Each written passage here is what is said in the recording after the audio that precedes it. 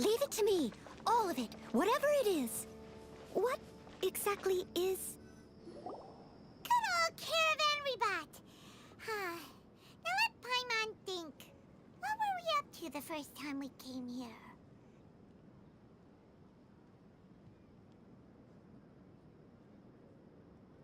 Oh, Paimon remembers! Nahita's consciousness had been trapped by the doctor, but we followed the clues she left behind to help her.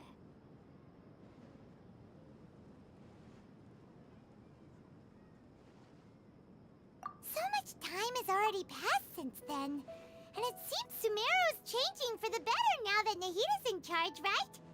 Paimon just hopes this peace will last a long time, and then Nahita won't have any more new problems to deal with. Yeah, guess you're right. We somehow always find ourselves right in the thick of it. Who knows what will happen next? Come to think of it, maybe it's all because of you. Maybe you're just a magnet for trouble.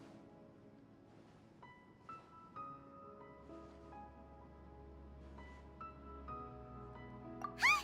Me? Before Paimon ran into you, Paimon never ran into any trouble. At most, when she was super tired, Paimon got caught in some strange whirlpool and sucked out into sea. And even then, you fished Paimon out. Anyway, for Nahita's sake, maybe we should think about heading to our next destination for now. Ah, look who it is. Running into you in a place like this? I can see you two still love wandering around. Oh, it's Dia! Since when are we just wandering around? We're usually taking care of some serious business. Even though it may have nothing to do with our journey. But never mind that. What brings you here? I just finished a commission in the desert for a usual client of mine. Nothing too interesting. Just escorting a shipment of goods. I'm on my way to report back. That's when I saw you two all the way over there, chatting away. What were you two talking about anyway?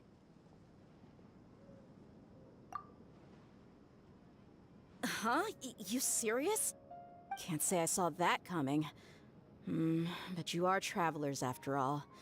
I guess you'd never stay for too long in one place. Bumping into you like this will become a rarity. I'm starting to feel sad just thinking about it.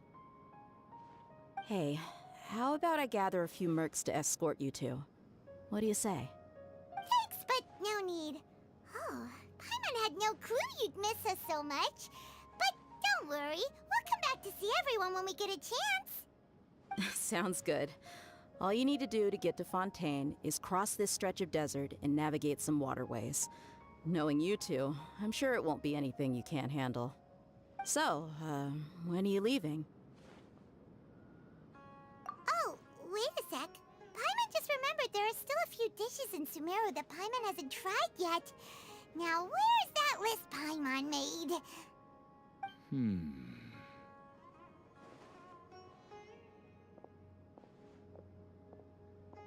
I see. Guess you won't be needing a going-away party or anything.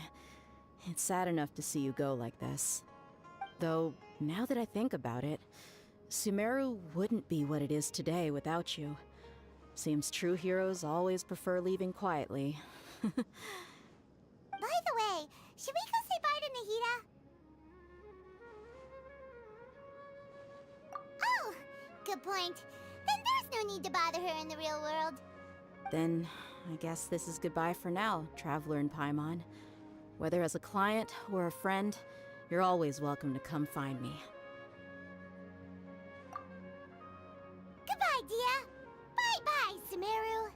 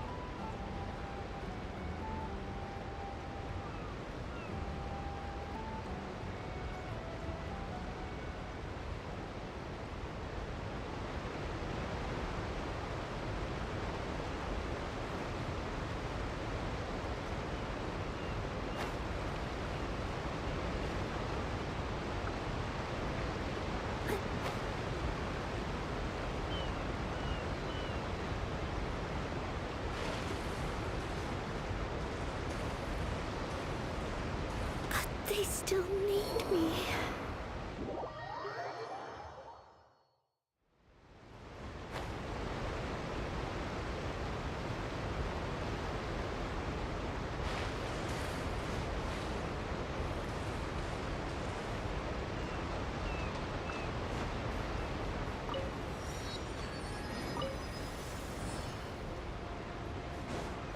I'll catch up.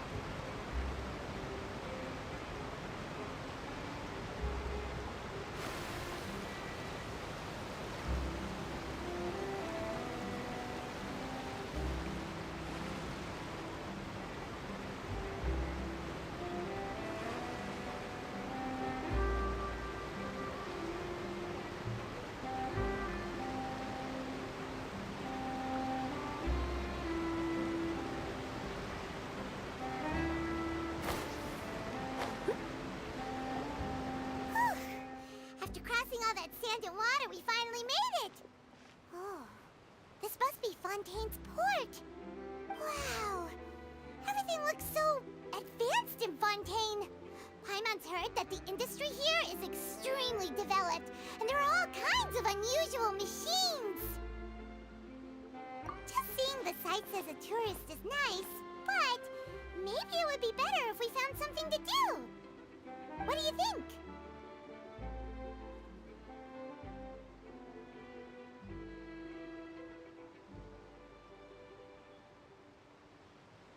Good idea!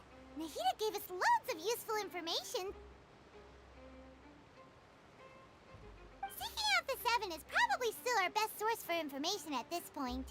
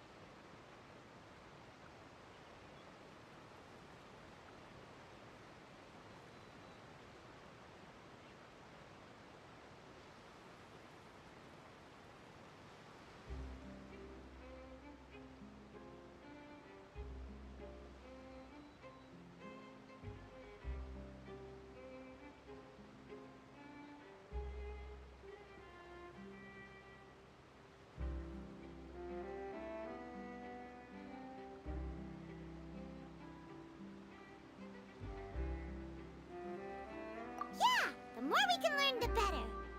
So, what do you think the Hydro Archon's like? Will we get along? Nahida said that she has a very unique personality, whatever that means. To learn about a nation's god, start with the nation's people. There seems to be some locals talking over there. Let's go see if we can join the party.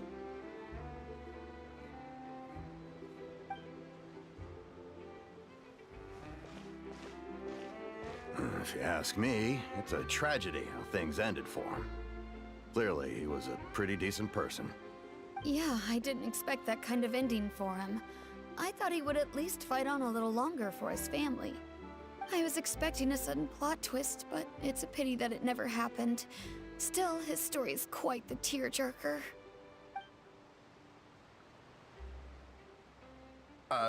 Excuse me. Can I help you two? I couldn't help but notice you standing here listening. Hi.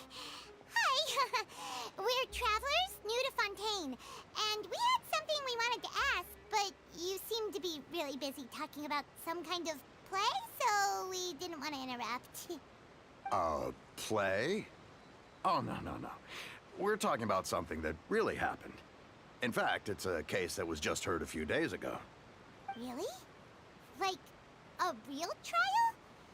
But the way you were talking about it and the words you used just now made it sound like some kind of story.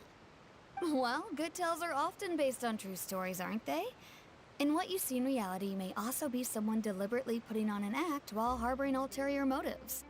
Whether something is true or not simply isn't that important. The main thing is whether the story being acted out on the stage is splendid enough. Oh, but it looks like you're not from around here.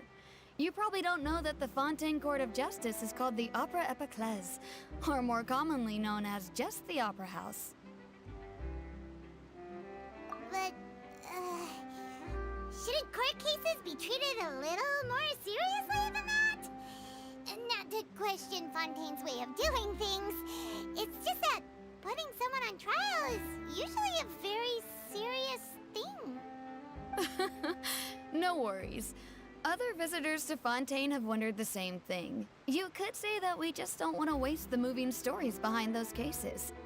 And as for your worries about whether the cases are treated with due reverence, we have the absolutely just and honorable Chief Justice Neuvillette, as well as the Oratrice Mécanique d'Analyse Cardinal, a machine created by the Archon. Between the machine and the Chief Justice, false charges and injustice are a thing of the past now.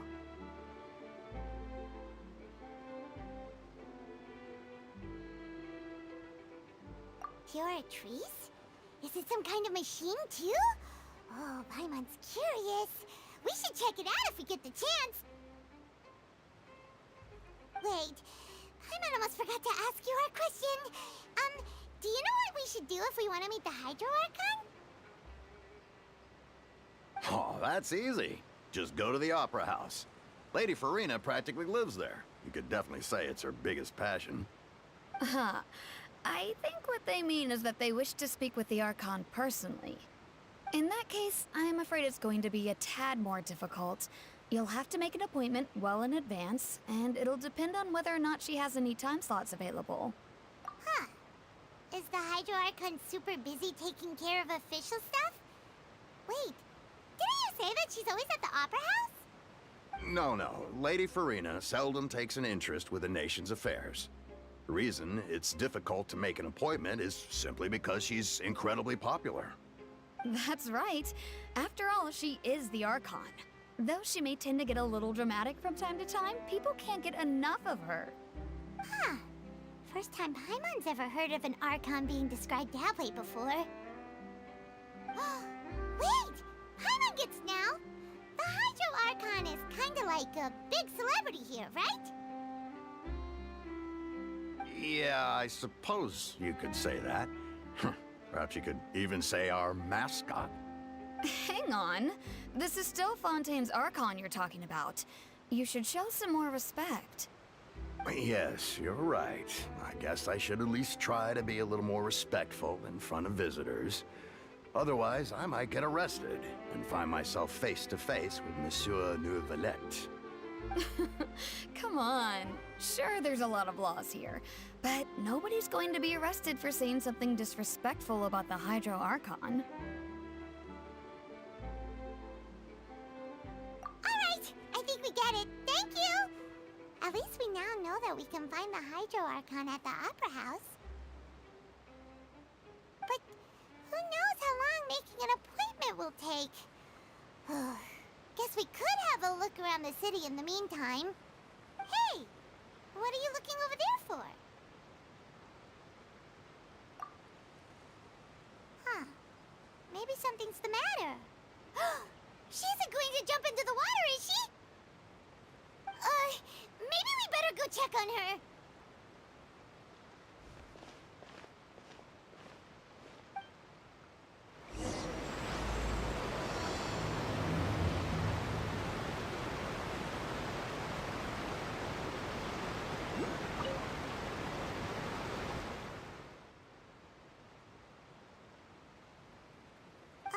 Hello there.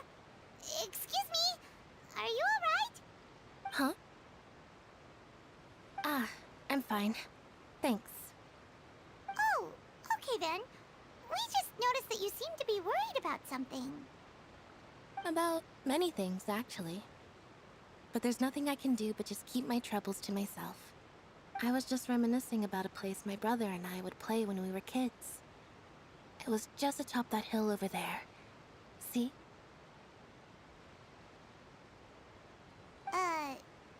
pointing at the sea. Wait, are you saying that you and your brother lived in the water? No, people call the waters around Fontaine a sea. It's actually just an inland lake that's filled with fresh water. And no, I can still see that hill clearly in my memories. Now, it's been completely submerged. He would skip and jump, tossing sand in the wind. The sun shone brightly, and the air was filled with the scent of the sea. But now, the water is gradually swallowing our memories. It won't be long before it swallows us. Sorry. Paimon doesn't really get what you mean. Ah, I don't believe we've had the pleasure of meeting. Are you Lynette's new friends? Oh, and you are? Thanks for looking after my sister. She often comes here to reminisce about our childhood, that's all. There's no need for any concern. Allow me to introduce myself. I'm Linny, and this is my sister Lynette. If I had to guess, I'd say you must be travelers from abroad. Nice to meet you. Paimon is Paimon, and this is the Traveler. We just arrived in Fontaine. We were just talking with your sister. Even though we didn't really get what she was saying. I see. It's unusual for Lynette to be so willing to talk with anyone. In fact, she seldom speaks at all. I'm usually the only one she ever talks to. Oh, really? Then you two are just like us. Paimon's always the one talking for some reason.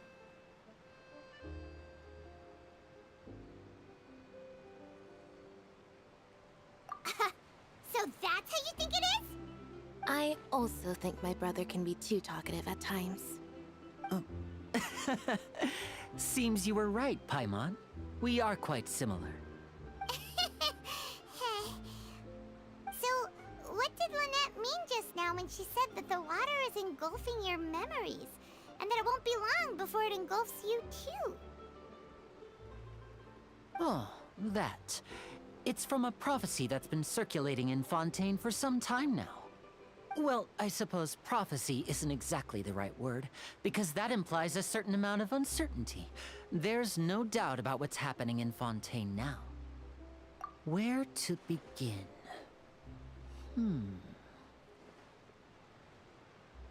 Let's put that question on hold for a moment. We still haven't formally greeted each other yet, have we? Did all the introductions earlier not count?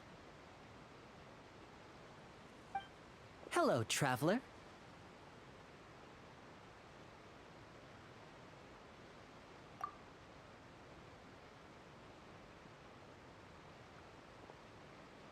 And hello, Paimon.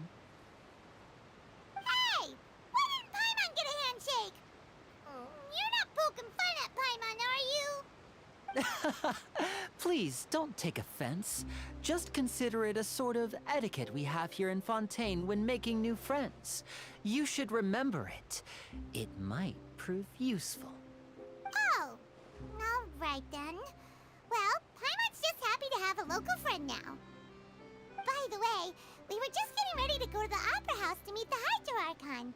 Would you be able to show us the way? So you're going to see Lady Farina?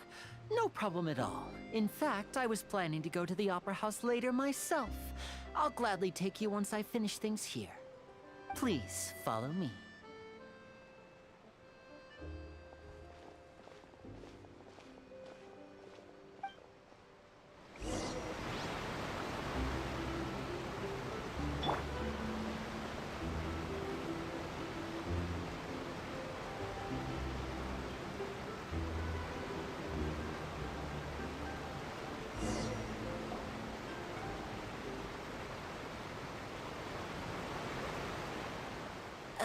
You said you were going to see Lady Farina? Well, it seems Lady Farina has come to see you.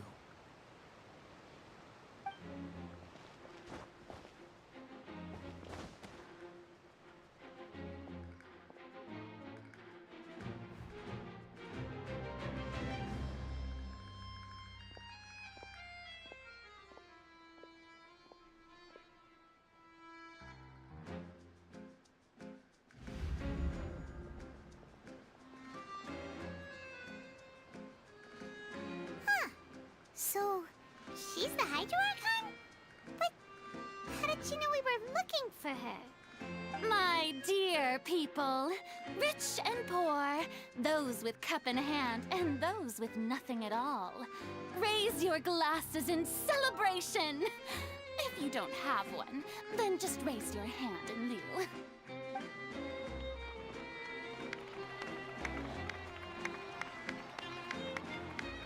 As you can all see, two unfamiliar travelers have arrived in our nation. Come, let us make a toast in honor of this traveler and his companion, who have journeyed here from distant lands.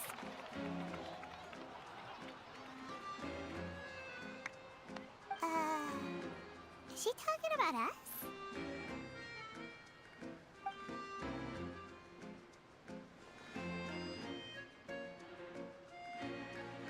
I've long heard of the turmoil and chaos you've left in your wake as you visited other nations. But I welcome you nevertheless. No, I have come to receive you personally. Fear is for insignificant cowards. I am a god, and I will never entertain the notion of such meaningless wariness. You can be rest assured. I see clearly your sincerity. Of course, seeking an audience with me is the most sensible thing to do.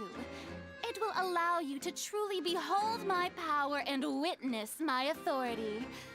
Intelligent people always gather under the correct banner. I, Focalor, hereby welcome you to the nation of Hydro and acknowledge the value and significance of your trip. Now, you may rejoice in this.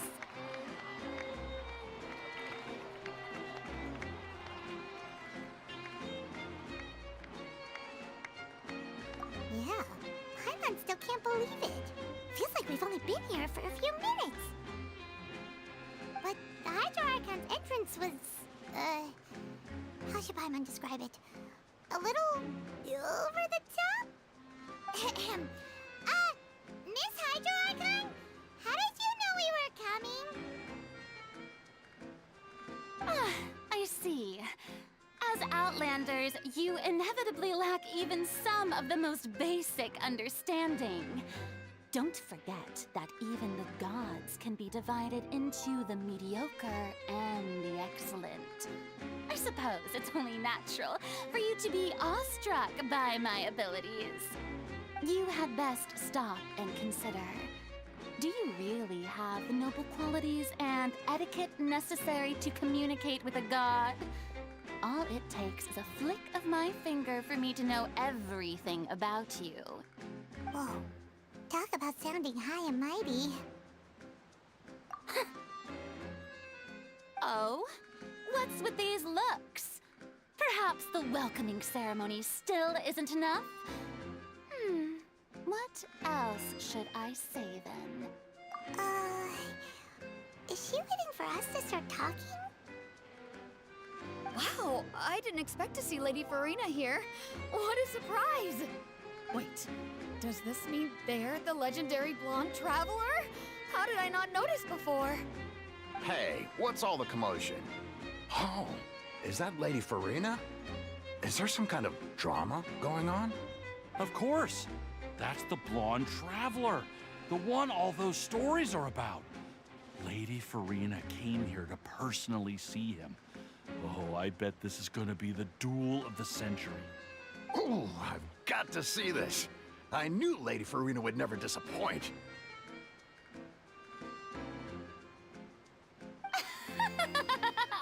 Yes, but don't get too excited now.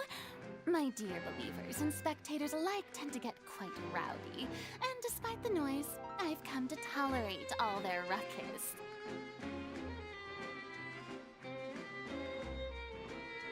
You may consider this my reward to all of you. I have determined that there will be an epic duel between myself and this traveler from another land, just as you were hoping to see. Now she wants to fight? Aren't we getting a little ahead of ourselves?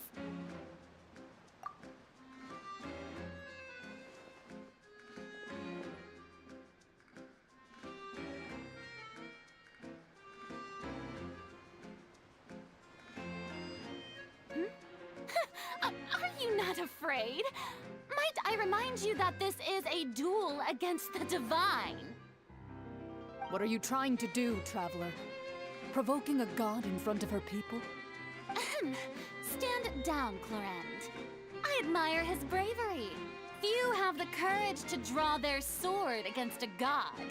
He is obviously a true warrior. Unfortunately, people nowadays only crave to be thrilled, and a mere duel will not slake their thirst for excitement. Oh, yeah, she's right. Just a duel wouldn't be all that interesting. On Araneus, criminals are always requesting duels to defend their honor.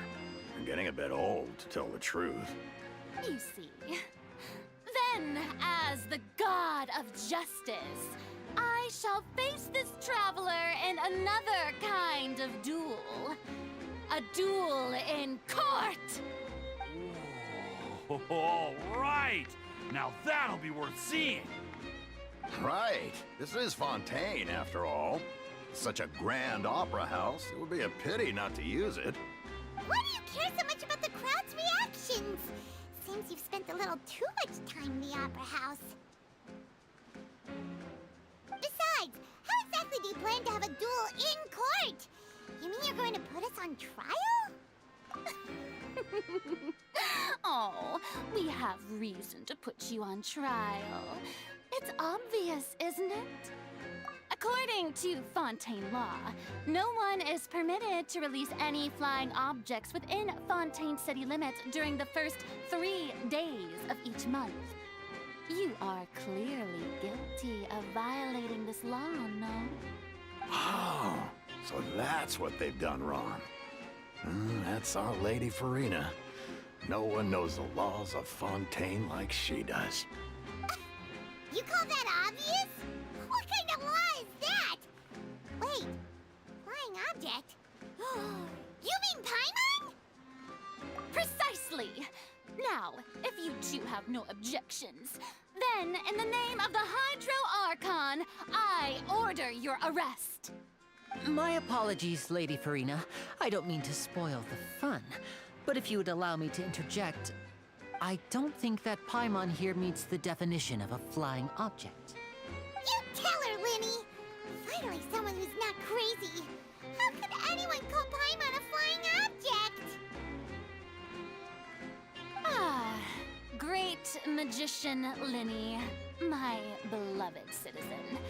I'll permit you to object, but how exactly do you plan to prove your claim?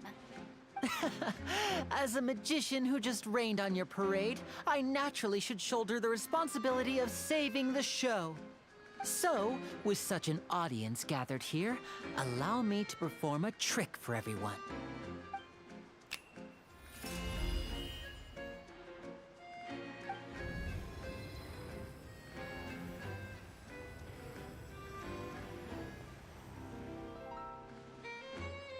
Ta-da!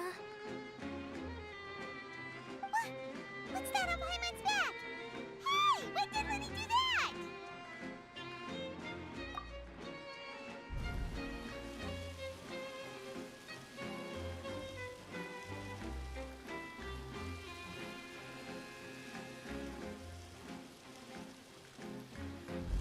There.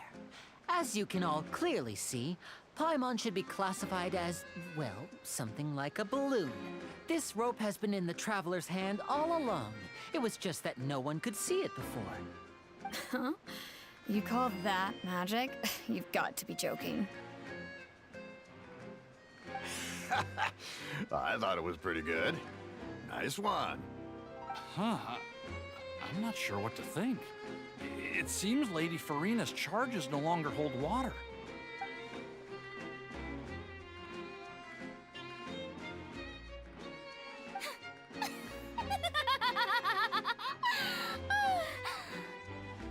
Amusing. Very amusing, Linny. Just the sort of unexpected twist that I enjoy. With you here, today's performance can finally be called complete. Performance? You see all this as a performance? In which case, consider the matter of your trial resolved. The god of justice will not bring charges against an innocent person.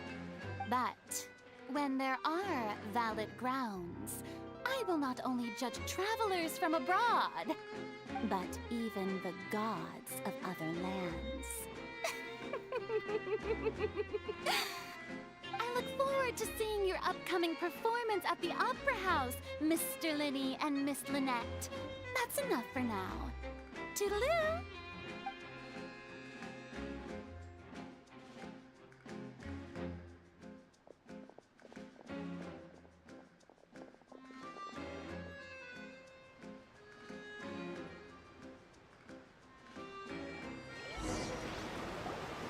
And just like that, she's gone! Well, that's the most unpredictable Archon Paimon's ever seen. You never even had a chance to ask her anything. But that's a problem for future Paimon. That whole scene just now was really... Don't mention it. I just happened to remember that there was such a law, so I did a little preparation, just in case. I didn't think it would actually come in handy. So, now do you see what kind of god Lady Farina is? She can be a bit confusing at times, but she is still amenable to reason.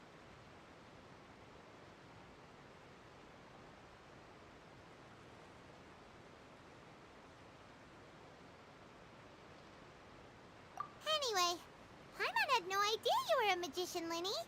It sounded like you'll be performing at the Opera House, right? I just know a few simple tricks I use to make a living. Lynette is my assistant. It will actually be my first time performing on the most prestigious stage in Fontaine, the Opera House. But isn't the Opera House where criminal trials are held in Fontaine?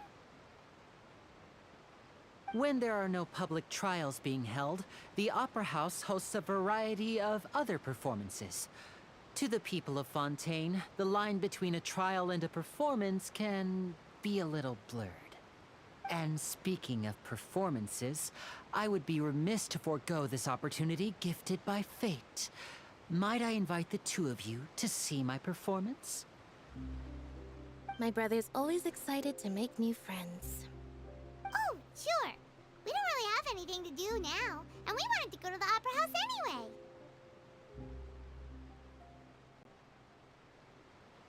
Splendid. In that case, why don't we go together? I'll show you the way. I just have something to take care of first. You really mean it? Then I'll take you up on your offer. This is a magical item known as a magic pocket. Perhaps you can help me distribute them to the people here.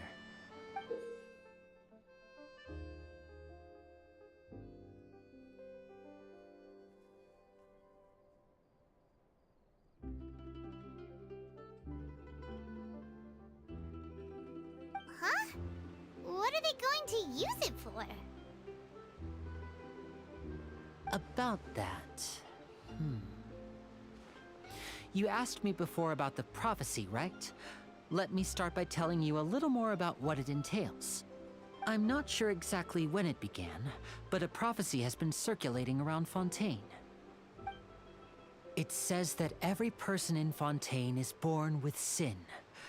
No matter how the Nation of Justice holds trial after trial, this sin cannot be absolved. Until one day, the water levels in Fontaine will rise, and the sinful people will slowly be drowned. In the end, the people will all be dissolved into the waters, and only the Hydro Archon will remain, weeping on her throne. Only then will the sins of the people of Fontaine be washed away. That sounds pretty gloomy. Why are people in Fontaine born with sin? What is that supposed to mean? There are lots of guesses.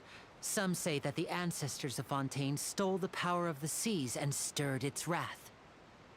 Others say that the people of Fontaine never heeded the first Hydro Archon's warnings and offended Celestia. But here in Fontaine, evidence is what matters.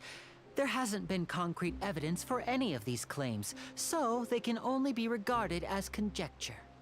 If even the people in Fontaine don't know what sin they committed, wouldn't it be better just to ignore the prophecy completely? Why bother feeling guilty all the time? That's exactly what the people did at first. But in the last few years, the water levels in Fontaine have actually started rising.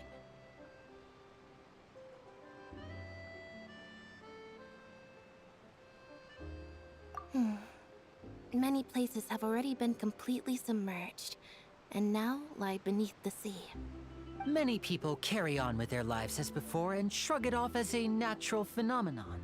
But my family and I think that the people of Fontaine shouldn't ignore the possibility, which would end up sentencing them to death. We hope that at least the people who reside near the waterfront can move away before it's too late. So, we've started distributing magic pockets to them. As a magical item, these magic pockets have astonishing capacity. I'm sure they will come in handy when people are moving their belongings. Oh, Paimon gets it! It's like preparing for a rainy day! But this is more than a bit of rain.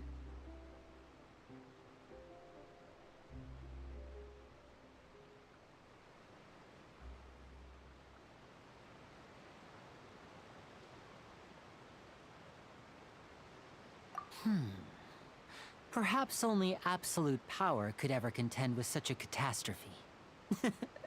But who knows?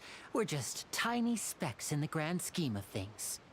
Now, if you'd like to help, then please give these magic pockets to anyone nearby. Be sure to convince them to take it, regardless of what they say.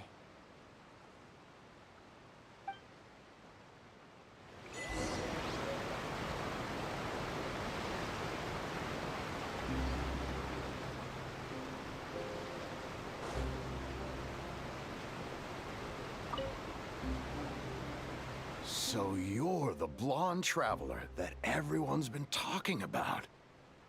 My apologies for not recognizing you earlier.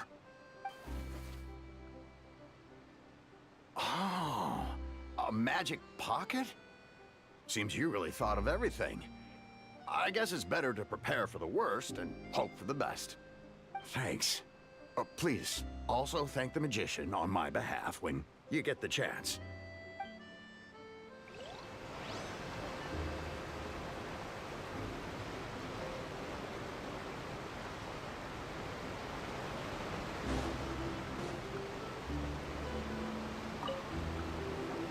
What's this? So you also believe in the prophecy. Keep it. I won't have any use for it. What? You mean you don't believe in the prophecy? No, I believe in the prophecy. But I also believe in another story. The story says that people once lived in the ocean.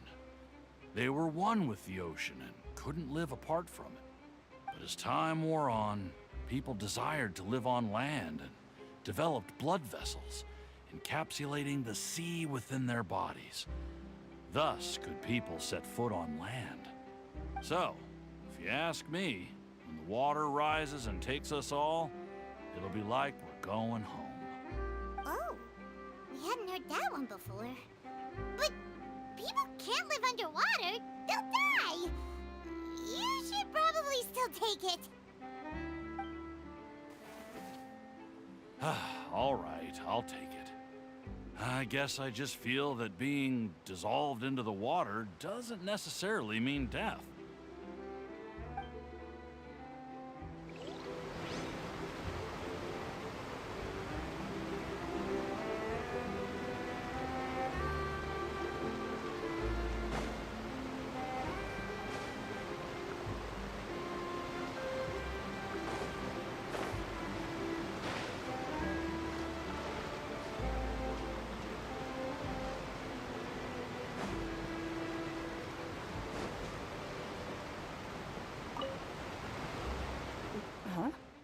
I don't want that thing.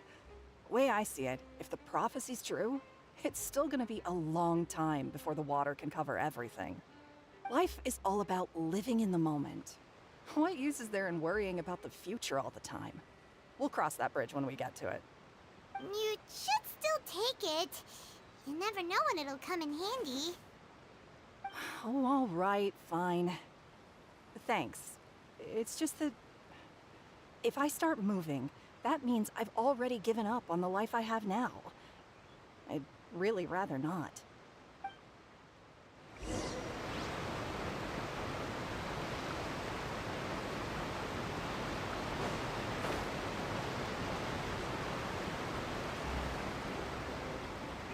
Oh? You already handed out all of the magic pockets?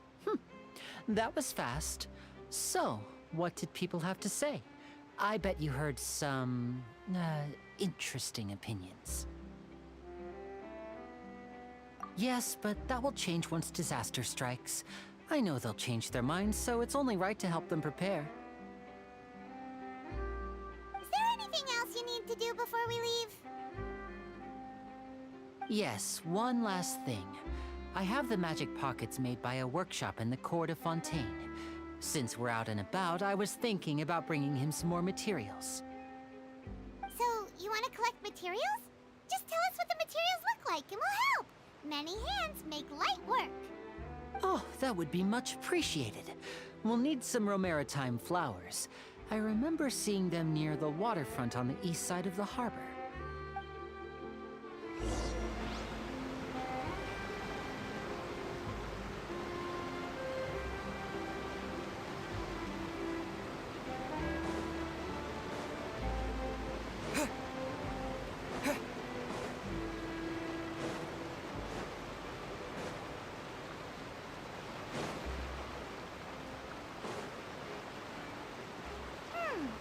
It seems we have to use Hydro to collect Romaritime flowers.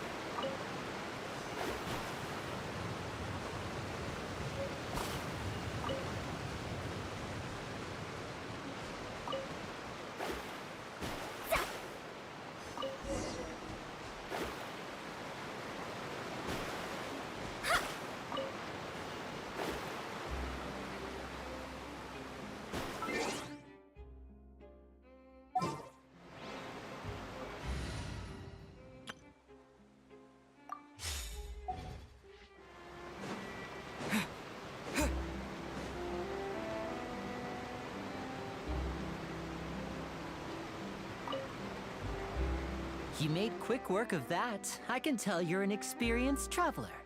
I've also finished collecting a few here. Maybe next time you'll feel like helping too, Lynette. No way. I'm in power-saving mode today. Otherwise, I fear I may not have any energy left for the performance at the Opera House. Fine. Though the performance is still a long way off. Now that we're finished here, we should get ready to head back to the Court of Fontaine. So, we're going to the Court of Fontaine before we head to the Opera House? Good. Paimon wants a tour of Fontaine's largest city and try...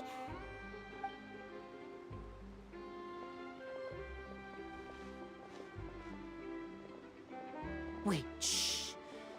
Have you noticed that person over there? The young girl. Huh? What's wrong with her? Paimon didn't notice anything. She's obviously a thief. Magicians and thieves practice similar methods. We divert attention, and a distracted audience is one that won't discover what you're really doing. Watch her movements carefully.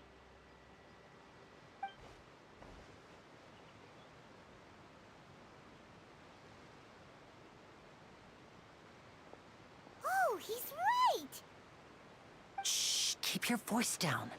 We need to think of a way to catch her, but it seems she's very alert. Perhaps we should split up. You two can ride the lift over there and wait up top. I bet that'll be her escape route if she tries to run. All right, let's go.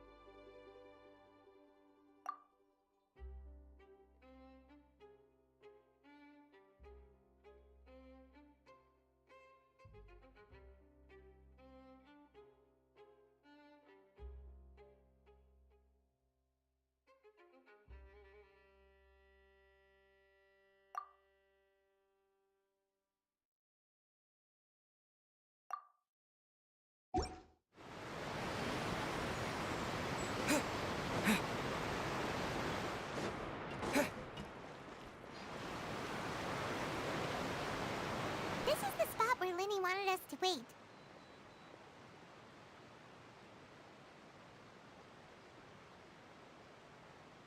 Oh, look! Isn't that her?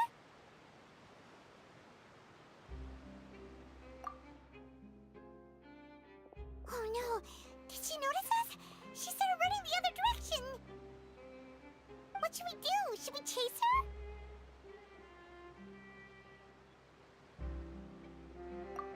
You're right. She might also be trying to lure us away.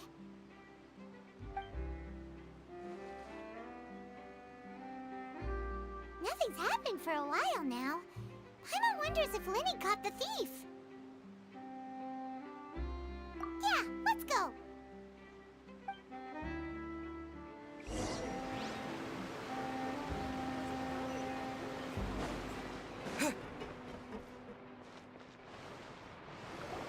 Are you sure that's all she took? You should check to make sure you're not missing anything else. No, that was all. Oh, I can't thank you enough. I didn't notice a thing earlier. Anyway, I should be going now. Thanks again. Oh, were you returning what the thief had stolen? That's right. Pity I wasn't able to catch her. She distracted me by dropping the thing she stole on the ground. By the time I looked back, she was already gone. I saw the general direction she went, but Lenny twisted his ankle, and I needed to make sure he was okay. Oh, did you get hurt, Lenny? I'll be all right. It's just a twisted ankle, that's all. In fact, it's feeling better already. If you want to play at being a hero, at least try not to get hurt doing it. Imagine what would happen if you managed to derail our performance as a result. You're right, you're right. Sorry, Lynette. I have to admit that the thief was even more skilled than I had anticipated. But at least we were able to get the stolen items back, so it wasn't a complete failure. What a slippery little thief. Guess things turned out all right in the end, though. Lenny's initiative paid off. All right, let's put this little detour behind us. We should go to the Court of Fontaine now.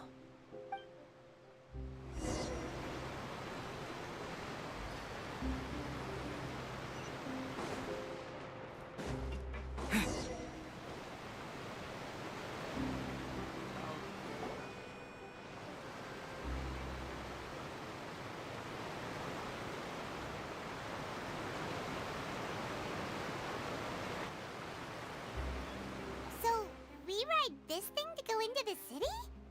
What an ingenious way to get around. People in Fontaine really know how to use water. This is an aquabus. It allows people to travel between several key locations around Fontaine. It's pretty convenient, but the ride can become a little dull after a while. The scenery is always the same. That's why it's better to travel with friends. So you mean it's still boring even when I'm riding with you? No, that's not what I meant. It's just that, well, you don't really talk that much.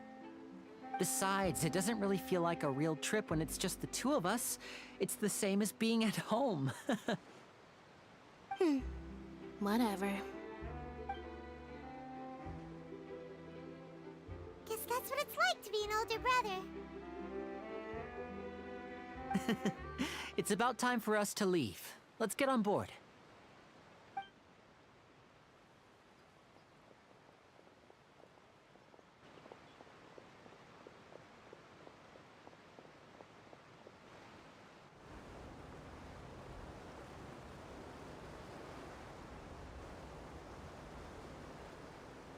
Oh, excuse me! Aren't you the great magician Lenny? And his assistant Lynette? Hello. I don't believe we've...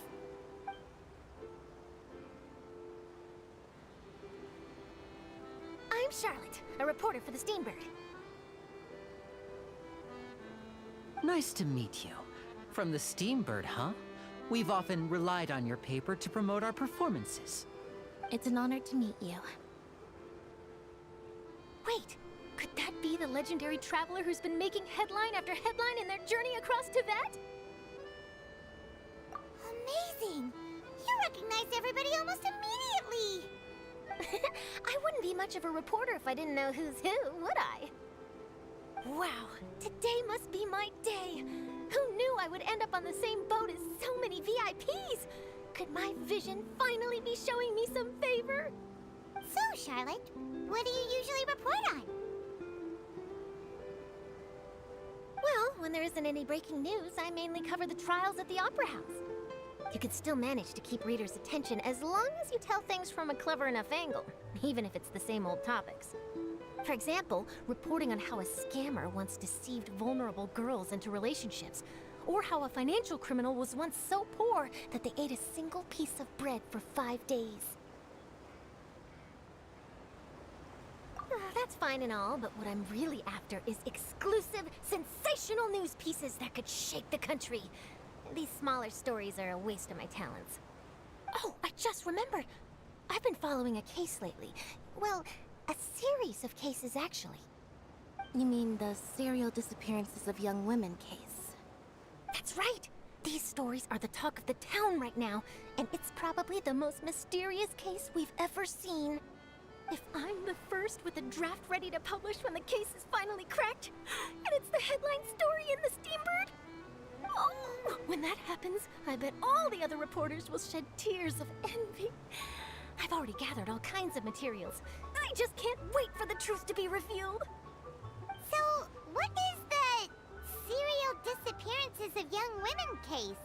You mean the culprit hasn't been found?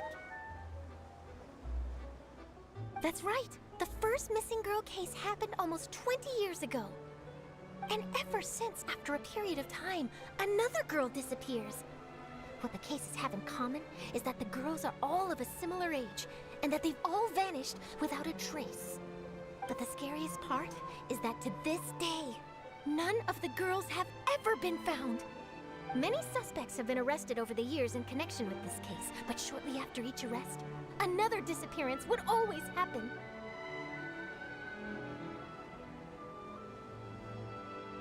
Yes, it's possible. But either way, I believe that every case has some precise truth behind it, waiting to be exposed. Yes, I agree. And at the very least, the family of those missing girls deserves some sort of explanation. I just imagined for a second what I would do if Lynette were to suddenly disappear. I'd pay any price to get her back, and then find a way to track down the culprit. Please don't imagine that, Lenny.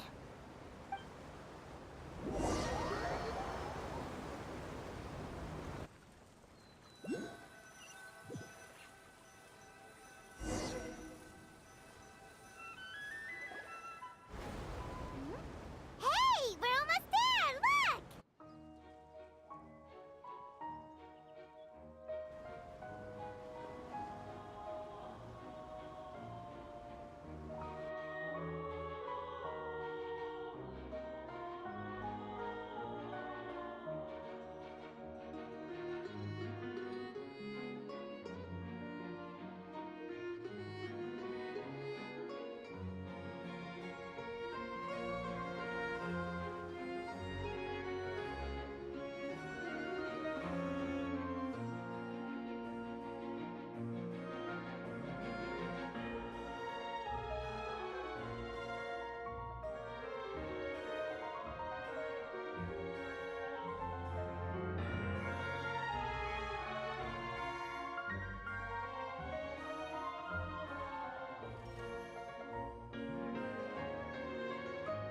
Well, I really enjoyed chatting with you.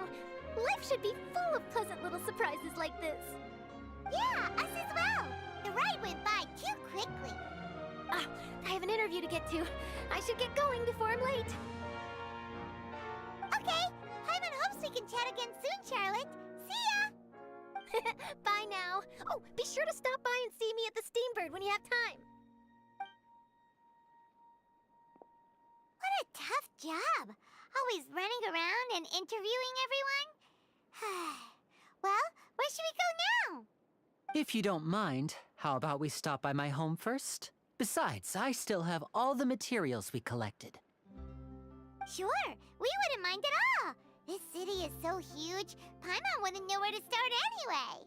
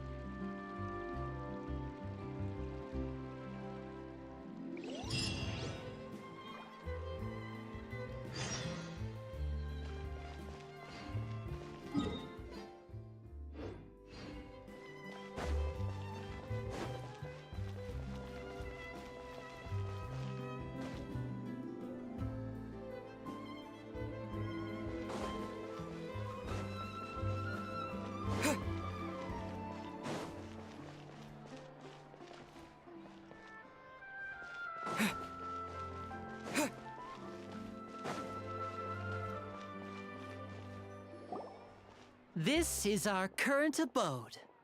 Ah, Fremine, you're home. Where did everyone else go? I have some new friends that I would like to introduce. Oh, They all just went out a moment ago.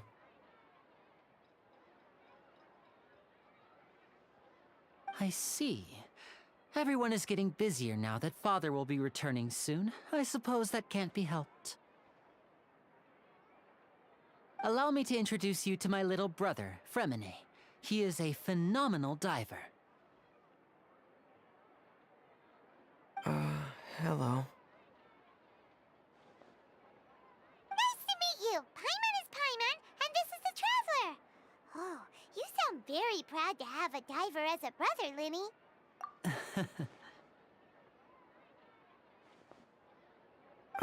Linny, could you come here for a moment?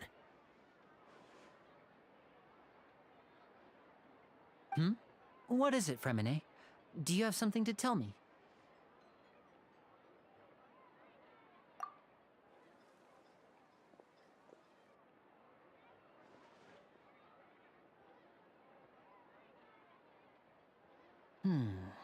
Okay, I see.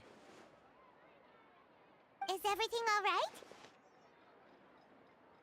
Oh, it's nothing. We were just discussing a little housework. Sorry for the interruption. Oh, before I forget, the Traveler and I collected more materials to make magic pockets. Were you able to get any, Fremine? Yes, I went diving and gathered lots of materials. I was about to give them to you. That's our Fremine, always quick with the underwater work. All right, I'll take these to the workshop.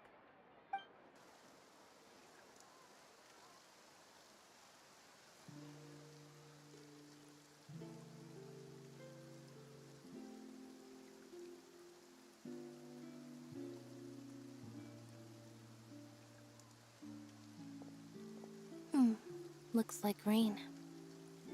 Oh, you're right. But wasn't it clear and sunny just a moment ago? Fontaine's weather sure is weird. I'm afraid that's just how it is here. It often rains on days where there are trials being held in the Opera House, but don't worry, it'll clear up soon enough. What's wrong, Fremine? There's a legend about the rain that I tend to believe. It's said that a dragon of water once resided in Fontaine. Though we don't know where the dragon went, every time it weeps, the skies will cloud up and pour out rain. When I was a child, my mother told me that if I wanted to go outside and play, I should yell toward the sky at the top of my lungs. Hydro Dragon! Hydro Dragon! Don't cry!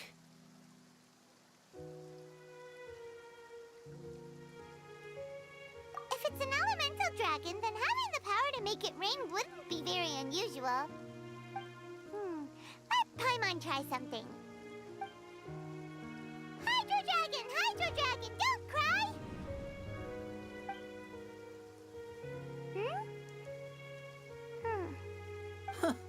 Doesn't seem to be of any use. It is just a legend after all. You know, you might be a more popular magician if you understood the concept of romanticism. Or could at least play along. Sorry. It might be because we've never met the Hydro Dragon. Perhaps it can't be comforted by the words of strangers.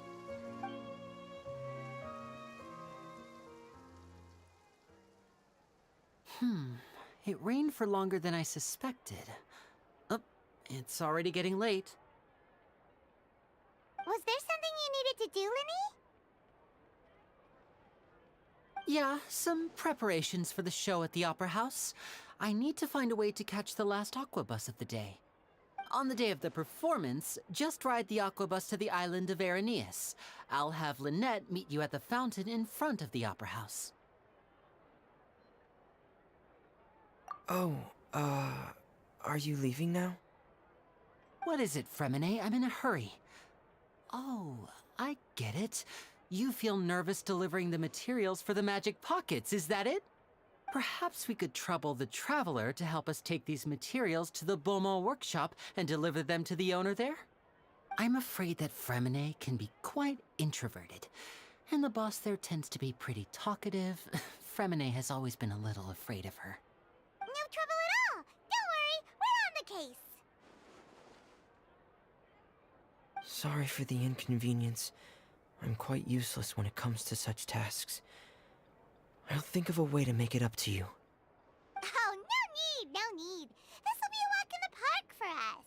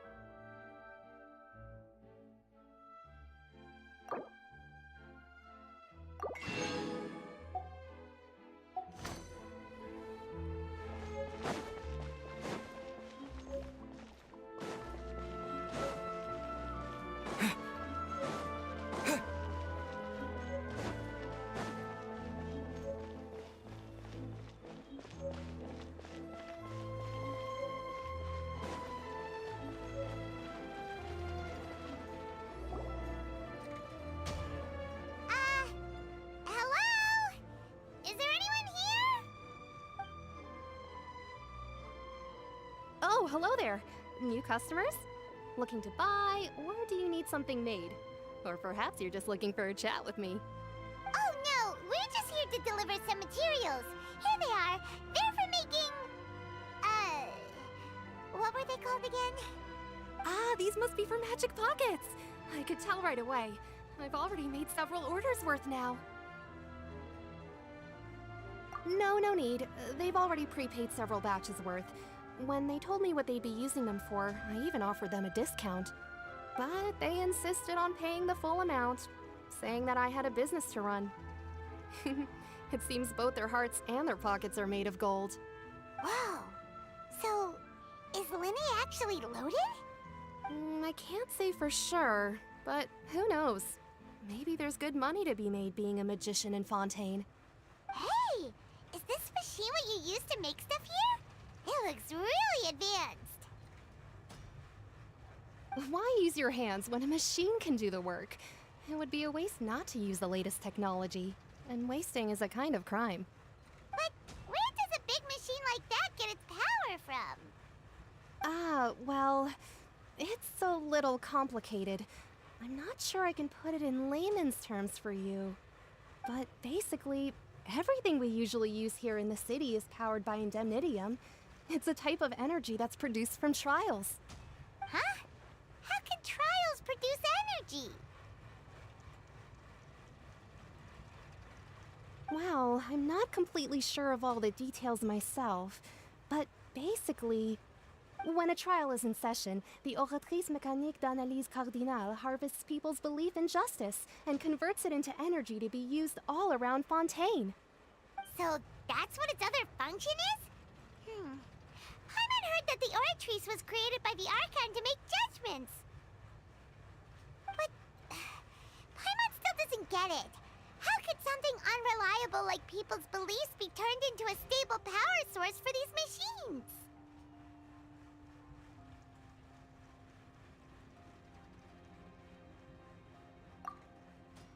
Oh, yeah! So that means the Hydro Archon relies on the machine to take the energy created by belief and turn it into power for all of Fontaine, right? Even though I've never heard anyone really put it that way before, it sounds like it makes sense. Besides indemnitium, we have another type of energy called pneumosia. It isn't produced by the power of the Archon, but it is unstable by nature. Even now, it still cannot be widely used by civilians. I thought I'd find you hard at work, but here you are chatting the day away. Since you're already talking, I'm sure you wouldn't mind a few words with me. You again? Didn't I already promise you that I'd have the more I owe to Confrérie of Cabriere by next month? Why are you hounding me now? Yeah, but how do we know that you won't go running off by the end of this month? I want 50% today. Wait, no, 70%. Huh? You... Seems business isn't so great for the workshop. We've already finished our job and delivered the materials. Maybe now's a good time to leave? Hey, hold on. Before you go around trying to collect payments, why don't you settle your own debts first? If Confrérie of Cabriere wants to poach clients from Northland Bank, that's fine. But I'm afraid you still owe the bank a hefty sum of mora. So why don't we work things out between us first, before you get back to your little conversation here? You're from Northland Bank. But we said we'll pay everything we owe next month. Why are you hounding me now? Traveler, Paimon! I didn't think I'd run into you here in Fontaine. What are the chances? We're surprised to see you too! What are you doing here in Fontaine? You didn't want to stay in Snezhnaya? Long story short, I've already been in Fontaine for some time now, and honestly, things have been pretty boring.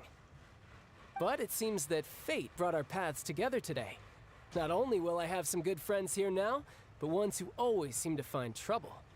Either way you look at it, it seems things are going to get a lot more interesting now. Pretty sure we'd want to avoid anything that you'd find interesting.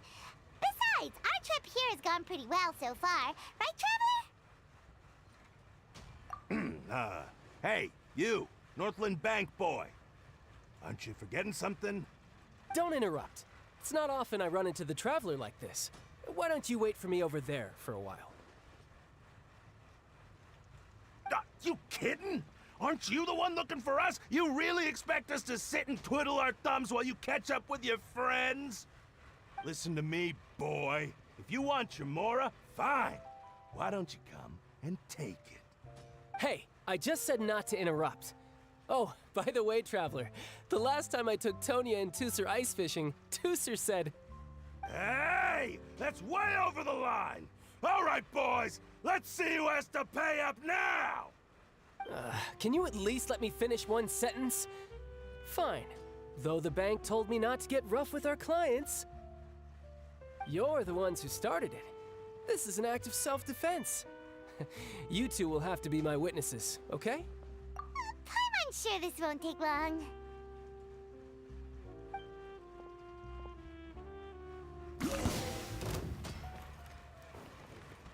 Riptide! Ha! Ta! No time to lose. Ta! You're mine. Bring it on.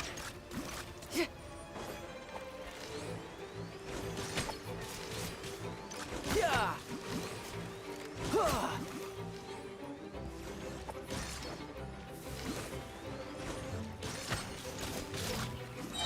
You can run, but you can't hide.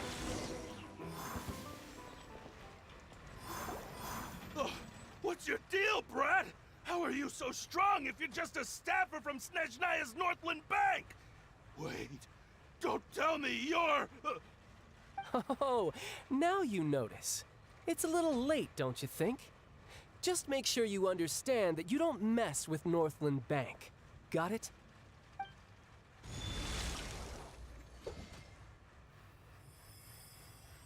Huh?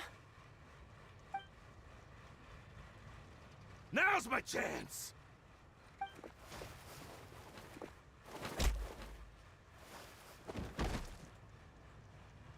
Huh. That was weird.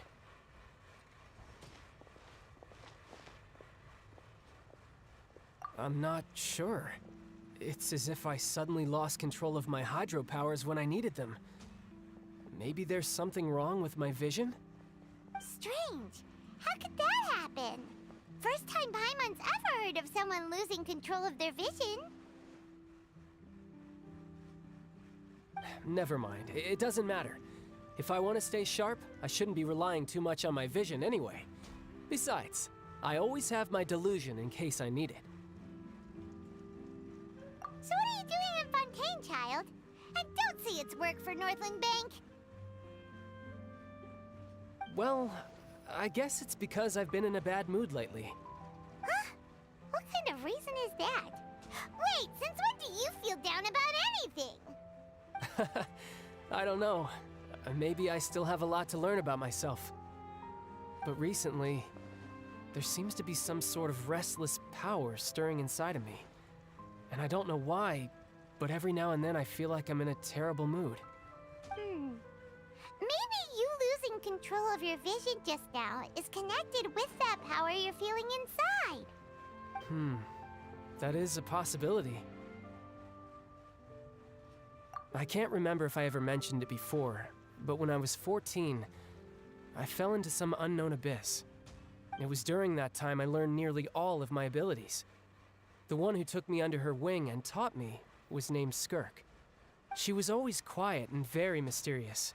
Nobody knew where she came from or what she had been through, and she was always very strict when teaching me combat techniques.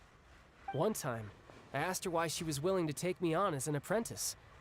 From what I could make of her answer, it was because I had awakened it, and traces of it remained on me. She said that all my combat training would be useful in the future. But what is it? What did you awaken? She never explained that, but my guess is that it's related to a dream I saw when I had just fallen into that abyss. In my dream, I was in the deepest depths of the sea, and the boundless seabed was all around me. But in front of me appeared a whale that was so massive, I felt like I couldn't breathe. A whale? Oh, that sounds familiar! When we fought against you before, you summoned a huge whale that seemed to leap at us. Is that the one?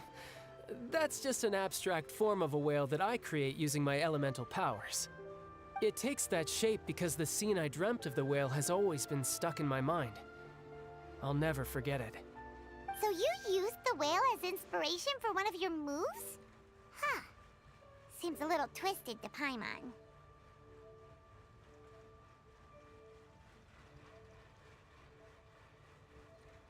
So why don't you just go ask your master? Maybe she knows the answer. You make it sound so easy. Ever since the incident I experienced there, I've never stopped searching for Master Skirk and that unknown abyss. But it's been years now, and I've still found nothing. There isn't even a trace of the place where I remember falling into the abyss. Oh, it sounds like some kind of ghost story. Yeah, I'm out of leads at this point, but there's nothing more I can do. It seems that strange encounters in this world tend to be elusive like that. Oh, seems the time really flies when I'm talking with you. I just remembered I have somewhere else I need to be, so I should get going. What? More work for the Northland Bank? And no, it's more of a personal appointment. Lately, I've been sparring with some of Fontaine's official champion duelists whenever I'm feeling bored. Official champion duelists? You mean it's their job to duel? Yep, in Fontaine, before a criminal goes to court, they're given one chance to defend their honor by requesting a duel with an official champion duelist. The champion duelists are all-powerful fighters selected from among the nation's best, and the duel itself is a no-holds-barred fight with no specified stopping point. So engaging in such a duel is regarded as a symbol of defending your honor. If a criminal manages to win the duel, they'll be acquitted. But if they lose, they'll have no choice but to stand trial. And the worst-case scenario is that you're simply killed in the duel. Though it's rumored that Fontaine has a death penalty, from what I can tell, no one has ever been officially sentenced to death. So really, the only people who opt to duel are those who have suffered a grave injustice in being accused, or those who greatly value their honor. Otherwise, why gamble with your life? So, do many people actually get out of their trials by winning the duel? Apparently, it's exceedingly rare for anyone to actually win. Fontaine probably enacted this system as a way to show that the nation respects the honor of its citizens.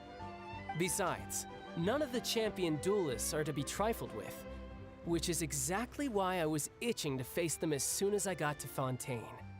Apparently, the one I'm meeting today, Clorend, is the strongest of the champion duelists. I had been asking her for some time before she finally agreed to face me today. Well, that's child for ya. Paimon feels like we heard that name somewhere before. Clorand. Huh. Oh, before I forget, I want you to have this. Huh? Your vision? You're seriously just giving it away? I'm just worried that it could become uncontrollable again. I'd be pretty upset if it got in the way of my duel, so I think I'll be better off without it for now. Besides, I just need you to hold on to it for a short while. I'll come retrieve it when I have some time later. Paimon knows what you're up to. You just want an excuse to come talk to us again, don't you? Whatever gave you that idea? I'll be in touch later.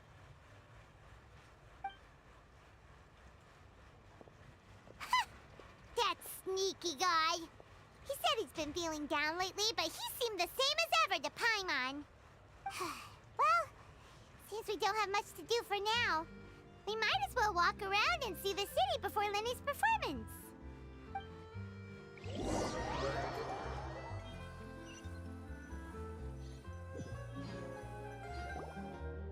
Wow!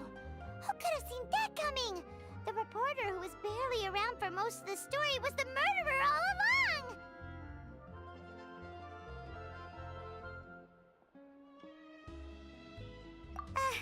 Sorry. Paimon was just surprised, that's all. Whew. Paimon never saw that twist coming. The murder mystery novels here are amazing!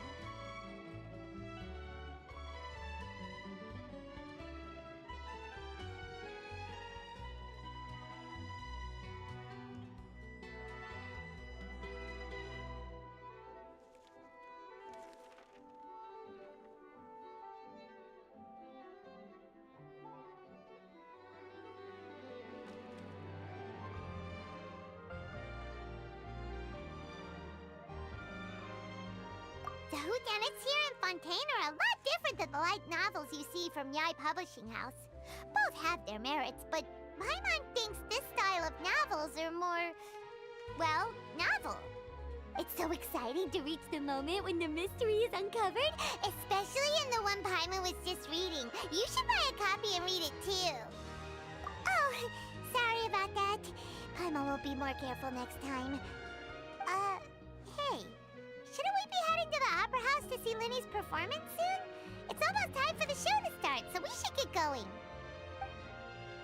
Lenny said that the Opera House is on Aranea, so let's go ride the Aquabus!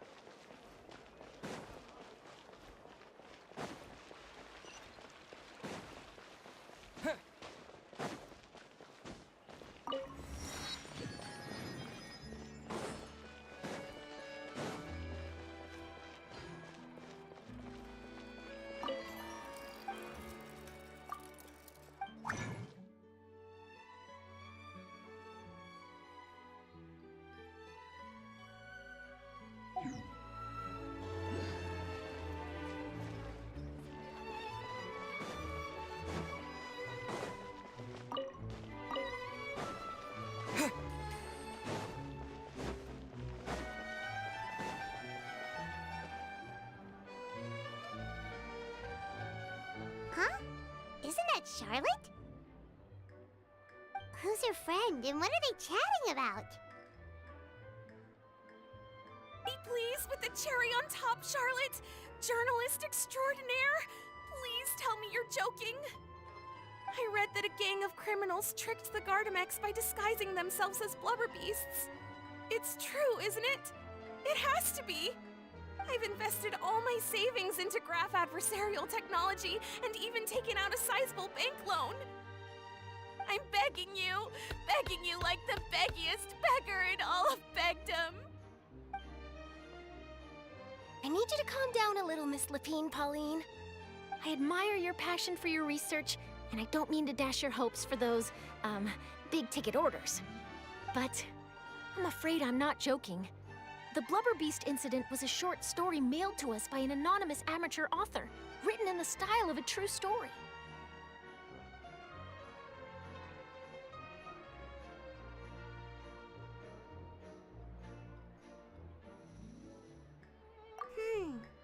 It sounds like they're just discussing a story, but why does this Miss Lapine Pauline seem so distressed? Funnily enough, I actually remember being in a meeting where the editing team was debating the potential risk of misleading the public with this story. They even went to Maison Gardiennage for advice. But to our surprise, they fully supported us printing it. They figured that the false intel would be a great way to dupe potential criminals into wearing ridiculous costumes when breaking the law. In truth, Gardamex are extremely sophisticated in their capabilities. They can identify criminals just as reliably as the best human guards, so a crude disguise isn't gonna get you far. If anything, it'll just make you stand out all the more. Since we ran that story, the Maison Gardiennage has made a slew of arrests, including, one phantom blubber beast, a titanic red-crowned finch, and a specter man. So I knew this story had helped out law enforcement, but this is the first time I'm learning of an innocent citizen being deceived by it, and investing so much mora for nothing.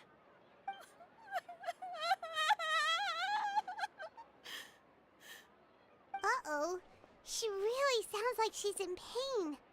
Paimon thinks we should just ask Charlotte what's going on. Hey, Charlotte! Traveler, Paimon, it's you! I was in the area taking some photos for a story when I got to talking to Miss Lapine Pauline about her research. She read an article in the Steambird about a criminal who evaded Gardamex detection by disguising themselves as a blubber beast. Inspired by this story, she spent a lot of mora researching counter-criminal image recognition technology. Her aim was to improve Fontaine's public security by developing a device that could enhance Gardamex target recognition capabilities. She was hoping I could write an article to spread awareness about image recognition technology. She even paid me for the article and gave me one of her prototype devices before I could get a word in. But unfortunately, it was just a fictional story, and her efforts and aspirations were all in vain. I tried to let her down gently, but she's finding it all very hard to accept. This is a new situation for us, too. It's such a pity. It seems like the author was only trying to make the story interesting, and the Maison Gardiennage only had Fontaine's best interest in mind.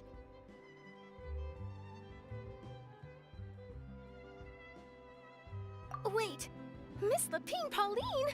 What are you doing? I'm gonna pick a fight with a Gardamex, head to the opera at Biclez, and get a one-way ticket to the Fortress of Meropide.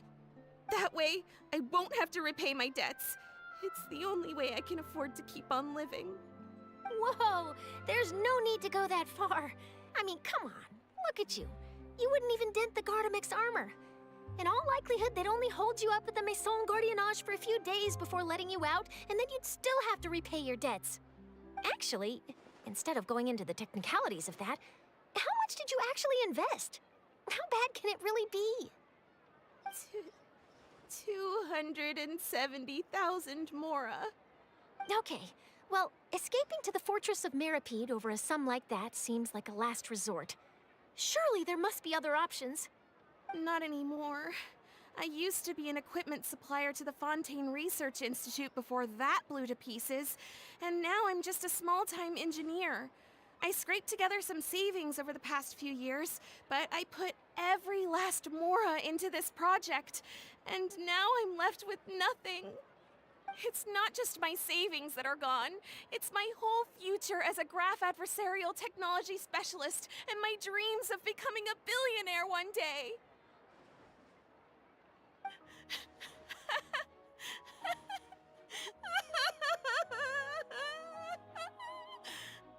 My life is over. Don't despair, Miss Lapine Pauline. I think I know a way for you to turn this around. This prototype you've given me, the camera lens for image recognition sample collection. It's really quite something. You said you designed it specifically for high-fidelity image capture and analysis, yes? The rapid focal length adjustment is a very useful function in its own right. It's sure to make many journalists' jobs much easier. In fact, I'd say it has the potential to revolutionize Fontaine's news media. So your research efforts thus far are by no means in vain. The technology you've developed may have many applications that you've never even considered. Really? Absolutely. I've been working as a journalist for the Steambird for a long time now.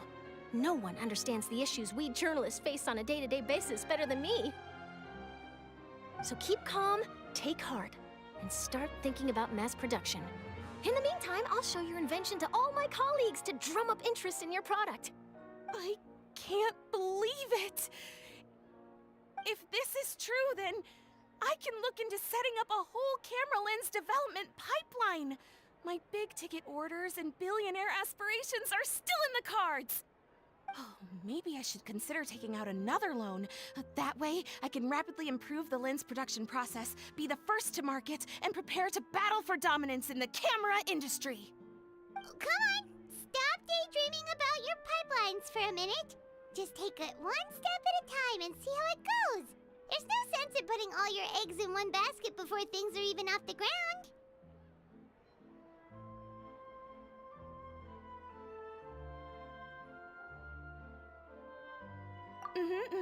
And I can probably speak to some people I know and license my image recognition device to a workshop to raise some funds. I can't believe I didn't think of this sooner. There's no time to lose. I need to get to work. Early bird gets the worm.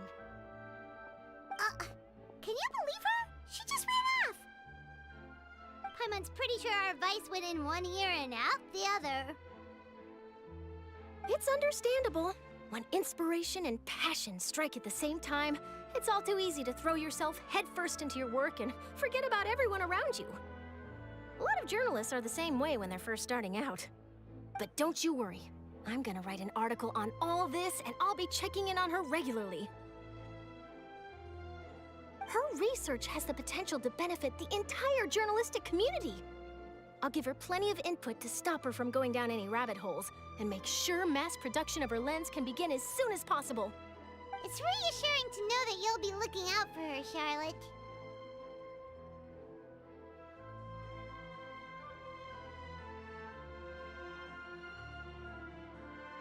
Actually, you know what? Why don't you two take this prototype lens? I'm sure you'll have plenty of chances to use it on your travels. It takes the right person to get the most out of a new technology. In your hands, it's sure to capture some amazing sights. Thanks a lot, Charlotte. What a nice surprise. We were just curious about what you guys were talking about. Totally didn't expect to get a free gift out of it. You're welcome. I got something out of this too. The beginnings of a very interesting news story. The boundaries between real news reports and news-like fiction must not be blurred, even when there's a compelling justification for doing so. Yes, that's how I'll phrase it to the editors when I give them my feedback. Let's hope we don't mislead any more well-meaning citizens in the future.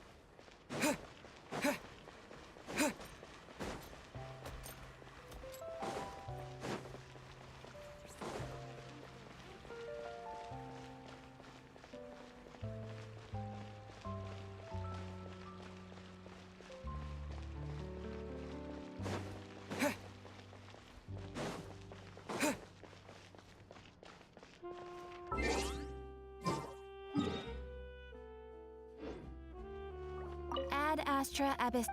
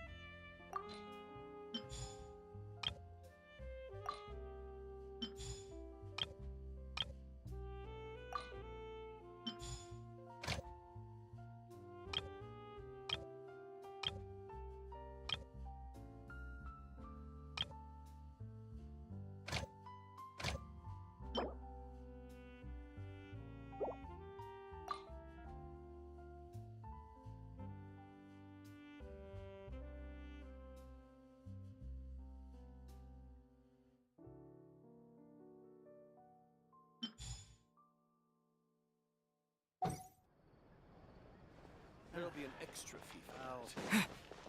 An envy is in the eye of the beholder. Exactly.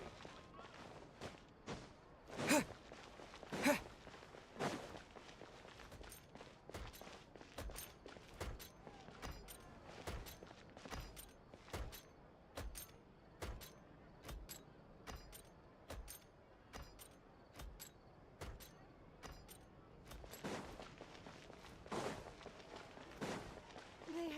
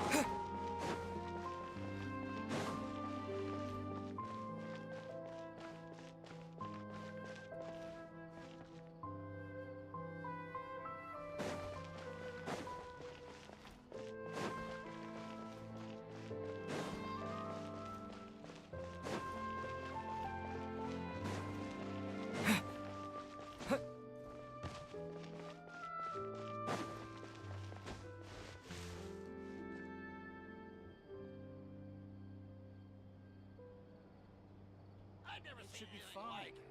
I'm sure it'll get...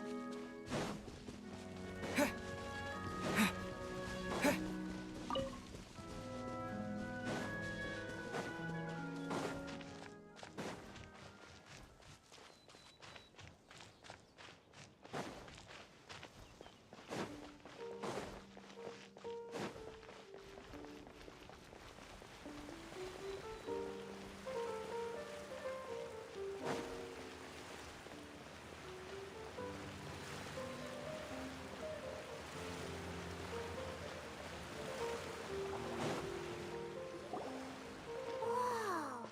Now this is fancy! The Opera at Eclairs.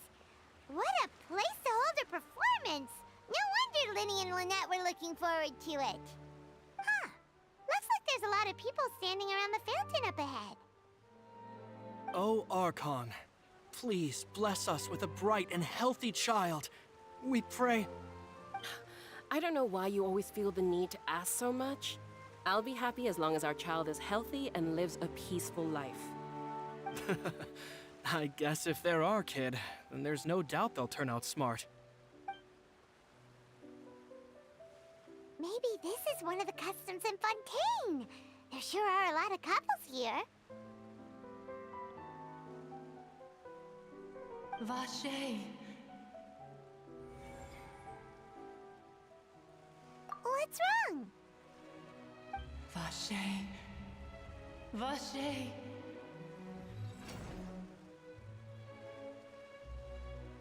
No, Paimon didn't say anything. Are you hearing things? Welcome to the Fountain of Lucine. All the water flowing through Fontaine converges here. It's customary for newlyweds to come here and wish for children. Lynette! You scared Paimon! When did you get here? Lenny asked me to wait here for you, remember? Right. What do you mean? There are a lot of people here right now. Hey, you're not trying to scare Paimon, are you? Besides, it's the middle of the day. It's not the time for eerie things. I see. I might be able to tell you something that could help explain the voice you heard. In fact, you might not be imagining things at all. I suspect that what you heard is a result of your hypersensitivity to the hydro element. Others in my family have had similar experiences. It's because of his sensitivity to the hydro element? But what would hearing a voice have to do with elemental power? When do you cry, Paimon? Wait, what? What does that have to do with anything? Just answer me. When do you cry?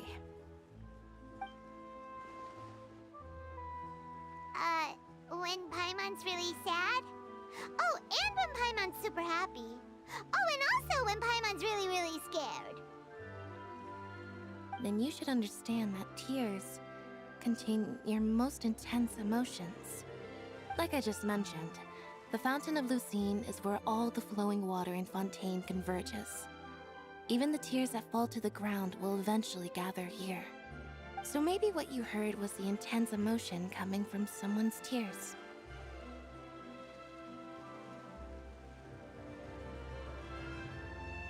So, what did the voice say?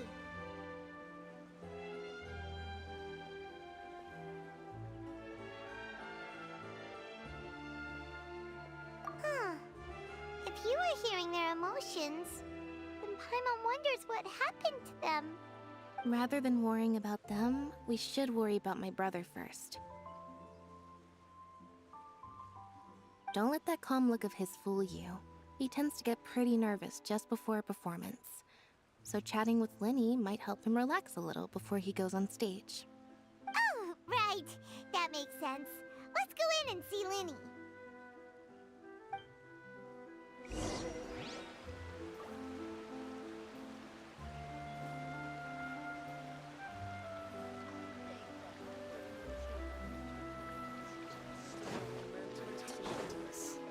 I can't wait to see how this turns out.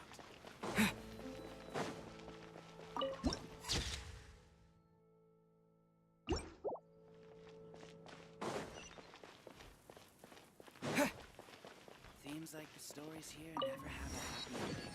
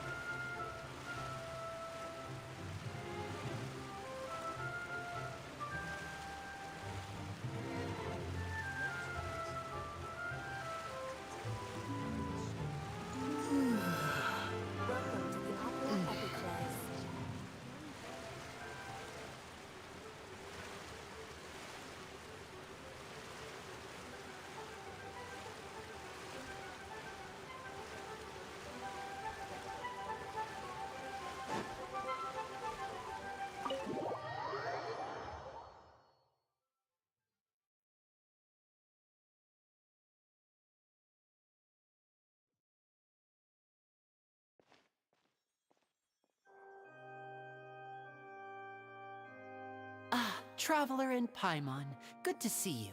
I knew you two would come. Are you kidding? We wouldn't miss it for the world. We've been looking forward to it. I can tell, judging by how early you've arrived. But you're actually right on time.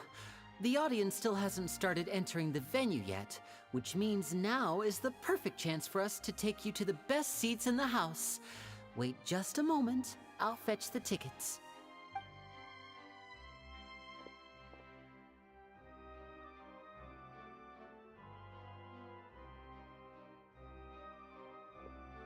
The Opera House has assigned seating, so you always have to make reservations. I've already reserved your seats, and here are your tickets. Ooh, front row seats. Thanks, Linny. Don't mention it. There's no need to keep thanking me. Hey, Linny! Could you come over here and take a look at this? Oh, I'll be right there. Seems there's an issue with the stage props over there. That's Cal, my assistant, calling me. I'll go lend him a hand. Yeah, we'll just go to our seats. You go ahead, Linny.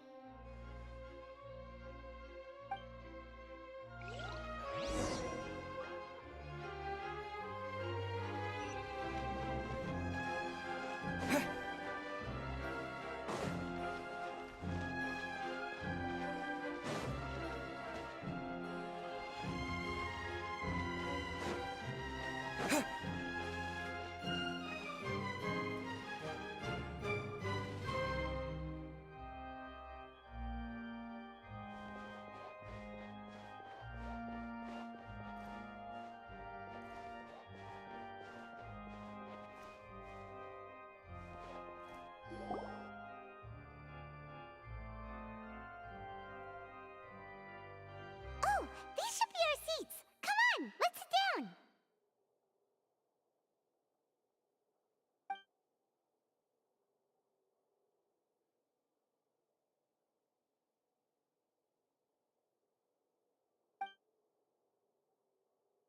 Uh...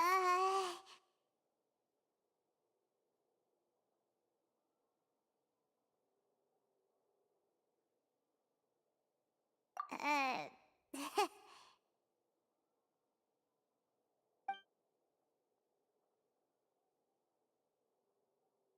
Hey, Traveler. Maybe we should strike up a conversation with the person next to us. Since we're sitting together and the rest of the place is practically empty still, it's kinda awkward if we don't say anything. Ah, you little... Of course you put this on Paimon. Excuse me, I did not realize you felt awkward. I am terribly sorry. I would be perfectly happy to chat with you if that is what you would like. Oh, so you heard all of that, did ya? Boy, you sure have good ears. Paimon thought she was keeping her voice down. Wait, that's not it, Paimon's... Sorry, Paimon's the one who was being rude, talking under her breath like that. So, let's talk, but, what should we talk about? Oh, Paimon's got it. You're also here early and sitting in the front. Are you a friend of Linny's too? A friend, you say? Well, if Mr. Linney would like to be my friend, I would be more than happy to reciprocate. Oh, so you're not friends with Linny then? Oh, this is getting more awkward by the second. Paimon nearly forgot to make her introduction. Nice to meet you. Paimon is Paimon, and this is the Traveler. We just arrived in Fontaine. It is an honor to meet you two. I have heard of your deeds across Tevat. And as required by proper etiquette, I will also introduce myself. I am... Oh, Monsieur Nervillet. What an honor it is to have you here to see my show. Ah, Mr. Linney. I should say it is in fact an honor for me to see your performance in person. Wait, Nervillet? Could he be... I saw you all chatting just now, but it seems you still don't know who Monsieur Nervillet is. Allow me to introduce you to Fontaine's Chief Justice. That seat is always reserved for him. It wouldn't be too much to say that he's the symbol of justice and honesty here in Fontaine. Whoa! Sorry for being so rude just now. Paimon had no idea you were such an important person. No offense taken. Being Chief Justice is merely what I do for work. Nearly every person has their usual reserved seat, so I'm not so special, really. And by the way, I should probably let you know, even though I would prefer not to. There's someone sitting up there in the VIP seats that has been striking a pose for quite a while now. I believe she is trying to give you a most elegant and impressive first impression. So I think you should take notice of her sooner rather than later. Otherwise, she may become flustered.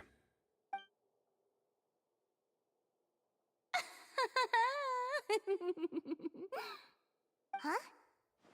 Oh, It's Farina, the Hydro Archon. Huh. She sure has a smug and satisfied look on her face.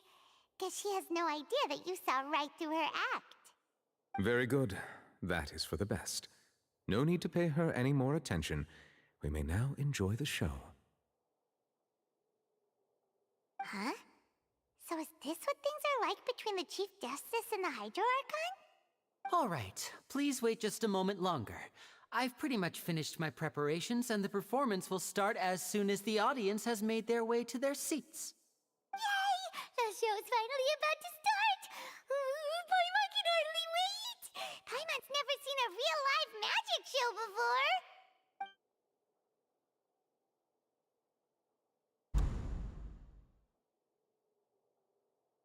Oh! They're dimming the lights! The show must be starting!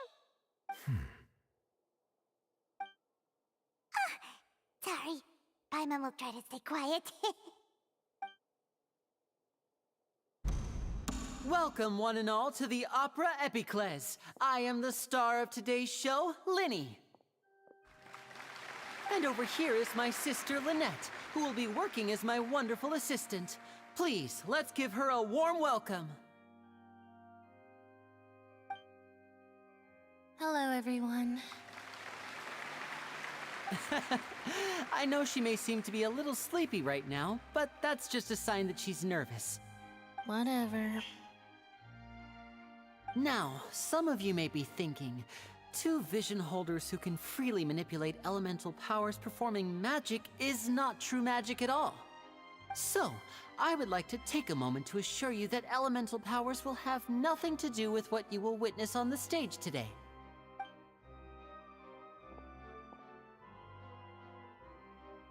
Both Lynette and myself have removed our visions for the show. That way, even the gods won't be able to help us. Oh, good point. That's what makes the show real magic. Now, without further ado, let the show begin. Lynette will now exit the stage to make some preparations. I know you might miss her, but don't worry. She'll be coming right back on stage momentarily. Perhaps in an unexpected way. I'm sure she'll be stealing the spotlight soon enough. Oh, and before I forget, there's one more thing I should say. You never know what can happen in the blink of an eye. A magician's greatest skill is making things disappear or appear. The possibilities are endless.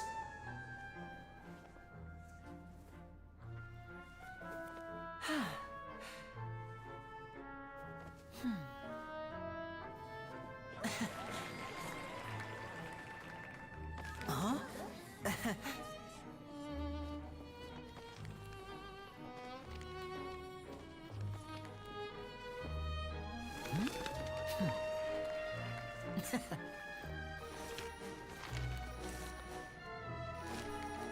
But this isn't what you came for. These little tricks, you've seen them all before. So it's time for something truly extraordinary, don't you think? This one's a little tricky.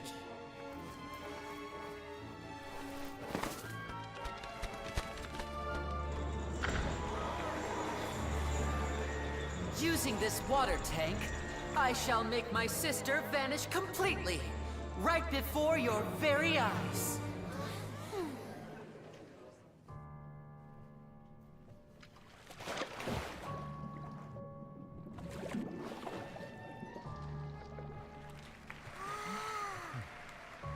It's actually quite simple.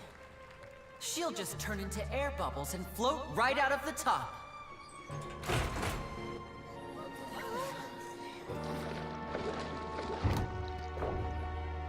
Oh no! I told them to check all the props carefully. With the lid on, even air can't escape. An amateur magician would be getting very nervous right around now. Luckily, it's me on stage, so let me show you what a true virtuoso can do.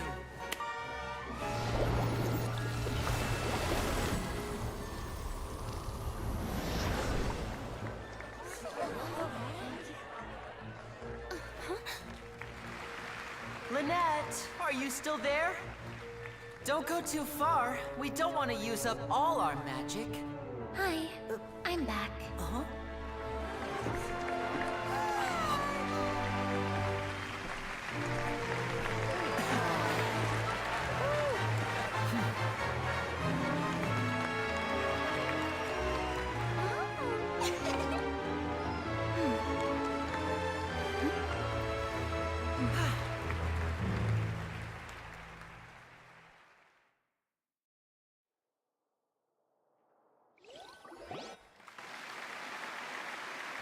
Whoa!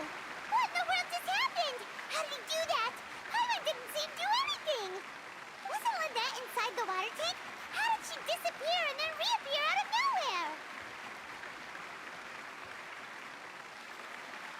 If we could see easily through his tricks, then that would mean that his skills are still lacking. To appreciate magic, you should focus on the show happening on stage, rather than getting caught up in trying to see that which has been intentionally hidden. Guess you're right. Paimon couldn't believe her eyes when Lynette reappeared. Amazing! Thank you, everyone. I'm glad you enjoyed that performance. But our magical journey has only just begun. I've prepared even more astonishing surprises for everyone here. The magic of transformation and disappearance can go far beyond what you've just seen. I'm sure many of you are thinking that escaping the water tank was impressive enough, but Lynette is still my assistant after all. In which case, I have ample time to make all necessary preparations. So, for my next trick, I will require the participation of one lucky audience member.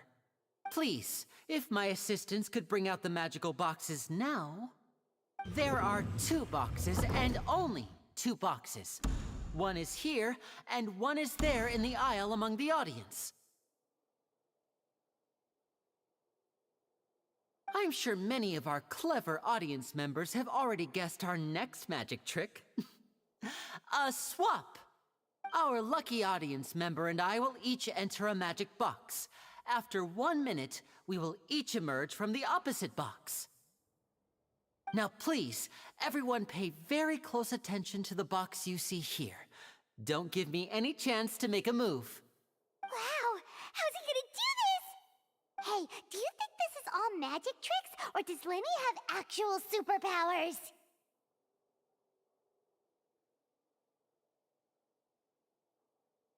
The lucky audience member will be generated by this random number selector. It selects numbers entirely at random. Even I don't know who will be chosen to participate. Now then, let's begin. Let me see. Oh, row 7, seat 3. Congratulations! You now have the chance to experience magic firsthand for an entire minute. Please, come forward. My assistant will take you beside the magic box. I'm sorry, it might be a little cramped inside, but no need to feel nervous. We've carefully arranged everything for you to be as comfortable as possible. You don't need to do anything, but no matter what strange things may happen, don't come out of the box. If the magic is interrupted, who knows where you might end up?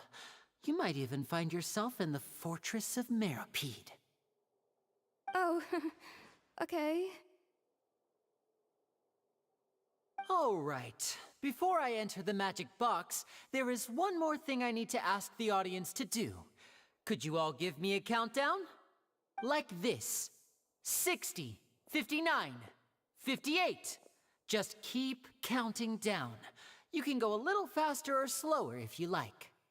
I won't be able to see anything in the pitch black box, so I'll be relying on your voices to know when time is up. Oh, and no tricks now. If you quickly count from 60 in just 30 seconds, then I'll be in a tough spot. Ooh! Paimon kinda wants to count faster after hearing him say that!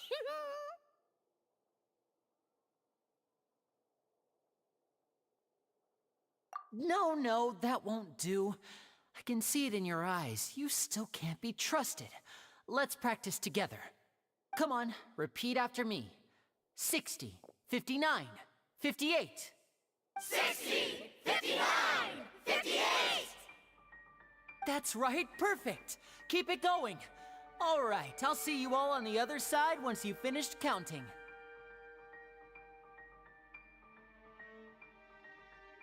54, 53, 52? Huh? Why aren't you counting, Nervalet? I am counting in my head. I think things are exciting enough in here as it is. Merely a consequence of my identity and personality. Do not worry about me. Just enjoy the show. Oh, alright. You looked so serious that Paimon thought you might be feeling uncomfortable or something. 40, 39, 38! Mr. Linney, are you all right in there? Is everything ready? Yes, I'm fine. I'm just double-checking the direction of the magic. It would be a disaster if we get sent to the wrong places. For example, mid-air right above the audience. Even though he's saying that, Lenny doesn't seem nervous at all.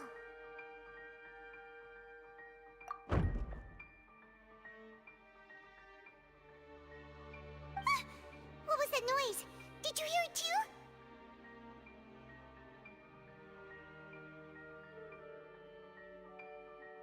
Not sure. Anyway, it doesn't seem like anyone's worried about it. 25, 24, 23! What's wrong, Mr. Linney? I can still hear you moving in there. I seem to have accidentally knocked over a decoration. I'm trying to fix it, but it's pitch black in here. I can't tell left from right. Never mind the decorations. There's no time for that. The show is what's important. No, that's unacceptable. I want my show to be perfect. Don't worry, we still have 20 seconds. Hear them counting? 19, 18, 17! It seems things aren't quite going as planned. I apologize, everyone. It feels like you're all starting to count faster, but that's all right. I know it can be tiring to do such a long countdown. 10 seconds and change is still plenty of time. 10! Almost there now.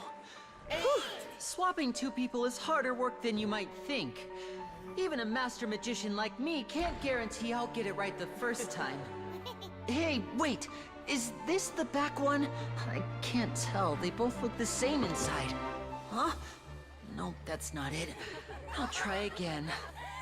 7! Hey, slow down! Honestly! 5! 4! 3! Whoops! That doesn't count! 0!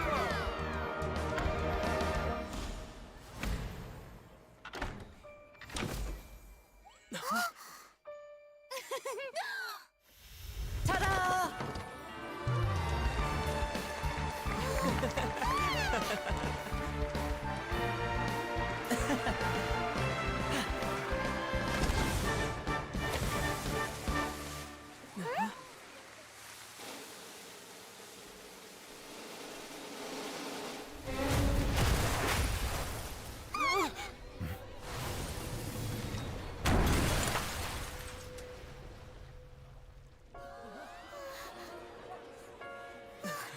What happened?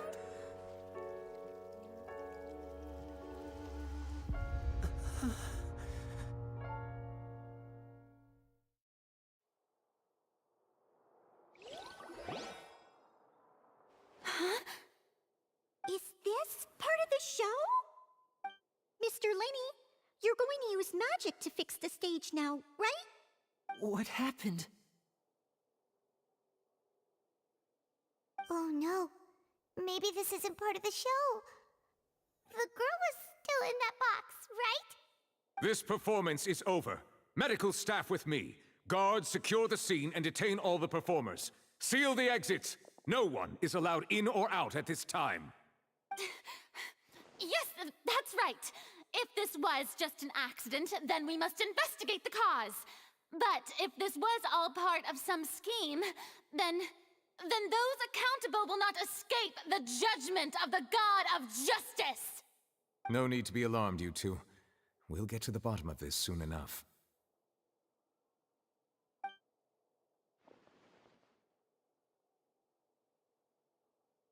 Unfortunately, the person who is in the magic box has been pronounced dead. His name was Cowell, one of the assistants in Linny's magic troupe. Apparently, the fireworks on stage ignited the ropes that were suspending the water tank, which then caused the tank to fall onto the stage. As of now, we are still not sure why we found Cowell in the box, rather than the guest from the audience. And after an initial search of the area, the guards have confirmed that the girl is nowhere to be found. It appears that this incident was not merely some mishap with the performance. And there are many indications that it is connected with the case of the serial disappearances of young women. The serial disappearances case? That's the case that Charlotte mentioned before!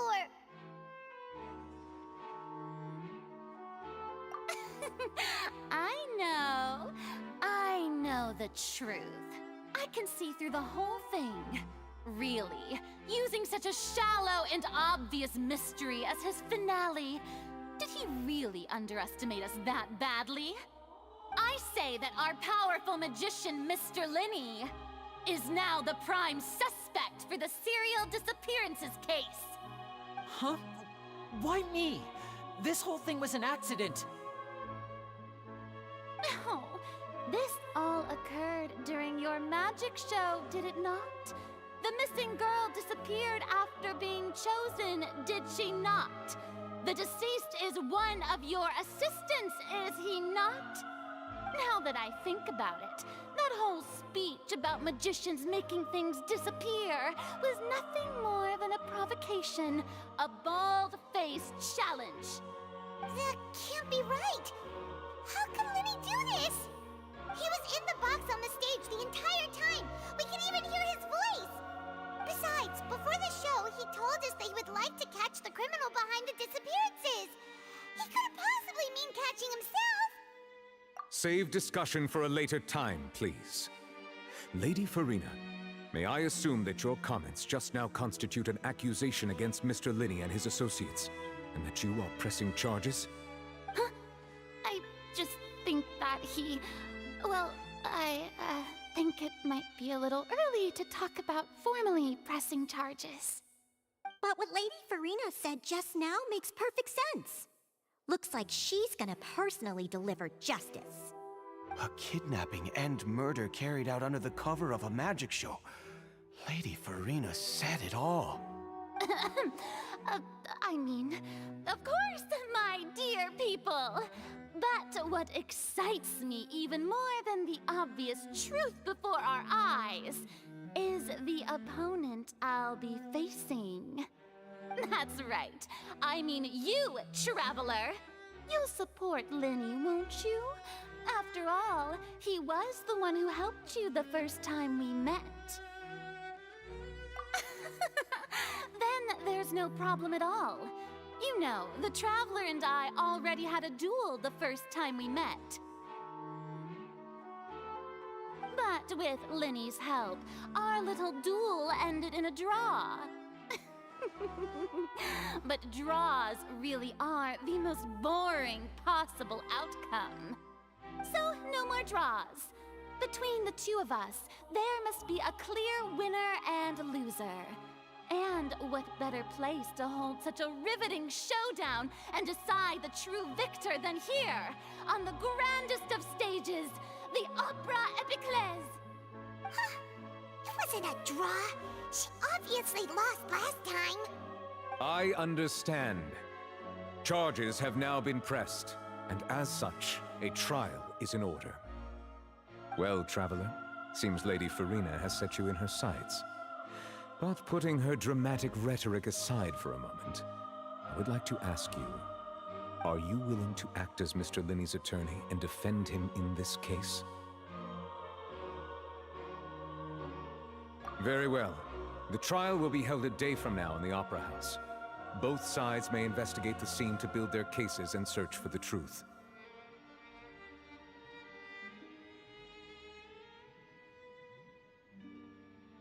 Linny and his troupe are all potential suspects and shall remain within the Opera House. The audience may begin to leave in an orderly fashion once they have been cleared by the guards. A day isn't that long. Let's see what kind of case this big shot Outlander can build in such a short amount of time. I'm really quite looking forward to hearing it.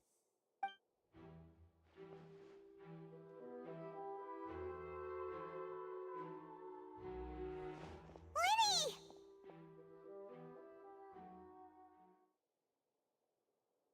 Sorry about everything that happened just now. Were you frightened? Of course! Who wouldn't be scared after witnessing an accident like that? Yeah, I'm a little shaken up myself. How could this happen? And poor Cal. I know you already claimed that you would defend me, but now it's just us talking. Tell me, do you think I could possibly be the murderer? I understand. Even I'm not sure what happened, so I can only imagine how difficult it is for you to grasp the situation. I'm sure everyone sees me as the biggest suspect at this point. But, if you ask me, the whole thing is mysteries layered upon mysteries, such that all that's left is confusion. I don't know whether what happened there on the stage was purely an accident or not, and I don't know why poor Cal was in the box. As for how that girl chosen from the audience could suddenly disappear, I'm afraid I don't have any answers either. If someone tampered with my performance, then we need to figure out what they did. Even a skilled and knowledgeable magician like myself couldn't pull all that off in just 1 minute.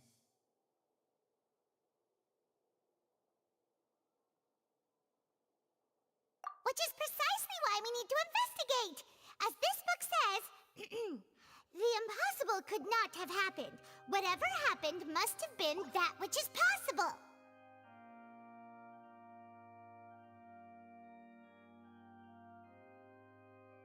Paimon bought them when we were reading at the bookshop in the city earlier. Pretty cool, huh? Don't worry, Paimon used her own savings to buy them. It wasn't from our travel funds. I think they look cute on you, Paimon. You have good taste, Lynette! That's the right attitude. Feeling depressed isn't going to help me now. I need to get back to my normal self. But with the guards watching our every move, it's going to be especially difficult for Lynette and I to prove our own innocence. Good thing you agreed to be our attorneys. Thanks for that. We'll be counting on you. Yes, thank you so much.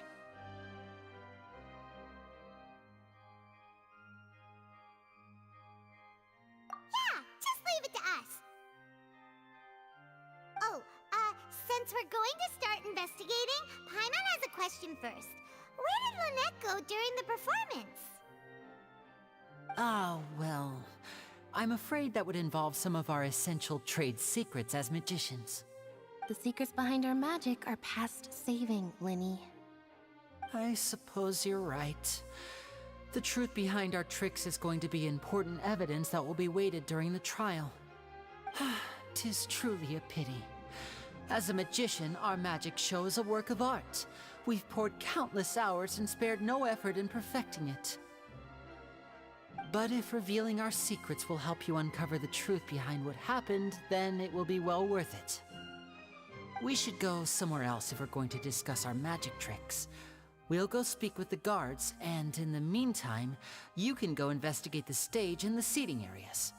Alright, let's go have a look while the investigation teams are still here. Detective Paimon is on the case!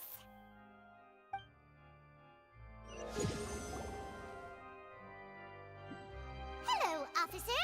How's the investigation going?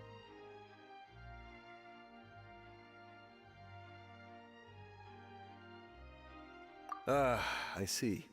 You must be the traveler that Lady Farina mentioned. Listen, I'll be perfectly honest with you. I'd avoid getting mixed up in this whirlpool of a mess if I were you. Huh? What do you mean? Come with me and you'll see. The deceased is one of Linny's assistants, named Cal.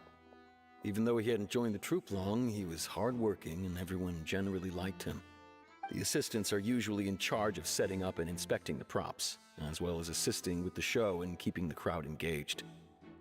As you probably saw when you were in the audience, the water tank suddenly fell and smashed the box with Cowl inside it.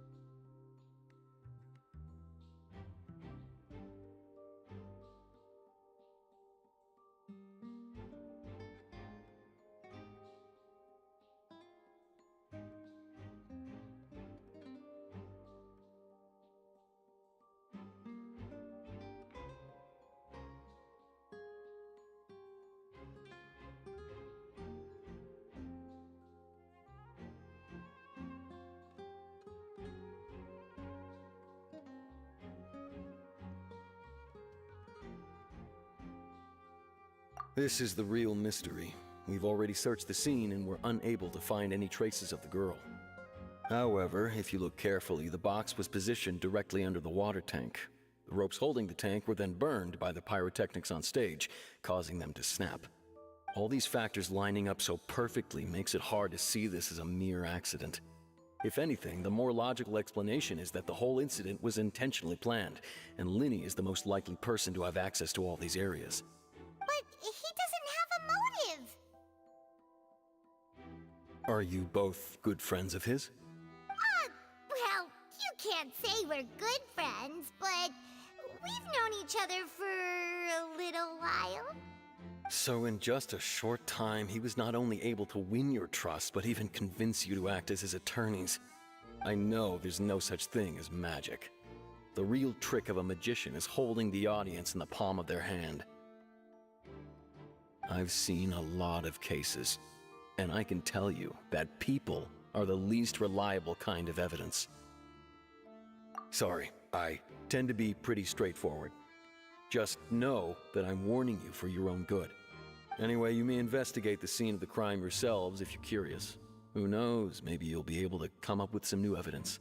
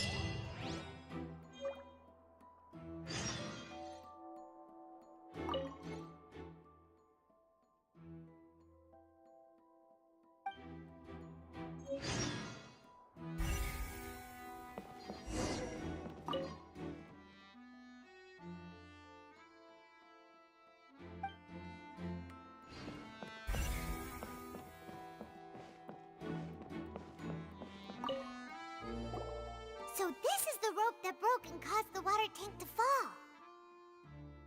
The rope looks pretty durable. How can it be burned through so quickly by fireworks?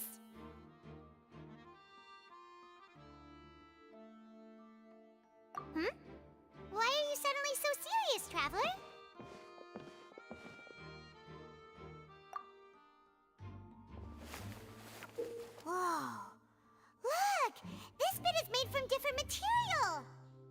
if it was burned away, but there's still a little bit of it left.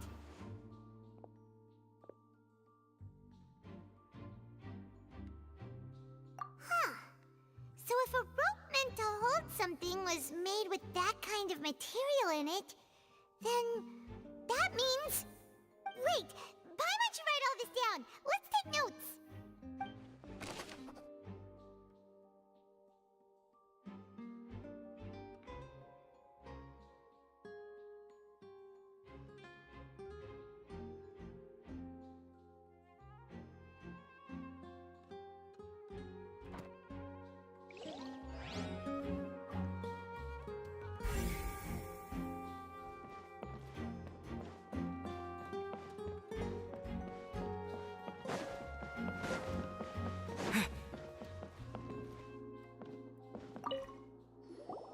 Hello there.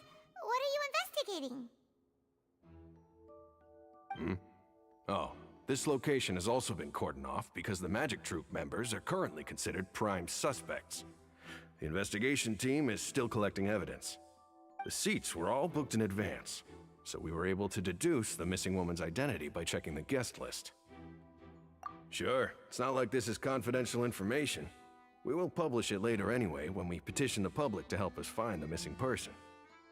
Her name is Halsey. She's a painter from Fontaine who's made a bit of a name for herself. Apparently, she wasn't a regular at the Opera House, but she'd been feeling some pressure with her work lately, which made her decide to come see the magic show. The Magic Troop members all claim not to know her. We have looked into her social connections. It seems that she has no personal grievances or conflicts of interest with the suspects. Simply put, she wasn't related to the Magic Troop at all, which matches the features of the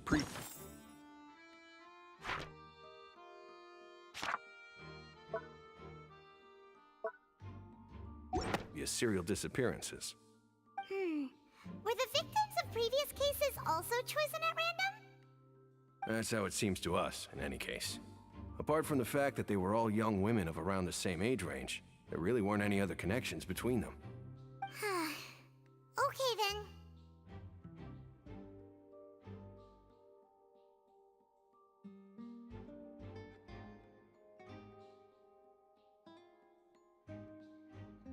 No need to be so formal. If you do happen to see the missing girl, please be sure to contact us. It is of utmost importance that we get to the bottom of these disappearances.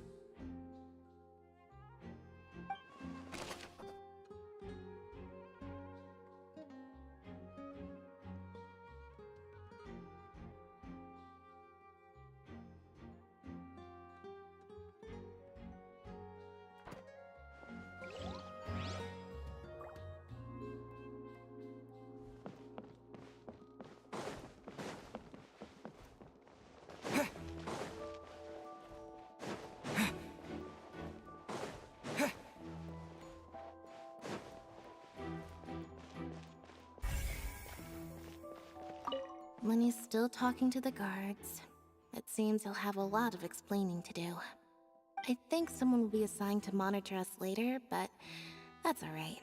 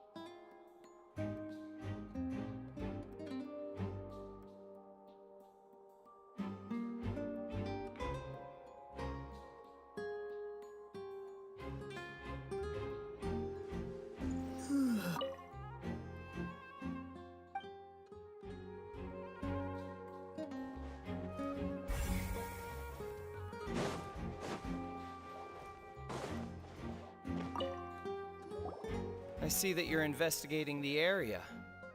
Well, it just so happens that I'm interested too.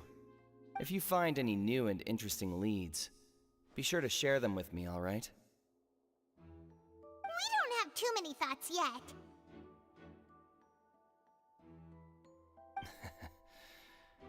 Then why don't I tell you my hypothesis first?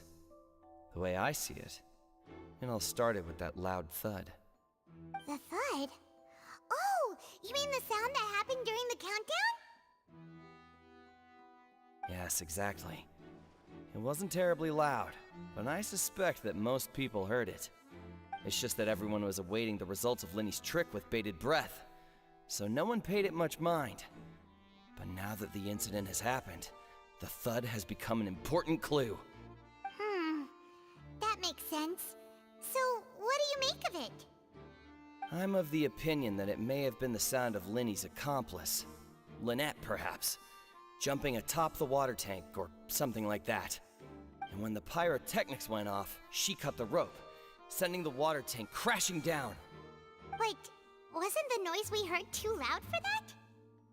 Perhaps the balance wasn't right, leading to a particularly rough landing. Oh, that's true. I suppose I must reconsider. That does remind Paimon, though. What was with that sound?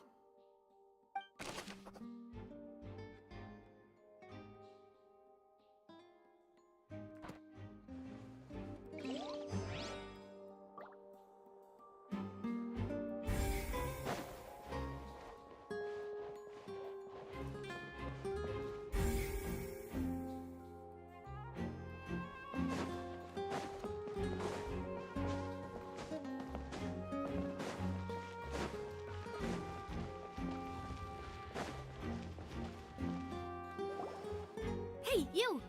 Yes, both of you! Over here! I've been keeping an eye on you for a while now. Huh?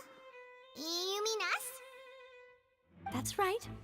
If I'm not mistaken, you're also among those who wish to cut down the thorns and pursue the truth. No? And by the looks of it, you're not from Fontaine.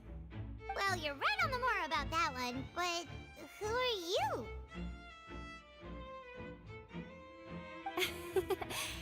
Have you never heard of the Spina di Rosula?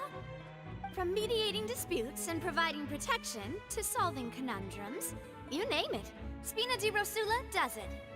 And I, Navia, have the honor of being its renowned president.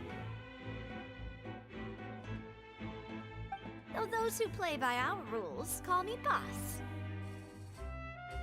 I'm Silver, her attendant. Pleased to meet you. And I'm Melus. Demoiselle's various daily needs and affairs are under my purview. Huh? Boss? Demoiselle? What gives with the names? Well, I am the second generation president. Malus and the others are still used to my previous title. My apologies, Demoiselle. Should you prefer, boss, I will endeavor to use that instead. No, no need. You don't have to call me boss. Just Navia is fine. Okay, if you say so. Not that we're members of Spina di Rosula anyway. All merely trifling details. Never mind. Now, back to the situation at hand. That's right. I've always kept an eye on the serial disappearance cases. My interest stems from a matter back from my father's time. Judging from the look of things, I find Linny an unlikely mastermind. Really? We think so too! That's why we're looking for clues now. But how did you come to that conclusion? Intuition, naturally. My unparalleled intuition. Farina sure was quick to point the finger at Linny without any decisive evidence whatsoever, wasn't she? But that's not uncommon for her. If you remember, the Justice had to interrupt her and ask if she was pressing charges just to keep her from getting carried away. Anyway, A trial begins the moment someone levels charges. And, of course, there was no way Farina was going to back down in that situation. Sounds more like you just don't trust the Hydro Archon. Well, what's your opinion? I must admit that she can be interesting at times, but liking her doesn't mean that I'll blindly agree with her. All right, I've answered your question. Now, it's time you answer mine. Wait a minute, did that answer count? Well, I say it does. But don't worry, you won't hear any pointless questions from me. In your opinion, do you think it's right to treat a trial like it's an opera?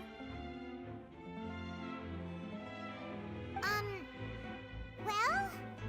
And why would that be?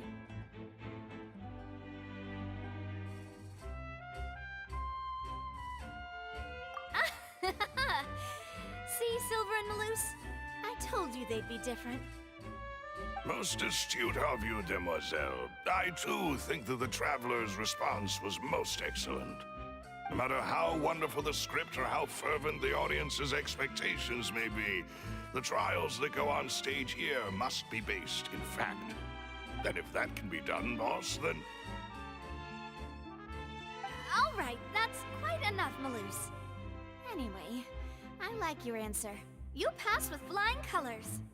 Now, I need to make some preparations, following which our joint investigation shall commence. You two shall be my assistants. Wait! Since when did we become assistants? Oh, well, I can be the assistant, sure. Or your companion, if you like. I'm really not that fussy. That's more like it. Far be it from me to brag, but I believe that Demoiselle's intuition will be instrumental in uncovering the truth. You wish to save a friend from false accusations, and we wish to unravel the disappearances. In this sense, our goals are aligned. You have a point. You're quite the talker, aren't you, mister? And what about you over there? What do you think? You seem like you've got something on your mind. I have nothing to add. Oh, alrighty then. We'll be making some preparations first. Just be sure to let us know if they start revealing Linny's tricks. Thanks!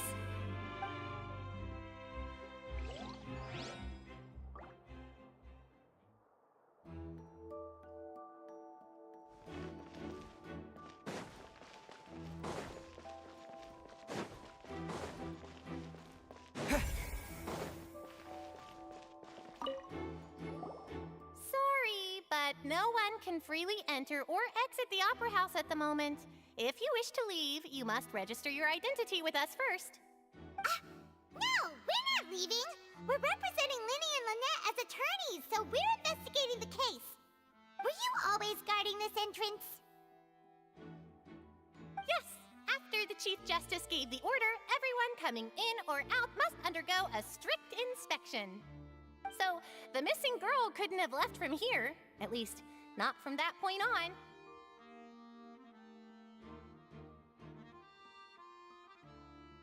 I doubt there was much opportunity then, either. How can you be so sure, Well, because I was in charge of security near the entrance at that time. I couldn't see Linny's performance from here, which was quite a shame. Just my luck. But still, I did not abandon my post, and I stayed put no matter how loud the applause was.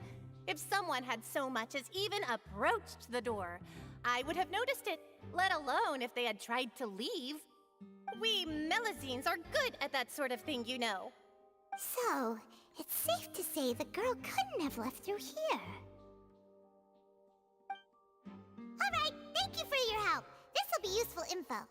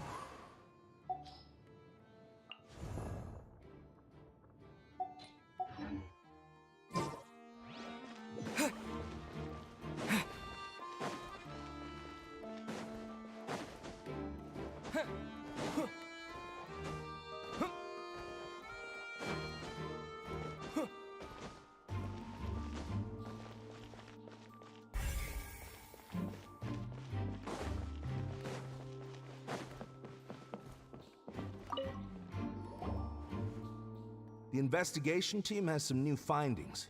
Turns out there's an issue with the random number selector after all. See, I told you. What if the machine picked some big guy's seat? You think the murderer would have still made his move then? Sorry to interrupt, but we're helping Linny and Lynette with their side of the investigation. What were you saying about the number selector? There's something wrong with it? You're trying to help them? That'll be a tall order. Linny used the machine to pick a random member of the audience during his performance, right? The lucky girl that later disappeared. Well, we thought there might be a serious problem with the machine, so we had it taken away for further inspection. It turns out that the seat number it picked wasn't random at all. The machine picks that same number every time. I'm sure you already know that you have to make a reservation in advance to get a seat, regardless of whether it's a trial or some performance. In other words, Linny knew who would be sitting where from the very beginning. That much checks out. Linny reserved our seats for us, too. Bet you see why I was saying it'd be tough to make a case for Linny.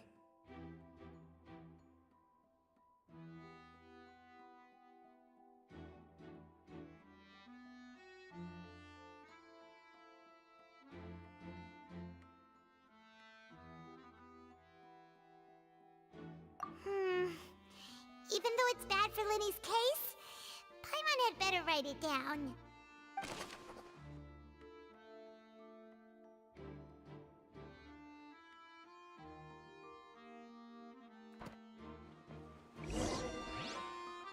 We've checked everything of note here at the performance venue. Paimon wonders how Linny's discussion with the guards is going.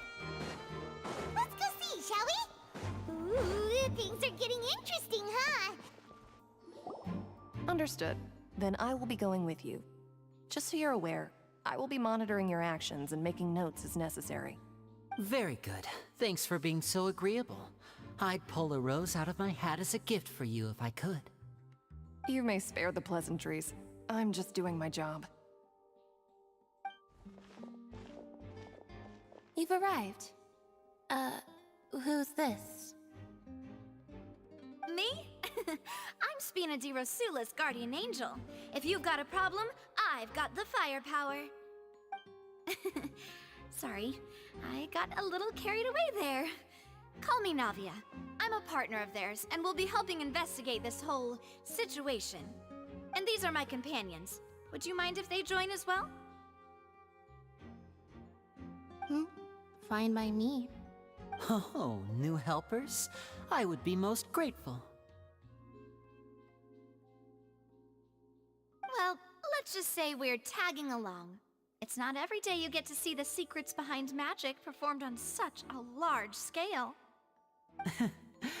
I appreciate your kind interest. Come with me. We'll be heading below stage. Huh? Below stage? Yes, a world of secrets is hidden beneath this magic box, prepared specifically for this switcheroo trick. But before I reveal everything, you should have a look first. Notice anything strange here?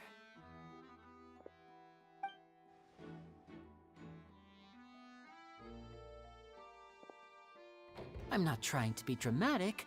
Remembering the details of a trick will help you understand the methods used to perform it more easily. Huh.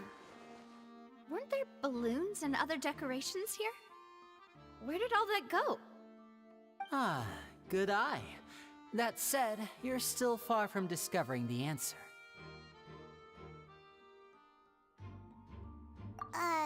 The back? You mean the inside of the door? What's different about it? Paimon didn't notice anything. Very good indeed. I thought you might not be able to catch that, given that you were sitting in the first row. The back of this door was patterned. Those patterns are now gone, replaced by a smooth wooden board. So, if you put 2 and 2 together, what do you get? Exactly. All right, let's go. I'll tell you how it works as we head down.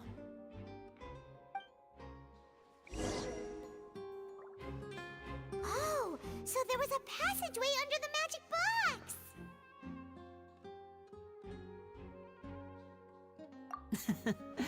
I knew you'd figure out most of it as soon as you saw this place. The 2 magic boxes are positioned right above the 2 entrances of the tunnel. See this flatbed trolley? The box with the lucky audience member in it would be shuttled over to the other side using the trolley.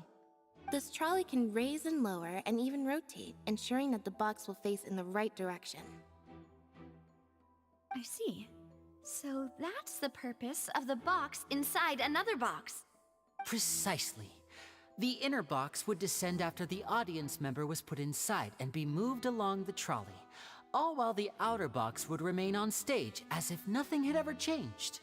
So that's how you did it! Once the box was lowered, the trolley would store some energy through this device here, with which it would complete the rest of the steps.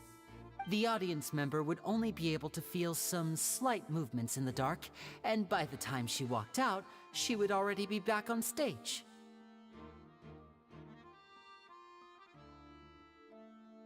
Right!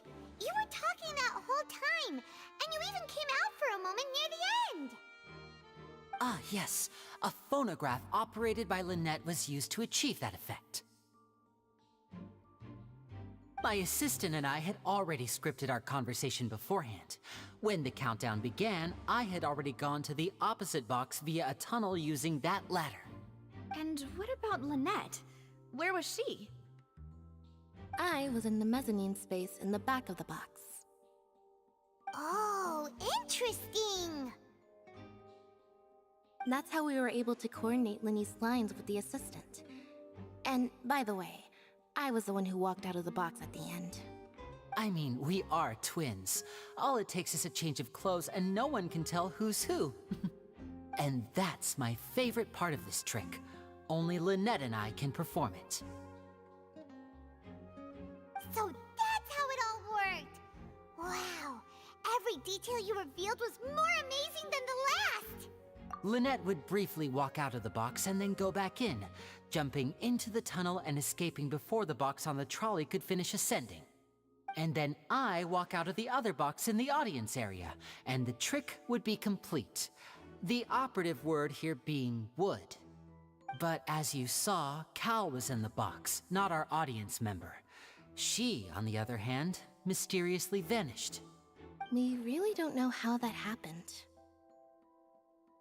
If not for that interlude, this would have been an astonishing trick. I probably never would have figured out how you pulled it off.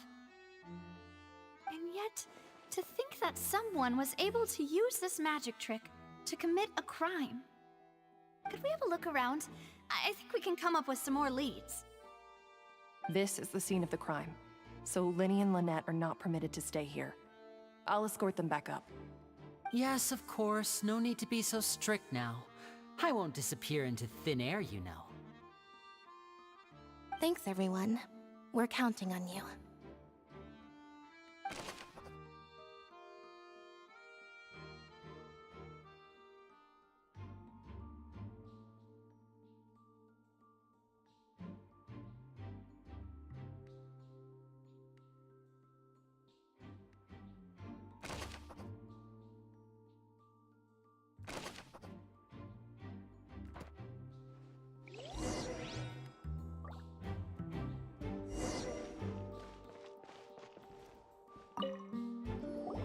Oh, these are the clothes that the lady chosen from the audience was wearing, right? Her clothes are here, but she's nowhere to be found. Right! And do you really need to do that if you're kidnapping them? Ugh, this is so confusing. Paimon doesn't want to be a detective anymore.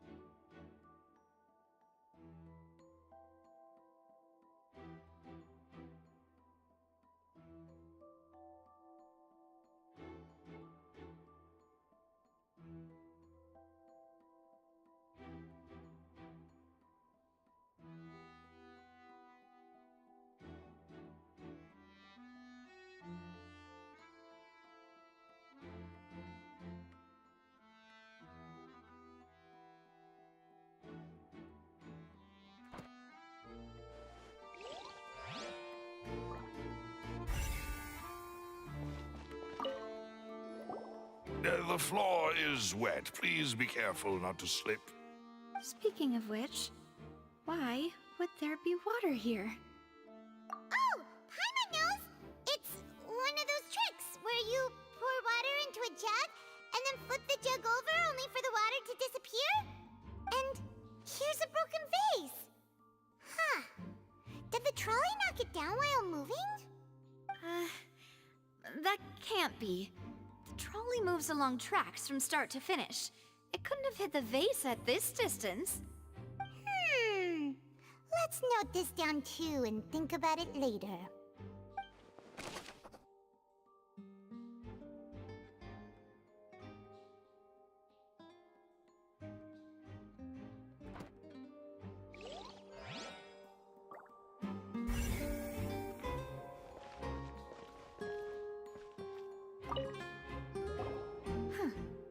What's this? Looks like a hook tied to the end of a rope. Huh? There's all kinds of odds and ends here. Perhaps it was a prop for a different trick. But why would it have been left here? Whatever it is, let's make a note of it first.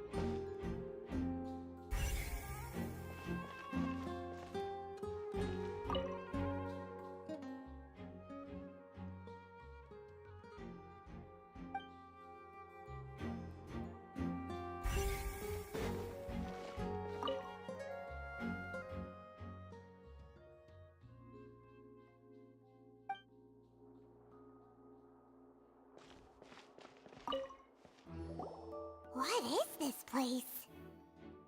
It seems someone could fit through here. Huh. Could this have been the suspect's escape route? Alone, perhaps. But if they had to pull another person with them, the space would be too narrow. But there are no other ways in or out of here.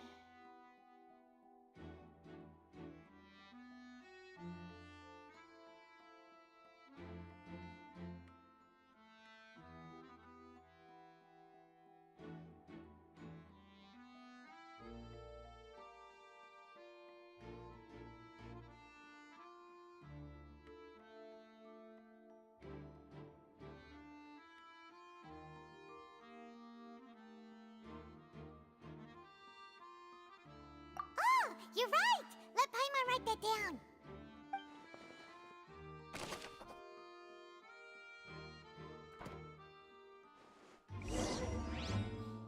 Seems we're just about done investigating down here.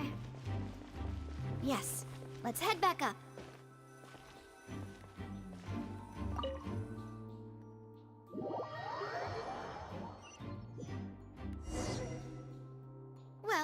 ascertain the state of the crime scene. Let's find a place to sort out our findings once Malus returns. It seems to me that there are several things that don't add up here.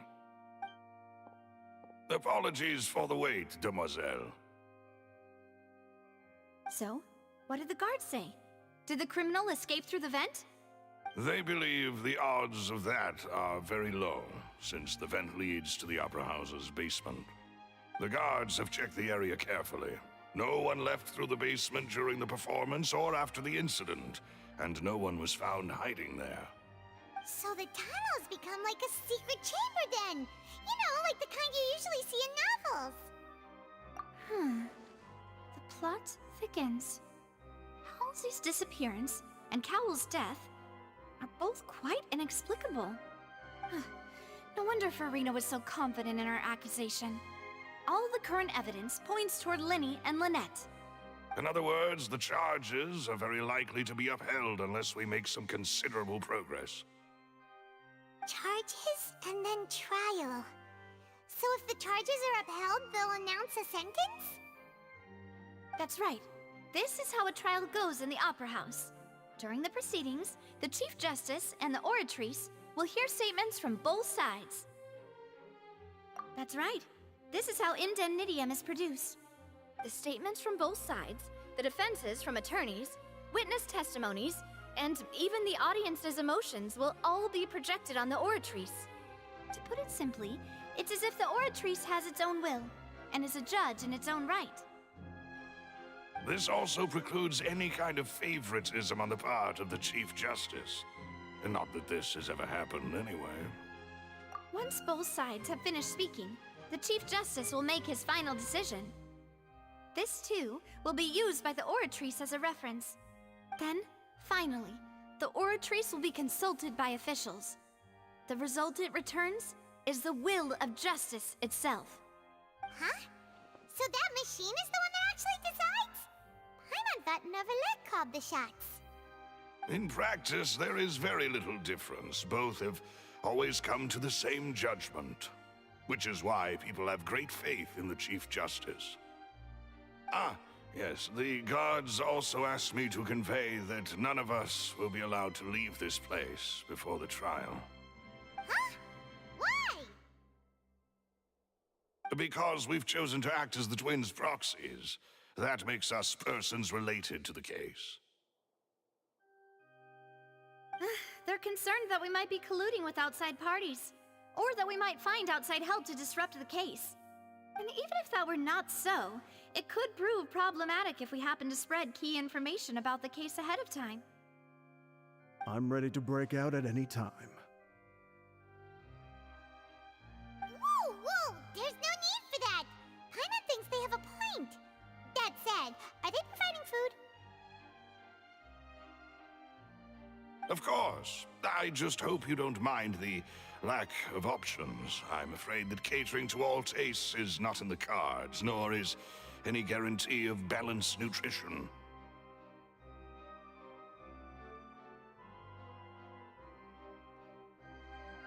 In that case, let's just sort out our findings together here. Pity. I was hoping to take you to try some of Fontaine's famous desserts, too.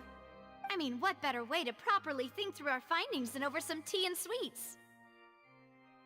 Huh. Breaking out suddenly doesn't seem like such a bad idea after all.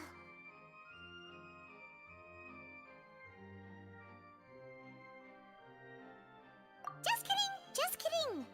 Paimon will still do her best, even if there are no snacks. What do you mean, no snacks? Of course we'll have snacks. If we cannot buy some, then we'll simply make some. Huh? Here? But how? Understood, demoiselle. Everyone, please come with me.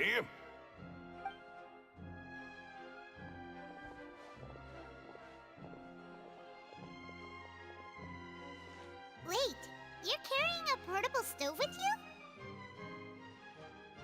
Yes, I must be prepared to meet the demoiselle's baking needs whenever the fancy strikes her. I have eggs, sugar, and almonds at the ready. Good work, you two. Then I'll get to it. Please sit tight for a moment. You'll get to taste my awesome snacks soon enough. These three are quite the interesting group.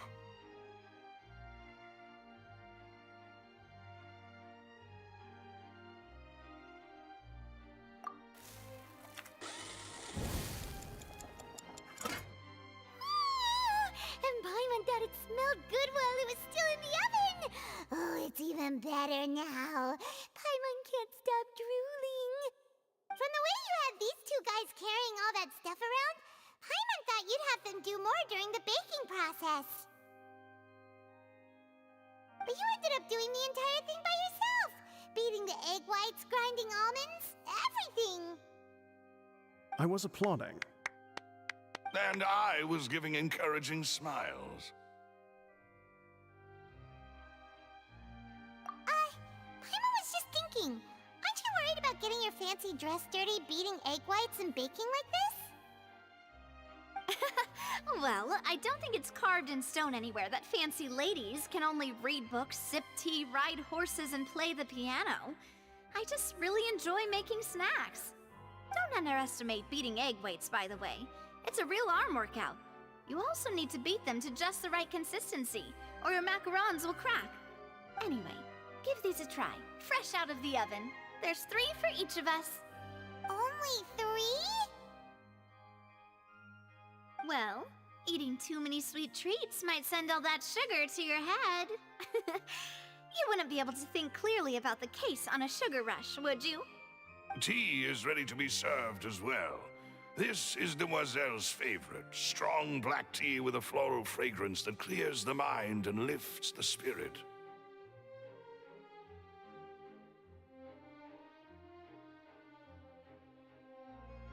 No need for concern. I'm merely doing as I should.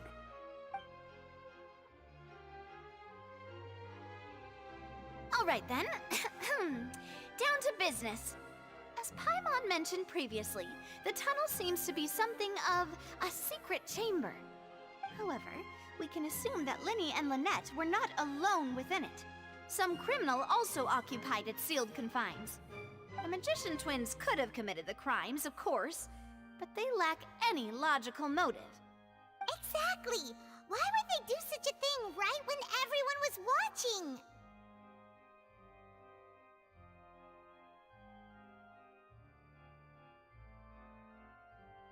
The flower vase and the thud we heard during the performance could indicate some altercation between Halsey and the criminal in the tunnel, resulting in the shattering of the vase, the discarding of her clothes, and her abduction. Perhaps the criminal thought that since she was chosen from the crowd, she would be too easy to identify if she was still wearing the same clothes. Paimon thinks that makes sense, but the real trouble is... True. None of the clues we found thus far support the existence of this third person. But the only people left to consider are both technically victims, whether it's the missing girl, Halsey, or poor Cowl. Huh. Could Halsey have secretly made modifications to the magic props in order to murder Cowl before making her escape? That's right. And even if she had tampered with the setup, she would need to understand the entire trick to pull it off. Nor does she have any motive. The guard said that she has never had any dealings with the Magic Troop's members. Were we not thorough enough in our search? From the sound of things, this is turning into an impossible case. Your macarons are amazing though, Navia. They smell great! They're nice and crisp and super sweet! They are my specialty after all. And I see you've already had 5 of them. What? 5? Oh, that can't be right. Paimon only counted 3, honest! Please don't worry about it. At my age, a few less sweets might actually be a good thing. No. Being greedy is one thing, but Paimon knows how to count. Besides, Paimon knows that if she ate too many, then others wouldn't have enough. Wait, even you don't believe Paimon? How could you? If Paimon ate those 2 extra macarons, then may they turn into stone in her stomach! right, we get it. Well, I suppose one of us might have gotten too engrossed in our chat and eaten them by mistake. No big deal. Maloose, set up the stove again if you would. Huh? What are you doing? Making sure everyone gets 3 macarons, of course. Exactly. We don't want to trouble you. As you wish, demoiselle.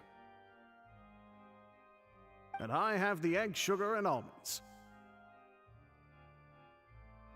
Well, this really is your hobby, huh?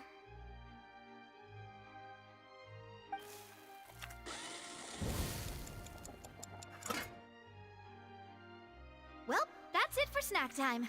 I'm going to have another look around the area. I don't know what we're looking for yet, but we've still got some time. As attorneys, I suggest the 2 of you think the case over again. It would be awkward if you got all tongue-tied on stage during the trial. All right, thanks for your help and for the snacks. It was nothing. A small task for the Spina di Rosula. Silver, Maloose, it's time to go. I'll be back if I find anything new.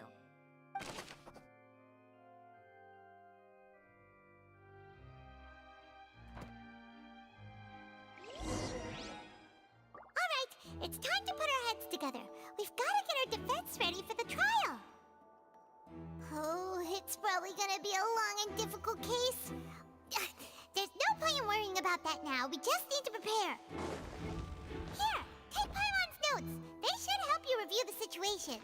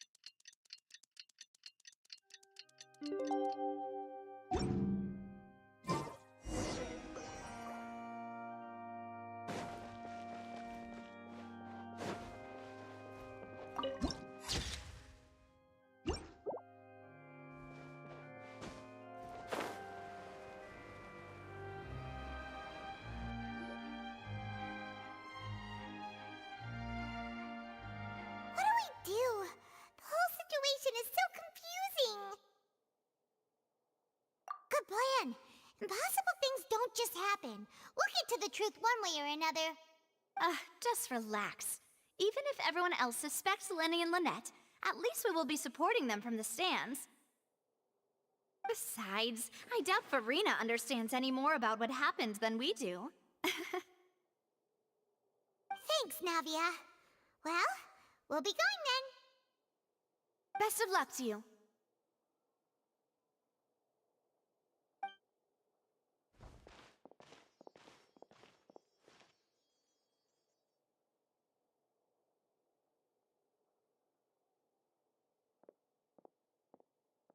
Ah, finally, you're back.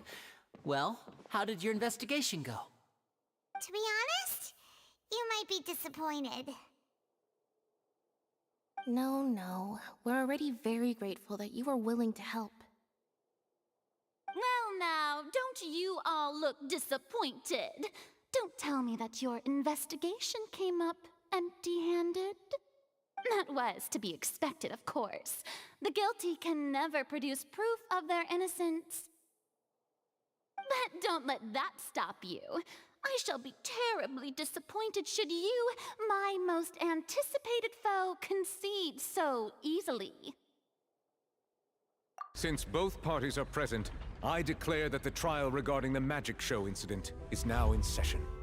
Firstly, in order for the audience to understand the causes and results of the incident, could we please have Mr. Linney explain the trick? Yes, of course. I will explain while Lynette demonstrates on stage. All the necessary items have been prepared.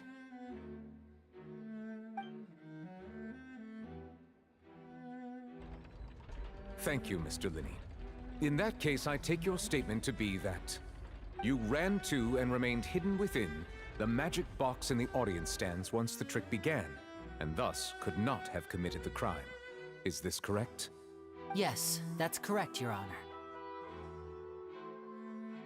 In that case, I call upon the prosecution. Lady Farina, do you wish to refute his statement in any way? Why, of course I do. Allow me to take the first shot and break this case wide open. Mr. Lenny is clearly lying. There is no way you could have been in the box the whole time if you were to abduct Halsey and murder Cowell. In fact, I'd say you were hardly in that tunnel at all. That is simply your hypothesis based on the presumption that I'm guilty. Oh, is that so? And if I may ask, what did you hear while you were inside your box? The roaring countdown of the crowd, of course. That's how I kept track of the time and built anticipation for the finale. And you didn't hear anything else at all? Nothing that might leave an impression of any kind? No, nothing. I see.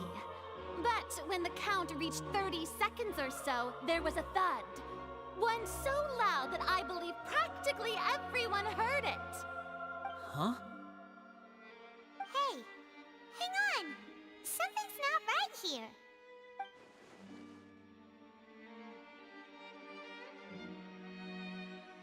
Yeah, I'm sure he could have heard a noise that loud from inside the box. I was right by the box, and I definitely heard the thud. Look at those scales. Could those mean...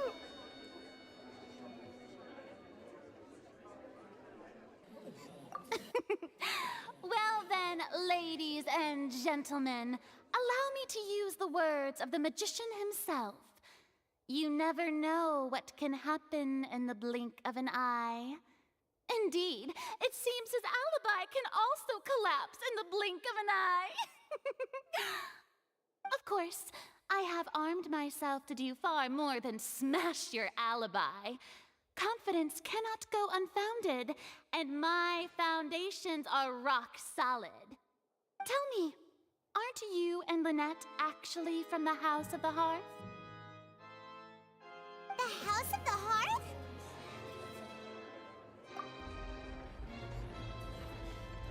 No wonder they did something like this. So the serial disappearances were the Fatsui's doing. Now it all makes sense. I've got a feeling that what happened on stage probably wasn't just an accident. That's irrelevant. Our identities have nothing to do with what happened. Indeed. Then perhaps you could tell us everything that happened during that 1 minute. Your first priority is to prove yourself innocent, after all. I'm sure there is little that needs to be kept secret now. Unless your script already has holes in it. The Outlander is speechless. My, oh my, don't they look flabbergasted? Now comes the infighting and discord, I suppose. This was almost too easy. Good thing I made all those preparations. Seems the all-nighter I pulled last night is really paying off. Hey, Linny! Why didn't you tell us this before?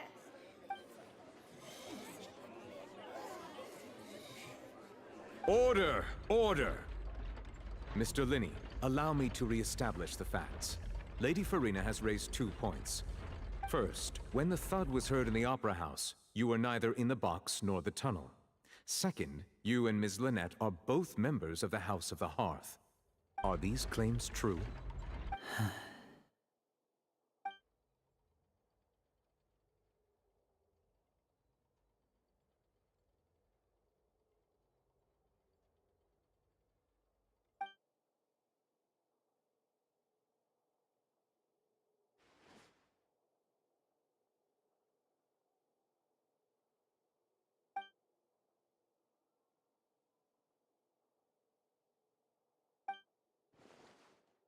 Please answer my question, Mr. Linney. I'm sorry. Yes, they're true, Your Honor.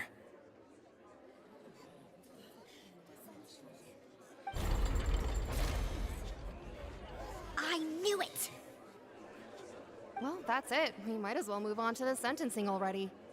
What should we do now? Granted.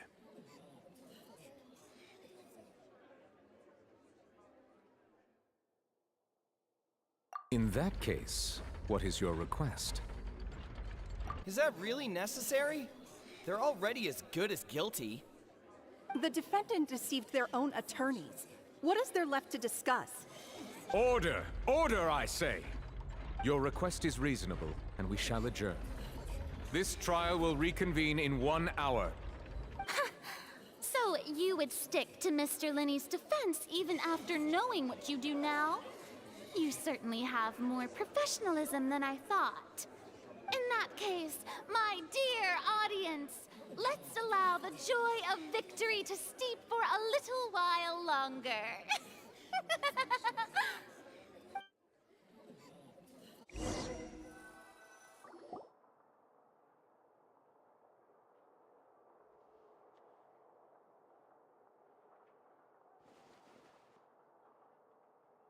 Well, this is awkward. I didn't think the Hydro Archon would dig all that up. I'm sorry, Traveler and Paimon.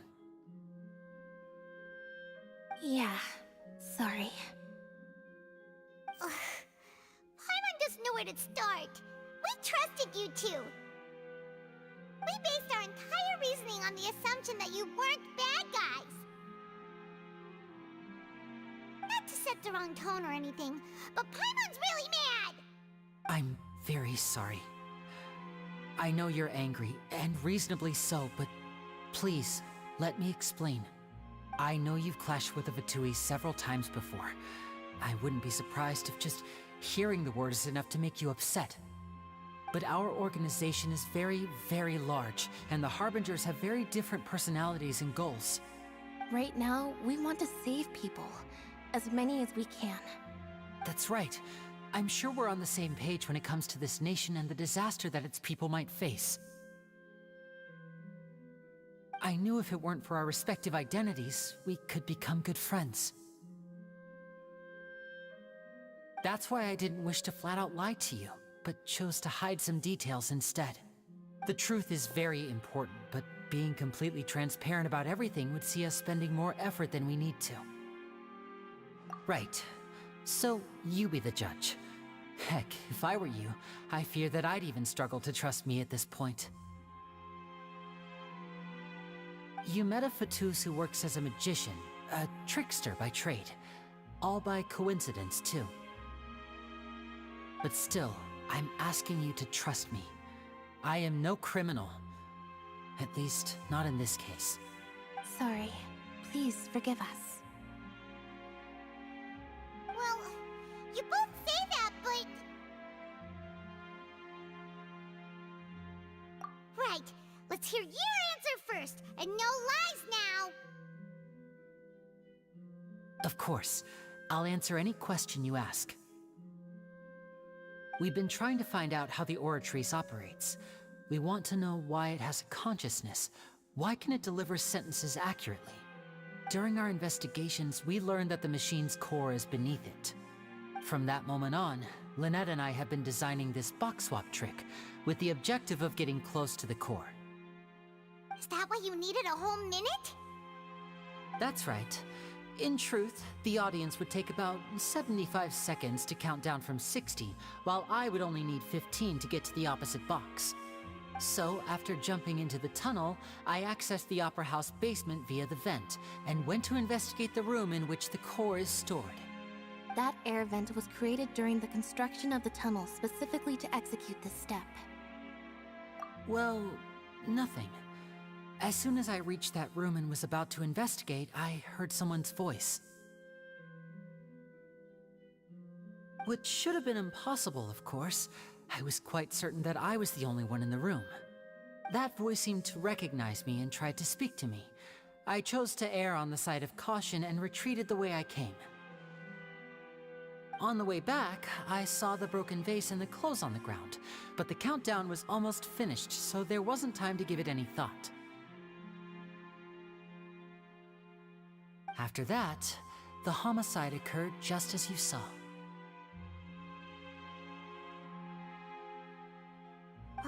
explains why you didn't hear the thud. Because of that prophecy I told you about, of course. We must know all we can about this nation's secrets in order to deal with that prophesized crisis. That's the only way we can save everyone. So, there you have it. The whole truth. I swear, I didn't hide anything from you this time. It was never my wish to proceed under this cloud of mistrust either. But like I said earlier, you can be the judge. If you want to leave because you don't trust the Fatui, there's nothing I can do to stop you. Well, Traveler, you decide. Paimon will follow your lead however you choose.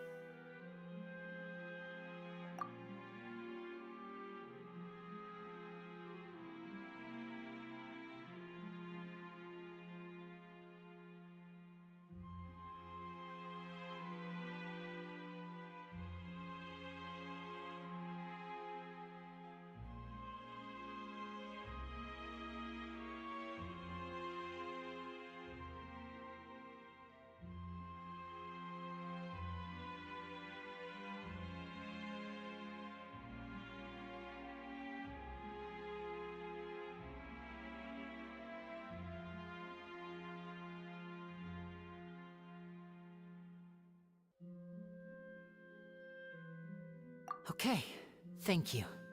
Thanks for giving us a chance. The current problem is that the scales are tipped pretty badly against you two. If we want to refute the Hydro Archon's accusations, we're gonna need a seriously watertight defense. Huh? Oh, Paimon thinks she gets what you mean.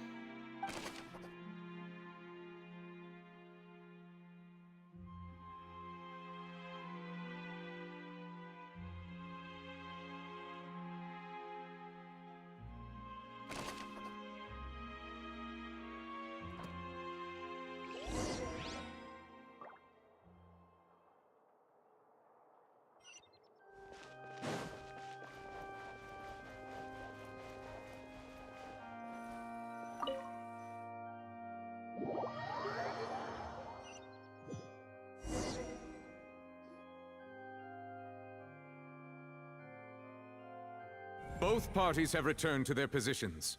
Let us continue the trial. When last we left off, Mr. Linney acknowledged the new evidence presented by Lady Farina as fact.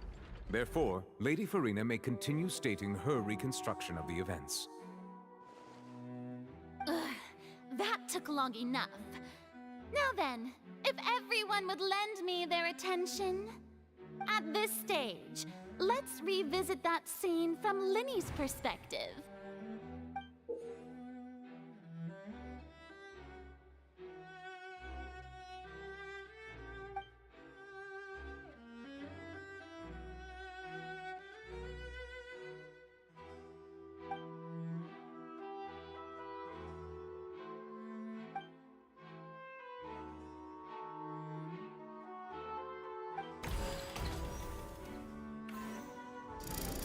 Countdown began, he entered the tunnel. When the flatbed trolley passed, he opened the box and got into an altercation with Halsey, which caused the loud thud. He did not realize that this sound could be heard by everyone in the opera house, which is why he claimed earlier that he could not hear the sound. Finally, he used the vase to knock her out, before making her change clothes to prevent others from recognizing her. At this time, Cowell arrived in the tunnel, having heard that strange noise, and caught Linney red-handed. So Linney proceeded to knock him out too before stuffing him into that box. Afterward, Linney passed the unconscious Halsey to his accomplice through the magic box in the audience stands, before operating the devices such that Cowell's death would be ruled an accident. And there you have it. That's the truth behind what happened. Does the defendant's side have any objections to Lady Farina's description of the events? The key to refuting Lady Farina is the order of events, what Linney experienced, and what he saw.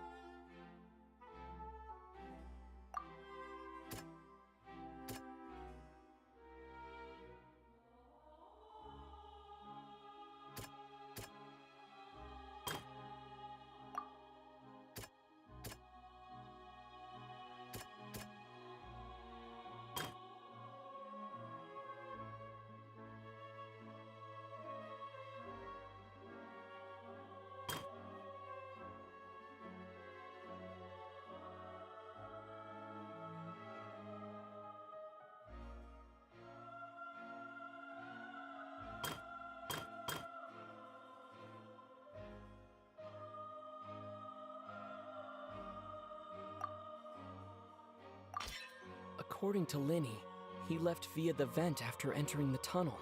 He couldn't have had that altercation with Halsey.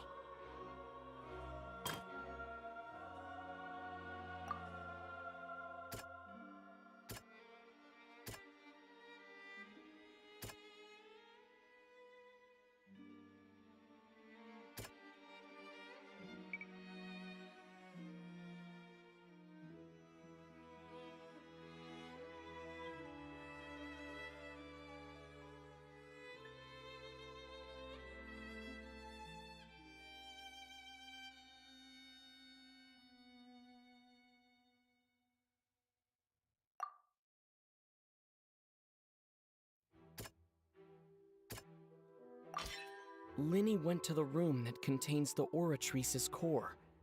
This is the actual truth.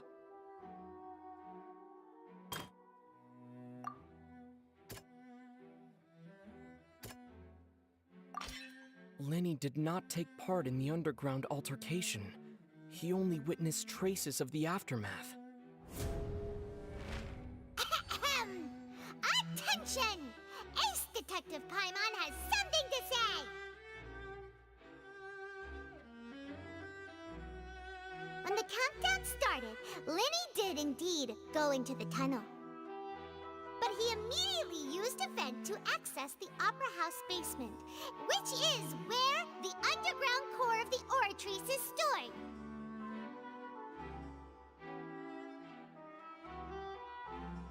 Once he reached that area, he heard a voice in what should have been an empty room.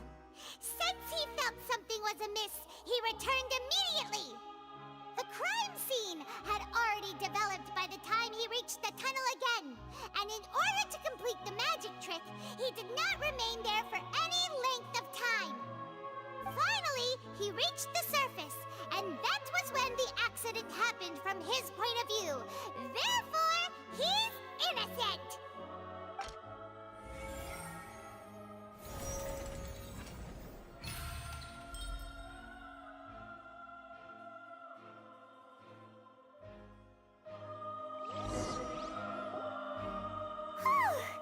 Paimon did it! Paimon actually managed to say all that! Wasn't it awesome? In other words, you believe that he knew nothing of the incident? That's right! My reasoning?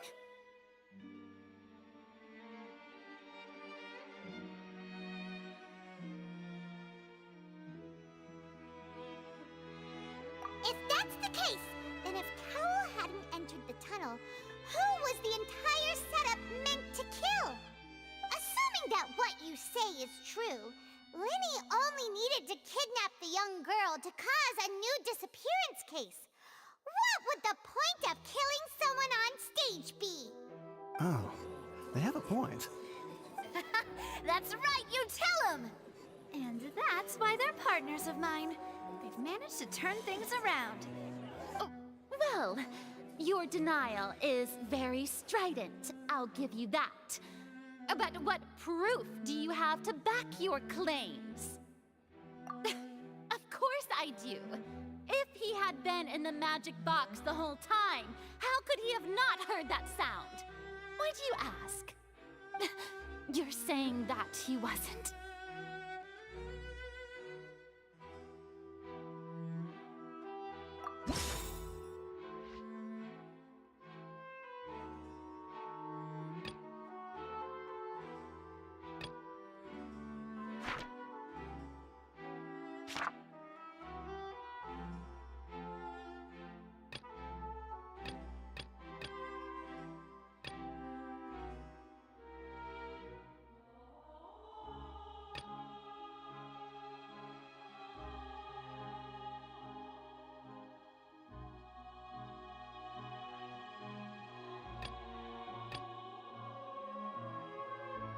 That's right! Linny wasn't in the box or in the tunnel. That's why he didn't hear anything strange during the performance.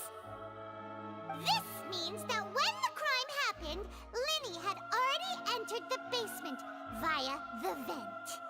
The same clue you disprove his alibi has now become the best proof!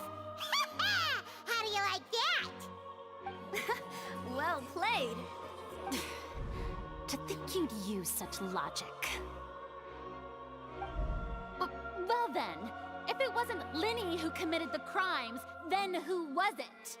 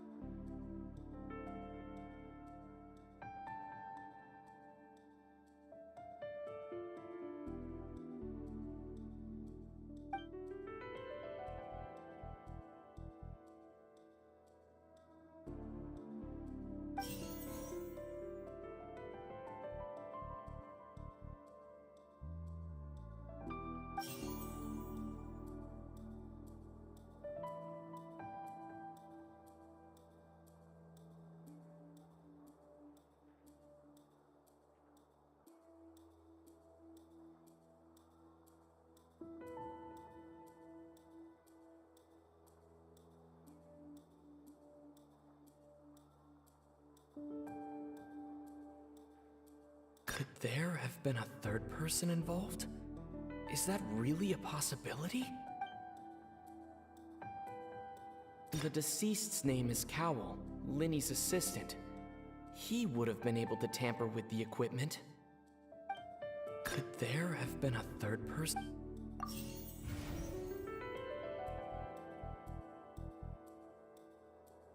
The deceased's name is Cowell.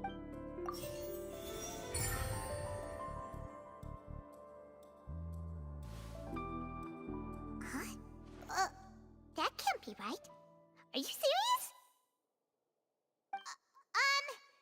The killer was, in fact, Cowell, the deceased! Oh, is that so? How interesting! Let's hear your reasoning then. What I must do next is recreate the truth. What Cowell did, and how he went from would-be perpetrator to victim.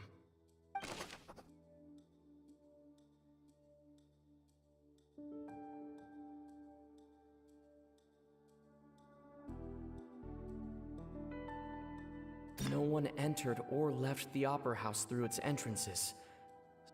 The deceased's name is Cowell, Linny's assistant. He would have been able to tamper with the equipment. It would have been tough for both people to fit into that vent. They would likely have bumped into Linny as well. The sound we heard may have come from a clash between the missing Halsey and the criminal. Halsey's clothing was in the tunnel, so there must have been some no one entered or left the...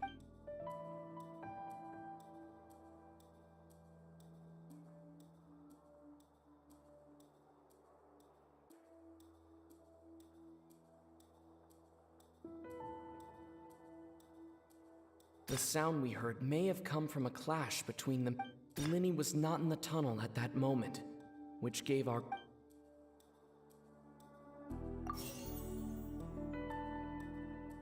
Linny was not in the tunnel. It would have been tough for both people to fit into the sound we heard may have come from a clash between... No one entered or left the The deceased's name is Cowell, Linny's assistant.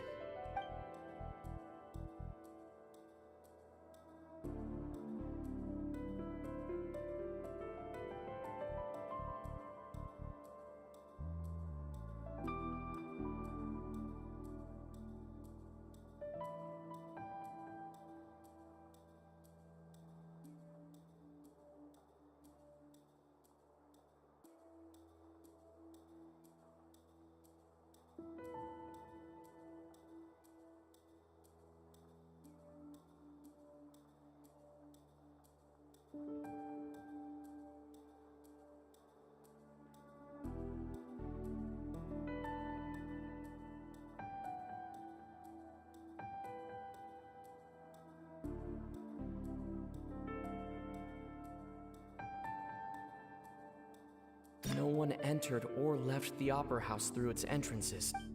It would have been tough for both people to fit into that vent. They would... No one entered or left the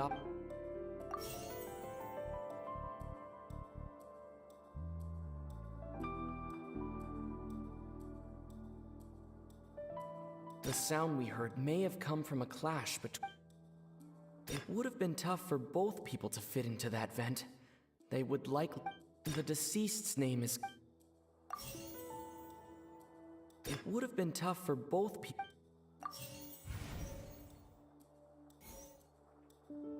The sound we heard may have come from a clash between the missing... It would have been tough for both people to fit into that vent. They would likely have bumped into Linny as well.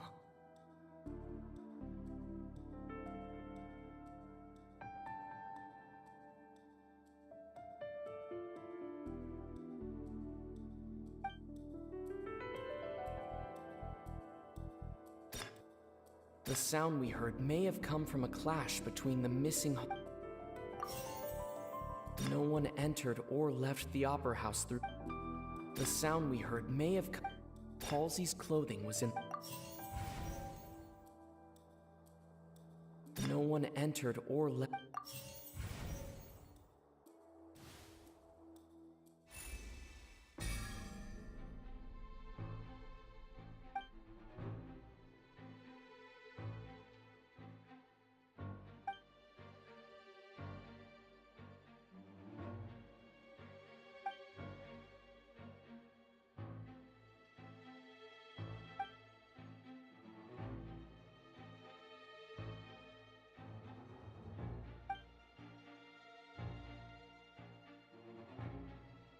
What's wrong, Traveler?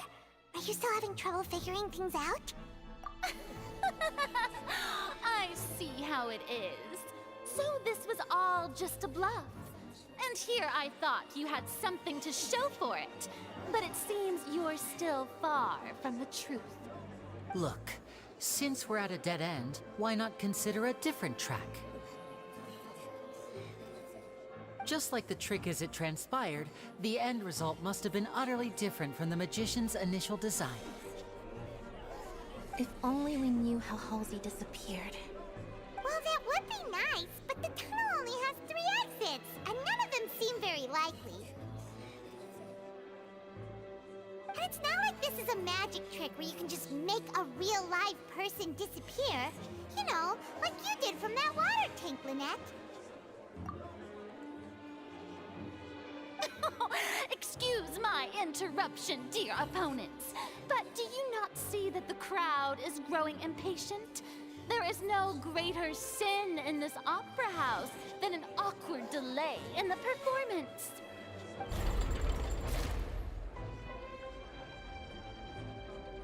If the defense is unable to make further effective arguments, we will move on to the next stage of the trial. Linny was not in the tunnel at that moment, which gave our criminal ample time.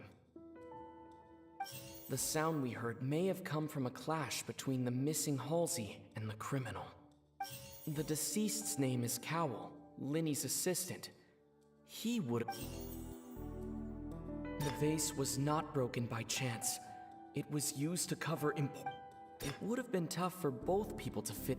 No one entered or left the Opera House through its entrances. So where would the criminal...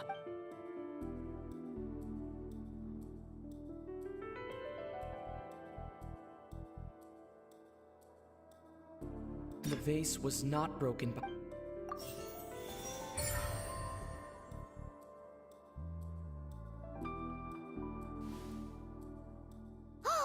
Paimon gets it! It all comes together if Halsey disappeared instead of being kidnapped. Lynette escaped from the water tank, vanishing gradually and leaving only clothes behind. If there's a similar method where a person could be transformed into water... Oh, just a moment, please. I do hope you know how preposterous you sound at the moment. How could a person ever be transformed into water? This is reality we're talking about here, not some magic trick. Must we really? I should think that of anyone. Your friend Linny already knows this truth very well. Magic tricks are ultimately just illusions and misdirection. But Halsey's disappearance is very real. We're talking about two completely different things. Even so, I trust the Traveler's judgment. The truth must be out there somewhere. Perhaps some new line of reasoning may open if we try to gather all the focal points that don't make sense. Since Cal was the deceased, we haven't placed much attention on him. But given that we aren't making much progress with the case, it wouldn't hurt to have a look at his belongings, would it? People really do come up with all sorts of harebrained schemes when at the end of their rope. The way I see it, your suggestion that we broaden the scope of our investigation is nothing but a tactic for stalling the trial.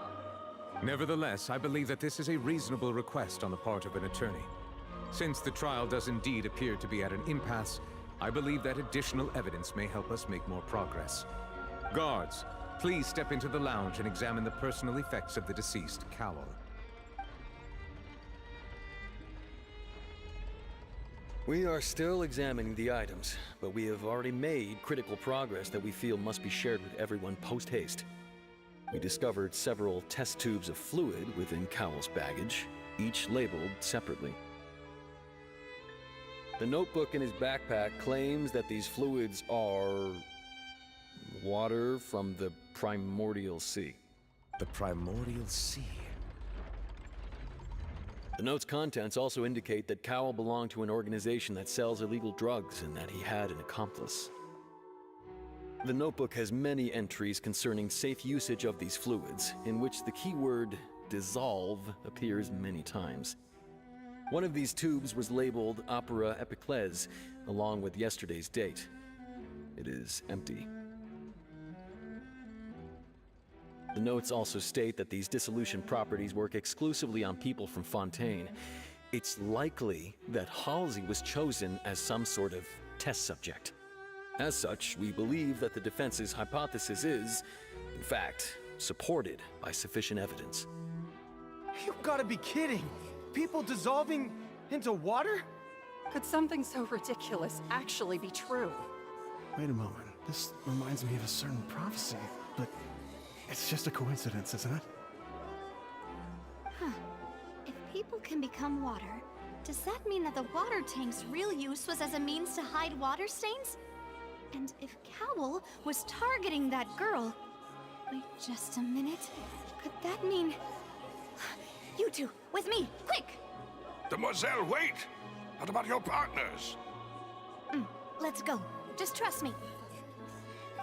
Order! Order! It is undeniable that further examination of the deceased's personal effects has yielded some surprising results, but we cannot yet verify the veracity of these clues. Still, let us assume that these clues are indeed authentic, albeit with the understanding that Ms. Halsey has yet to be found. Guards, please continue examining the items along these lines. Mr. Linney, it appears your hypothesis is supported by the evidence, so please continue speaking. Of course. Thank you, Your Honor. If we uphold this hypothesis, I believe that many of this case's seemingly unrelated clues can be connected together. Right! Like the metal hook! That one didn't make sense at all. Let's think about this. Cowell's methods must have something to do with that water from the primordial sea.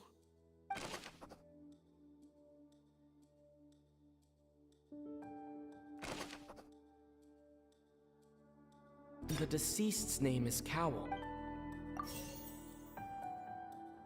The water from the primordial sea should already have been prepped before Halsey entered the magic box.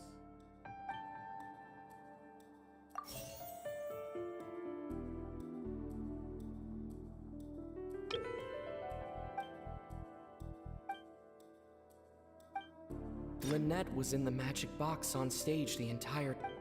I remember there was something else within the inner layer of that box.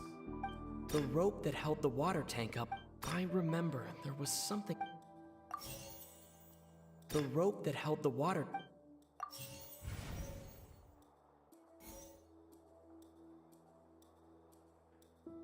Lynette was in the magic box on stage the entire time.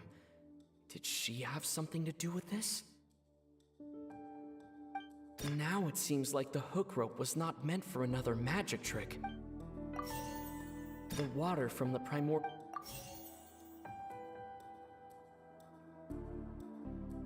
I remember there was something else with...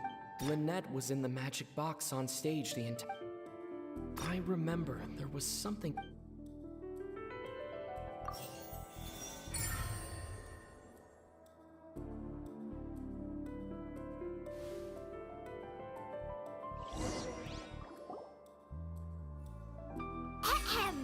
It's Ace Detective Paimon's time to shine again! In the original plan, Cowl would tamper with the water tank rope and the number selector securing his target. When the magic box containing Halsey was lowered, the metal hook would retract gradually and pierce the balloon at the top of the box. When the balloon attached to the box popped, the water from the primordial seed inside it would pour down and dissolve Halsey.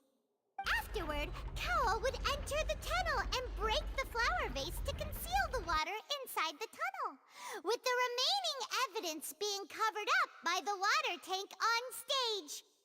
But he encountered something unexpected in the tunnel and wound up being fatally hit by the same water tank he meant to use to cover his tracks.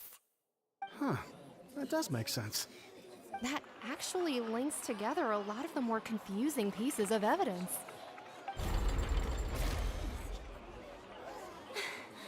Oh dear, what do I do? Even I think they sound convincing now. Have I falsely accused an innocent person? What a humiliation. Now, it seems like the only point of contention remaining is the exact circumstances that led to Cal's death. His notes mentioned he had an accomplice who could be related to the situation. On that note, the guards have just contacted me indicating that they uncovered new evidence. I shall now invite him on stage to share it with us. Thank you, Your Honor. We were just inspecting the luggage of the other people involved in this case. And we found an identical sample of the water from the primordial sea among Linny's personal effects. What? That can't be. Oh, I see. Well, how wonderfully comedic to have your own counterattack only to come back and wound you. Does this not clear all doubt? My dear citizens, my loyal audience, allow me to present my reasoning and bring this performance to a swift close. Linny did not need to take part in the dissolution of the young woman at all. Indeed, he did leave the scene via the vent. Having made modifications to the props beforehand, his accomplice Cowl then caused Halsey to vanish using the water from the primordial sea.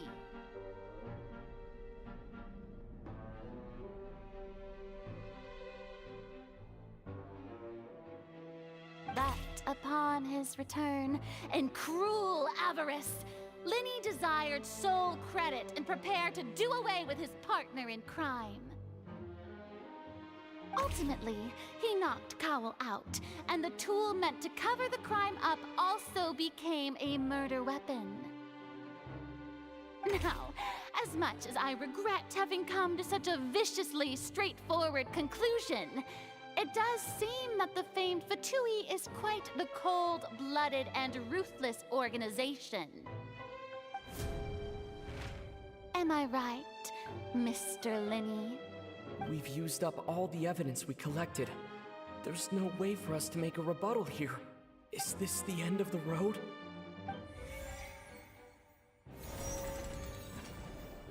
Oh no!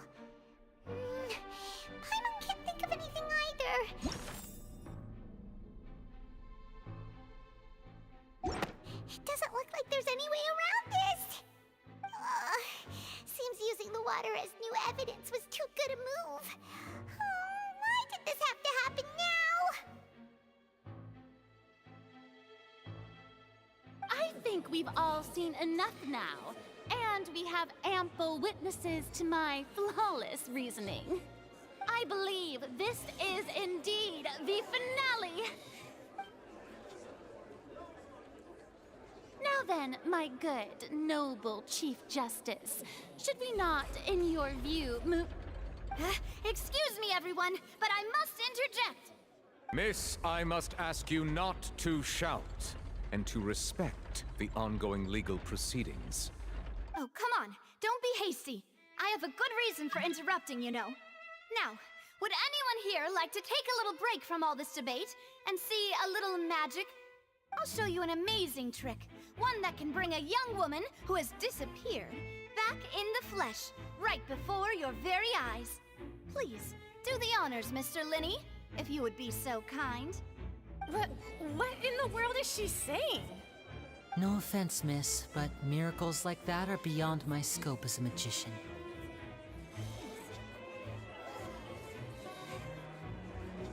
Come on now, don't be silly. Magic is all about misdirection, isn't it? It often conceals the truth while presenting a fascinating illusion. But once everyone believes the illusion, can't magic reveal the truth to them once again? And wouldn't such a trick be the most marvelous finale to today's performance? Come on, Lenny and Lynette. Give it another go. Don't worry. Spina di Rosula has made the necessary arrangements on your behalf. But, as the magic makers and stars of the show, I think I should leave the final performance to you. I understand.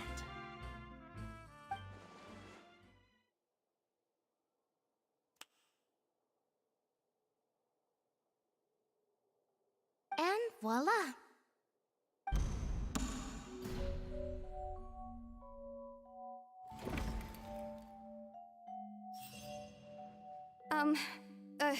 Sorry for the interruption. Wait, isn't that Halsey? So the whole thing about people dissolving wasn't true after all? To be clear, I'm only here because this person told me that if I testified, the merit of doing so would lessen my sentence. I was hiding outside this room listening to the proceedings because I was afraid that I would be the one put on trial. I was just feeling happy that no one had noticed me, and then before I knew it, she caught me. That'll teach you to underestimate us three. Where should I begin? I'm sorry. I'm the one who killed Cowl. I admit it. What? Why? Firstly, my name isn't Halsey. It's Lillian, and I'm originally from Mondstadt. I heard that Linny's show was gonna be a real thriller, but I missed the chance to buy a ticket, so I stole one. That's how I make a living. I steal stuff here and there. And I'd never been caught before. But I was noticed at the harbor a few days ago, and I barely got away. Linny was the one who caught me in the act. Hey, no wonder you look familiar. So you were the thief! Liddy even mentioned that you were pretty skilled. Well, and I thought that would have been the end of it, but then the number selector chose me. He even mentioned the Fortress of Meripede. That's a prison, isn't it? So you can imagine how shocked I was. I thought he was onto me for sure. So I played along with the show while looking for an opening to flee, but then I got water poured on me for no reason, and then someone jumped into the tunnel to nab me. I wasn't going to take that lying down, so I knocked him out and stuffed him into the box. There was nowhere to run from there, though, so I had to change my clothes and hide in a box containing performance costumes. I slipped out after the first guard arrived at the scene and continued hiding inside the opera house. Can a person even hide in there? But I swear I didn't know that the water tank would fall down. Really, I swear it. Had I known that, I wouldn't have put him in the magic box. I may be a thief, but I'm no killer. Well, that makes everything pretty clear now, doesn't it? This time, we need to tell the entire story from Lily-Ann's perspective.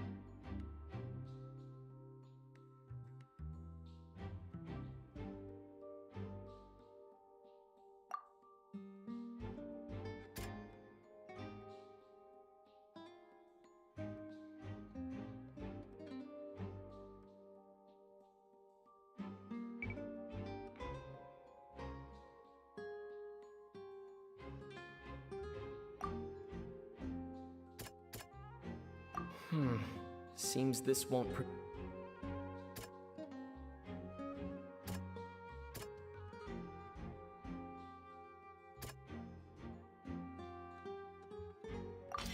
The strange sound wasn't from a fight. It was Lily-Ann's attempt to break out when she was frightened.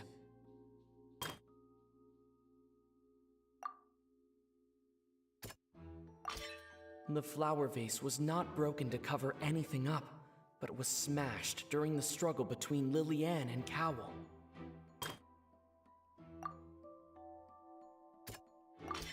Lily-Ann was afraid that she would be recognized if she left, so she changed clothes and hid, biding her time.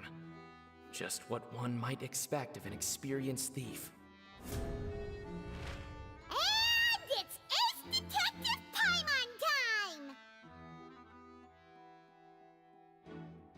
Having been selected out of the blue, Lily-Ann panicked.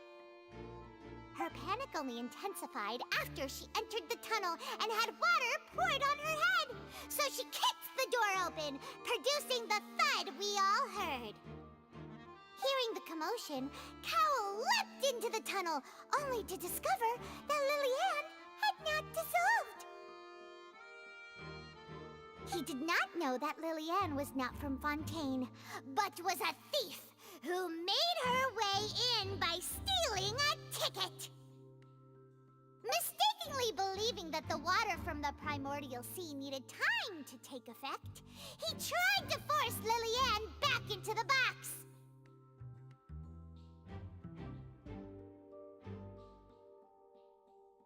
The two broke the flower vase during the struggle, but Lily-Ann came out on top, knocking Cowell out and putting him in the box. With no way of escaping, she changed her clothes and hid in the costume trunk until the performance ended.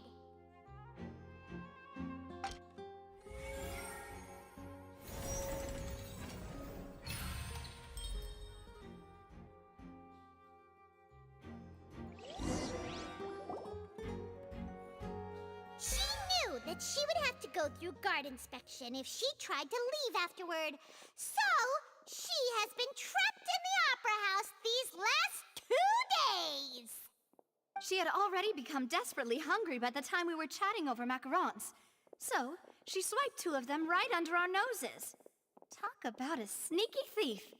At this point, all the events that happened happened in the tunnel have now come to light. Ah, so that's the whole story. Bravo! Bravo!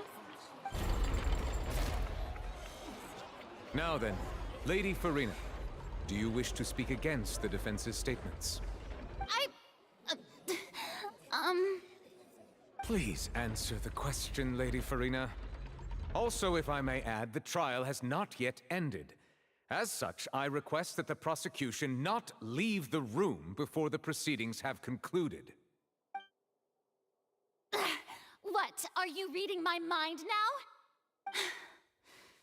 No, I have no further arguments. I admit defeat. But really, could you at least have left me with some dignity? Wow, look at that! She's like a deflated balloon now.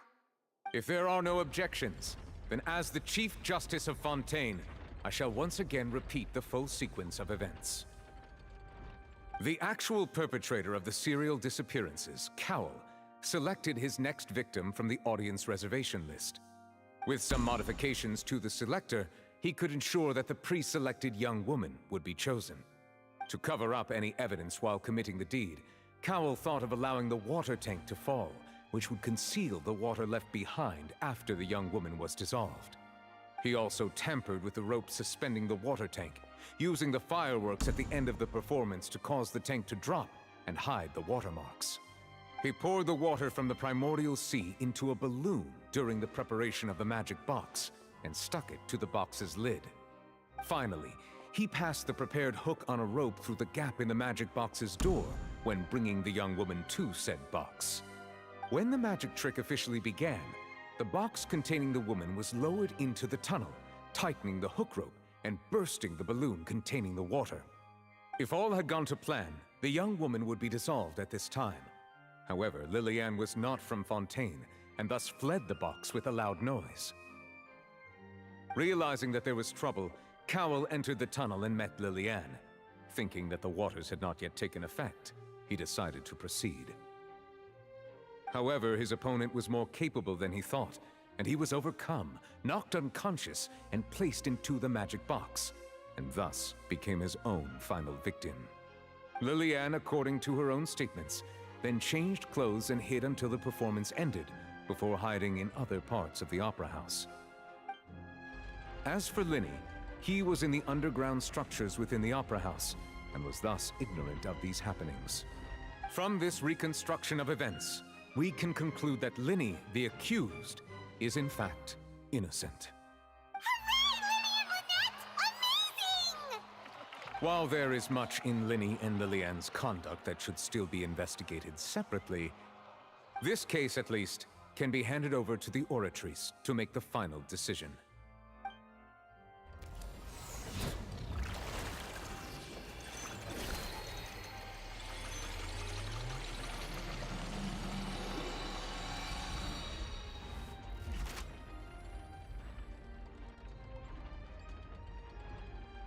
As such, Linny and Lynette are officially declared not guilty.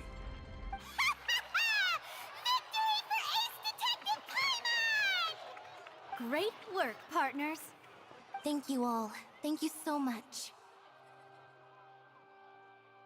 Next, I think we deserve an explanation, Guard Vaughn. How did you find the water from the primordial sea in Linny's baggage? Right! Your discovery caused me to make a serious mistake, you know. Or was that not a discovery, but false evidence that you dared to bring before this court? I suspect that the accomplice mentioned in Cowell's notes was not Linny, but you, yes?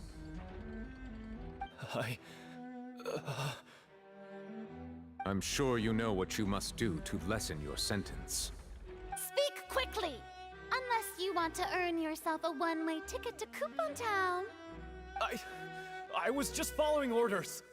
We were supposed to place blame for the serial disappearances onto Linny, and thus cause suspicion to fall on the Fatui. The higher-ups said this was the best opportunity to do so. And now that your plan has fallen through, and the secrets of the water have been revealed, you have become a liability to said higher-ups, yes? Therefore, you would be wise to tell everything you know and seek the protection of the guards. Yes, I'll tell you everything I know. Our boss discovered that the water can cause people to dissolve. It can also be made into a potion, which when extremely diluted, can cause people to experience unforgettable exhilaration. We've been in this business for a while now, and have made decent mora off it. The disappearances were also the boss's idea. I mean, this is the boss we're talking about. The...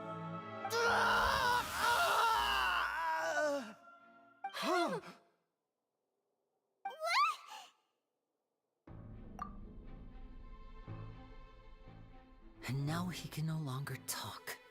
Such ruthlessness. I shouldn't have expected any less of them. An outrageous act. All present, please submit to inspection immediately.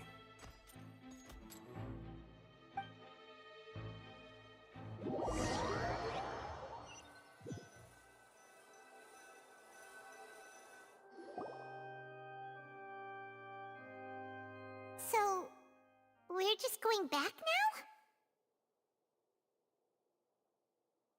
That's true, but... Traveler, Paimon! Please wait. Lenny... I know you may not want to speak to me right now. Maybe you don't even want to look at me. But still, let me thank you again for defending me to the end, even after you learned that I'm a member of the Fatui. I guess. But regardless, I'd like the opportunity to set things straight. I didn't approach you with any ulterior motives or ill intent. I've spoken to you as myself, just plain Linny this entire time. As for why I'm a Fatus, it's because the goals of the House of the Hearth align with those of an orphan like me. That's all. That was how Father, who you might know as the Knave, approached recruiting us back then too. The Knave? The one who controls the House of the Hearth? She's your father? That's right. And since we're here, I was wondering, would you mind hearing a story? It's about my past. Back when our parents first died, Lynette and I were left wandering the streets. To survive, I took to surreptitiously observing an older street performer who did magic. It took me several days to figure out how he pulled off his amazing tricks. I took my sister through several streets until we found a crowded corner, and we began to perform magic tricks there. To my surprise, we proved to be pretty popular, and we could at least stop worrying about where our next meal would come from for a time. But I didn't want my sister to remain a street rat together with me forever. Before long, an aristocrat came to me and claimed that he wished to take us in after watching my performances. So you went from orphans to nobility just like that? That was how we felt at first too. As if fate was on our side and we could say goodbye to those painful days. But I gradually discovered that while we were called foster children, he was really after my talent for magic tricks. He would constantly take me to all sorts of banquets to garner attention, which he would then use to expand his social circles. That doesn't seem too bad either. Better than roaming the streets at any rate. It took a while for me to realize just how dark his heart really was. After one particular performance at a banquet, I discovered that Lynette was not on the same return vehicle as me. I waited a long time after we returned home, but she did not come back. I went to that noble's bedroom and asked him about her whereabouts. The answer he gave me was, she caught the eye of the most eminent person at the banquet, so I sent her over as a gift. I mean, you'll be able to perform your magic regardless of who your assistant is, yes? Oh no. So he was gonna... But wouldn't Fontaine's laws deal with such people? As far as outsiders are concerned, this is a relationship akin to adoption or foster care, and they have their ways of escaping the eye of the law. I managed to ferret out the location of the mansion of that so-called eminent person and hurried through the night. But by the time I leaped over the walls, avoided the guards, and made my way in, All I saw was the moonlit ground covered in blood, and the knave standing there in the darkness. So, she'd already taken care of that guy. That's right. She had rescued my sister before she could come to any harm, and had even discovered several girls hidden in a basement, all of them orphans. Father, I mean, the knave, might have seen something in me, and so she made me an offer. The House of the Hearth welcomes you, for your interests align with ours.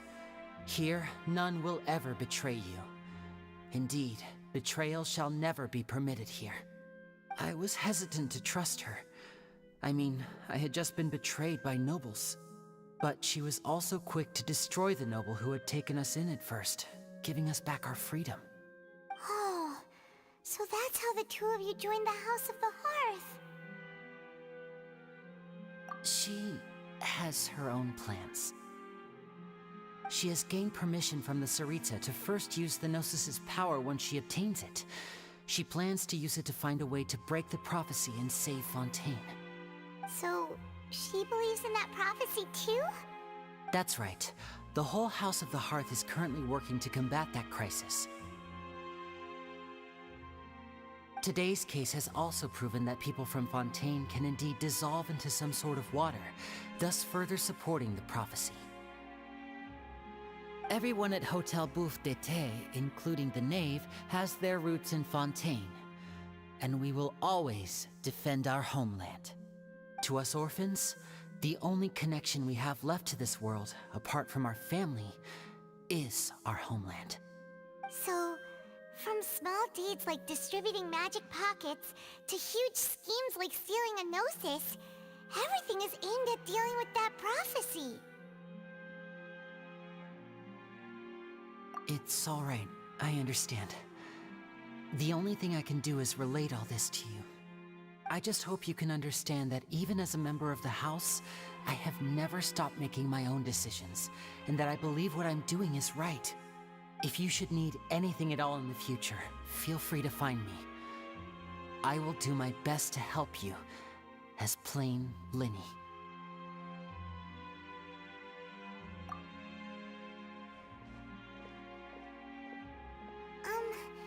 Bye, Linny!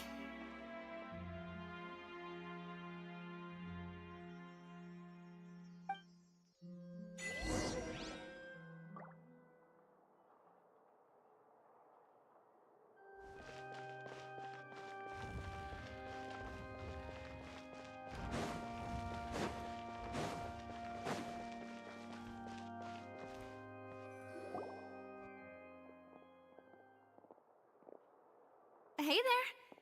What was with the disappearing act you pulled right as the trial ended? Were you looking for us, Navia? Well, this whole thing isn't exactly over, is it? I do feel that we're getting closer to solving the serial disappearances case, though. Don't you think so, too? Huh? What's wrong, my dear partner? Besides, are you sure we're the ones who can crack a case that's been cold for decades now? And given that there's new evidence from the trial, there should be a trail of breadcrumbs for the Hydro Archon's people to follow now, right? Ah. I see. Well, I won't lie. I'm a little shocked to hear that from you. But I suppose you are just travelers who have only arrived in Fontaine after all. Sorry. I might have been too presumptuous. Don't say that, Navia. Ah, and we were having so much fun investigating with you, too. It was like having new waters flowing into a stagnant mire, causing new hope to spring forth, and the reflection in the murk to become clearer. Sorry about that. I'm a bit prone to nostalgia. Don't mind me. Wait, shall we have a farewell meal? You know, to commemorate our time as partners? Huh? Do we really need to get that formal? Well, guess you really did treat us as partners, huh? Well, I just like to have a proper ending to every important memory. That way there are no regrets later. Anyway, it would just be a meal, so it shouldn't take up too much of your time. You don't have to twist Paimon's arm. If Boss Navi is treating, count Paimon in! Oh, wonderful. In that case, why don't we return to the Court of Fontaine and head to the Hotel de Boer? I believe we'll make it just in time for dinner. All right then, let's have our farewell meal!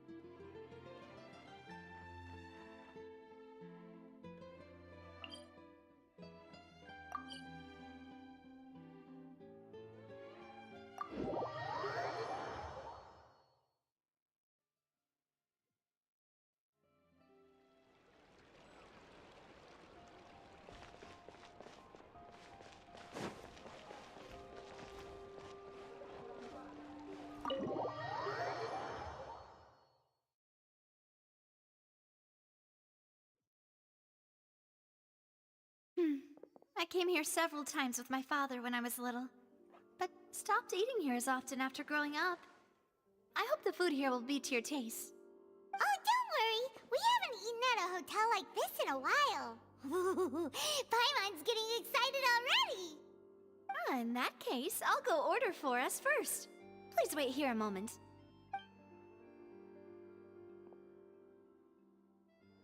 Ooh, everything looks so good! People in Fontaine sure know how to enjoy life! Why, of course. Go ahead, try whatever you like. If the food's good, I'll make a group reservation for the rest of Spina di Rosula next time.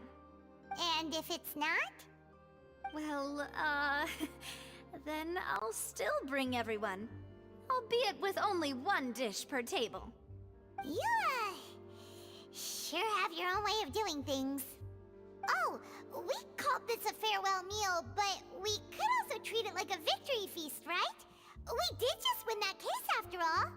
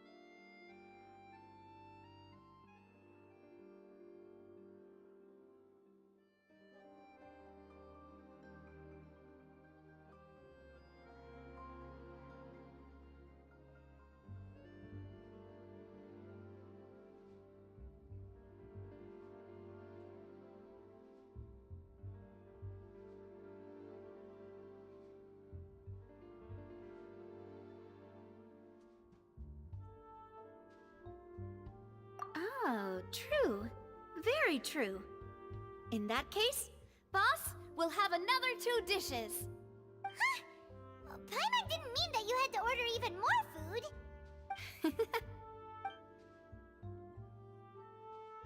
Speaking of cases, do you think that the mastermind behind the serial disappearances will get caught soon now that this has all happened? Well, we've certainly taken a big step forward, but I feel that's about it. We know that there's an organization that means to dissolve these young women, but we still don't know what they are really after. If it hadn't happened right in front of us, Paimon wouldn't have ever believed that a person could be dissolved like that. Right? Yet it was because this was such a preposterous notion that the investigation could never really move forward before. Ugh. If only that guy could have finished speaking! We were so close to hearing who was behind it. In such investigations, even the smallest step can seem like a yawning chasm if the trail of clues is cut off. To be honest, I don't have high hopes for any follow-up that the authorities might conduct. It's not that I don't have faith in their ability, it's just that a different perspective is required in some matters. It's easy to guard against and deceive a single narrow perspective. A shift in thinking is required at such times in order to produce a breakthrough. Which is exactly why the Spina di Rosula exist. Those highfalutin folk are not all-knowing. That's why we exist. To seep into the cracks where filth falls through, where their watch fails them. That's the kind of problems we solve. Seems Paimon thought things were simpler than they actually are. It's all right. Well, this was supposed to be a farewell meal, so I doubt you have further interest in this business, right? Let's talk about something else. Like, what are your future plans? That's true. We didn't have a chance to speak to her after the trial ended. It didn't really seem like the right time or place to do it anyway. I see. So, your primary objective, which has been foiled so far, was to have a chat with the Hydro Archon. I've heard that there's a long line of people waiting to meet Lady Farina. I suspect you'll be waiting for quite a while, considering that you missed your chance today. Yeah, we've heard that she's super popular here in Fontaine, and that it'll be tough getting any of her time. Well, would you consider some more, unique ways? Perhaps even methods of, let's say, questionable legality? Guess that's Spina di Rosula's boss for you. Chock full of sketchy ideas. Well, what did you have in mind? Well, one way would be to infiltrate a performance troupe at the Opera House, only to abandon your act at the play's climax and ask to speak to her after the performance. I'm sure Lady Farina would be eager to see the ending, and would agree in order to finish watching the play, don't you think? Could you suggest something a little more practical? This plan seems pretty hard to pull off. We'd have to go learn how to act, and acting's really hard. All right, here's another.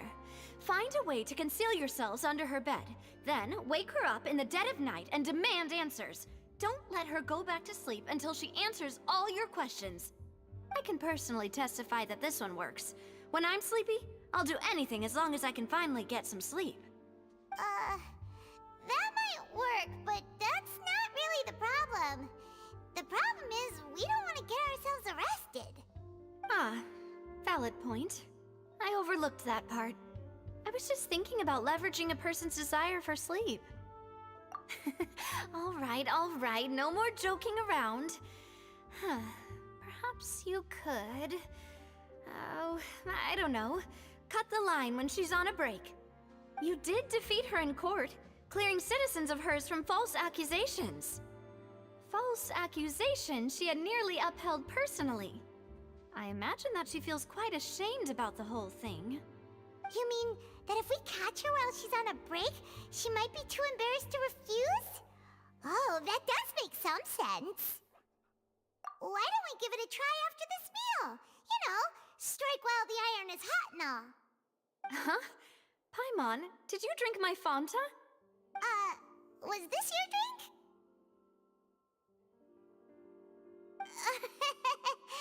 Sorry about that. Paimon wasn't really paying attention and the cup was right next to Paimon. Would you like to order another? No, it's fine. We're just about done here. Alright. Honestly, Paimon wouldn't recommend Fanta anyway. It tastes kind of salty and icky. Is that so? Huh. Well, in that case, we'll have to blacklist the Fanta here then. If we're all finished eating, then I'll go pay. Yeah, we're stuffed. Thanks for the treat, Navia.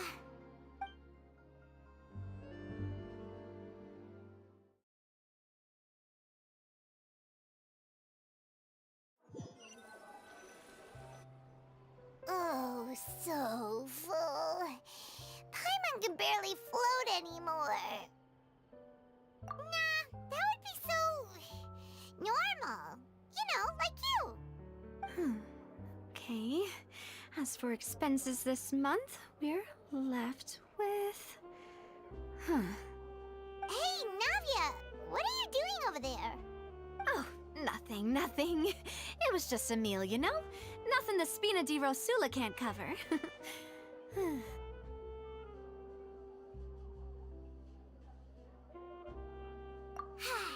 Let's get ready to try to meet the Hydro Archon again.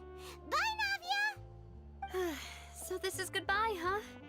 Well, if you do encounter any other trouble in Fontaine, you're always welcome to contact the Spina di Rosula.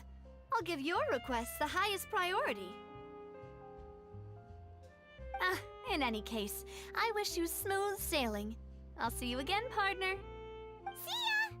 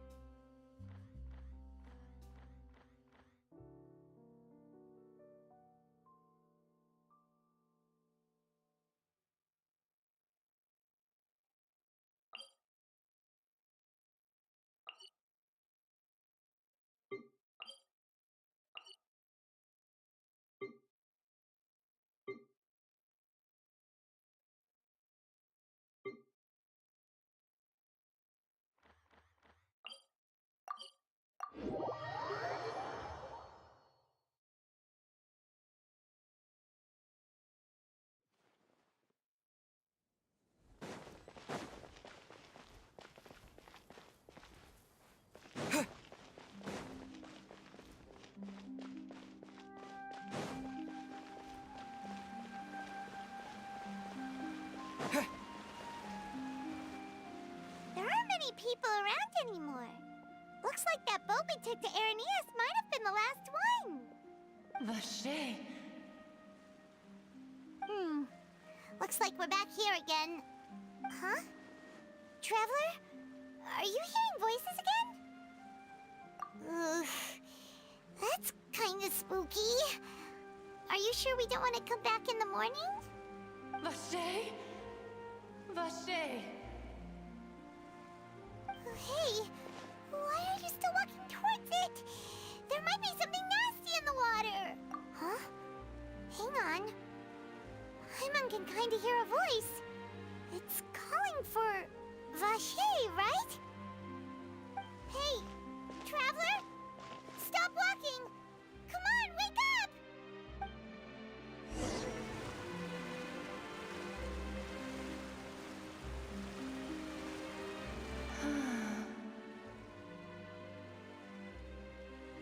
Vache, are you my dear Vache? No, wait. You seem to be someone else. Do you know Vache? Do you know where my love is? Wait. Who am I? I'm very sorry. I fear I do not know. My memories feel like they have been washed away like a flood. So many fragments dissolved amidst the tide, never to be recovered. How much have I lost? How many things that I once held dear while on land have I since forgotten? Yes, that is what I was once. But now, I am but the consciousness of one who has lost their form. I do not know how I came to be like this either. I only vaguely remember being covered in light blue water, and then all grew dim. I also remember going to many places. I loved adventure, loved exploring places of peril. No matter where I went, Vacher would go with me. I knew how dearly he loved me, and I also loved him equally as much. But now, we can no longer go back. The pain of such parting, I never knew how heavy it could be. No, our reunion no longer has any meaning. There is no way for us to create any new memories. The thought of me gives him no succor, so let it lie forgotten beneath the waters. If you meet Vacher, tell him not to look for me. Tell him to move on. That is the only thing I still remember. Perhaps that is so. As I was submerged in the waters, losing consciousness, I saw Vacher above the surface. His eyes were filled with such sorrow, such longing. If only I could have comforted him, told him that I did not suffer. Indeed, I had felt a great warmth. Is that what you call it? Dissolving? If anything, I consider it a form of release. It was a state of neither fear nor frenzy, with only an endless peace, like the water's still surface. I could also liken it to being a thirsty person who drinks water for the first time, and only then sees how they have lived for so long in a world of endless want and anxiety. I think I hear your companion. It's time for you to go, I think. Farewell, then. I am glad that you were able to sense my presence. Remember, if you see Vacher, tell him not to seek me out any longer.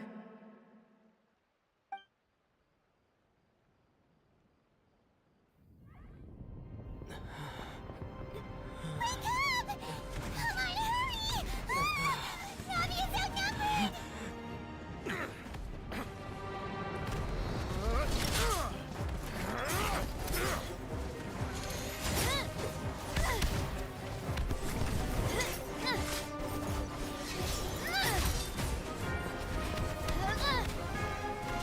Demoiselle, look out!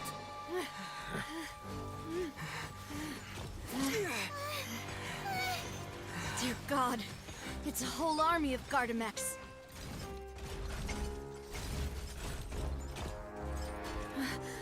Chlorand?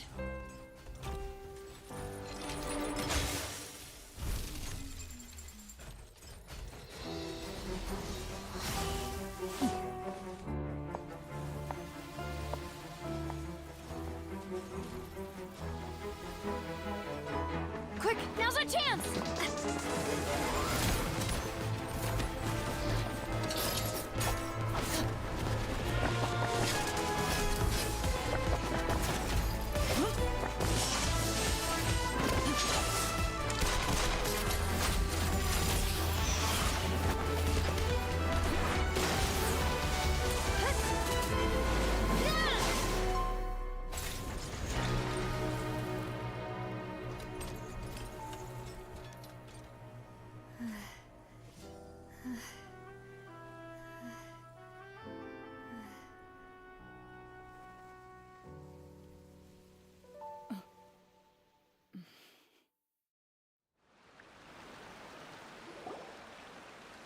I should thank you for lending us your sword there, Chlorand.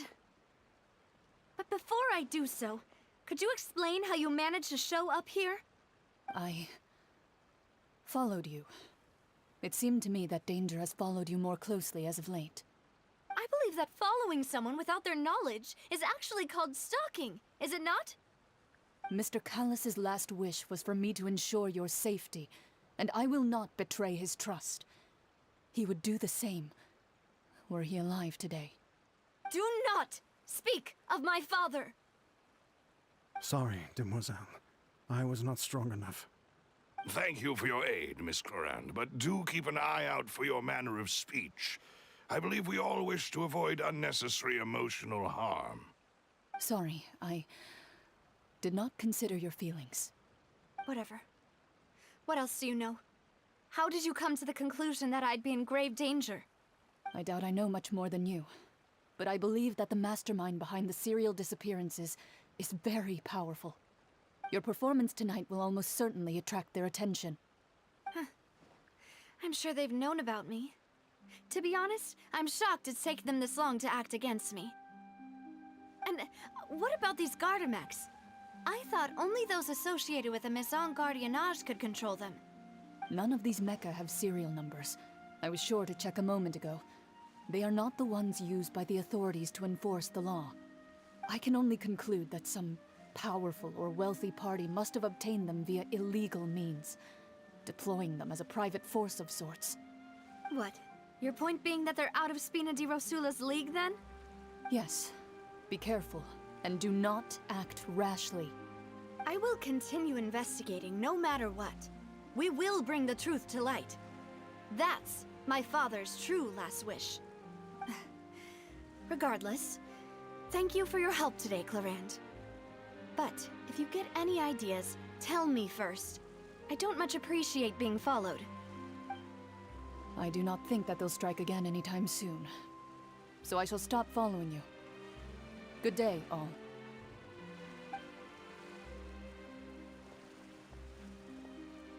Right. I suppose that's the best news we've gotten today. Demoiselle, I believe that Miss Clorand was being sincere with you. If we tried, we could attempt to thaw relations a little. I know, she's... Oh, thank goodness! Paimon thought we were done for! Those Gardamex came out of nowhere while you were unconscious, and Nadia and her gang saved us!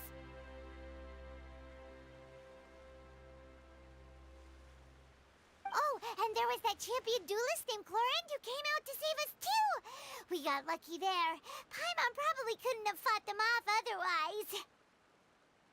Oh, come now. Forget all that polite talk. That wasn't really a farewell meal we had back there. Not for me, anyway. In truth, I hope that every meal we have together shall be a victory feast. As such, we're still partners. There's no need to thank me. It will take 50 years for me to match Demoiselle's magnanimity. If it were me, I would have joined the Spina di Rosula on account of her goodwill long ago. All right, you two. That's enough. Actually, Navia, how did you know that we were in danger? You sure did show up in the nick of time. Well, to be honest, you're the one who tipped us off, Paimon. Huh? Really? Paimon contributed somehow? Ooh, Paimon's even more amazing than she thought! Yes, all thanks to you grabbing my drink by mistake. How did that help? After we parted ways, I was on the way back to one of our bases when I suddenly thought of what you said. That the Fanta tasted kind of salty and icky. Fanta only comes in sweet flavors, so how could it have tasted salty? The color of the drink, if I recall, had also been a bit off. So the Fanta had been spiked with water from the primordial sea? Yes. So, if you hadn't drunk that cup for me... Spina di Rosula is preparing the grandest of awards for you as we speak for saving the boss. Huh? Really? I sent people to Hotel de Boer to investigate. But whoever did this left no trace at all. That's when I figured out that you might be in danger, and hurried here as quickly as I could. But why would they go after us too? All we did was defend Linny in court and help clear his name.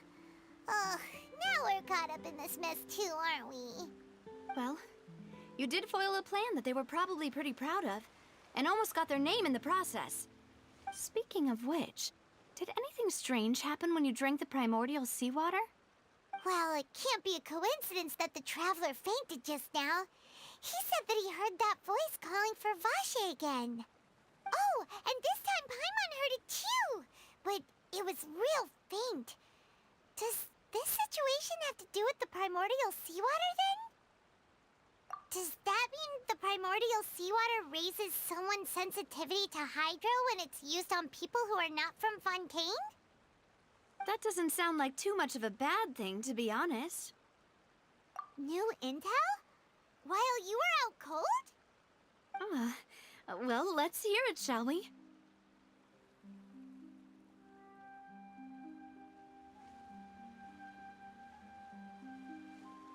Oh, that is important. Vache. That name doesn't ring a bell. I suppose he hasn't stepped forward as a witness in court lately. Since he saw that young woman dissolve, he was at least at the crime scene. But he never gave testimony or any information regarding people dissolving in the primordial seawater. Could he have been threatened?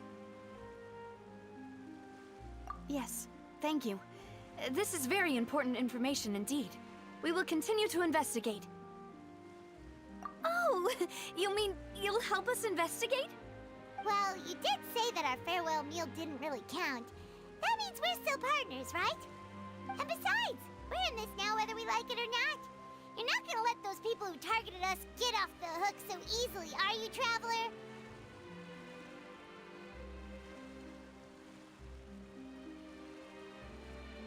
Demoiselle, do try not to look quite so pleased. You are the face of Spina di Rosula, after all. You talk too much. Well, in that case, let's head back to one of our bases, shall we? I'll arrange accommodations for you. We also have some plans to go over, and hopefully we can deepen our bonds as partners. But we'll take that one step at a time, I guess. Don't worry, you two. With us around, our base is definitely secure.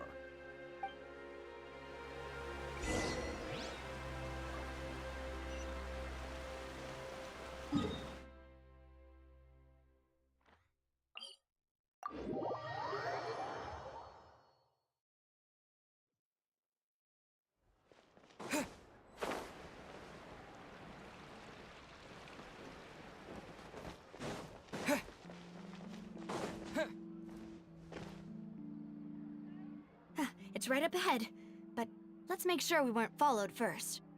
I've been keeping watch, Demoiselle. I haven't spotted anyone suspicious thus far. Very good. But let's not let our guard down for now. I shall find rooms for our respected guests. Thank you, Malus. Now, let's continue, Traveler.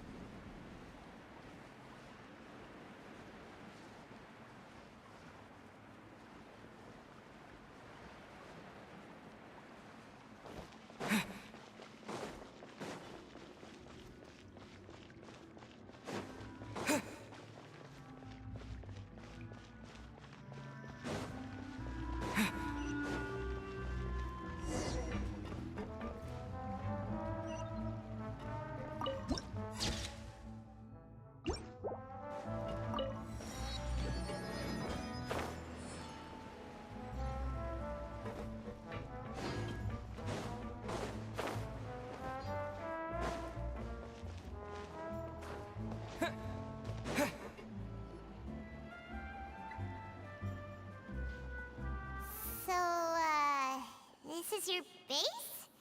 It's not quite what Paimon imagined. Your accommodations have been arranged. Under the present circumstances, I can confidently say it's the best we have. Well, our funds have been a little tight lately.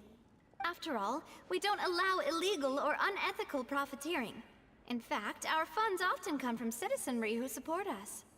Seems like it's tough times for everyone. But if you have the support of the people, that does sound like it's worth it. To be honest, our financial situation was a lot better back when my father was in charge a few years ago. I'm afraid I'm not quite his equal. Your father... he was the previous boss of Spina di Rosula, right? How did he... Demoiselle, if you'll allow me to explain. No. I'll explain it myself. I suppose I couldn't run from this topic forever. And as partners, this is something I hope they can understand. My father's name is Callus. Yes, the same one they call Callus the Unfaithful in the streets. 3 years ago, he was accused of murdering his own friend. But he chose a duel to defend his honor instead of standing trial. He died in the duelist's ring. Oh no. But I do not believe my father was a murderer. I'm sure he was set up. At the time, I believed that if he only stood trial and was duly investigated, something amiss would crop up and prove his innocence. But strangely, he not only requested the duel himself, but rumor has it that even after being seriously injured, to the point where he could be deemed as having lost the duel, he refused to surrender, determined to die in the arena. 3 years later, I still don't understand why he did that. How could he protect his honor if he's dead? If anything, he gave up his chance to defend himself. The closest piece of info I have is that my father had been investigating the serial disappearances case at the time of his death. Ah, so that's why you're so determined to get to the bottom of that case. That's right. I've also tried to investigate the murder my father was implicated in, but I haven't found a single new clue in my countless reviews of the investigation records. However, I believe that if the murder case is related to those behind the disappearances, they must know something. I must know what really happened. Was my father coerced? Framed? Even if he really did kill his friend, I must get to the truth. If only he'd been more open with me when he was still alive. He even hid the fact that my mother died due to complications when giving birth to me. And now, here I am investigating his death. You really are a handful, aren't you, Papa?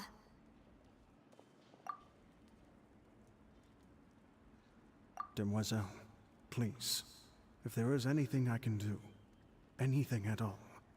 I also will never believe that Master Callus murdered anyone. There are none whom I respect more than the two of you, Demoiselle.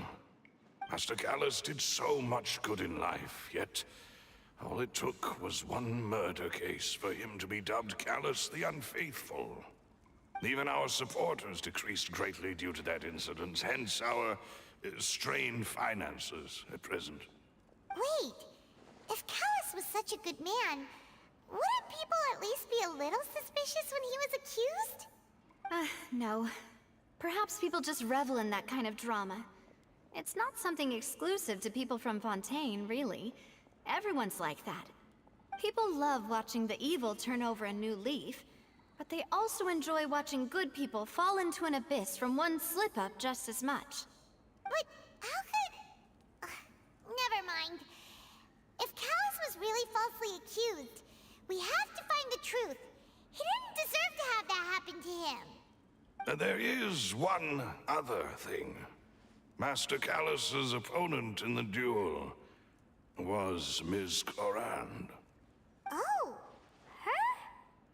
Well, then, isn't that as good as saying that she was the one who killed him?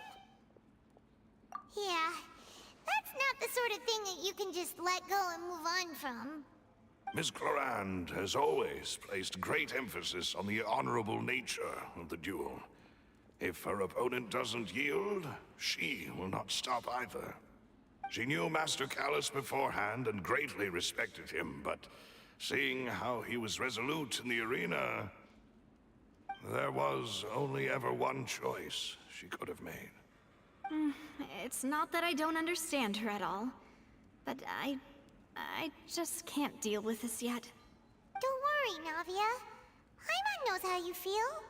You don't have to force yourself to do that. Afterward, Miss Clorand told us that at the start of the duel, Master Callus requested that she ensure Demoiselle Navia's safety.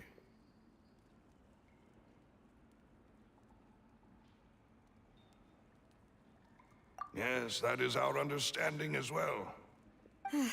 Oh, Papa. What madness drove you to ask the person who killed you to take care of me? All right, anyway, that's the information I wanted to share with you. Even if it did sound like I was just complaining towards the end.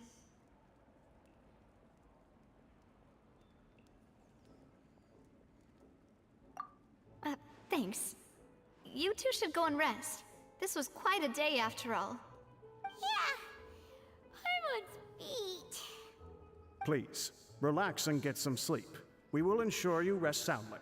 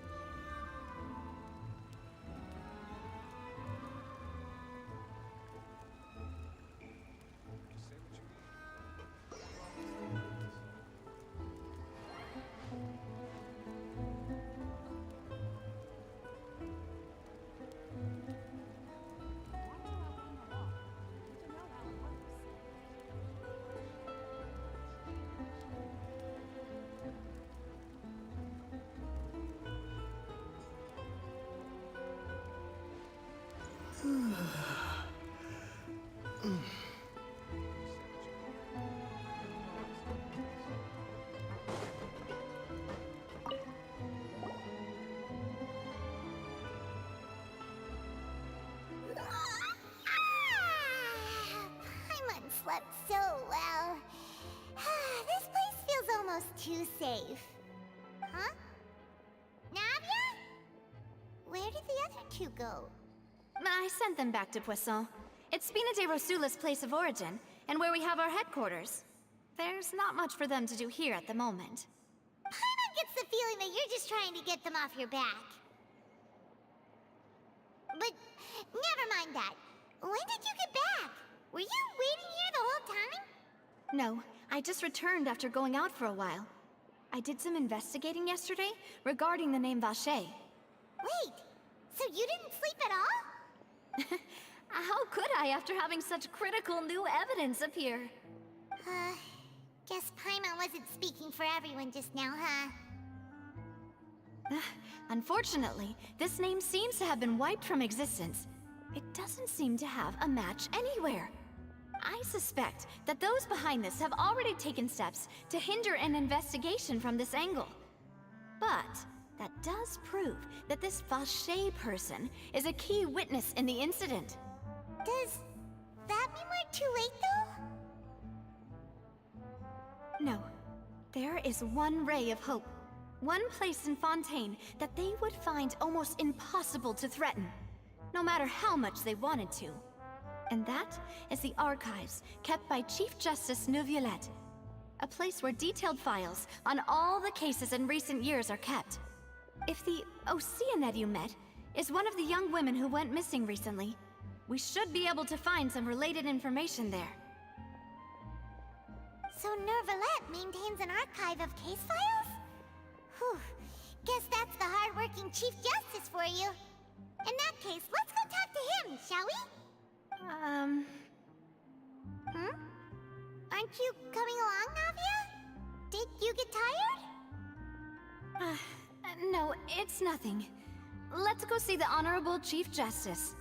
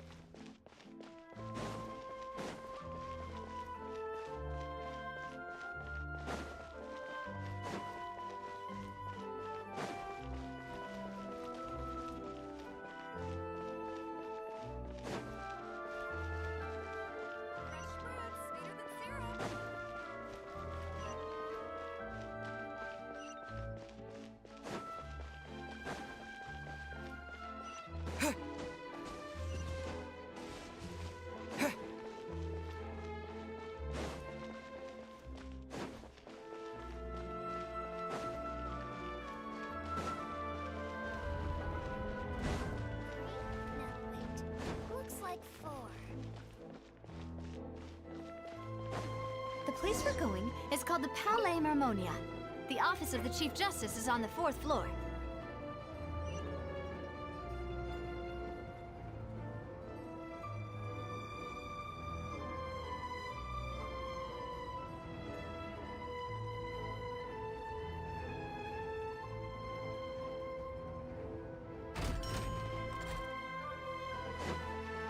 The Palais is right up ahead.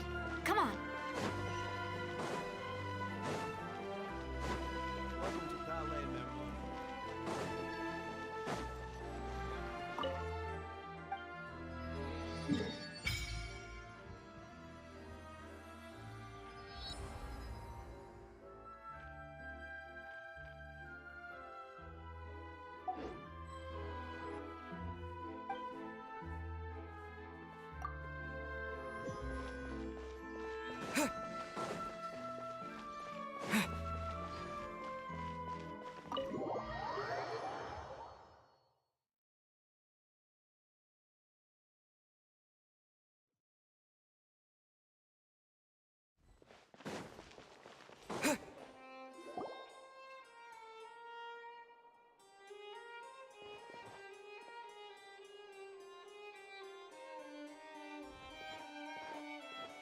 Halt!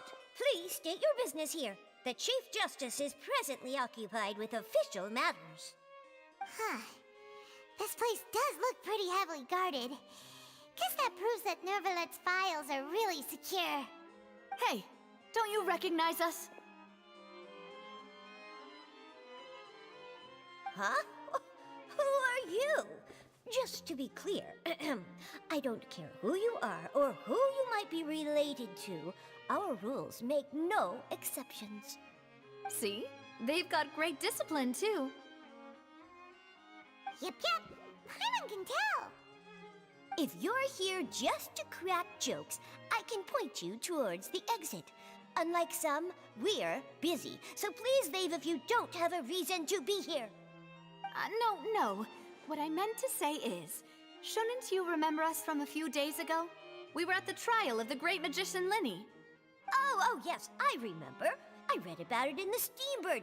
You must be Linny's attorneys. It's all coming back to me now. We're here today to report and archive some information on a follow-up case. Huh. Is that even a thing? Of course. Don't worry. We're here on official business. You can trust us. All right then, I'll let you through. The Chief Justice is just inside. Thanks so much.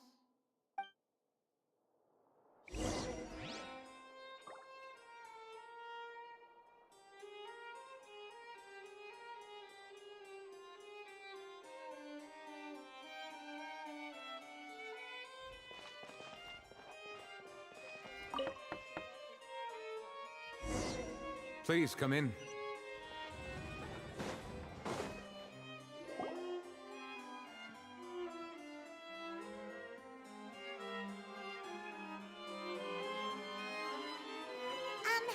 Sorry to barge in, Monsieur Nervalet. We only lied to get in because we didn't know any other way. It's all right. Please let me know how I may be of assistance to you. So you're not mad at us? We're looking for a man called Vache. He may have been an eyewitness in the serial disappearances case. If we can find him, we may be able to unearth some key information on the case. Ah, I see. In that case, please wait here a moment while I browse through the files.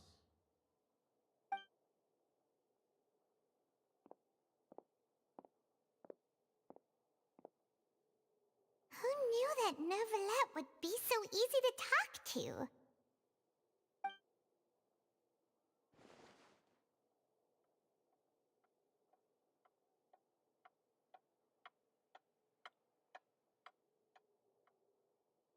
Unfortunately, I'm quite certain that no one by the name of Vache has been involved in any case, criminal or civil, in the past several years.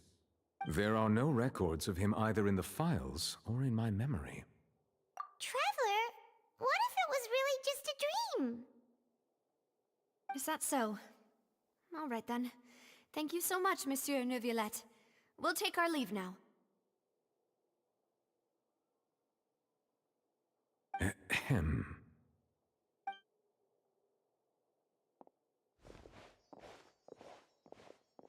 Miss Navia, I can understand how you feel. Your father, Callus, was a truly exceptional man. We deeply regret his passing.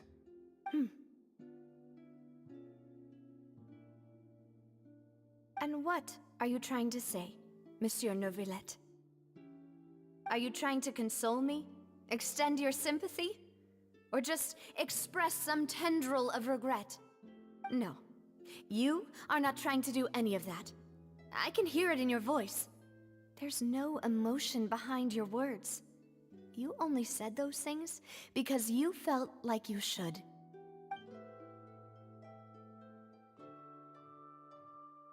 It's just like last time. After my father took his place in the duelist ring, I pushed through the guards to talk to you as a last resort. You even told me then that you thought there was something fishy with the case, yet you still allowed the duel to go ahead. In your eyes, the value of a human life is nothing compared to those cold laws you hold so dear. If you truly regret my father's death, then why didn't you call a stop to the duel? Why didn't you give me the power to stop him from throwing his life away? Why did you just let him die, despised and hated by all? Everything was hanging on a thread at that moment. Just the tiniest effort could have changed everything. There are still so many things I never got to tell him.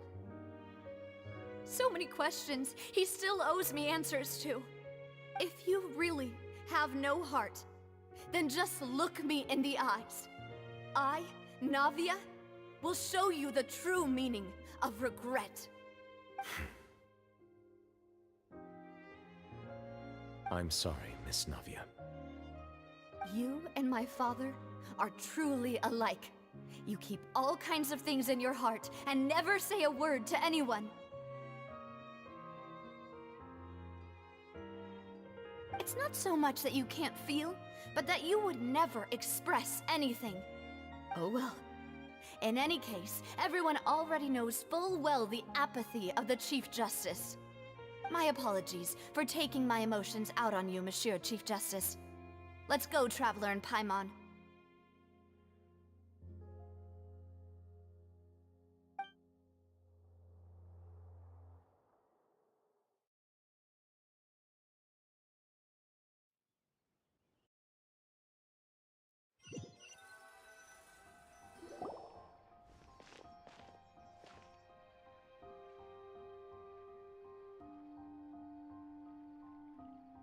Navia, are you okay? I'm fine. Rain.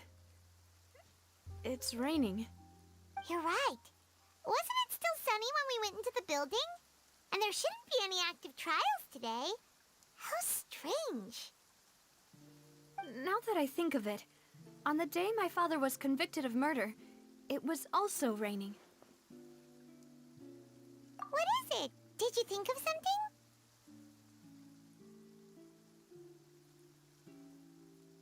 Yeah, he was outside. It was uncovered and the rain could fall there. Why?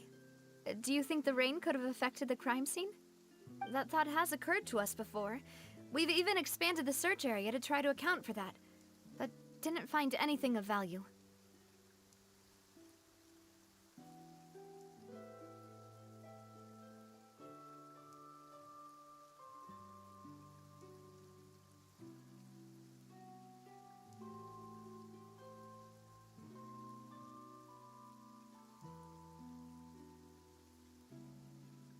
Oh? Wait. You don't mean...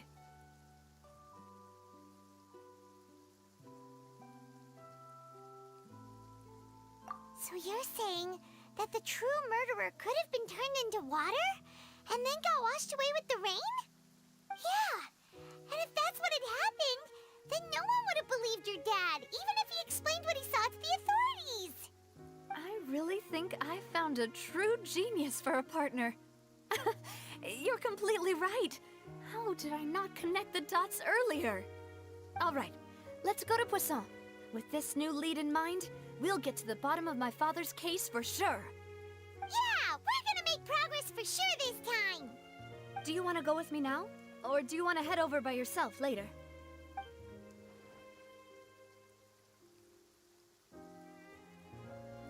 Great, let's go then.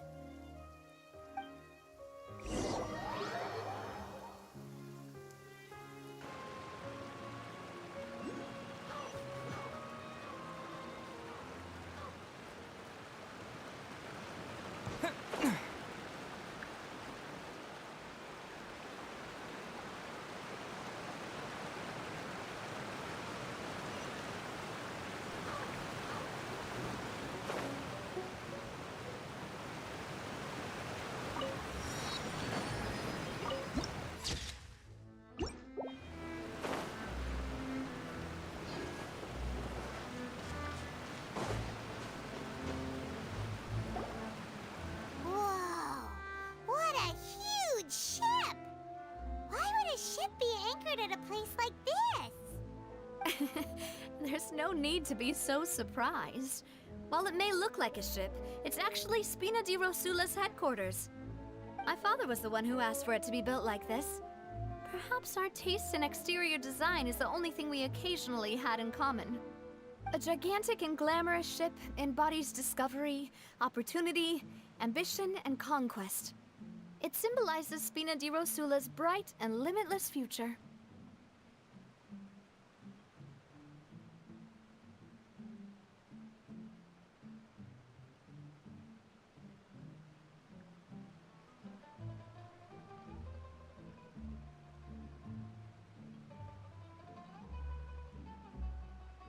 And Paimon thought you were bluffing when you said Spina di Rosula had a glorious past.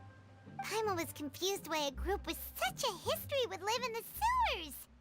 But now that Paimon has seen this ship for herself, she's been convinced. Well, Poisson is where Spina di Rosula began, after all. It's our main base, our home.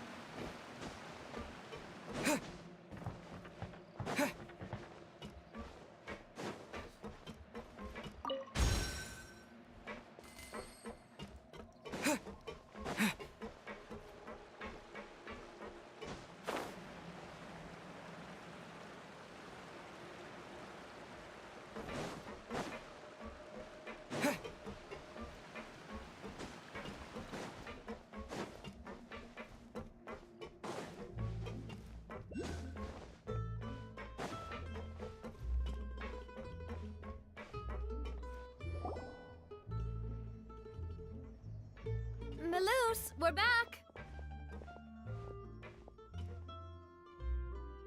Apologies for the wait, demoiselle, and our most important partners. You said before that you still had some business at the court. What brings you back to Poisson so quickly? About that. It's because my partner here reminded me of something really important. You see, what if my father's case had something to do with water from the primordial sea? You still remember, right, Melus? On that night, it was raining? Yes, the case was quite similar to that of Mr. Linney's. Both were what you'd call impossible murders. Could you tell us a bit more about what happened before? Yeah, of course. Many years ago, something called synth began to gain popularity in Poisson. At a glance, it was a kind of drink that could excite your mood and produce many pleasant hallucinations. Wait! Didn't that guard guy who turned into water also mention that the primordial water could be used to produce some kind of potion? Yes, he did. Considering what we know now, It's almost certain that synth is created using water from the primordial sea. If you drink synth for an extended amount of time, you'll suffer many side effects, such as losing the ability to focus or control your emotions. And if you were to stop drinking it completely, you'll experience flashes of paranoia and anxiety while lacking energy to do anything. It's an extremely dangerous substance. As he oversaw Poisson, my father was compelled to put a stop to synth abuse and called for a complete ban of it.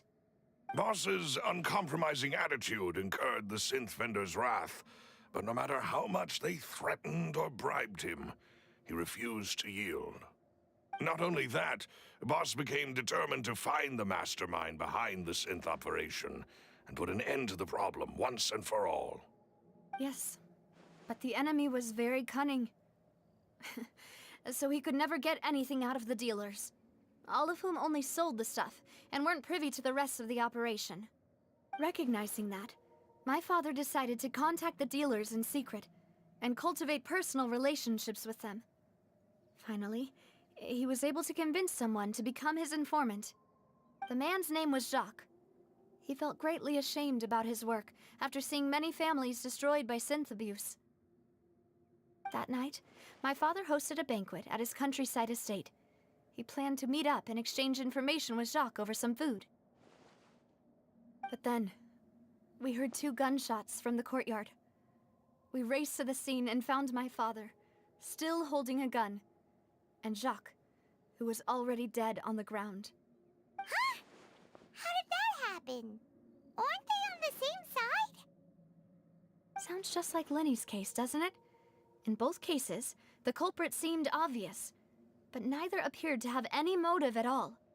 Looking back on it, though, I now believe the most important clue was something we all overlooked at the time. There were pieces of clothing left at the scene.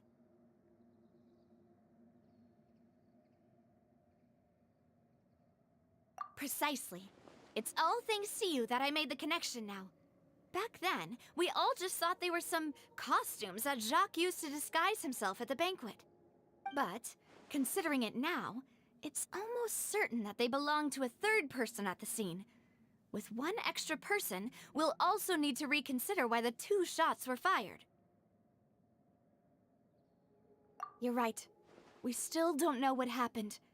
But my intuition tells me that we're on the right track to figuring it all out. I'm finally headed towards the truth. Jacques was an empathetic man who was infinitely remorseful for his past actions. It's unlikely that he turned on Boss with 0 warning. I think this third person is probably the key to the full truth. On that note, however, even though this will not please you, demoiselle, as your and your father's butler, I must still offer a word of warning. Our opponent is insidious and cruel.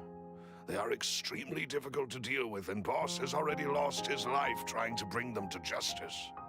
Even though Spina de Rosula has lost most of its former glory, Poisson has welcomed a new time of peace, and we have been allowed to live out our lives. There is no need to follow your father's path.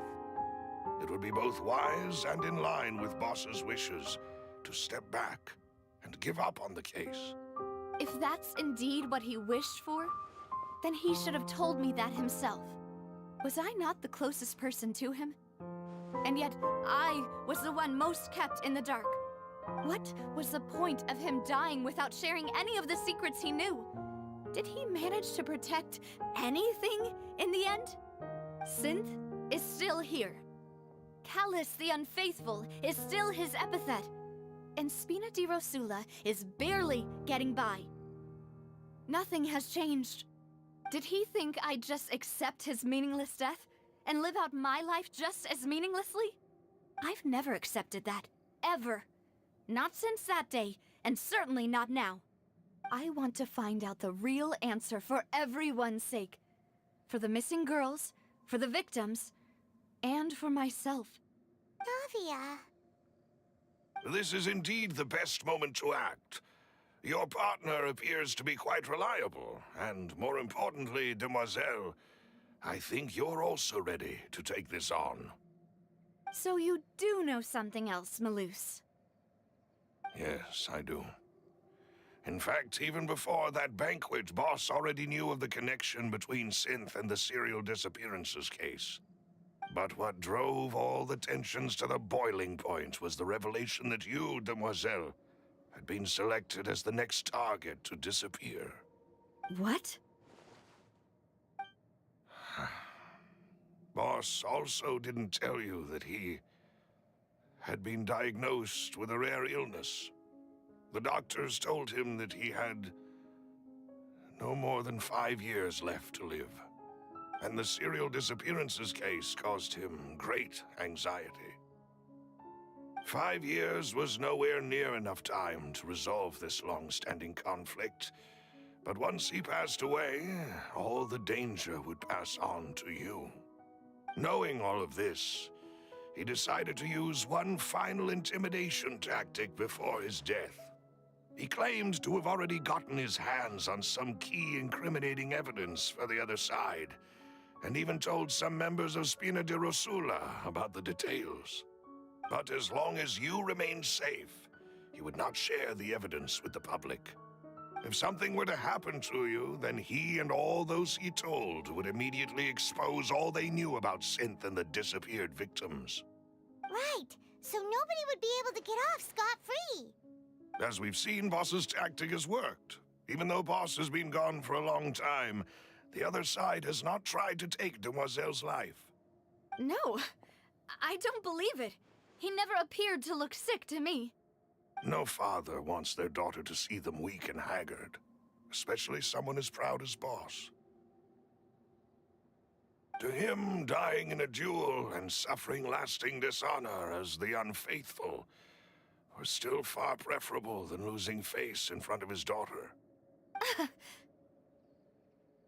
So he chose to die in silence, so that he could protect me. I'm afraid you're not understanding this correctly, Demoiselle. What Boss wanted to hand to you was not a parasol, but a sword. If Boss's spirit could hear you telling me that you want to find the answer for the sake of everyone involved, I'm sure he'd be extremely proud. That fool. Couldn't he have just given it to me straight? No. He might have set up everything precisely because he never thought I'd be able to understand him. Is that the amount of confidence he had in me? And what if I was never able to make it to where I am now? Yeah. I suppose that's true. With the way he'd set things up, if I had wanted, I could have just lived out my life without a care in the world. But thankfully, he rarely talked to me about complex matters, and thus understood little of me as a person. In this case, he really didn't need to give me an easy way out. Malus, what was the key evidence that he shared with you? It's the location where Synth is produced. Essentially, it's the enemy's headquarters. When he was threatening the enemy, Boss didn't share the specifics of the incriminating evidence he found. But if you want to use it against the enemy, you'll still have to take several things into consideration. Why? If we know where the place is, can't we just go storming in? You mustn't forget that we're fighting against a mysterious and dangerous organization that's been in operation for decades. There's no telling what might be lying in wait at their headquarters. We also have no idea what kind of evidence we may be able to find inside, nor what people we may be able to capture. But a single visit to their headquarters would be tantamount to a formal declaration of war. The worst case would be that we leave empty-handed, but also open ourselves up to full retaliation. Then, in that case, why not work with the Fontaine authorities? Well, you saw one of them dissolve during Mr. Linney's case. We have no idea just how thoroughly they may have been infiltrated. Huh. That's true. Seems my father really had no choice. But things are different now. It should be a lot easier to prove the other side's guilt, now that we've connected Synth with the disappearances case. You sound like you've put a lot of thought into this, Malus. I am the butler, after all. I live but to serve the boss and Demoiselle's will. I've always been willing to take on any kind of risk for your sake. But considering my relative lack of ability, I've spent my time keeping secrets, performing basic investigations, and waiting for the right time to come. Thank you for all of that, Malus. Have you discovered anything new in the past few years? Let me think. One conclusion I came to is that the enemy must be quite familiar with Spina di Rosula, or at least have an informant planted here. When I announced orders to the organization's members on Demoiselle's behalf, I used to deliberately keep a few people in the dark and observe the reactions of the synth vendors. If the vendors didn't change their plans, then the individuals informed of our orders must be innocent. If the vendors packed up and fled, however, then someone must have given them the news. After several rounds of testing and investigative tracing, I've narrowed the suspect list down to 3 people. The first is Florent, Spina di Rosula's senior advisor. Huh? Florent? Yes, surprising, isn't it? He was one of the people Boss trusted the most, which also means that he was someone who understood Boss really well. Thanks to his position within Boss's innermost circle, he always knew our upcoming plans and could thus avoid capture this whole time. There's someone else like him too. Marcel, the head of Confrérie of Cabrières. Uncle Marcel. It's a guild in Poisson. Boss helped it to grow to its current size and prominence. In the beginning, they were only reselling some daily goods, but now they're one of the richest guilds around with a lot of business connections in the city. So, they're like a sister organization of Spina di Rosula? Yes, you can say that. When we were fighting against the synth dealers, they provided us with plenty of support. It's a bit difficult to imagine someone using their own money to hunt down themselves. The final suspect is Thierry, the man responsible for coordinating information between Spina di Rosula and the guards. Although the guards mostly leave us to our own devices, there are still many activities we have to report to the local authorities. Since Thierry is always in the know about our current activities, he could theoretically always plan one step ahead. I see. These are all people who I communicate with quite regularly. To think that the enemy we've been fighting against has been right next to me all along, among those I trust the most. It's almost too hard to believe. If you want to investigate them, please take every precaution to not alert the quarry. Judging from our experience, the enemy is extremely cautious. Of course. And thank you, Malus. You've provided us with a lot of great information. You're too kind, my lady. I'm just doing my duty. And before I forget, proving Boss's innocence would also mean clearing him of blame in Jacques' death. After that incident, Jacques' wife and daughter were taken into the Spina's care. They still live in Poisson today. If it might help, you could also pay them a visit. I can make the necessary arrangements. Oh, thank you so much, Malus. You really are the best. A new case awaits, my dear partner. I hope we can work together to uncover the truth and end this case once and for all.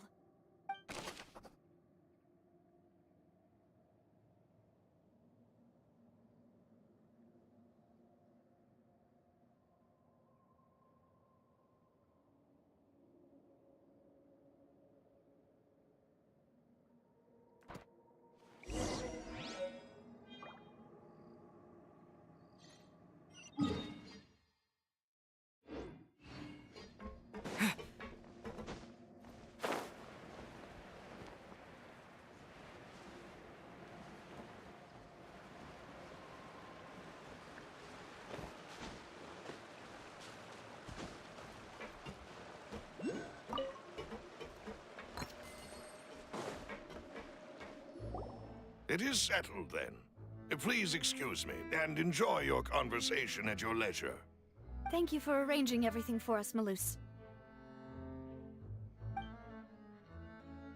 Excuse me, miss. Do you need anything from us? Oh, Hey, Navia's all quiet. This isn't like her at all.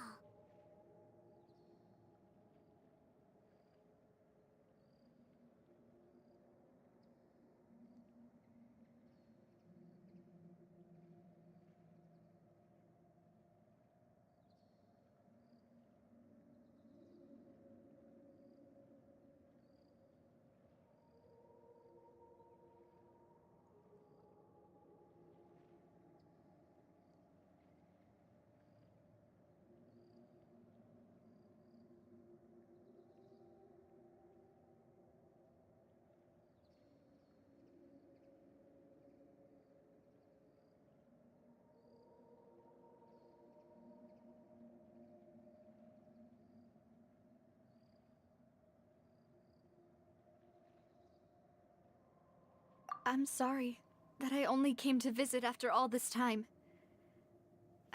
After what happened, I didn't know how I was supposed to face the two of you. Ah, if it's about that, there's no need to apologize. After my husband died, Spina di Rosula sent us a lot of mora and support. I understood your guilt and apology to be genuine. But aren't all of those things nothing compared to the loss of Jacques?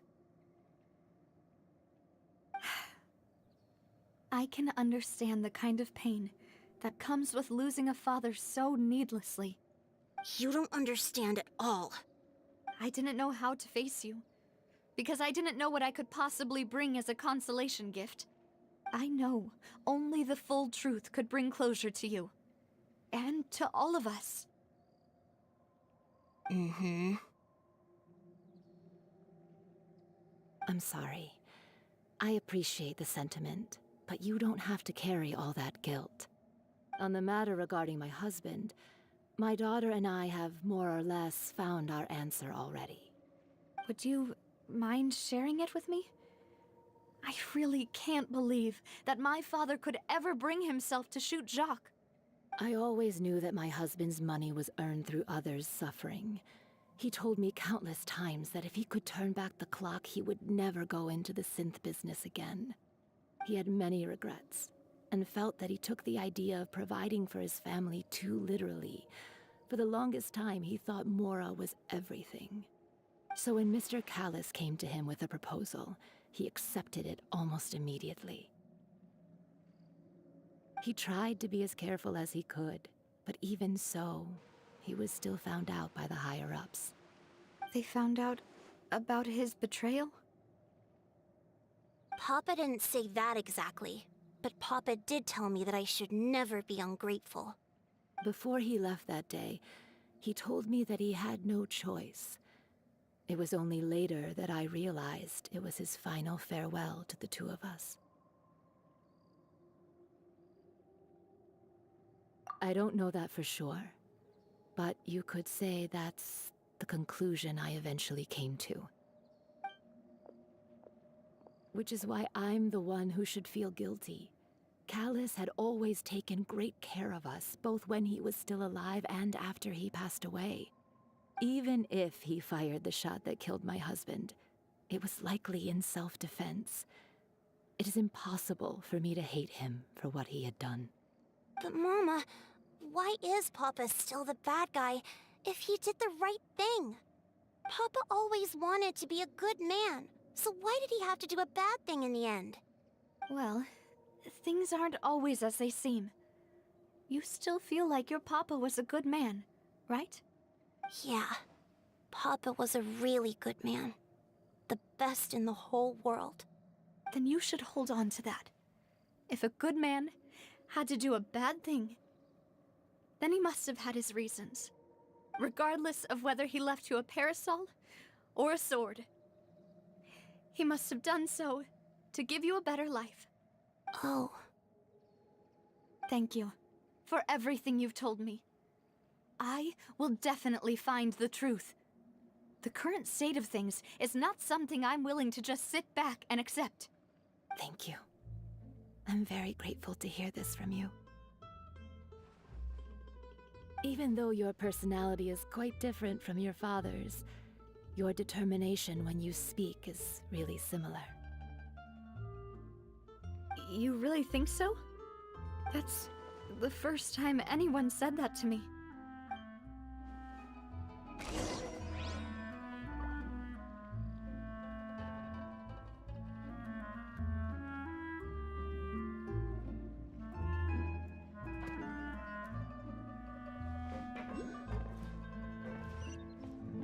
Are you okay, Navia? I'm fine. Don't worry. Let's investigate the 3 suspects next. Laurent should be nearby, and we should be able to find Thierry and Uncle Marcel in the city. I'll get myself together on the way, so please don't worry.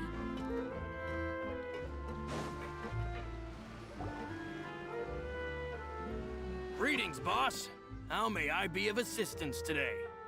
I'm sure you've heard about what happened at the Opera House. Someone got turned into water right in front of us. Yeah, I've heard. With something that dramatic, I'm sure journalists will milk it for all it's worth. And it'll be all the talk for the next several weeks. It also reminded me, on the day that the incident happened with my father, it was raining outside, and we found some clothes left at the scene.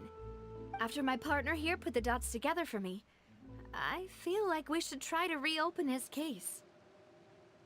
Can you do me a favor and try to recall what happened that night? Let me think. Mr. Callis was feeling pretty upbeat that day. So he was drinking and bantering away with us at the table. After that, he told us that he wanted to go get some fresh air. So we let him go without thinking much of it. Who knew that we would hear 2 gunshots ring out right after? My first reaction was that Mr. Callis's life was in danger. So I grabbed my holster and made a mad dash toward the scene.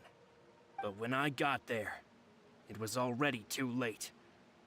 Mr. Callis was standing over a dead body with a gun in his hands. All we could do was look back and forth at each other, not knowing what to say. So you also remember 2 gunshots then? Indeed. The guard said that the first shot didn't hit anyone, while the second killed Jacques. But I've never really bought that explanation. Reason being, Mr. Callis had left his gun on the table. I even made sure to confirm that before running to the scene. But according to the guards, that doesn't mean he couldn't have had other guns on his person. About the clothes left at the scene that you mentioned, do you think there was a 3rd person there who was turned into water? At least from our perspective, my father had no reason to kill. So he would also have no reason to bring an extra gun with him. The gun he was holding probably belonged to Jacques, or a 3rd person on the scene. Yeah, that makes a lot of sense. So you're saying Mr. Callis ended up with the gun because he seized it from one of the other guys?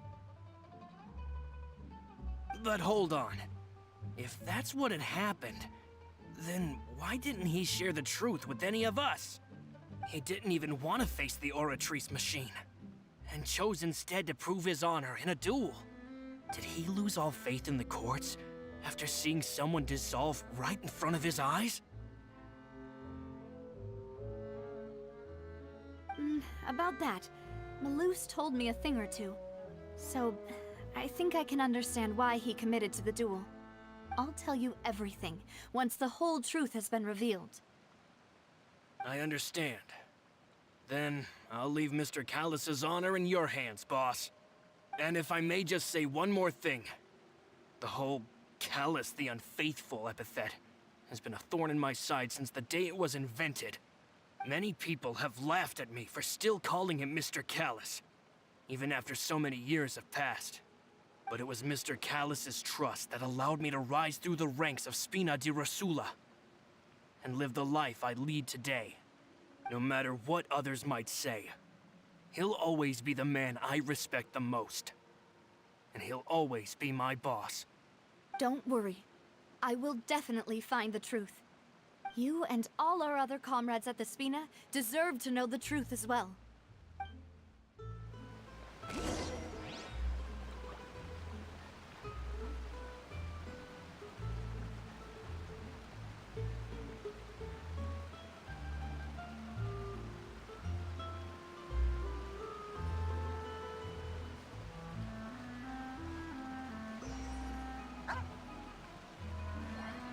Intel is just like teachers. You gotta invest a lot before you can start it.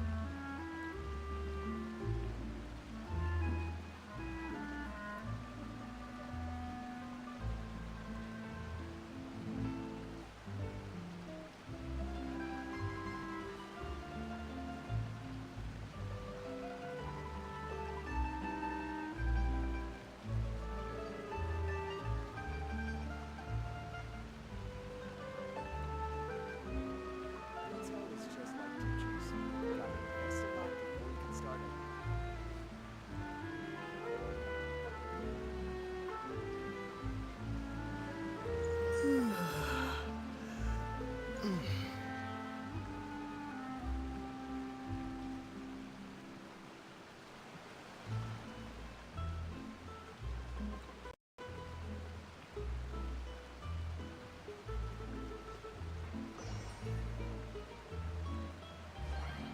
Intel is just like teachers. You gotta invest a lot before you can start it.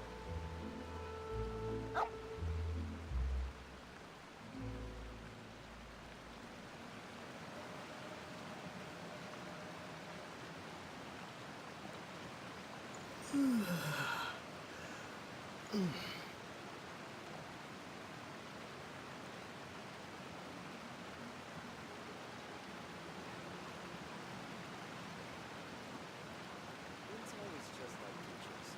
You gotta invest a lot before you can start it.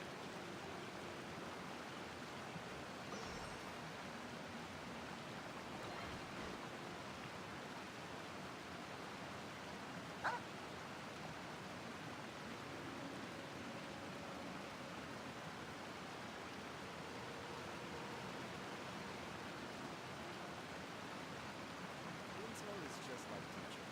gotta invest a lot before you can start it.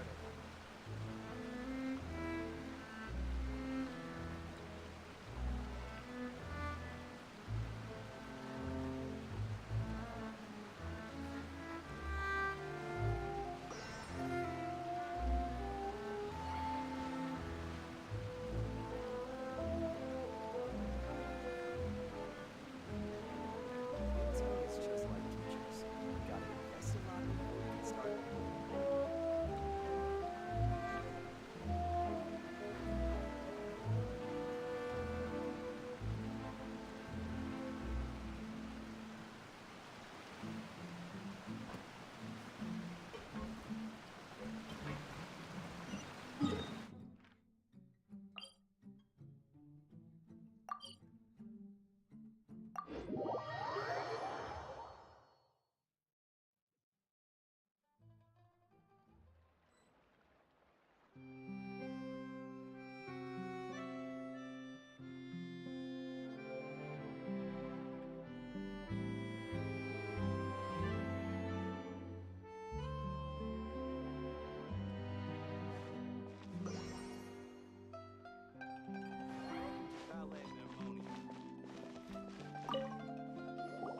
Hey, Thierry! It's me! Oh, now, what brings you here, Miss Navia? I've heard that you made quite the name for yourself at the Opera House. Oh, so you've caught news of that already. Oh, okay. Hey, I'm also a member of the guards, you know. The way you make it sound, people would think I was sent off to Poisson because I had done something wrong. Are you sure there isn't a little bit of truth in that? Under normal circumstances, shouldn't you have been called back to the city already? I mean, where I work is really up to me. Let's just say I enjoy the ambiance of Poisson. Callis did a fantastic job running the town, building Spina di Rosula from the ground up and clearing many obstructions in my way. It would be next to impossible for me to find a similarly easy but high-paying job in the city. Anyway, enough chit-chat. Are these two friends of yours? You, here for some formal business? Yes. These two are my partners. What happened at the Opera House made us realize that Linny's case and my father's may be related. We're trying to reinvestigate the details of my father's old case. Ah, I get it. You think there might be more to the case now that we know people can be dissolved into water, right? I was also flabbergasted when I first heard of it. If you want to go through the original files from your father's case, I can help you look for them. That'd be much appreciated. Thank you. Actually, I have another question. Do you have the authority to dispatch Gardamex? Of course. Without them, I couldn't possibly handle Poisson on my own. Why do you ask? We definitely can't use them to forcefully get more evidence for your father's case. Well, you see, just recently, we were attacked by a horde of unnumbered Gardamex in the city. So, if you hypothetically wanted to do something against me, all you would need to do is get rid of the mecha serial numbers and send them after me. Then you think too highly of my abilities. Dispatching mecha is very different from controlling them. If I had to make an analogy, when you order a dish, the chef will make it for you. You can ask the chef to cook, but not to massage your shoulders or carry your baggage. If you try to make unreasonable demands, the chef would just think you're out of your mind and ignore you completely. The same goes for me and my Gardamex. Removing a serial number is also not as easy as you might think. There are a lot of complex steps to it, and it's almost impossible to keep it a secret.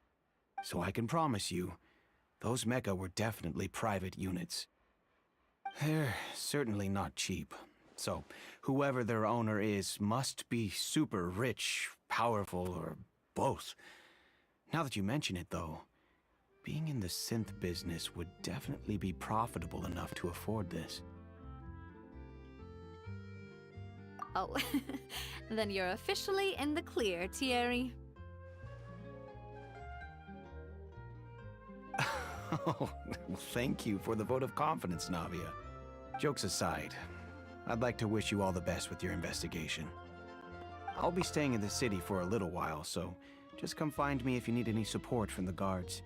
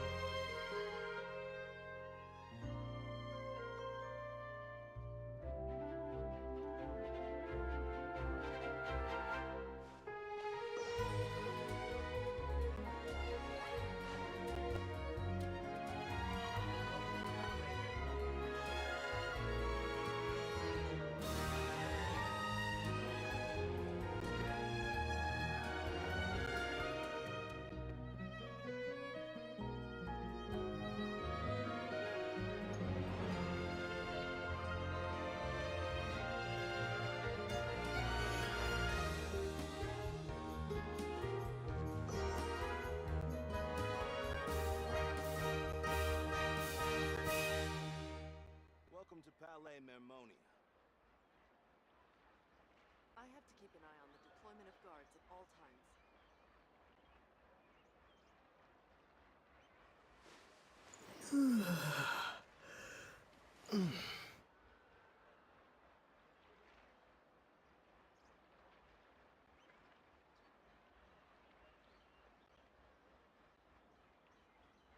Welcome to Palais Mermonia.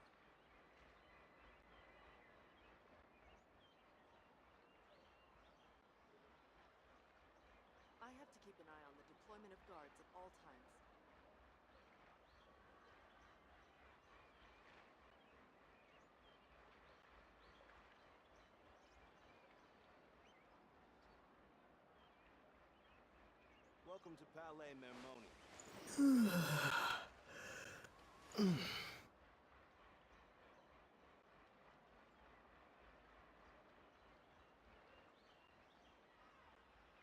I have to keep an eye on the deployment of guards at all times.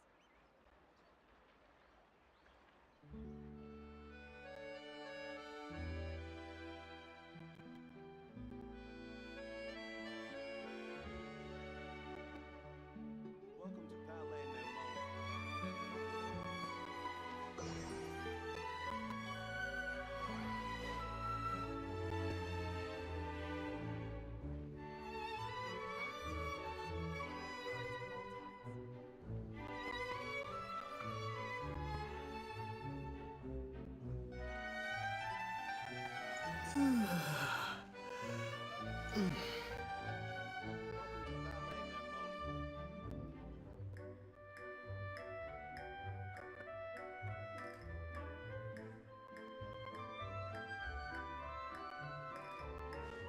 to keep an eye on the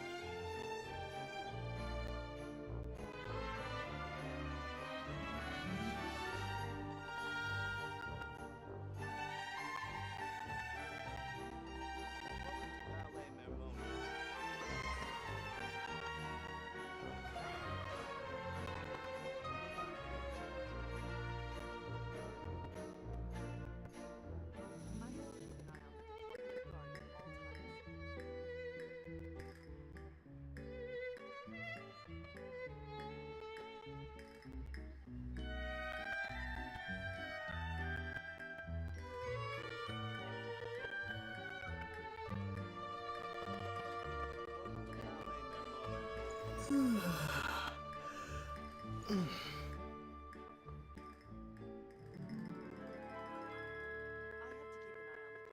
guards at all times.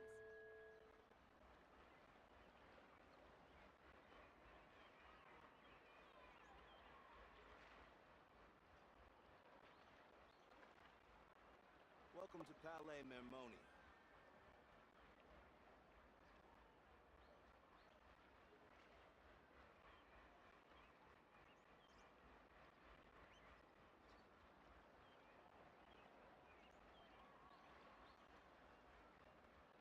I have to keep an eye on the deployment of guards at all times.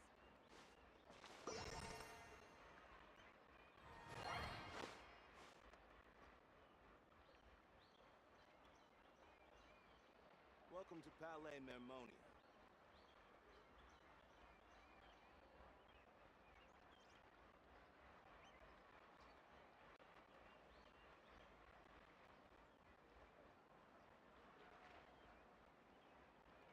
I have to keep an eye on the deployment of guards at all times.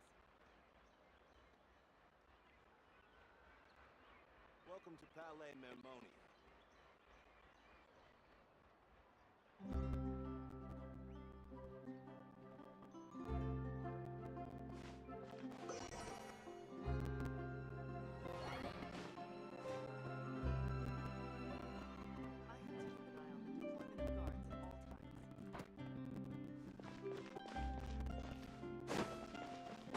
Welcome to Palais Mermoni. What's your spell? Unlimited Laura? Unlimited.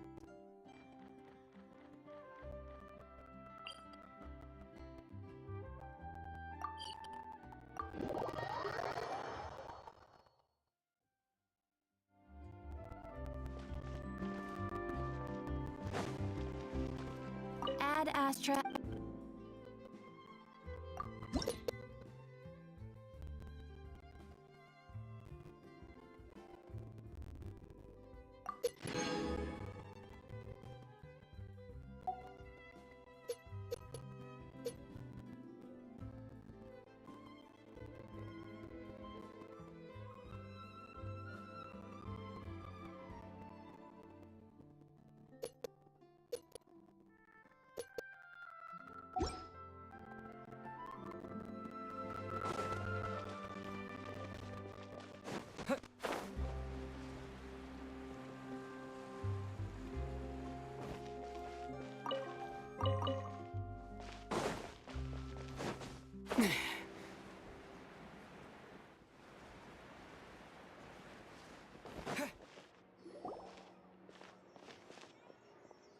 Hello. How may I help you? I'm here to see Marcel. Could you please let him know? You can just say Navia's looking for him. Sure. I will let him know right away.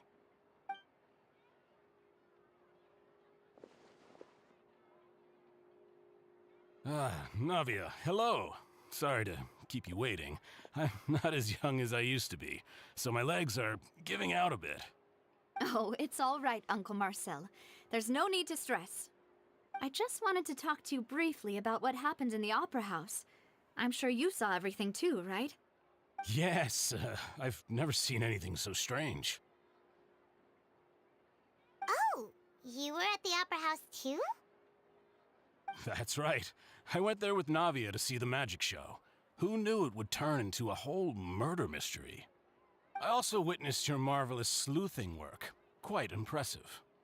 To beat the Hydro Archon at her own game on her own turf, I can already imagine everyone in Fontaine discussing your exploits over a few glasses of wine. Oh, Paimon doesn't want to become the talk of drunkards. Apologies. It's just how Fontaine is as a nation. Everyone loves drama and theatrics. Uncle Marcel, you've also noticed that other thing, right? The fact that humans can dissolve in water? Yes, I was reminded of your father's case right away. Is that what you're investigating now? Exactly. I still don't have much solid proof, but I can sense that the other side has already begun to act. Oh, and what makes you say that? We were attacked on Araneus by some unnumbered Gardamex. And there was also an attempt to get me to drink water from the primordial sea. If not for the vigilance of my partner, I probably wouldn't even be here talking to you right now. Oh, you're giving us too much credit. Wasn't it you who protected us? Alas, it seems things are heating up again. The peace that Callus sought so dearly will soon become a thing of the past. But rest assured, Navia, Poisson will always remain a safe haven for you. If you're scared, you can always return there. If anyone dares to lay their hands on you there, the Confrérie of Cabrières will use its funds to the last Mora to bring them to justice. Thank you, Uncle Marcel. But I don't intend to go into hiding. I'm going to strike while the iron's hot. Do you have any new thoughts on my father's case? About that. Sorry, my age is catching up with me, so it'll take me a while to recall my memory.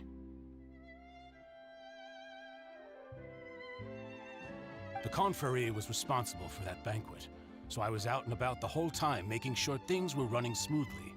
I didn't even have the time to drink with the guests. Then I heard the sound of a gunshot, and the rest was history. Oh, it's okay. No need to push yourself. We'll ask around some more, see if there are any valuable clues elsewhere. Sounds good. Just let me know if you ever need Mora. All my wealth comes from Callus's patronage and support. I'll spend however much it takes to clear his name.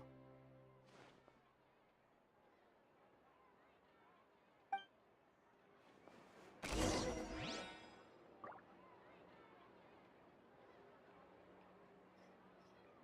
skilled at something doesn't make him hot.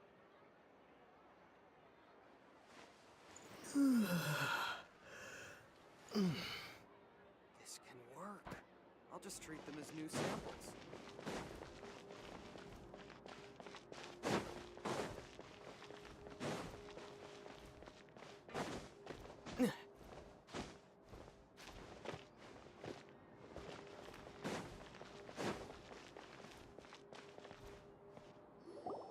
We've talked to all three suspects, purely based on their conversations with me. None of them sounded particularly suspicious. I suppose that's to be expected, though. If a single conversation's all that's needed to find them out, then my father wouldn't have needed to investigate the case for so many years. Anyway, even though we didn't make a breakthrough, let's still compile what we were able to find. But where should we start? you're right! Flora mentioned that Callus probably only ended up with the gun because of circumstance. That makes sense. According to Jacques' family members, he already told them that he had been discovered, and that he had no choice before he left home that day. If I had to guess, he probably received an order from the synth boss to kill my father. Had he refused, he and his family's lives would have been forfeit. So, Jacques fired the first shot? Oh? And why is that?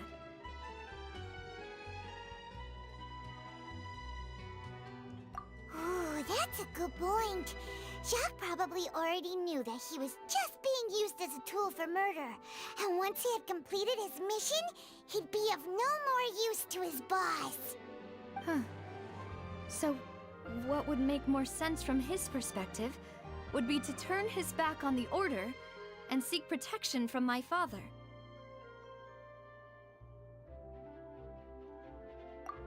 Makes sense. But without evidence, that's still just a theory. Besides Jacques, the attack from the Gardamex has been bothering me quite a bit as well. It's obvious that our enemy has become more antsy after the secret of the primordial seawater was revealed. Do you think he knew, even then, that we'd follow this lead to the end? Given everything that's happened since, it's quite possible. But who among the three suspects would have the ability to control privately owned Gardamex? Uncle Marcel? My father did really trust him. And they worked together on a large number of projects. Maybe that's how he got to know Jacques. And with funds from the Confrérie, he could also afford a large number of Gardamex. It's still really hard for me to imagine, though. After all, Uncle Marcel has been around since I was just a child. Also, wouldn't this mean he has been spending a whole lot of mora and energy to fight his own synth business? Thierry, you say? Huh. It is possible that he's figured out a way to convert the Gardamex for personal use. But I didn't feel like he was lying when he was talking to us about the mecha. I also don't think he'd be able to keep that kind of tampering under wraps. Yeah, had he actually tampered with the mecha, we'd be able to prove it with a simple check of the guard's inventory. If the mecha were taken from the guards, it should be pretty easy to find out when and how that happened. Florent? It is true that he was closest to my father, and thus had the best chance of learning about his dealings with Jacques.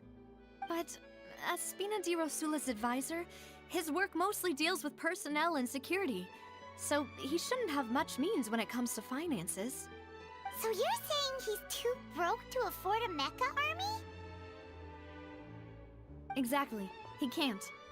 And even if he could, I don't think he would be able to dispatch a whole group so quickly. Who could it be?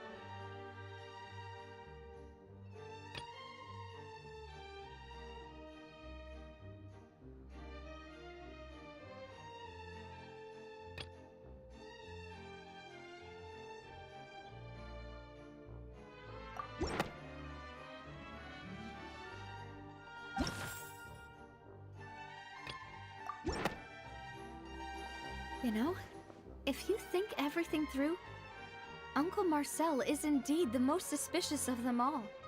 Could we be missing other suspects? Malus didn't know about the people turning into water thing when he narrowed it down to these three, did he? Malus has always been very reliable. and his judgment of others' trustworthiness has been fair and well considered.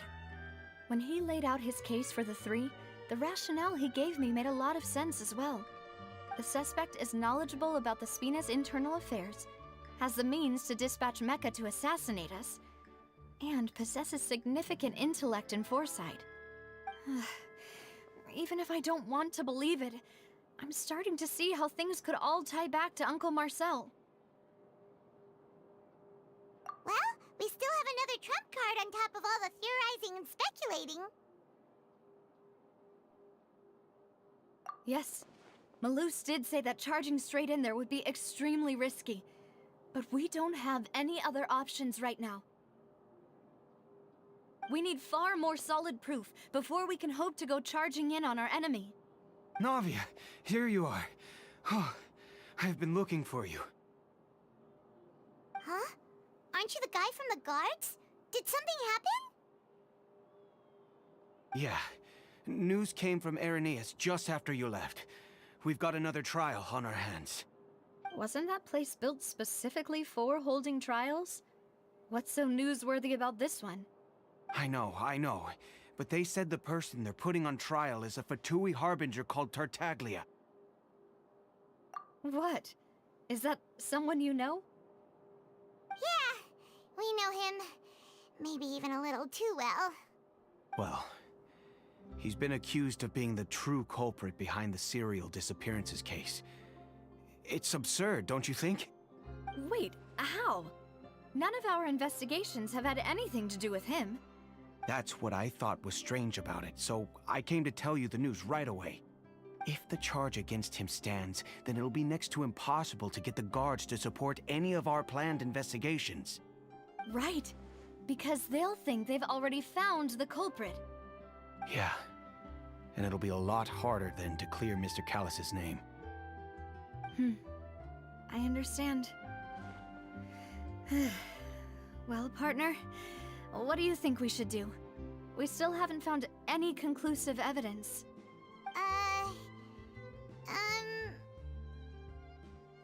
Huh? Split up? What do you mean? Just as expected of my partner. Since this is a trial about the serial disappearances case, the culprit's attention will be focused on Irenaeus, leaving his home base wide open. You're right. This is our best opportunity. All right then, let's do this. I'll stall them at the Opera House and charge Marcel as the true culprit. I won't have any chance of making that charge stick, though, unless we find more evidence.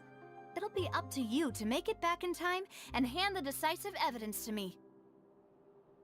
We'll help you, just like you helped us in Linny's trial. Demoiselle, please allow us to accompany you. I'm ready. Ah, Malus, Silver. When did you two get here? We heard that you'll be leaving Poisson and figured that you might require our assistance. It's our hope that your confidence will be bolstered with the two of us by your side. Thank you so much. Then, let's make haste for Irenaeus. Paimon, Traveler, I'll see you at the Opera House. See you then!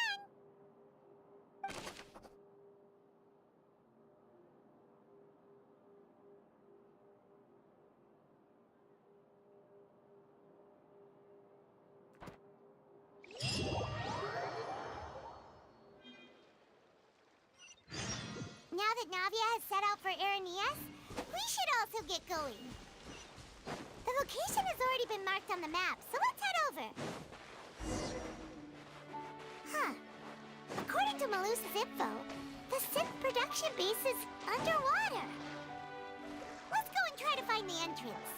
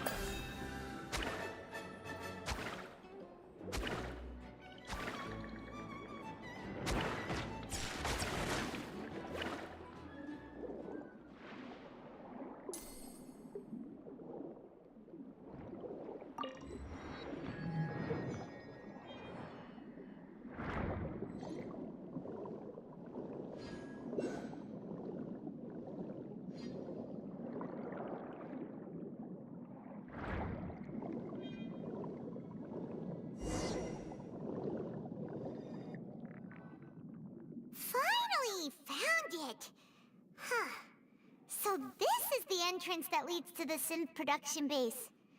It sure doesn't seem out of the ordinary at all. Ah, you're right. An important place like this is bound to have a ton of protective measures and mechanisms. Navia's probably arguing up a storm right now to stall for us.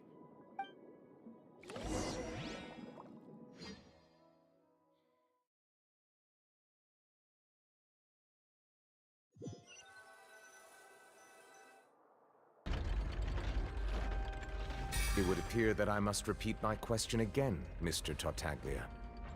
Do you accept the charge that you are the true culprit behind the serial disappearances case? To be perfectly honest, I don't understand your country's complicated court system, or the reason why I'm being charged with something I've never even heard of.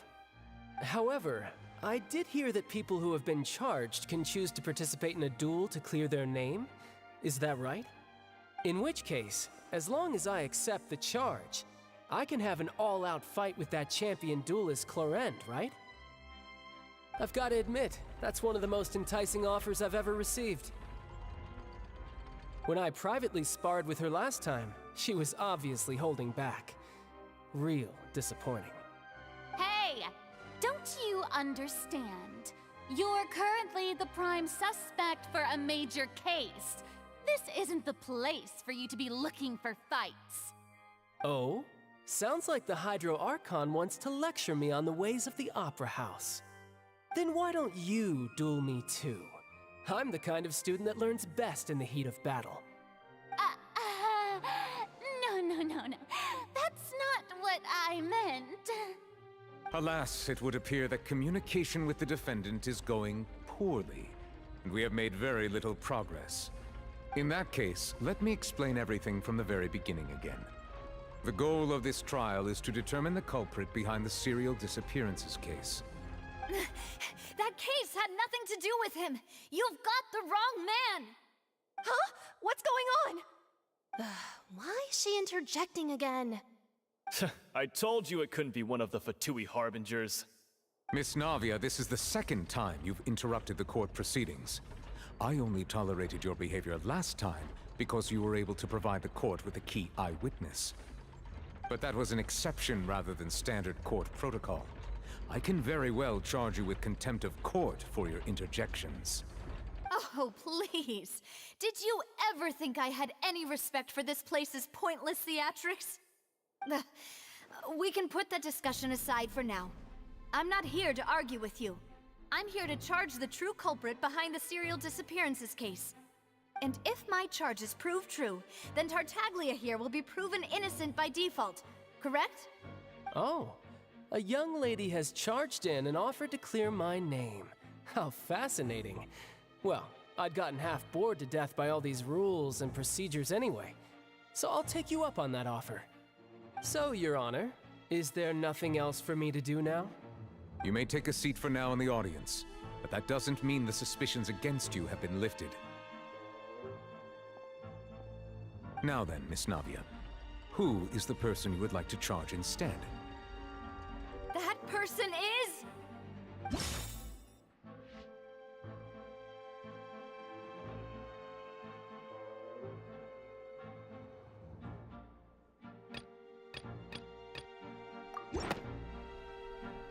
Marcel, the head of Confrérie of Cabrières! Huh? What confrérie? Never heard of them in my life.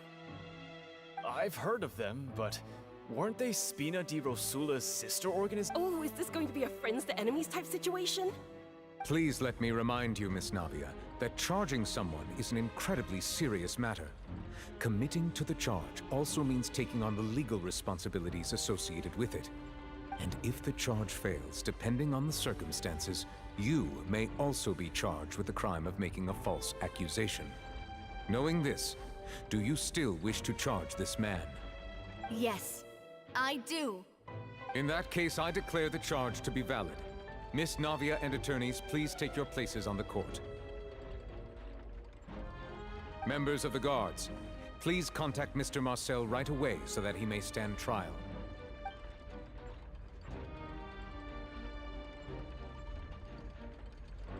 Mr. Marcel, you will not require an attorney. Is that correct? Apologies. It all just happened so quickly. I still haven't figured out what's going on.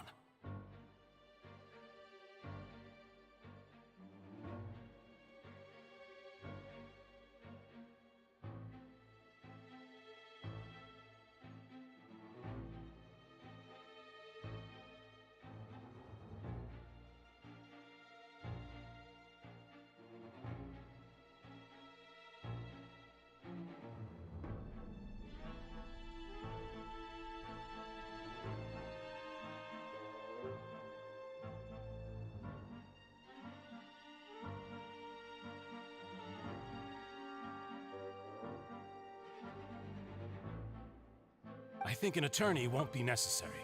This is probably just a misunderstanding between me and Navia. Very well. In that case, since both sides have now arrived, Miss Navia, please present your charges. I would like to take everyone back to 3 years ago, to the case of Callus the Unfaithful. Only through elucidating what really happened in that case can we connect all the dots for the serial disappearances case.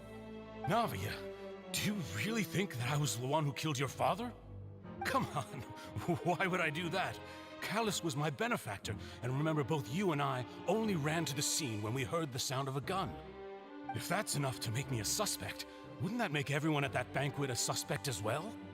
I think there's no point in getting into the specifics right now. The audience doesn't even have the big picture yet. Even I'm struggling to remember some details of that case. Exactly correct, Your Honor. I must refresh everyone's memory about that case before I can explain my charge and reasoning. I see. In which case, I will recount the findings about that case as originally recorded by Maison Gardiennage.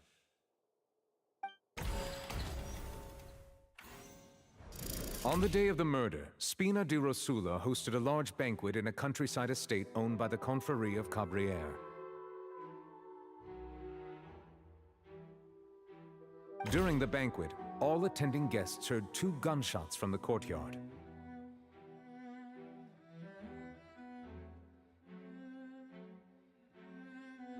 When the guests arrived at the scene, they found the primary suspect, Callus, holding a gun, while his acquaintance, Jacques, lay dead from a gunshot wound. The guards' investigation did not recover any other firearms from the scene. As a result, they concluded that the suspect's first shot must have missed, while the second must have taken Jacques' life. The suspect did not dispute this conclusion, and also declined to defend himself in court. Instead, he chose to prove his innocence through a duel. Callus was defeated by champion duelist Clarande in the ensuing duel, and soon succumbed to the injuries.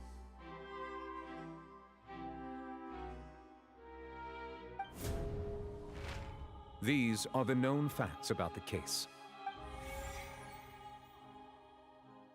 The one with the motive to kill was Jacques, not my father. And even so, Jacques still had no reason to pull the trigger. In truth, the third person shot Jacques first, and was shot in turn by my father when my father seized the gun from him. After that, the true culprit turned the third person into water, erasing all traces of him from the scene. Thank you for the summary, Your Honor. Of course, the guard's conclusion appeared quite sensible to us at the time. However, we should revisit the case now that we've gained new information about the abilities of water from the primordial sea.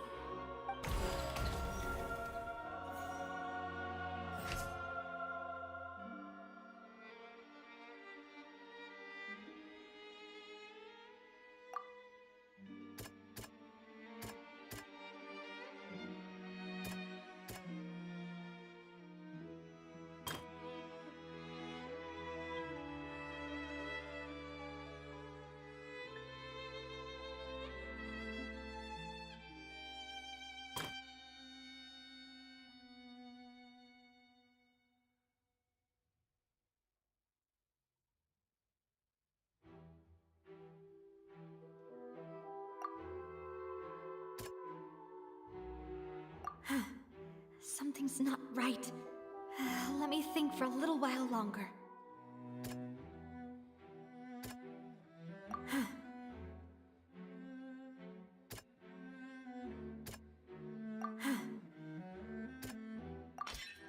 This assassin first shot Jacques, then turned to shoot Callus, only for Callus to wrestle the gun from him and kill him instead.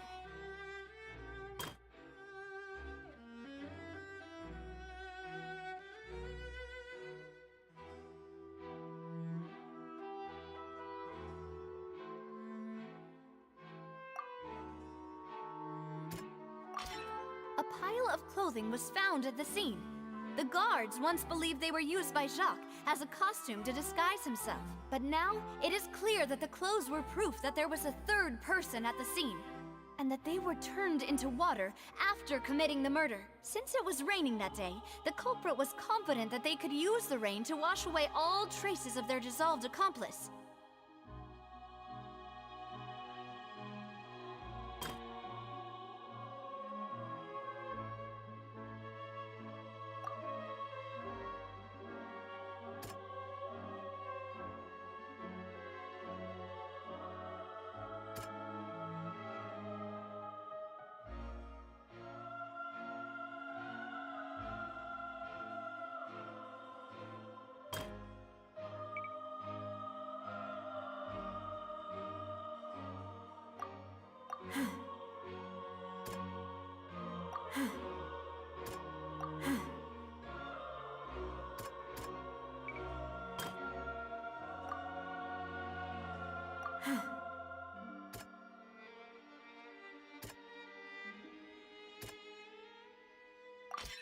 The testimony of the victim's family confirms that Jacques had thoughts of assassinating Callus when he set out for the banquet. However, in the end, he reconsidered, and instead shared everything with Callus, hoping to seek the latter's protection. Unfortunately for Jacques, the true culprit had already considered this possibility, and had sent out another assassin.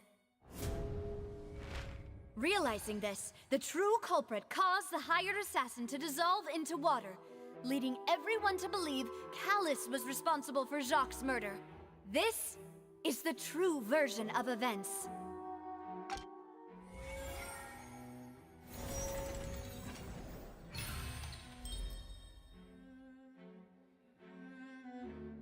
Ah, so that's what happened. Wait, you're telling me something as dangerous as water from the primordial sea has been used for all these years? What a great theory. It also explains Callus's and Jacques' respective motives. I guess they didn't shoot each other after all. Mr. Marcel, you are the one being charged with the crime. You should provide a rebuttal if you wish to prove your innocence. Ah, but I think I agree with everything Navia just said. In fact, there was nothing in her speech that directly implicated me. Then, may I ask some questions? In my opinion, we primarily need to determine two things. One, do you have the evidence to back up your claims? I'm afraid not. At least not at this very moment. Boo! If you don't have any evidence, you should just go home! I may not have the evidence with me, but I know where I could go to collect it. If we look up the deserted clothes against a record of people who went missing around the same time, we should be able to find a match. Considering the serial disappearances case, the guards probably kept careful records of all missing persons from around that time, regardless of age or gender. That makes sense to me. Monsieur Neuvillette, I would consider this to be a reasonable investigative direction. Why do I feel like Farina's acting a little differently today? Maybe she's scared of embarrassing herself again?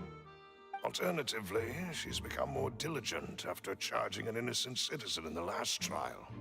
My second question has to do with the ensuing duel.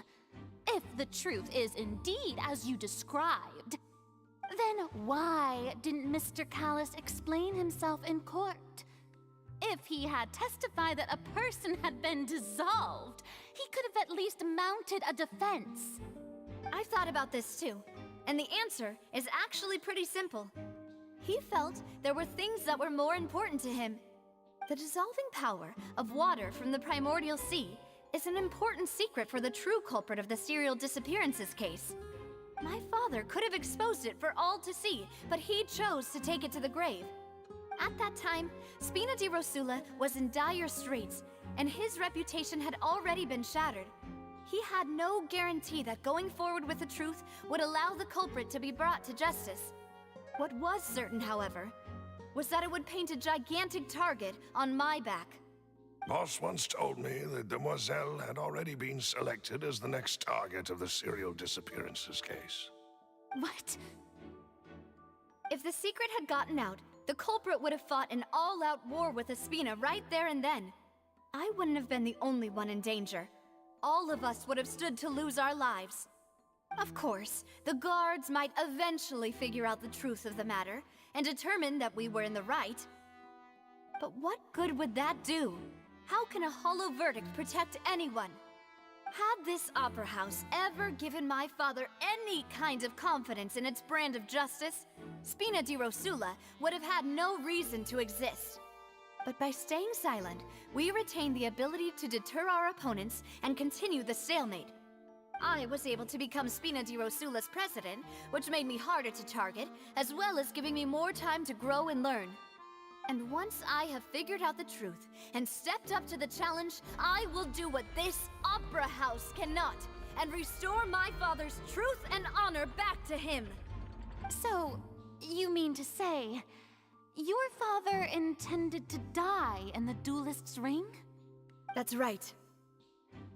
Do you have any proof? Of course. All you need is to ask his opponent, Clarand. I don't need your apology, your guilt, or your support from the shadows. You don't have to do anything for my sake. But since he entrusted his will to you, Clarand, you should tell us the truth about his sacrifice. So, during the duel, did you believe that Callus was intending to die? Yes, I did. As a champion duelist, I've fought many battles and taken a countless number of dishonored lives.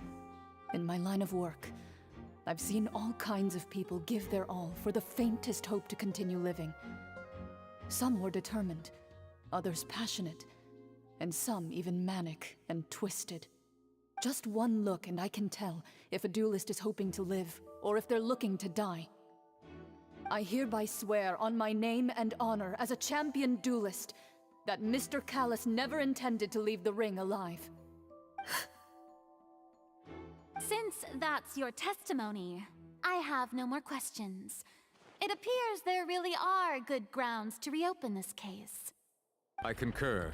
However, Miss Navia, you still have not explained the link between your father's case and the serial disappearances case. Right? What she said was fascinating, but kind of beside the point. Wait, weren't they just talking about the serial disappearances case? Of course, Your Honor. The two cases are connected via a matter of timing. In my father's case, the culprit intended to kill both Jacques and Callus. As a result, they planned to act after hearing 2 gunshots.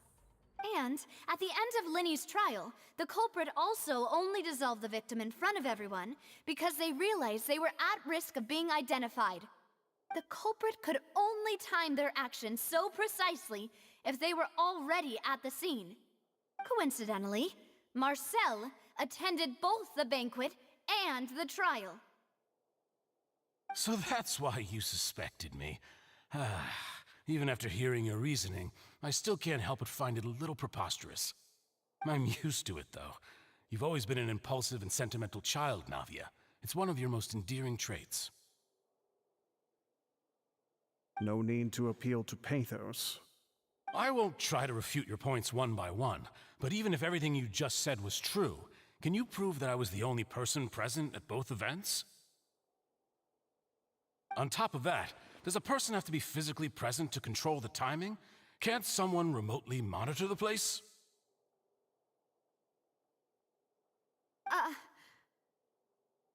Know what she can say to that. I know that even with that, you might still think you can reduce the list of suspects with some further investigations, until I'm the only one left on the list. Alas, who won't feel at least a little hurt by an accusation of murder from a girl you see as your own daughter? But if I were to dismiss this completely, you'd also think I'm not being considerate of your feelings. Ah well, let Uncle Marcel teach you another lesson. Do you know what the biggest flaw in your reasoning is? I suppose you're gonna tell me anyways. It's timing again. I'm a businessman by trade. From that standpoint, there's no reason for me to kidnap young women. It's a high-risk action with nothing to gain. In addition, I left my home in Snezhnaya when I was young to come to Poisson and work in some trade. My business only thrived when I received Callus's patronage. But the disappearances began before I ever stepped foot in Fontaine. I do apologize, demoiselle. This was my mistake. No, it's not your fault. I'm sure he had come prepared. Is there anything else you'd like to say? Would you like to check the date of my first business license against the first known case of the serial disappearances? You can also take a look at my border entry records, or ask my friends and family when I left Snezhnaya for the first time. Could those records and testimonies do something to appease the unspeakable anguish in your heart? Seems like she got the wrong guy. At this rate, Navia will be convicted for falsely accusing him. I think you've done a superb job of dissecting your father's feelings as he neared the end of his life. But aren't you going against all of his wishes and expectations right now? He wished for you to become more rational, collected, and conscientious, instead of dwelling only on your own feelings. Once you've learned to be more considerate of others' feelings, and to stop rushing headlong into things, you'd have met most of his expectations. This isn't just about me, and it never has been. The biggest difference between me and the rest of the victims is that I still have the ability to search for the truth, while that same agency has long been taken from them. The people whose families were destroyed by synth abuse, the people who lost their loved ones to the serial disappearances, and the people who suffered tragic ends due to their sense of justice. Many people's images are flashing before my eyes. I'm sure some are coming to those of you in the audience as well.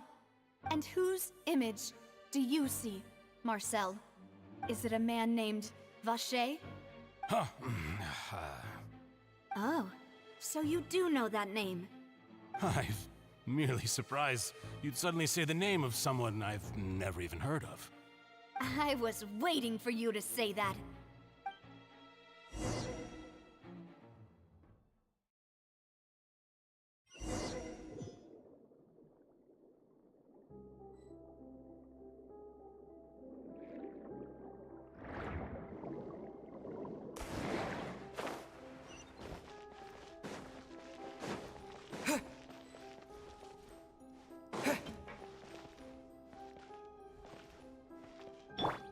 Steady as stone. Ruba, get them!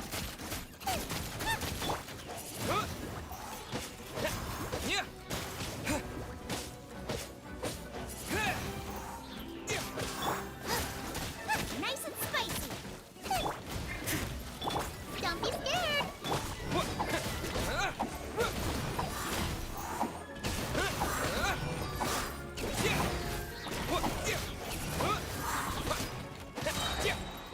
With the wind!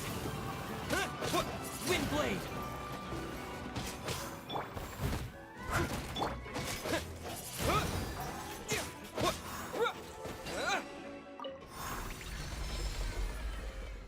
Whoa!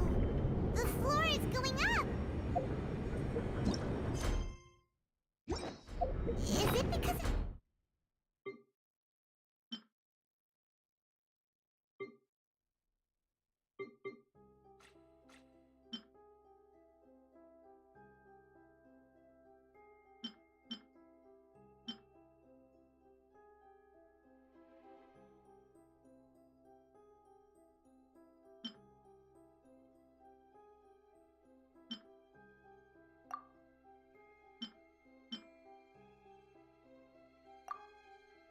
This mechanism in the middle?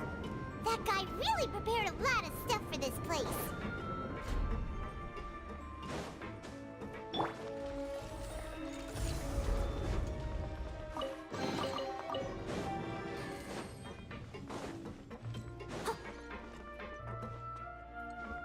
Someone needs. Paimon thinks we need to go up, but Paimon doesn't see a way. Let's take a look around. Maybe we'll find a hidden mechanism that'll show us the way up.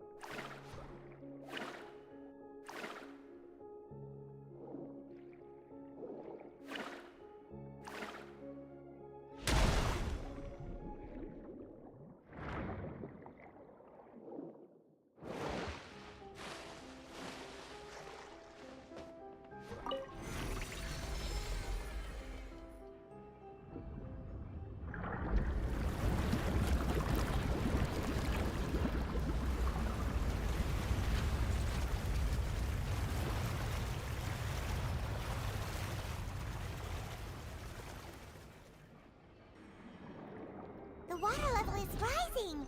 Now we can swim to the top. But this is still a ways away from where we need to go.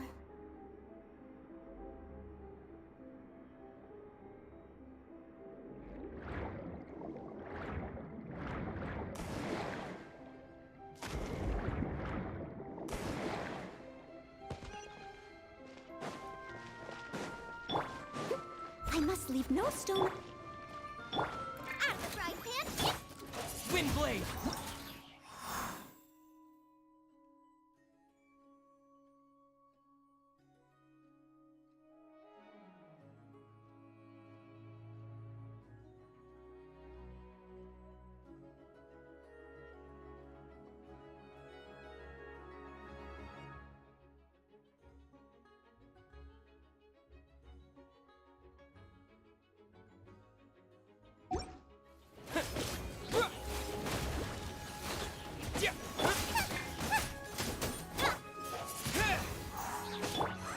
Boba, get them!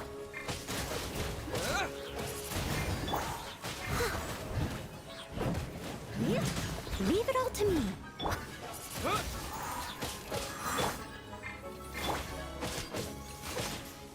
Windblade!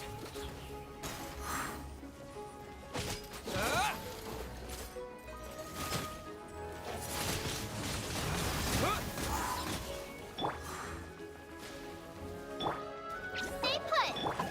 Hey-ya! Windblade!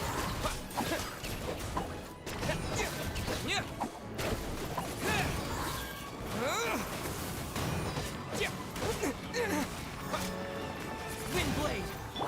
I must leave no stone.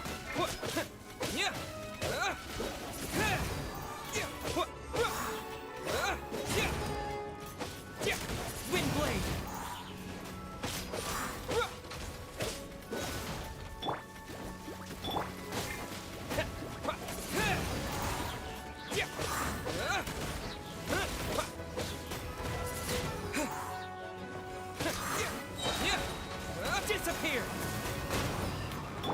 Steady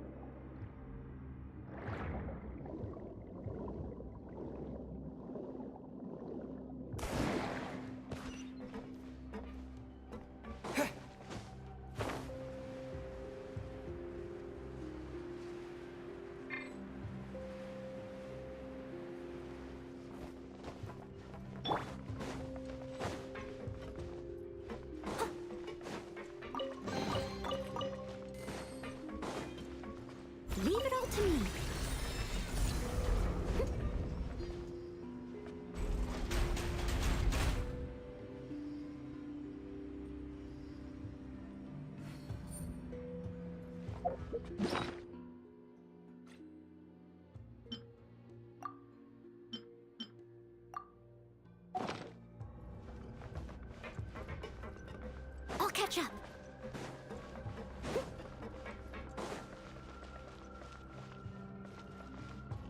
I must leave no stone.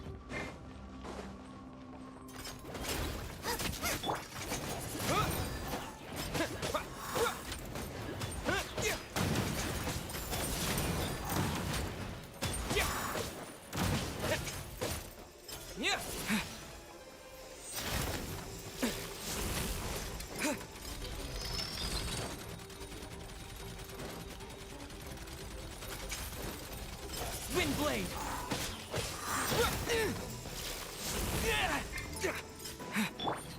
Don't be scared. Nice and spicy. Race you. Leave it all to me. Time to clean up.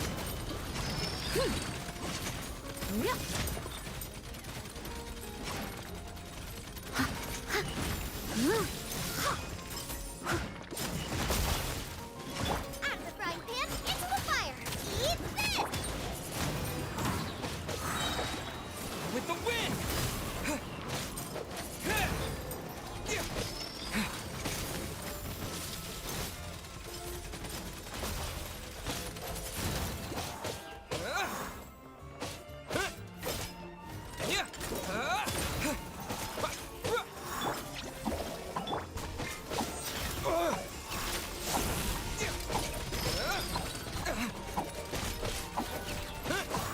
Windblade!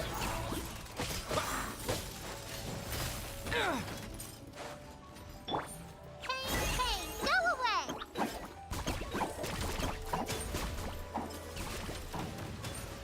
You blade! Steadiest!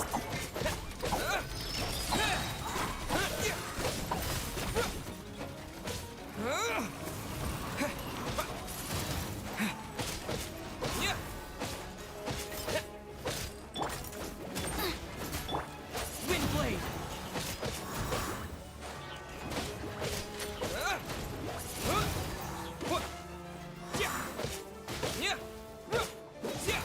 Windblade! Leave it all to me.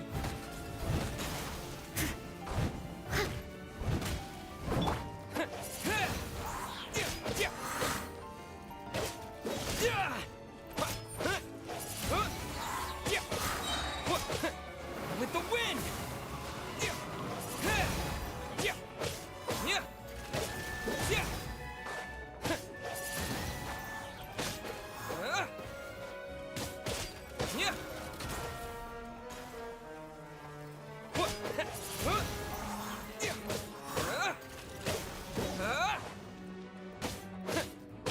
Nice and spicy.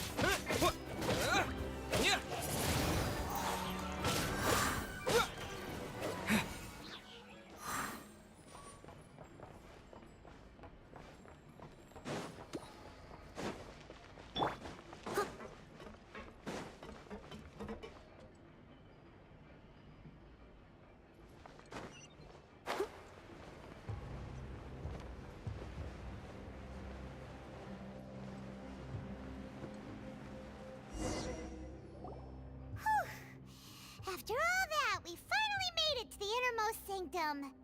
Though, as expected, the mastermind isn't here.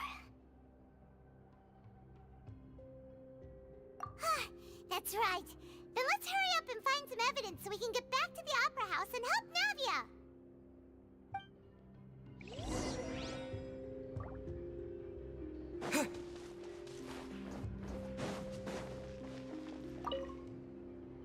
What's this over here? Looks like some kind of place for research. Experiment number 16 aims to verify Jacob Ingold's research conclusions on the primordial sea and use his theory as a foundation to achieve a breakthrough. The experiment was a failure. No individual managed to resurface from the water from the primordial sea. Female specimens 22, 23, and 24 were dissolved.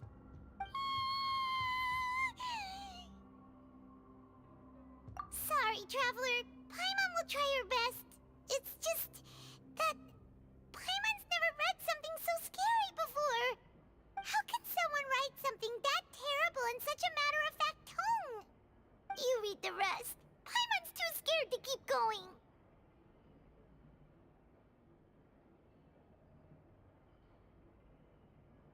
So that's why he did all of these experiments.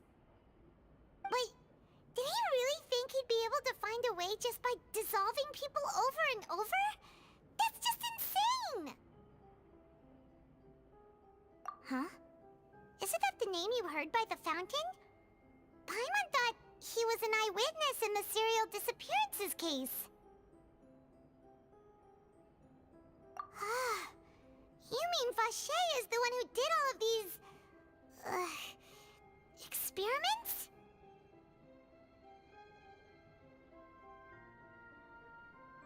So that's it! Vache was no victim, but personally took his lover and... No, that's not it either! If that's the case, why would he want people to resurface from the water? In any case, Paimon will write it all down.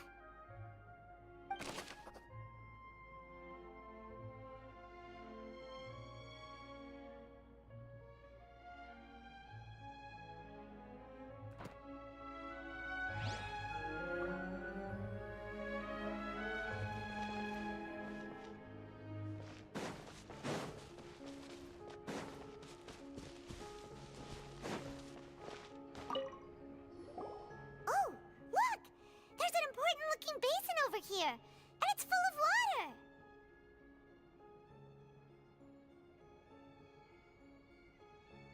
That means this is where they make all the synth! And that special water is the main ingredient! If you dilute it with normal water, you'll get synth, but the pure stuff can dissolve a human! Paimon will take notes on this incriminating evidence.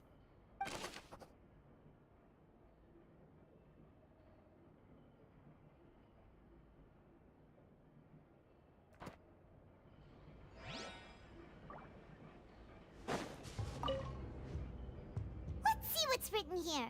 Nothing escapes Detective Paimon's eyes. Callus. Navia's father. Oh, this seems to be an investigation report on him. Yep, it's about finding someone to assassinate Jacques and Callus because of a lack of confidence that Jacques himself would go through with it. This should prove the existence of the third person, right? We still have not determined the exact content of the key information Callus has passed on to certain members of his organization. The old dog's a real menace to deal with. Even if he abides by the promise he's made to us, he will still have the upper hand. He can act whenever he wants to make our lives miserable. The only option left is to remove him from the picture entirely. I concur. Let's send someone to kill him. He won't declare war as long as we don't touch Navia. Oh, seems like we've got a bunch of correspondence between the higher-ups.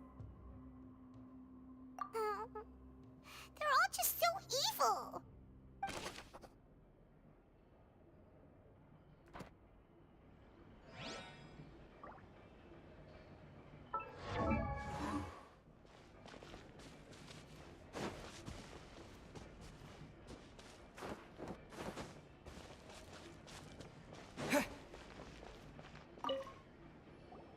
Whoa! There's so much synth here! And so many bottles of ingredients that probably just contain the waters of the primordial sea. Mixing in progress. Ready to drink? Stock sample? Huh. They've also got all the synth pretty clearly labeled. Whoa! There's even fruit-flavored synth? Yep, it's super obvious.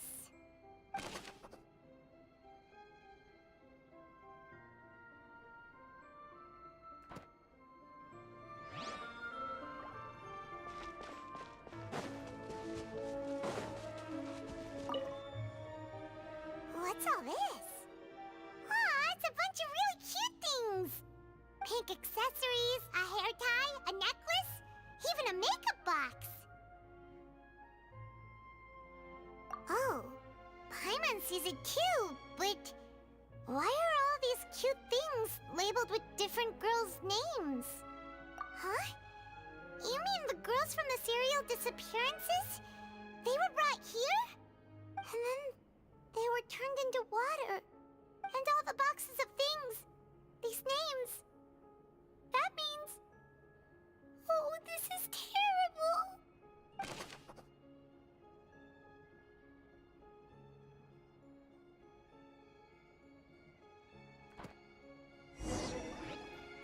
We've looked at almost everything here, and it seems like our theories were spot on. But... yeah, we haven't found anything that reveals his true identity. No wonder even Nervalette wasn't able to find anything. Whoever it is probably destroyed everything to do with that name a long time ago. That way, even if we bring all this back to the opera, we won't be able to identify the true culprit. Sure thing. Paimon won't admit defeat to this guy either.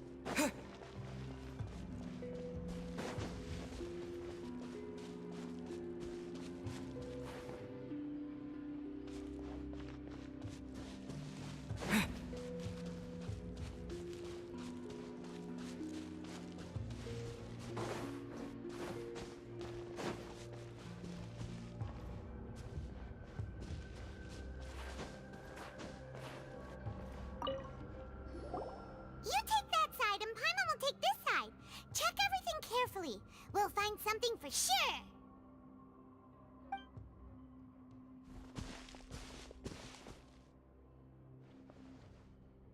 Ugh. Nothing at all. And Paimon can't even find snacks either.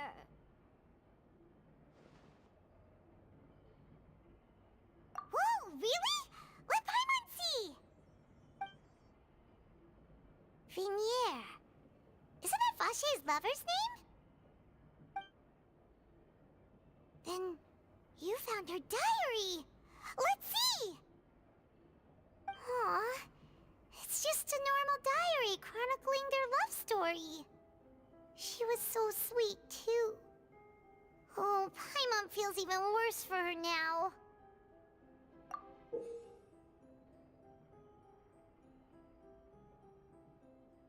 So many! A whole page's worth! But they're all crossed out. Was she unhappy with all of them? The final name she decided on was... Marcel. Wait, but Marcel's pretty old. Has this case been going on for so long that he's Vache and Vinier's grown son?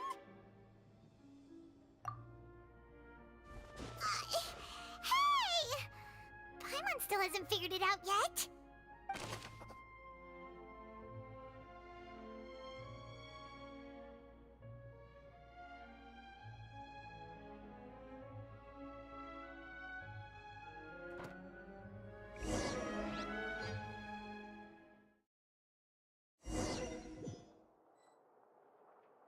And whose image do you see, Marcel?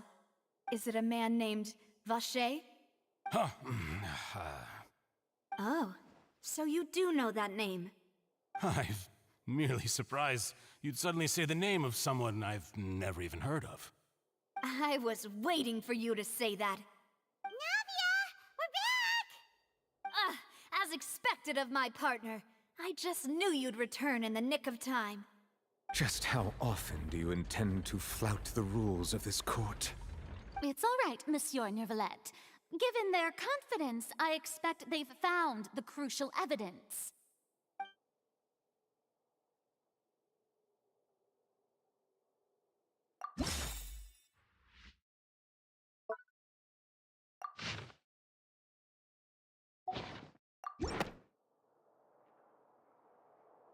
But the truth of it, Marcel, is that you've always been Vache. Huh? We've investigated your lair and we already know everything! After your lover, Vinier, was dissolved, you kept abducting young women to experiment on the hopes of bringing her back to you! You even created Marcel as a new identity and destroyed all records of your past as Vache! So that's it. Even the villains in opera performances rarely go that far. And with that, Marcel's motive has now been established. This information regarding your past also dismantles your prior timing defense. Well, Marcel, do you know where you went wrong? You fixated your gaze on the lover that passed away, instead of paying attention to the living people around you. So, you never noticed how we changed, or how we grew as individuals. You also never understood Boss's real expectations for his daughter. Or our determination to see things through. Your determination. Mr. Marcel, please speak up now if you would like to defend yourself. Otherwise, the trial will move on to the next stage. Do you really think I wanted to do any of this? Pay attention to you? What for? Have you ever paid attention to me? Ever empathized with my pain? Ever known how it feels to watch the love of your life dissolve right in front of your eyes? No one helped me. No one even believed me. All those decades ago, even the officers from the Maison Gardiennage were laughing at me. They said there's no way a human being can turn into water. So I must have gone mad from grief. Vinier's death was brushed away by all of you as if it didn't matter at all. Well, now you know, don't you? Ha! Well, it's too late now. All those who were dissolved are gone forever. You only have yourselves to blame. You set up this ornate opera house in pursuit of your so-called justice, your beloved drama, while turning a blind eye to the suffering of the people. Vinier is dead. We promised each other that we would always be together. Wherever she goes, I will follow. But I'm not from this blasted place, so I can't be dissolved, no matter what I do. Hey, is that water from the primordial sea that he's drinking? I can't dissolve! Can't dissolve! Can't dissolve! Do you all see? I can't go, I can't follow.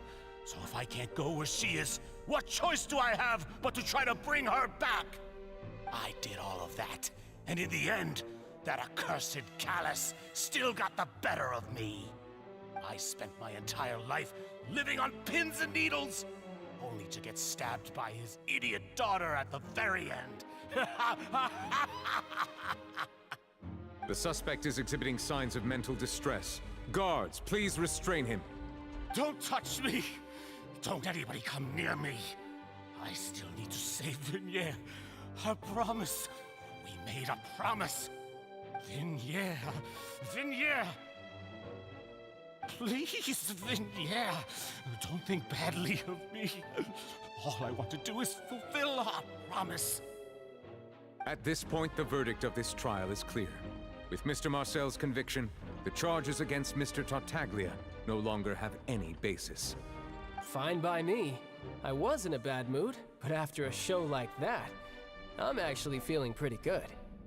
Traveler, please submit all the evidence you have collected to the guards, so that I might review and summarize the truth behind the serial disappearances case. The man now known as Marcel was originally named Vache and worked as an adventurer with his partner and lover Vinier. During an underwater expedition, Vignier accidentally came into contact with water from the primordial sea and was dissolved in front of Vacher as a result. Vacher learned of the primordial water's existence through the work of others and began to kidnap young women for research, with the goal of discovering a method to restore Vignier back to life. To cover his tracks, he invented the new alias of Marcel and began to operate a business in Poisson. During the course of his research, Vacher discovered that a diluted concoction of water from the primordial sea can induce feelings of euphoria, and began to manufacture and market synth. However, as he accumulated wealth to fund his continued research and expanded the scope, he came into conflict with Spina di Rosula. After exchanging blows with Spina di Rosula for many years, Vacher decided to assassinate their president Callus at a banquet. Although the assassination did not go as Vacher expected, he was able to turn Callus into the murder suspect by dissolving the assassin he sent to the scene. And just recently, Vacher attempted to frame Linny as the culprit of the serial disappearances case, using a similar method. However, his attempt to frame Linny failed, and the power of water from the primordial sea became public knowledge. This case also exposed enough of Vacher's machinations that he was eventually successfully charged in court. Thus concludes the enigmatic history of the serial disappearances case, with the truth revealed to all.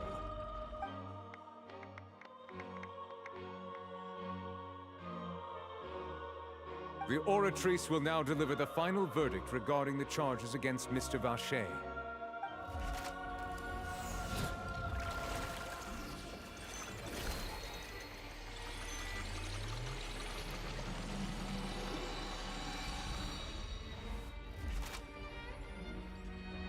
According to the judgment of the Oratrice Mécanique d'Analyse Cardinale, Mr. Vacher is guilty.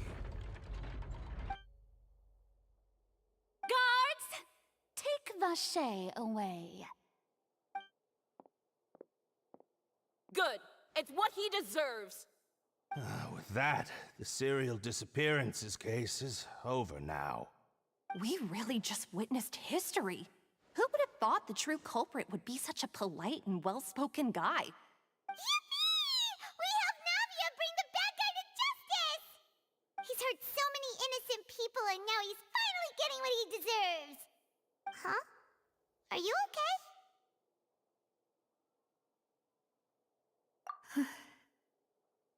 Demoiselle, you were absolutely brilliant.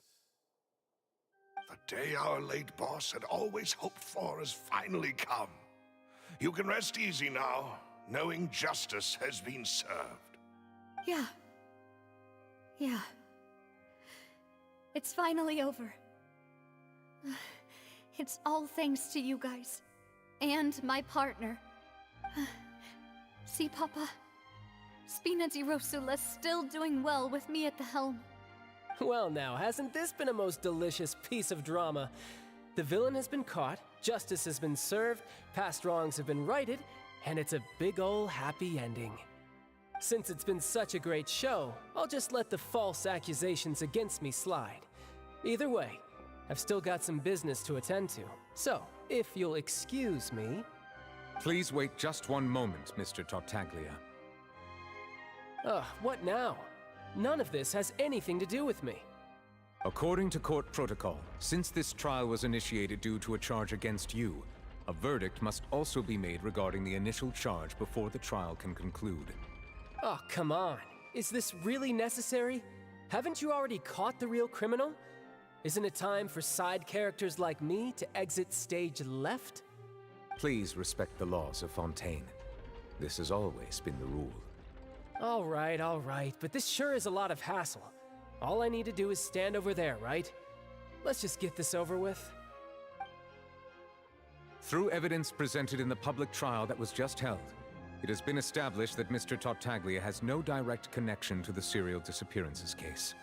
The guilty party has been identified, and thus it is logical to suppose Mr. Tartaglia is innocent of the charges.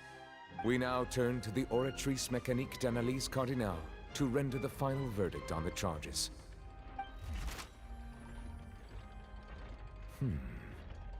According to the judgment of the Oratrice Mécanique d'Analyse Cardinale, Mr. Tartaglia is guilty. What? Hey! That's not funny! Didn't you just say I'm supposed to be innocent? What's with this verdict? Is your justice machine malfunctioning? Huh? This has never happened before. The Oratrice actually returned a different verdict from the Chief Justice. I mean, have you ever heard of an innocent Fatui Harbinger? Do you think the Oratrice might have just convicted him on general principle? But weren't the charges about the serial disappearances case? No matter what else he's guilty of, it shouldn't affect the verdict in this case, right? The judgment of the Oratrice Mécanique d'Analyse Cardinale is, by law, the final verdict of the court. We must accept the guilty verdict. Guards, please take the suspect into custody per court protocol.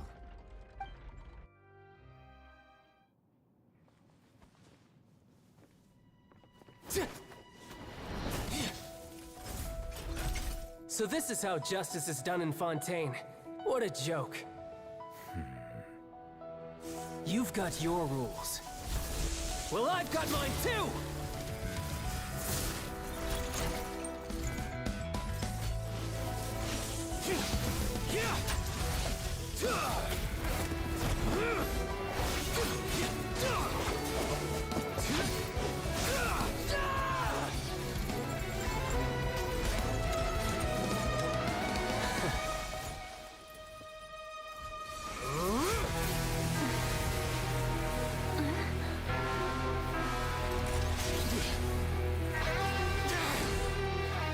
He's activating his spell legacy!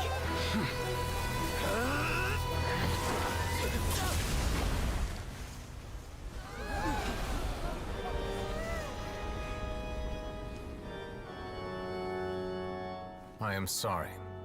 If you have been wronged, we will find the truth. But the rules of the court must be upheld.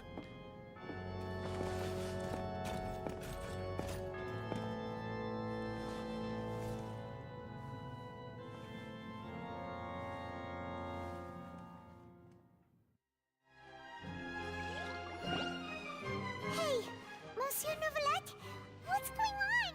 Shouldn't they have been cleared already? Apologies. This is also the first time I've encountered such a situation. However, according to the rules established at the conception of Fontaine's court system, the Oratrice's judgment is the final verdict of the court. All I do is follow court procedure. As for why the Oratrice arrived at the conclusion it did, you should probably ask someone more knowledgeable than me. Why are you looking at me? I had nothing to do with it! I don't know what happened there either! Hey, stop staring at me! What does Lady Farina mean by that?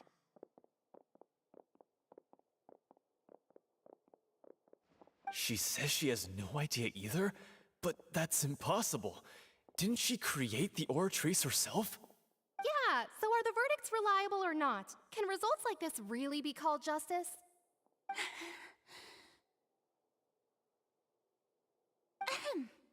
My dearest citizens, did you really think we'd allow an incorrect verdict to be handed out in this court? Did you really believe that the judgment could be mistaken or be the result of some sort of random mishap?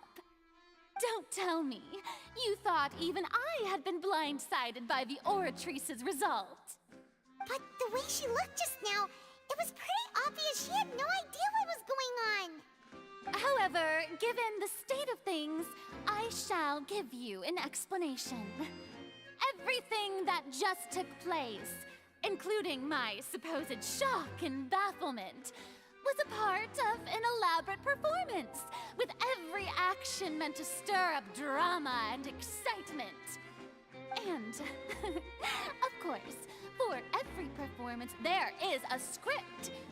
Everything has unfolded exactly as I expected from the very beginning. As the embodiment of the very concept of justice, the Oratrice shall never render an arbitrary judgment! If you thought Child had nothing to do with the serial disappearances case, it is only because you've been blinded by the superficial appearance of innocence. Everything he's done, not to mention the danger he poses, are beyond ordinary comprehension and completely unforgivable! All shall be revealed in time. You will come to understand my noble intentions, as well as the absolute correctness of the Oratrice's verdict.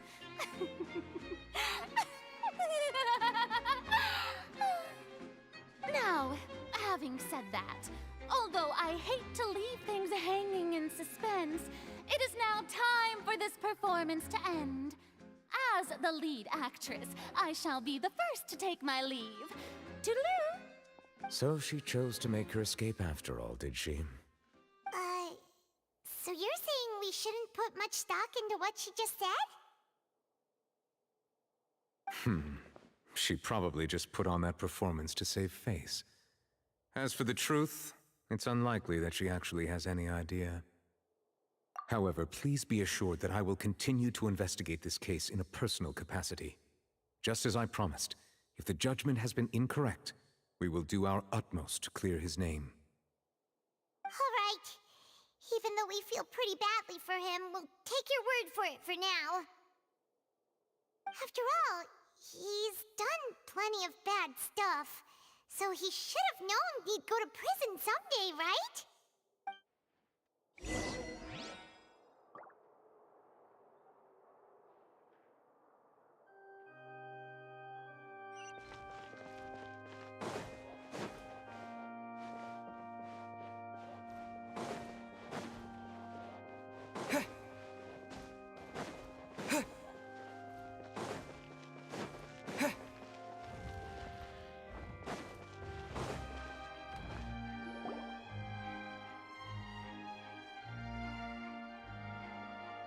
Hey, what are you doing? Quick, stop him! Traveler! Hey! Traveler! Marcel!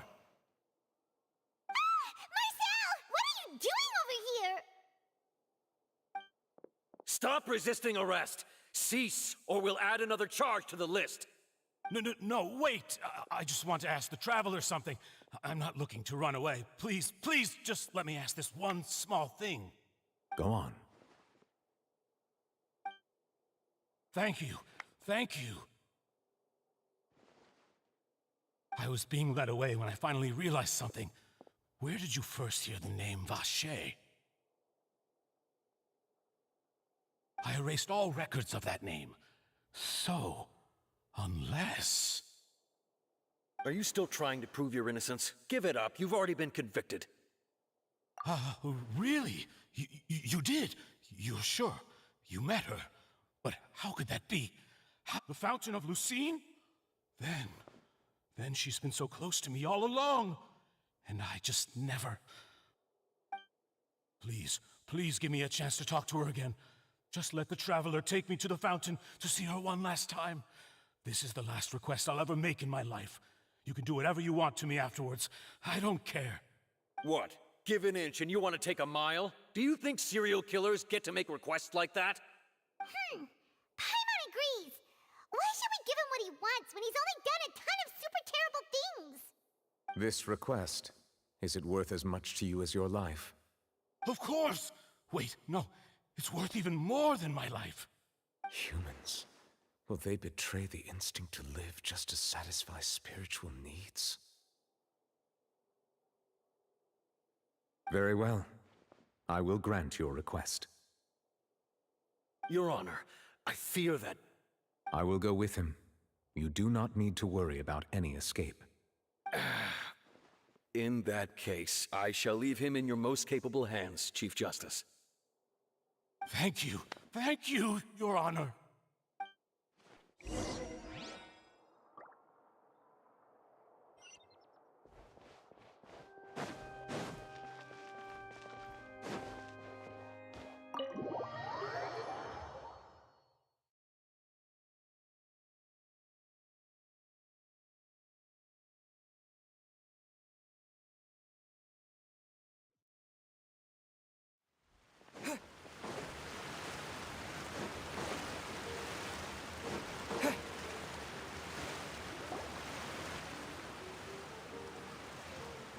Is this the place? You said she's here, but what do I need to do to see her?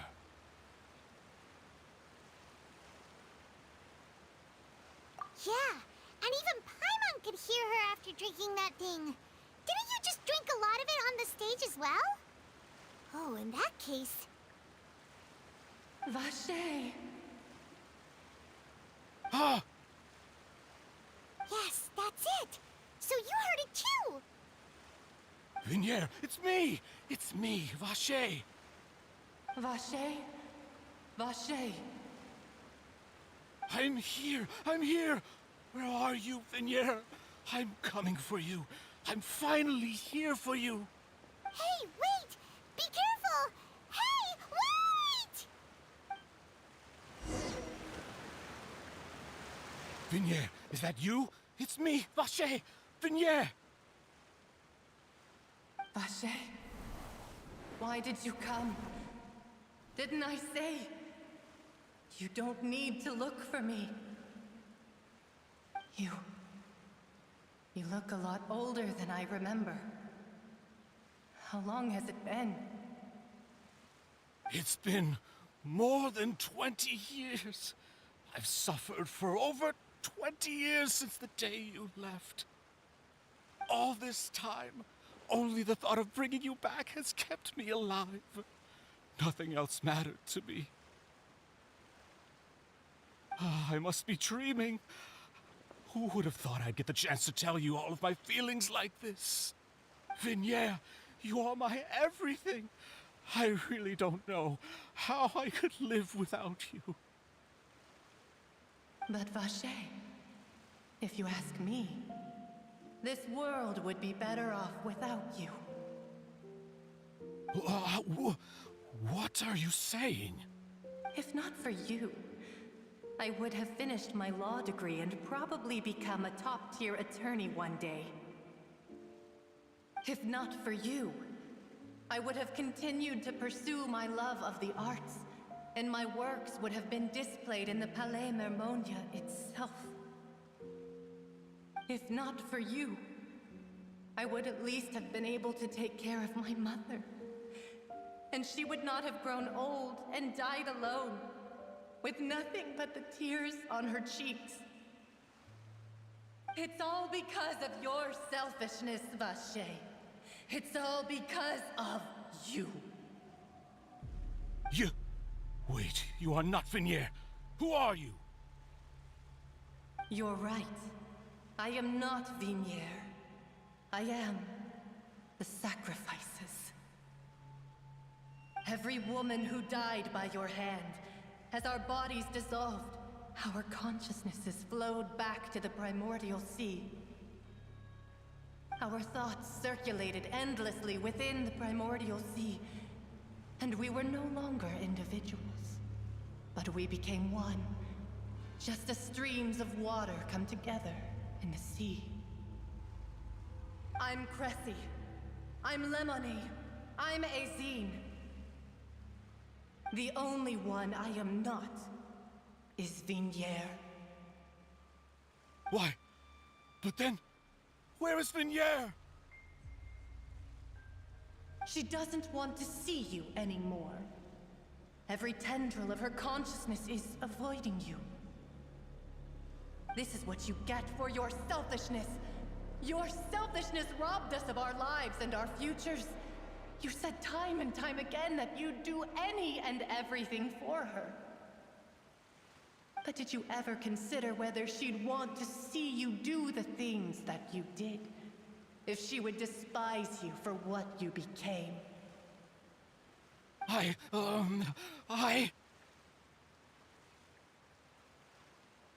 You are a liar, a heartless murderer, and a cowardly narcissist. The only thing you are not is Vinier's beloved. From the moment your first victim died and her consciousness merged with Vinier's, she has had nothing but pure hatred for you.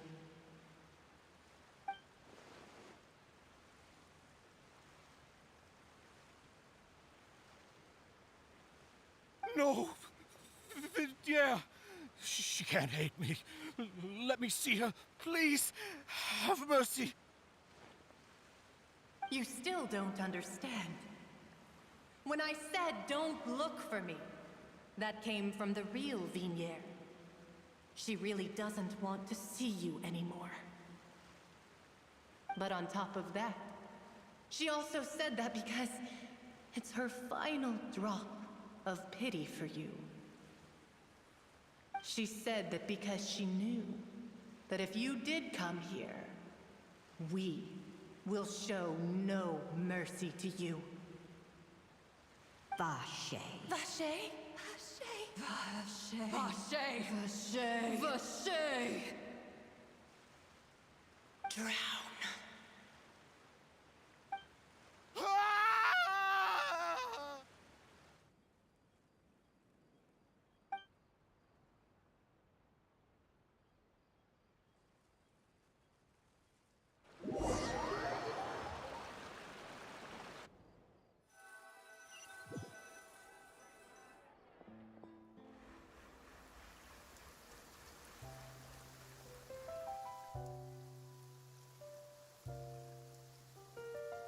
Finally, we have some time to do shopping.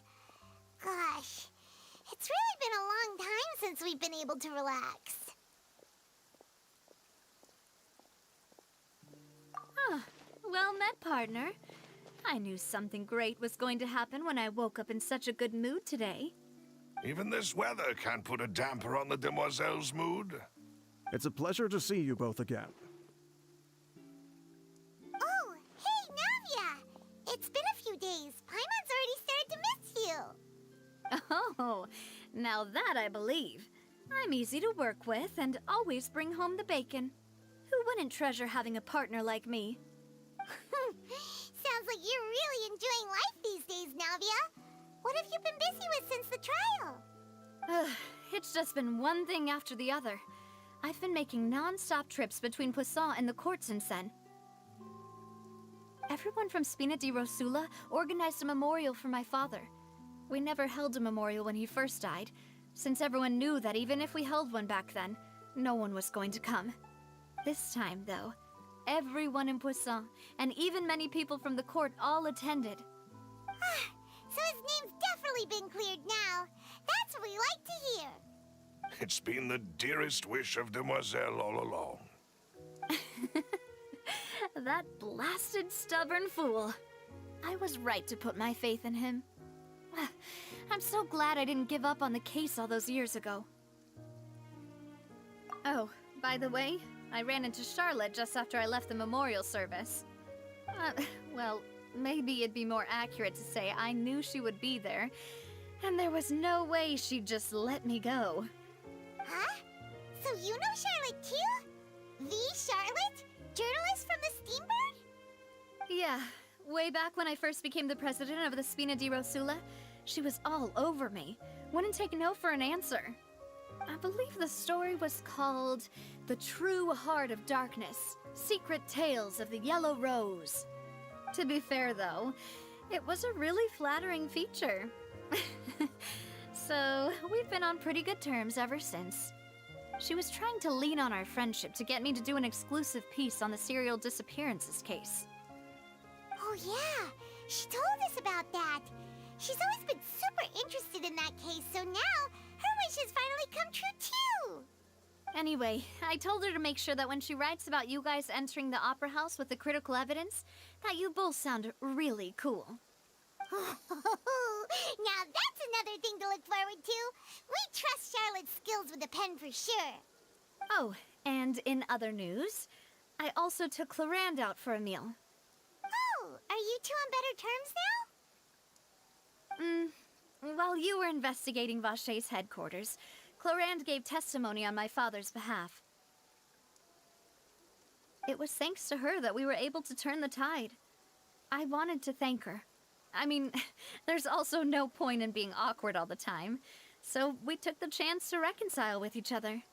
Oh, that's great. Paimon also thought Clarand wasn't actually a bad person. It's always good to have more friends. Anyway, now that the case has finally been solved, perhaps it will slowly begin to fade from the public consciousness. Oh, actually, there's still one last thing I need to do. What is it? I should pay a visit to my father's grave and tell him the truth of what happened, as well as how it all ended. And on top of that, just how much people still look up to him to this day. That includes me, too. Miss Navia. Indeed. We want to go too! We also think Callus is a really admirable person. Sure thing. I'd like you two to share the moment with me. After all, without you, there might not have been such a positive ending. And in that case, everyone, let's be off. Considering the recent weather, we'll be lucky if we can reach Poisson before dark. Yeah, you're right. It's been raining non-stop for a few days now.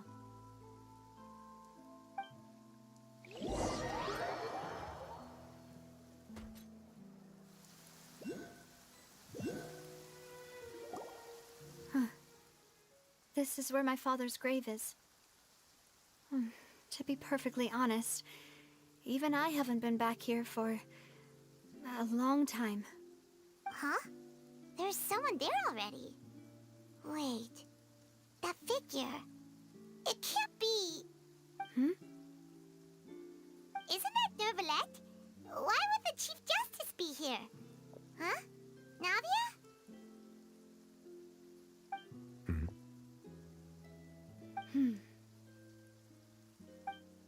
My apologies.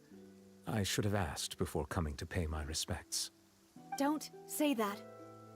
Sorry about that. Oh, I was trying to say there's no need for you to apologize. I wanted to show my father how much I've grown, but still, I doubt I've grown to the point that even the Chief Justice would feel compelled to apologize to me over and over. In that case, I will stop apologizing for now. You really could use some pointers on understanding human emotions, Monsieur Nervalette. In any case, why did you come to Poisson? Well, ever since that day, I've been turning a question over and over in my head. Just what is justice anyway? There was once a time when I didn't want to believe that there could be anything more important to humans than life itself.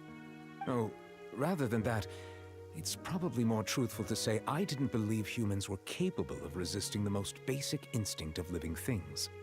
That they could rebel against their own nature, or consider certain things to be more important than their own lives. Which is also why I didn't stop your father from beginning that fateful duel. I believed that a truly innocent man would never throw away his life like that. That there was nothing, should have been nothing more important than one's own continued survival. But Mr. Callus proved me utterly and decisively wrong. If not for his sacrifice, the serial disappearances case would have remained unsolved to this day. Mr. Callus made the choice he did for his daughter, for his associates, and for many people completely unrelated to him. And in the end, from a certain perspective, one could say that he did it all for the sake of justice. A justice that's higher than life itself. So, you asked me why I came here. I just wanted to say my apologies to Mr. Callus in person. I should have noticed all of this much sooner. This regret has filled me with a sadness that has haunted me for days. That high and mighty chair in the Opera Epiclese indeed insulates one from many important things. Spina di Rosula, thank you so much for your hard work and perseverance. I'm sorry for being mad at you before. So, you're actually one of those types that's cold on the outside, but pretty thoughtful on the inside, huh? That reminds me of Silver, one of my guys. Sorry about that. Self-expression is not one of my strong suits. Didn't I just say you don't need to apologize? So Navia and Nervalette seem to have made their peace as well. Let's not disturb them for now. We can wait till after they're done.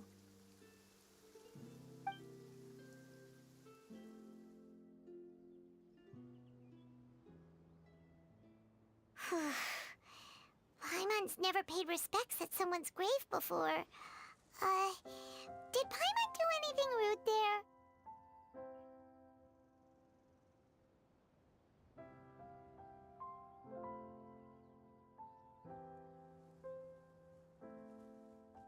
Huh? Oh, Paimon didn't know that was a thing. But Paimon doesn't know what she would do if she can't fly.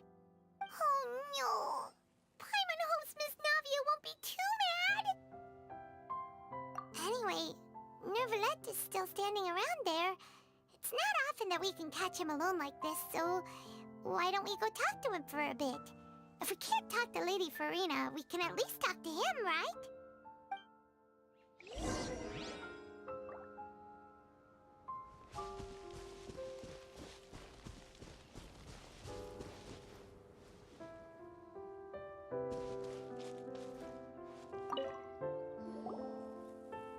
Oh, it's you two. Did Miss Navia invite you to come pay your respects to her father? Mm-hmm. We ran into Navia on the streets today, so we just followed her here. I see, I see. Then is there something that I can help you with? Well, it's pretty hard to run into you like this since you're usually super busy. So we figured we could try to ask you a few questions, if that's okay. Please feel free. Though outsiders, you helped us solve one of the greatest mysteries in Fontaine, and it would be my pleasure to return the favor.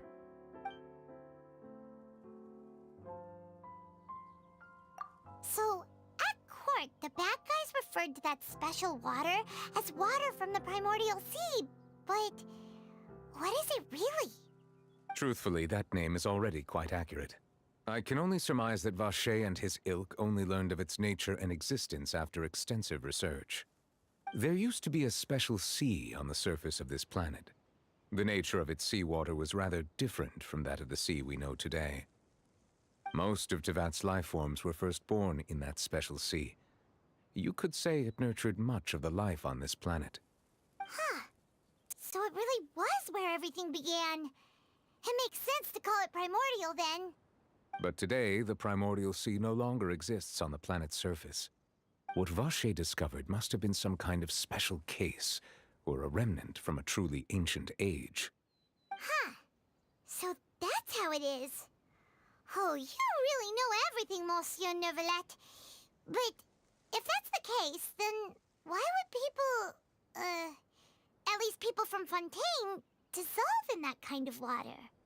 Indeed. Why would the primordial sea, which was known to engender and nurture life, suddenly reverse itself and devour life instead?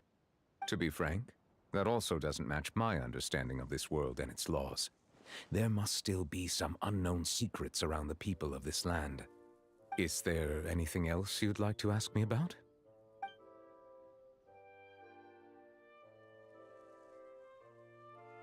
That the sea levels will rise and everyone will be dissolved in water, leaving Farina crying alone on her throne, but the sins of the people will be finally washed away for good. Does that appropriately summarize the version you've heard? That's right! It was Linny that told us back then. And that about covers all the main points. Yes, up to the present, I think we reached a point where we have no choice but to confront this prophecy directly. Rumors have it that this prophecy is rooted in the last words the former Hydro Archon left to the world before she passed away. A prophecy? Of the former Hydro Archon? Wow. This is the first time that we've ever heard of it. Two parts of the prophecy have already proven correct. The rising sea levels and the ability of the people of Fontaine to be dissolved. We should be more vigilant and stay on the watch for further signs. Speaking of the prophecy, Farina has also always taken it quite seriously. Indeed, she has been collecting information and intelligence from across Tevat for this purpose. If the rumors were true, then perhaps this prophecy is the conundrum left to Farina by her predecessor.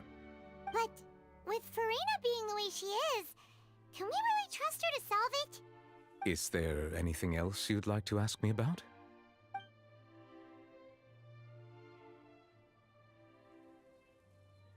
My apologies. My investigation has still not reached its conclusion. However, I still believe the judgment of the Oratrice was not rendered arbitrarily. But you also said you thought he was innocent. For many years, I have been quite aware that the Oratrice does not simply mechanically repeat the verdict that I give on each case. As a divinely created mechanism, the people's unified faith in the concept of justice is integrated into it. Not only can it produce the incredible power of indemnitium, but it likely also possesses other traits, such as self-awareness. Which is all to say, I've been prepared for a situation like this for a long time. Huh. So when Lenny told us that he heard a human voice from the room where the Oratrice's core is stored... I was not aware such a thing had occurred. Perhaps that could serve to prove my conjecture. I will add that to the list of items to investigate. In any case, I am inclined to believe that the Oratrice does have a methodology all its own. We just do not have enough information. Based on Farina's reaction, I doubt even she had any idea what was going on. She managed to bluff her way through it, though, with her time-tested twin tricks of bravado and drama. While we do intend to get to the bottom of this, for now, we regret to say that the Fatui Harbinger will just have to bide his time in the fortress of Meripede. If we did incorrectly convict him of crimes he did not commit, we will most certainly compensate him to the fullest extent allowed by the law. If you ask Paimon, the only compensation he'll want is a no-holds-barred fight with you. Is there anything else you'd like to ask me about?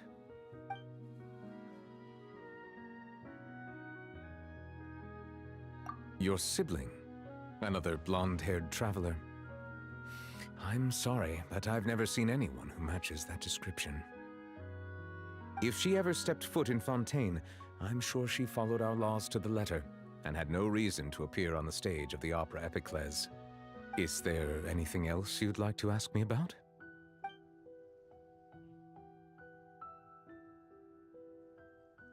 Very well. It was my honor to provide you with what answers I could. I very much enjoyed conversing with you.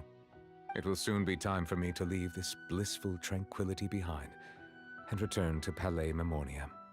You really are super busy, Monsieur Neuvillette. Paimon thought you only came here to pay your respects today because you had the day off. Crime and villainy do not have the day off, and so justice must work around the clock as well. This is merely the nature of a justice's work. All right, you've got a point. Huh? Paimon just noticed that the rain has stopped.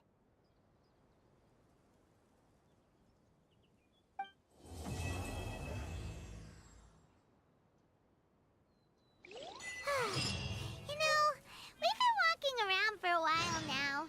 Why don't we go back to the Spina di Rosula base in the court of Fontaine and have a rest?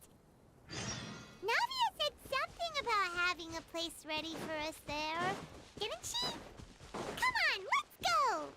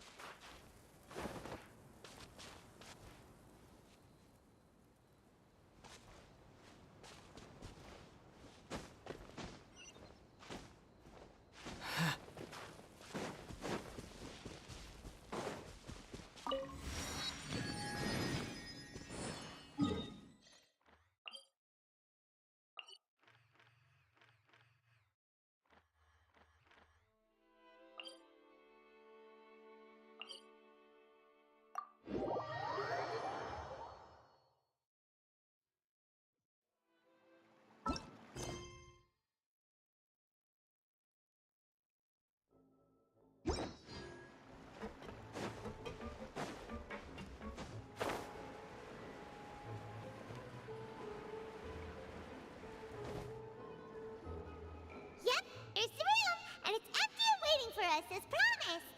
Navia is such a good person.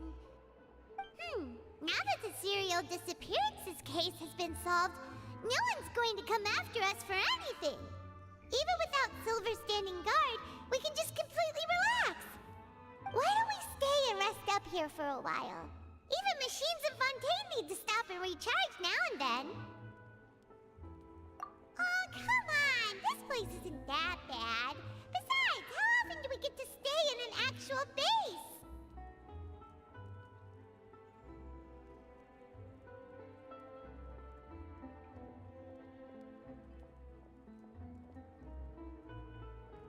Oh, fine.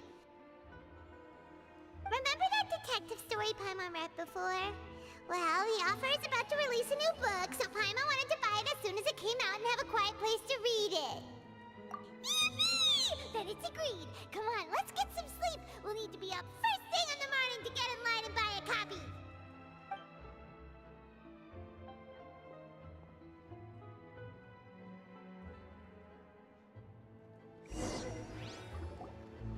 Paimon didn't expect that style at all.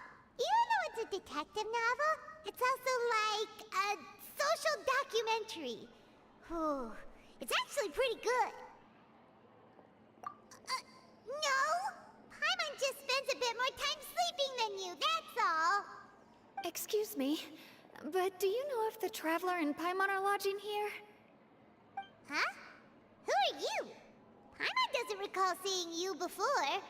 Wait, you're not here to give us trouble, are you?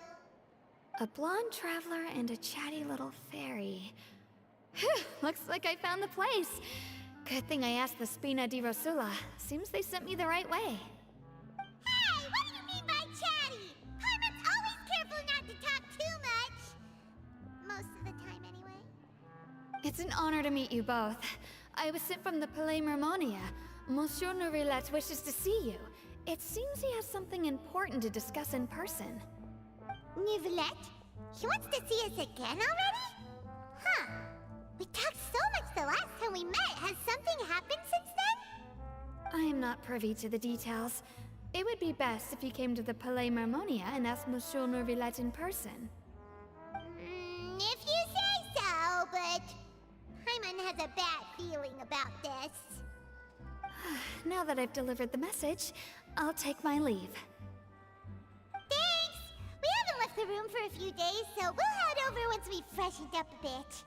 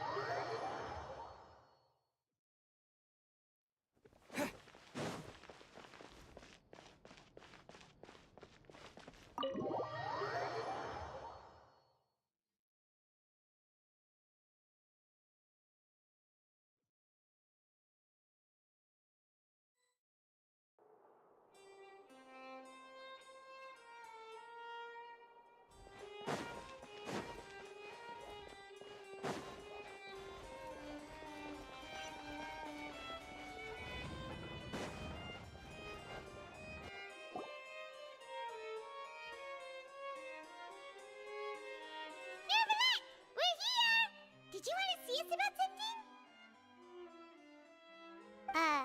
Huh? Why were you just standing there? You daydreaming or thinking something over? Yes, I did send someone to fetch you. But as for what I'd like to discuss next, well, I still have some reservations. Given that we've already made the trip here, you should just tell us. Bet you need us to help you with something, right? I do indeed have something I'd like to ask you to do. However, you should wait until after I tell you the details, then decide for yourselves whether you'd like to help or not. The situation is this. If I'm understanding you correctly, the Snezhnayan Harbinger known as the Knave has essentially requested a diplomatic meeting with you, correct? I heard that she was originally from Fontaine, but for her to suddenly arrive here and abruptly request such a meeting like this, I sincerely advise you to refuse her invitation outright.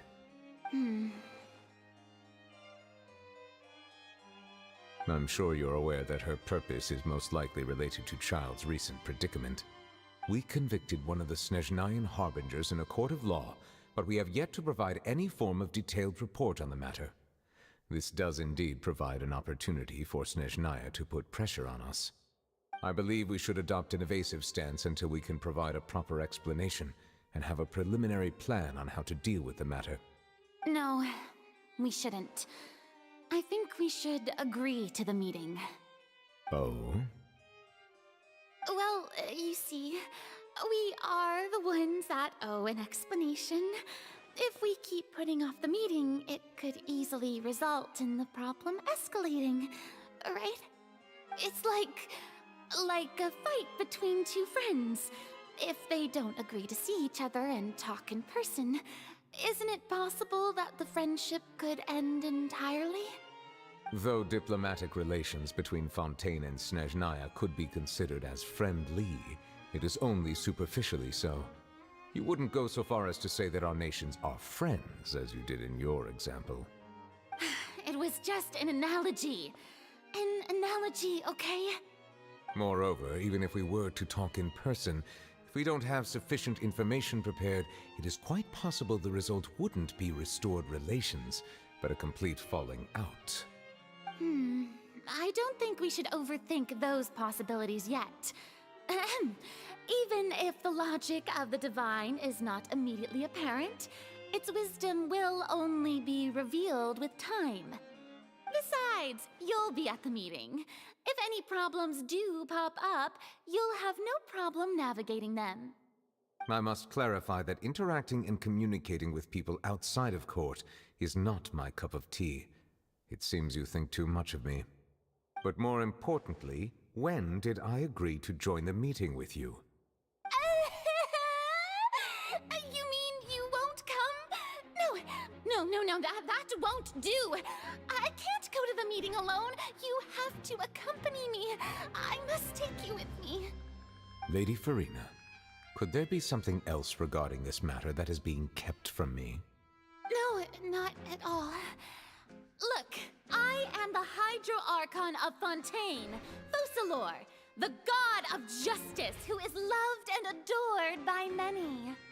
So I only hope that justice will be served in this matter. Don't overthink it. I'll go find someone to arrange the meeting.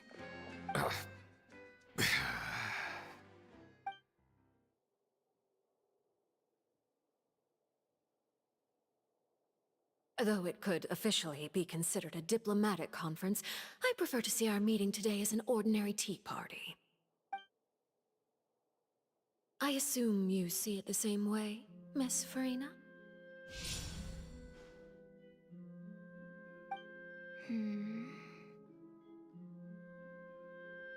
Lady Farina? Yes, that's right. Just like you said, a tea party.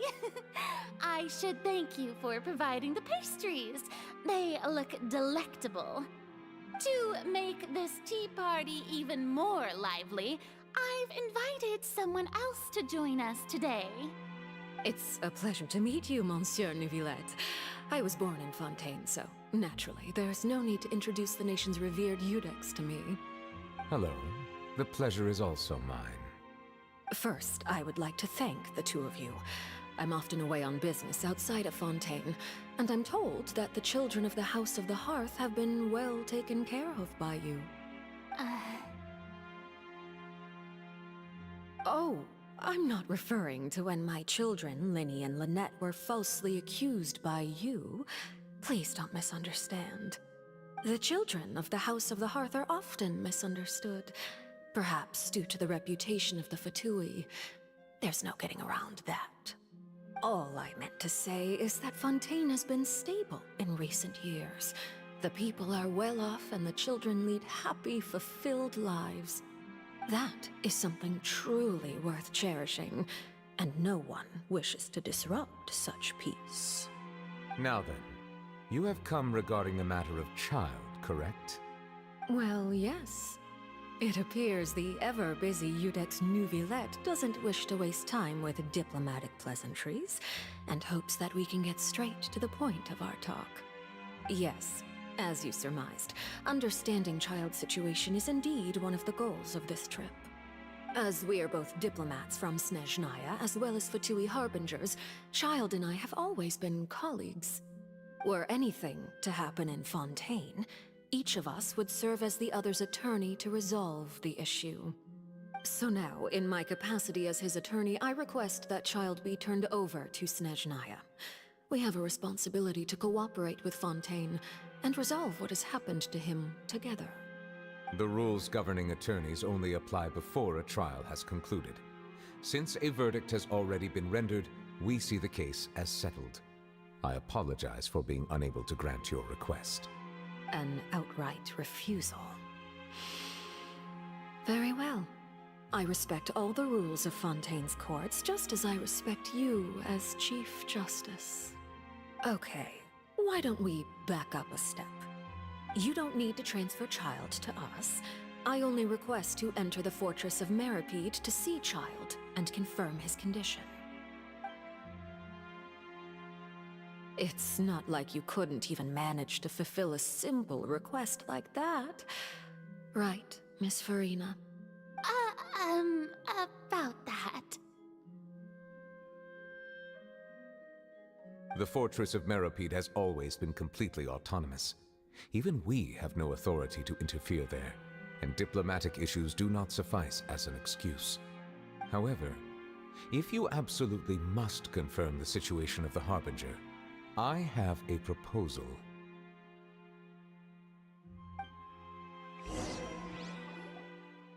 The knave showed up already? Well, Linny did say that Father will be returning soon. We didn't even know that Lenny was from the House of the Hearth at the time, so we kinda overlooked that information. Yes, thank you for your kind advice. I'm well aware of the situation. I also noticed that Lady Farina acts a little odd and unnatural whenever I bring up matters related to the knave. Could the knave be threatening Lady Farina or something? If that were the case, then why wouldn't Lady Farina inform me?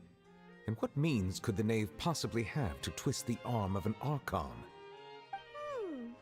So maybe that's not very likely.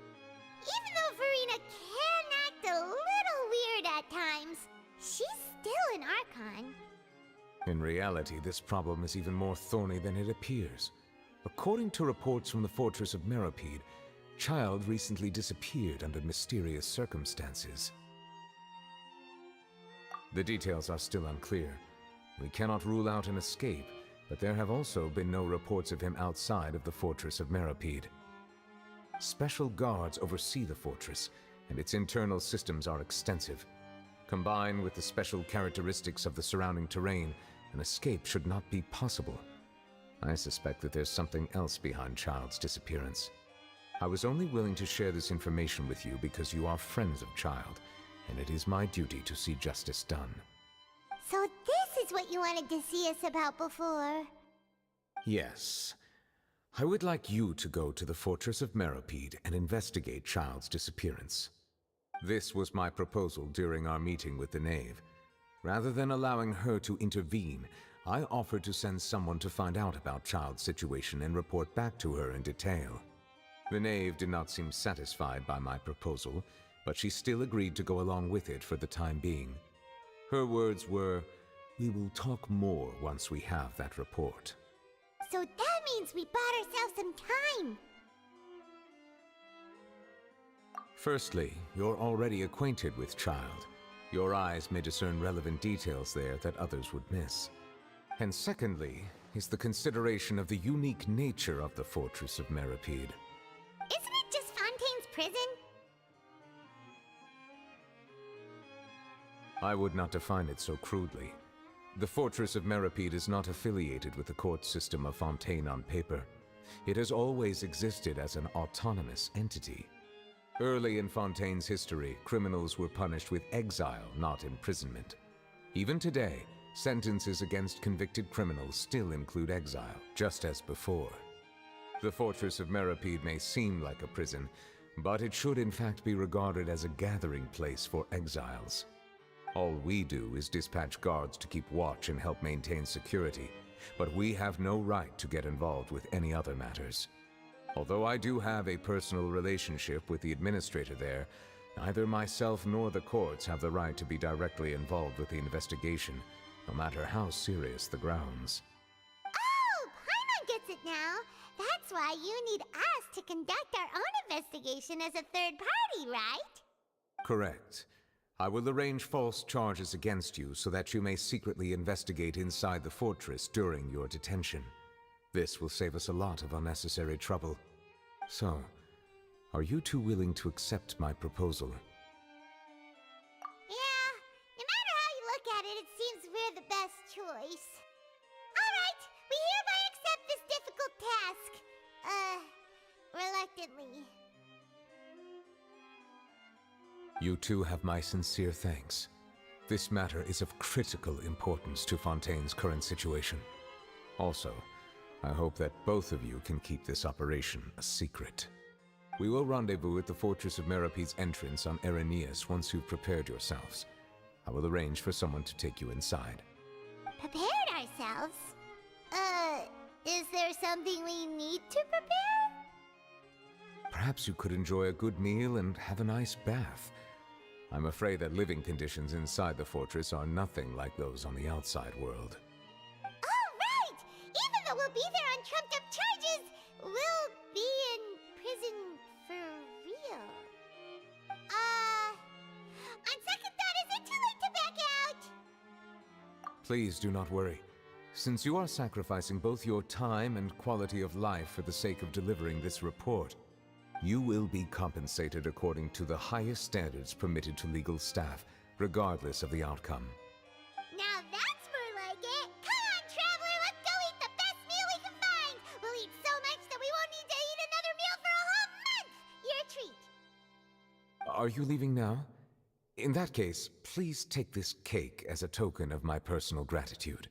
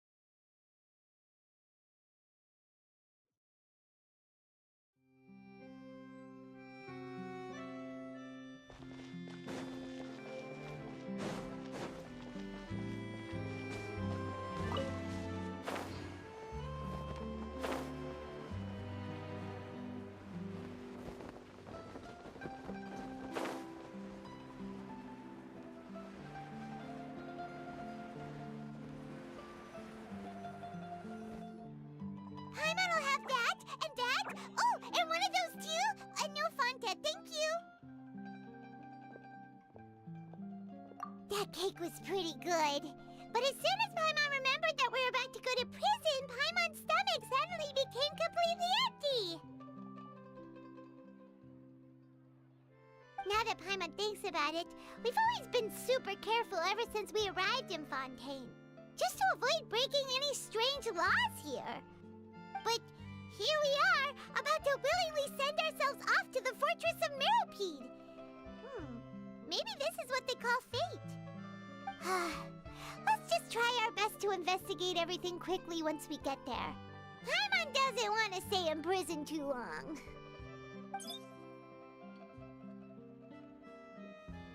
Oh, what is that I hear? Is it the taste of a breaking story? Hey! You can't hear a taste! And what are you doing here, Charlotte? Oh, don't remind me. I invited an eyewitness to a case to eat here, and I was planning to get some great material out of him. But he didn't even show up. Calm down, calm down. This is nothing new. As a journalist, you should be used to this by now. And as long as you can score some juicy tidbits from the traveler, you might still be able to recover the cost of the meal. You know we can still hear you, Charlotte. Never mind. It's nothing. I just heard you mention the Fortress of Meripede. You didn't commit a crime, did you? Please tell me all about it. No way! We would never! We're just going there to...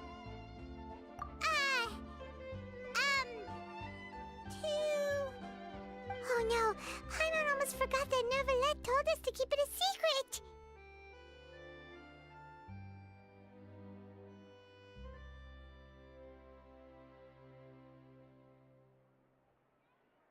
Huh?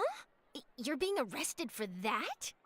Oh, but now that I think about it, I suppose that's not completely unreasonable. That's pretty despicable, almost as offensive as committing theft. You mean Paimon really did something that serious?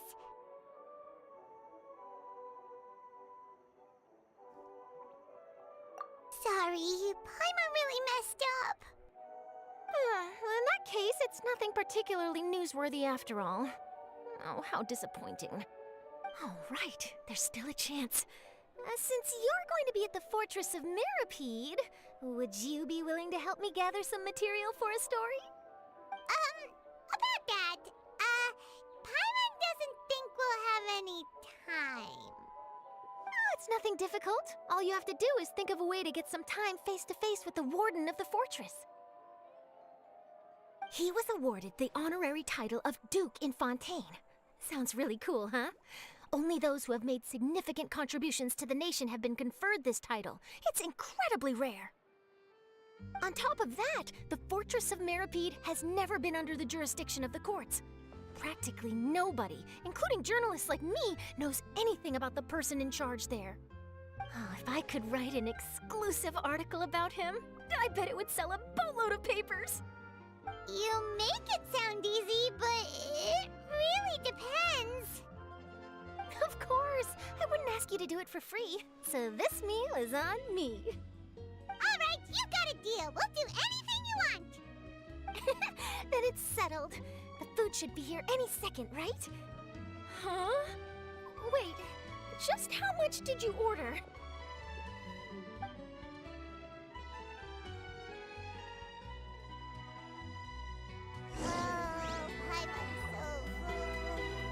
Well, guess we have nothing to regret now, so let's get going. Wait. Paimon just said something really ominous, didn't she?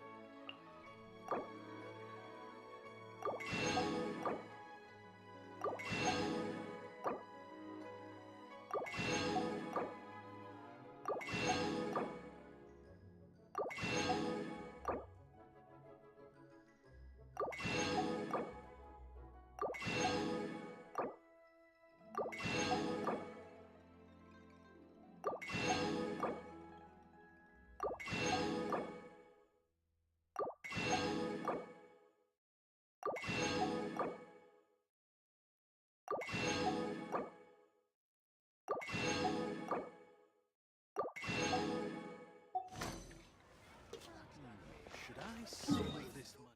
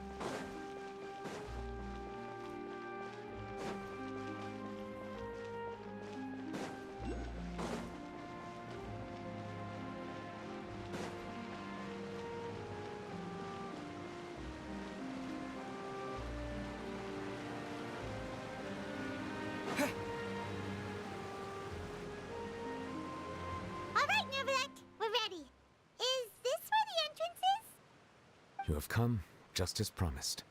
Yes, this is the one and only entrance to the fortress of Meripede from Irenaeus. Careful. You may want to step back a bit. Whoa! So you have to go down from here? Is the prison underwater? Utilizing both the barrier of the water as well as the fear humans have of the depths, the fortress of Meripede is naturally the perfect place to confine and guard criminals. But do not worry.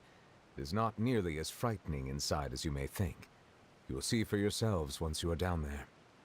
Paimon hopes you're right. Don't know about you, but just thinking about being at the bottom of the sea like that gives Paimon the heebie-jeebies. Oh, and there's one more thing. I mentioned that I have had personal dealings with the administrator of the fortress, Wriothesley. He's a very shrewd fellow. Yeah, we heard about him too. He's that Duke, right? Correct. He is the highest-ranking manager of the underwater prison. Even though you are going there to investigate at my behest, it would behoove you to avoid any confrontation with him or any of his subordinates. The Duke rarely ever leaves the fortress of Meripede, but that does not mean he is not privy to all that is happening inside and outside the fortress. He is quiet, but not unaware, so please bear that in mind. All right, that's about all the time that we have to talk privately. I'm counting on you two. Don't worry, we won't let you down. Good. Madeline! I'm here, Monsieur Nervalet. These two are the newest convicts, I presume? Don't worry, they won't escape on my watch. Like we would try. Please follow me, you two. I'll process your paperwork for entering the fortress of Meripede.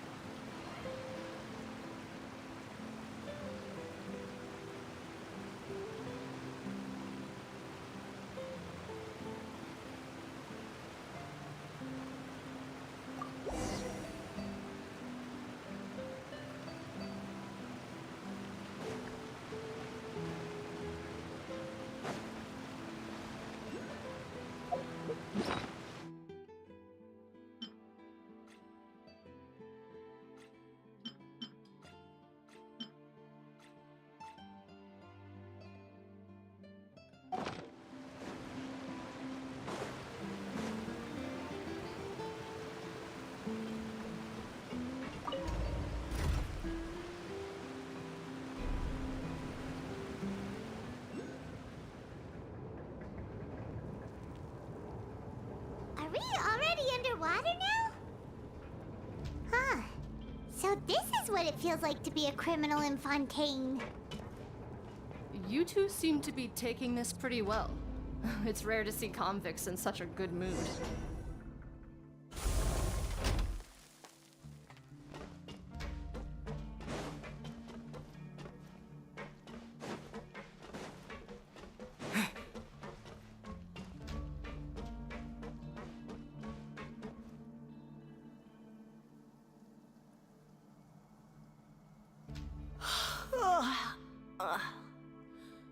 Oh, it's you, Madeline. Why'd they make you make the trip down here today? Monsieur Nervalet personally requested I escort these two convicts. I suppose he was concerned others might not be up to the task. Well now, aren't you the lucky one?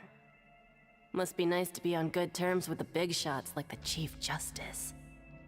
The only people I get to see every day are the new inmates.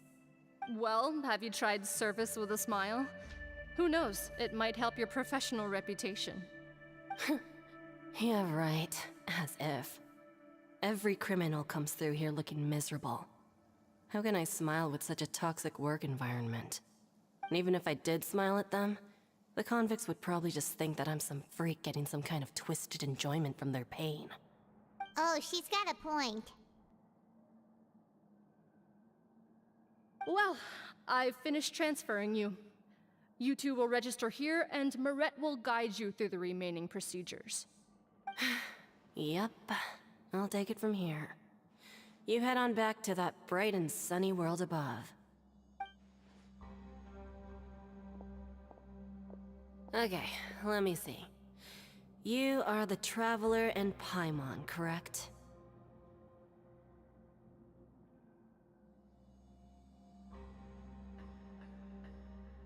That would be us! Let me confirm your charges and sentence. Let's see. You two are charged with eating a cake specially prepared for the Archon by a Snezhnayan envoy without the Archon's permission, thereby incapacitating the political center of Fontaine for a brief period. Sentence: 45 days? Huh? Wait, you mean the cake that Nervalet gave us was... Just looking at the charges, it seems you two are capable of causing some serious trouble.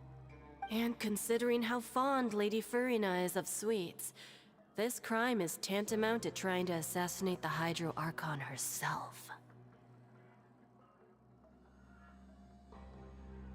Now I've seen everything. Anyway, we still need to finish processing you before you can enter the Fortress of Meripede. Please stand in front of the board over there. I'll take your mugshots with my camera. Oh, all right. But be sure to catch Paimon's good side.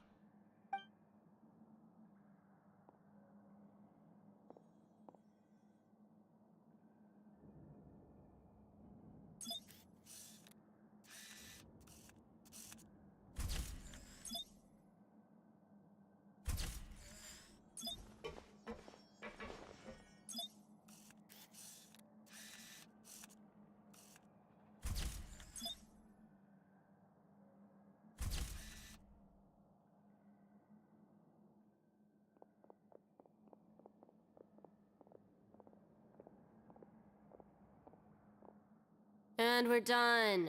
Thank you for your cooperation. Next, someone will be along to guide you inside the fortress. Please be sure to cherish this opportunity for rebirth. Huh? Rebirth? Isn't that a little much? We're only gonna be here for 45 days! You two are the new inmates, right? Follow me. Oh, okay! Paimon is Paimon and this is the Traveler! Save it. Not like I'll remember your names. Move it.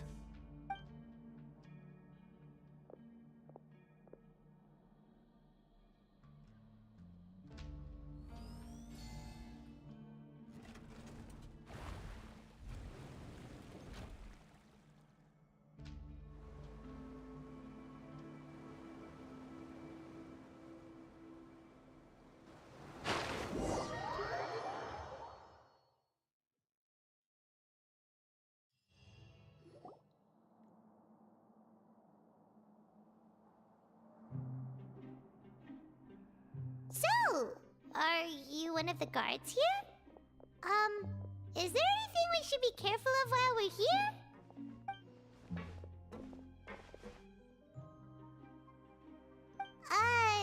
Did Paimon already ask something she wasn't supposed to? Why should I tell you anything? What's in it for me?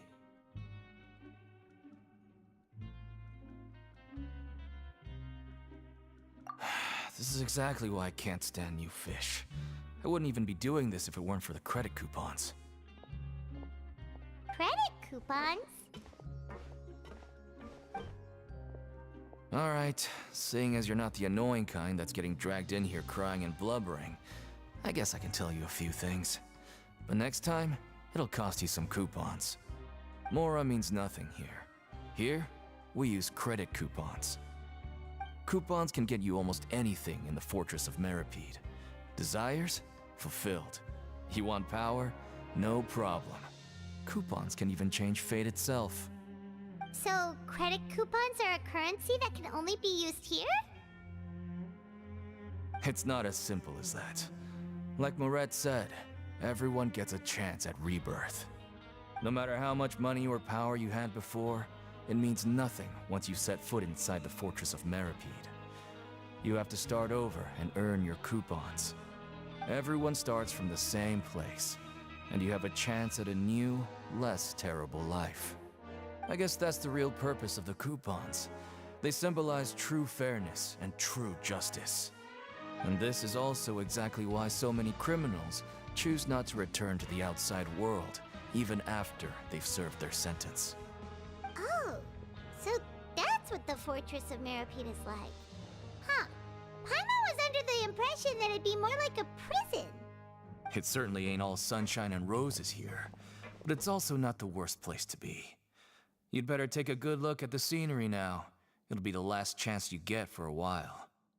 After being away from the sunlight for so long, even the terrifying depths of the sea start to feel like home. It just stops feeling oppressive, you know? Oh, I'm actually an inmate like you two. Welcoming newcomers is a job I've picked up to earn some extra coupons.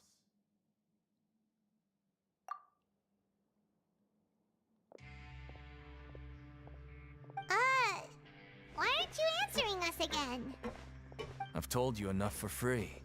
Any more info is gonna cost you. So all you care about is Mora! Wait, no. Coupons? Almost there. It's down through here. Your turn to give it a try.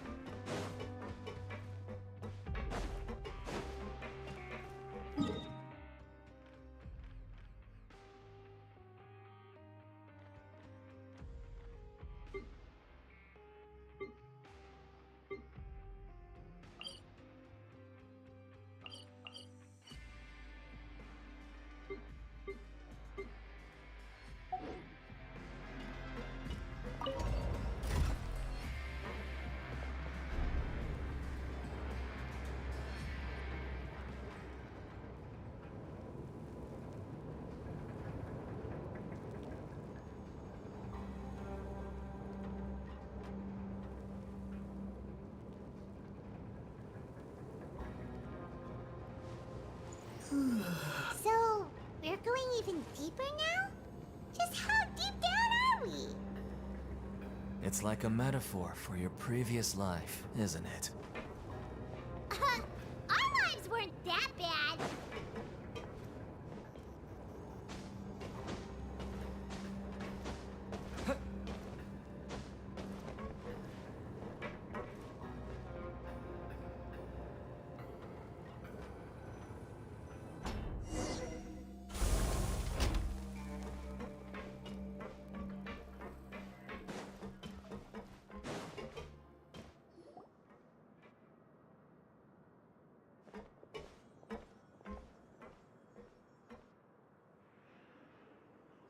So this is the actual entrance to the Fortress of Meripede?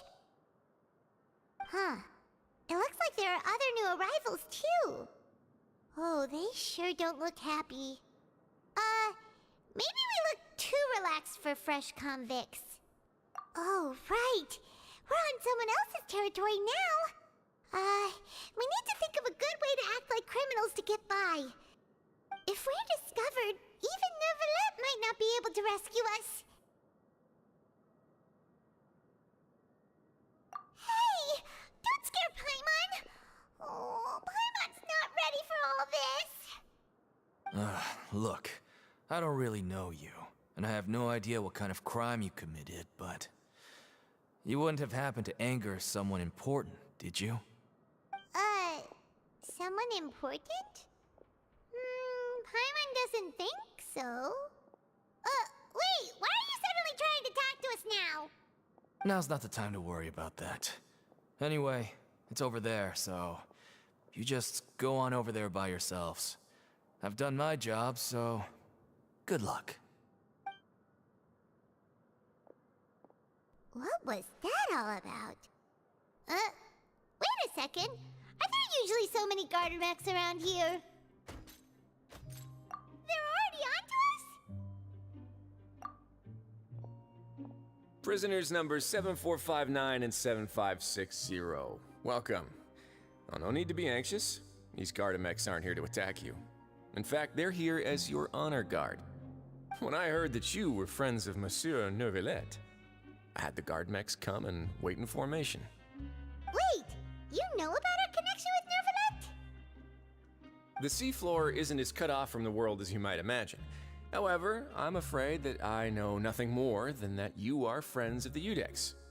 And as you can see, committing a crime means being sentenced here, even if you're friends with the Chief Justice. Quite fair. The Duke! Greetings, Your Grace. Lovely weather today, isn't it? Huh, greetings, my good fellow. Well, I'm willing to imagine that the weather is as good outside the sea as you say it is. How great it would have been if only the Fortress of Meripede had been built on the coast, huh? It would have been so convenient to enjoy a nice chat in the sunshine. My profuse apologies. I just got so nervous when I saw you, So this is the Duke. He sure looks a lot younger than Paimon imagined. The Traveler and Paimon, correct? Mr. Deacon here was responsible for your welcome. I trust you were satisfied with his guidance?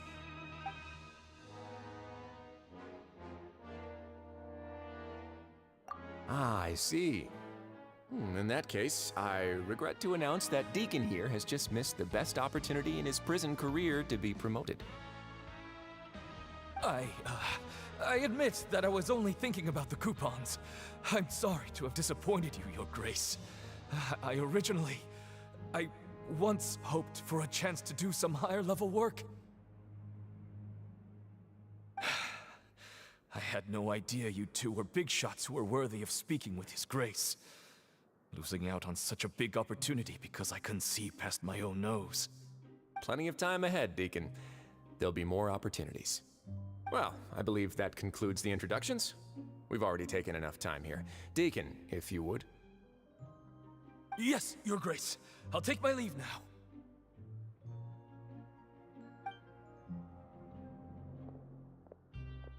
Please, follow me. To make you feel more welcome, I'll show you around the various facilities of the Fortress of Meripede. I hope it'll help you adjust to life here. He's going to personally give us a cure? Huh. Paimon can't figure out what this guy's thinking at all. No wonder Charlotte's so interested in him. He's one of those mysterious types. Alright, let's keep up with him.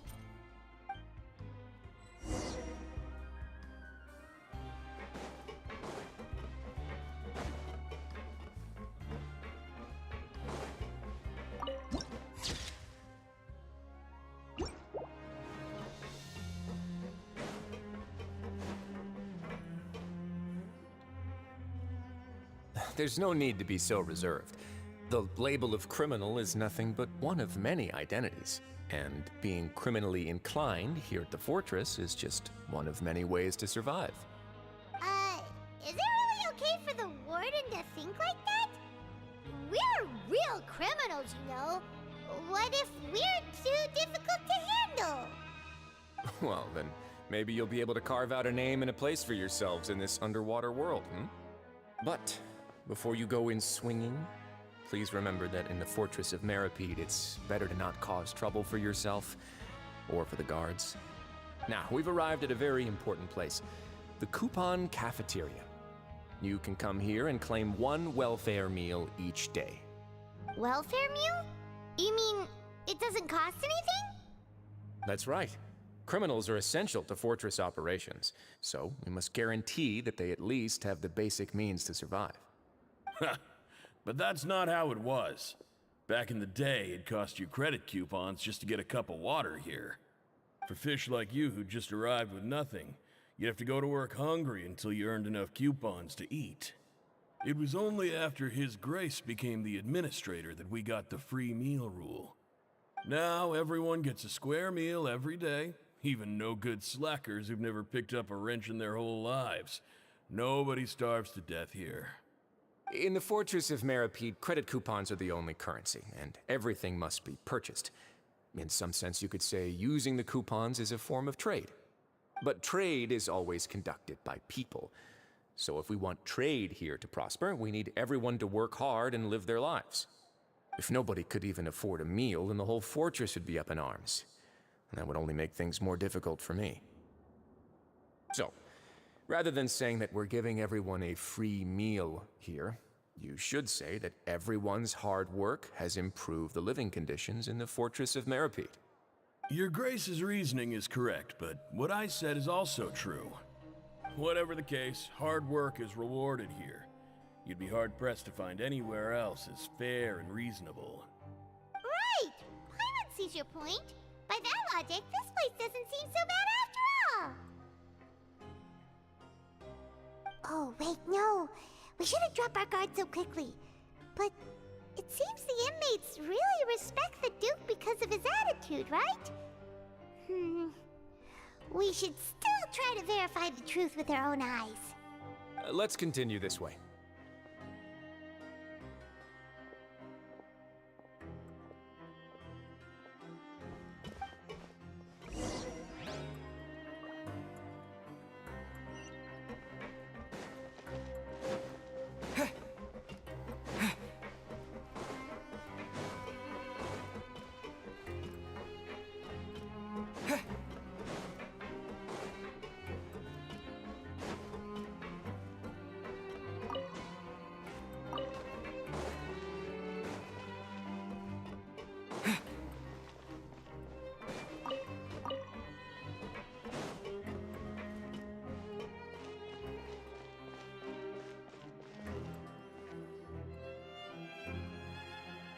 This place is known as the Pancration Ring.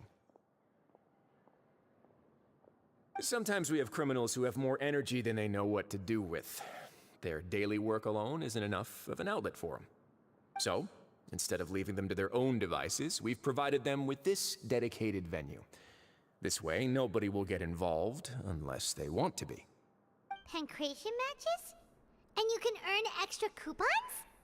Oh, what do you think, traveler? Interested? But I must warn you that your sentence will be extended if you fail to restrain yourself and end up seriously injuring or killing your opponent. So, did you set this place up too? No, actually. I just granted approval for the organizer to use this area to build the ring, and I collect a portion of the proceeds in return. Of course, the fees are also quite useful. Oh. Do you mind if we ask what they're used for? Sure. Ensuring personal safety, maintaining the arena, and resolving any conflicts that arise. Why? Are you interested in how to manage a pancration ring? Oh, no. Paimon was just wondering if that's how you paid for everyone's welfare meals. A reasonable guess. I see you have a talent for entrepreneurship. Oh, you hear that? Paimon has a talent! So we can start a business here? That is something you can discuss between yourselves later. Let's move on for now.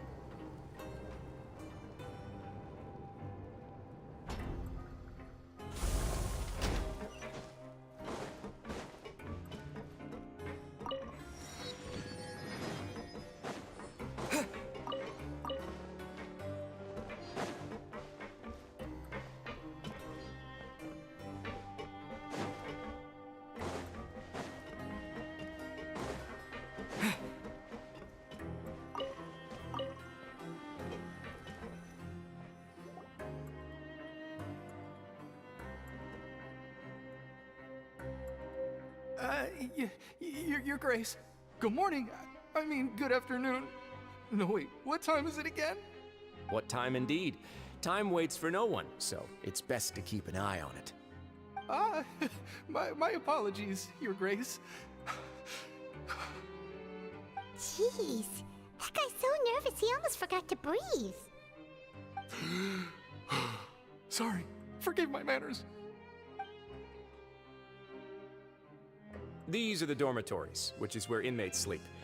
The guards will inform you where your bunk is later. In the Fortress of Meripede, criminals usually spend most of their time in either the production zone or the sleeping areas. The production zone? What does it produce? Is that where we'll be working? Not necessarily.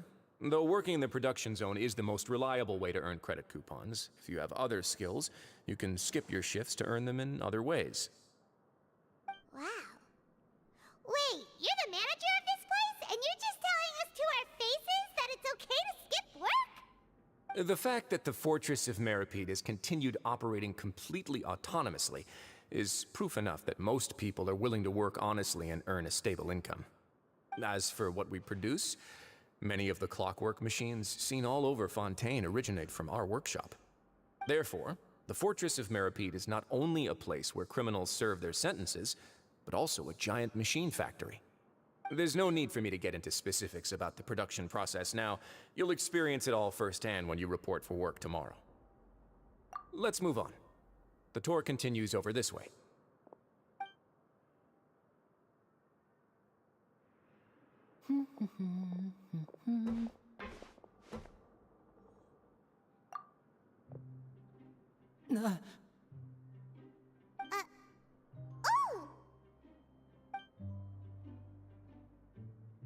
Oh, you really scared me there. I didn't expect to see you here, Your Grace. I thought maybe I was so tired from work that I was starting to see things. The only thing you should be seeing is the work in front of you. Stay focused and keep up the pace. Oh? Is something the matter? It's nothing. Paimon's just worried about how hard we'll have to work tomorrow.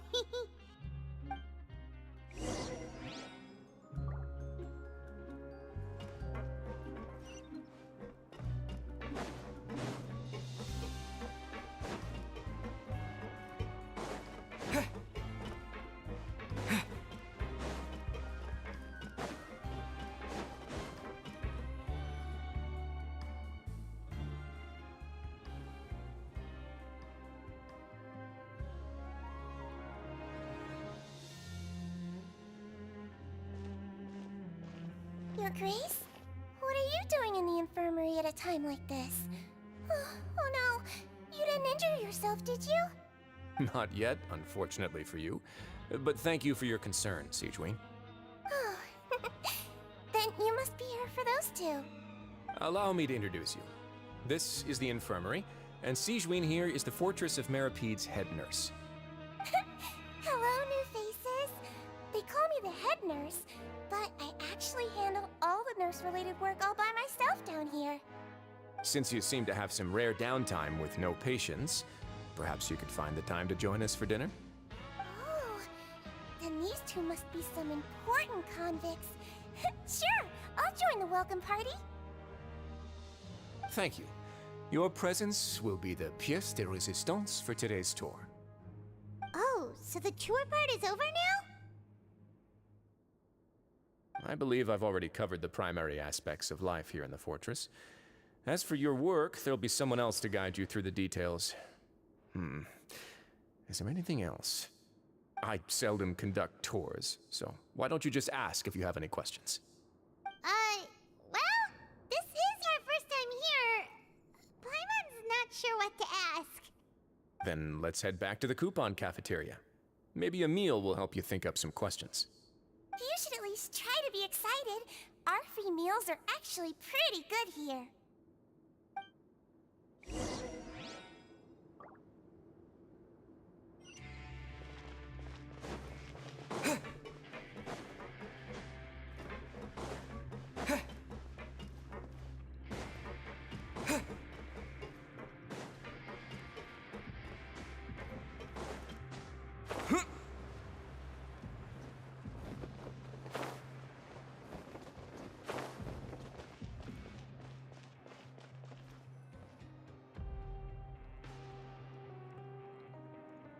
What do you think of the food? Does it meet your expectations? Wow, it looks delicious! Neverlet made it sound like living conditions in the Fortress of Meripede wasn't very good. Who would have guessed that criminals get to eat tasty food like this every day? way! Oh, isn't that the meal box that only super lucky people manage to draw? Seems like you two are quite fortunate.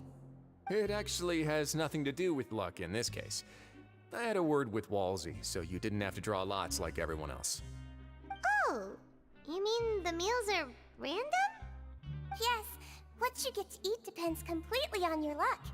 You could say that it's a distasteful little game that Chef Walsey likes to play here in the cafeteria. Paimon knew it! If criminals got to eat tasty food like this every meal, the crime rate in Fontaine would skyrocket for sure! Excuse me, did I hear you mention Nervulette just now? I've been wondering how he's doing. Is he busy with work? Has he been taking care of his health? He seems healthy no matter how you look at him, but he works so hard all the time, so it must be really tiring. Sounds like he hasn't changed a bit. Looks like you can stop worrying so much, Sigewinne. Oh, that's good. But I still feel like it's been too long since I've heard any news about him. No news is good news. Maybe next time I've got something to discuss with him, I can invite you to accompany us. But isn't the Fortress of Meropide independent from Fontaine's court system? What do you two have to discuss? Well, we provide all kinds of mechanical products for official use, and some essential goods have to be obtained from the overworld, so we naturally have to stay in touch about this and that. Monsieur Neuvillette's character is unimpeachable. No matter the question, you can discuss it openly and freely with him. Talking with him feels quite effortless. In light of that, I am quite willing to go out of my way to show respect and accommodate him. In fact, right now, I'm treating you two as guests invited by Monsieur Neuvillette. But unfortunately, I can only do so until the end of this meal. After this, you two will just be inmates here. You're very welcome. Well, your new life awaits.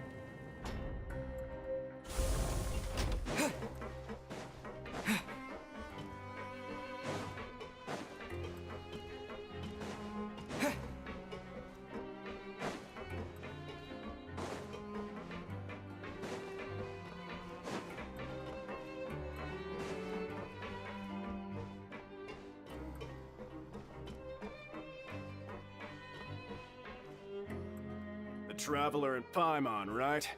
Listen up.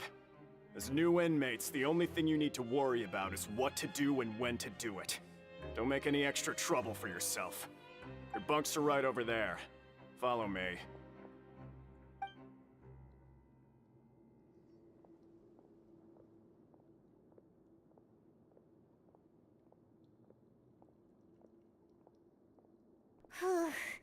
So this is where we'll be sleeping from now on. Oh, Paimon can't believe this! The days of staying home and reading detective stories are like a dream now. By the way, Traveler, we saw a lot of things worth investigating just now. Even though the Duke didn't say it too directly, judging from what he said at the end, it seems that he was only welcoming because we know Neuvillette. We are criminals, and Paimon did eat that cake, but we're actually here to help Neuvillette. Is it possible that he knows we're here on a mission? Or, yeah, Paimon thinks so too. He probably knew why we came here from the very beginning and intentionally wanted to send us a message. Maybe something like, "Hey, I have my eyes on you, so don't try anything funny." Yeah, you're right. It's not like we can go back to Neuvillette empty-handed and say, the dude looks scary, so we gave up. And besides, the Duke said that he was willing to go out of his way to show respect for Neuvillette, right? So, we at least need to try. But Paimon hasn't gotten a clue where we should start our investigation.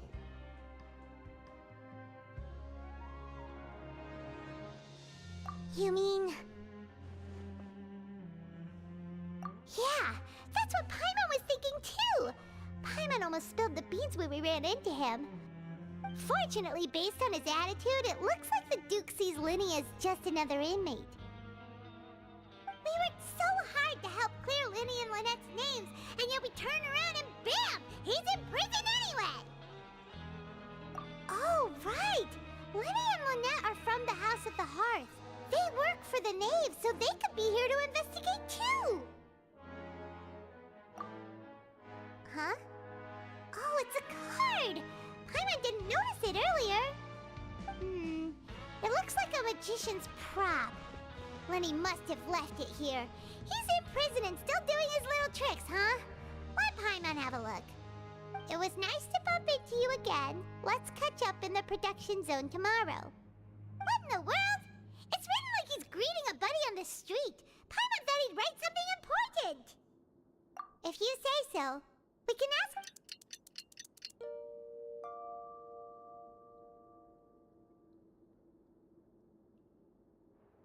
Hey, you're finally awake!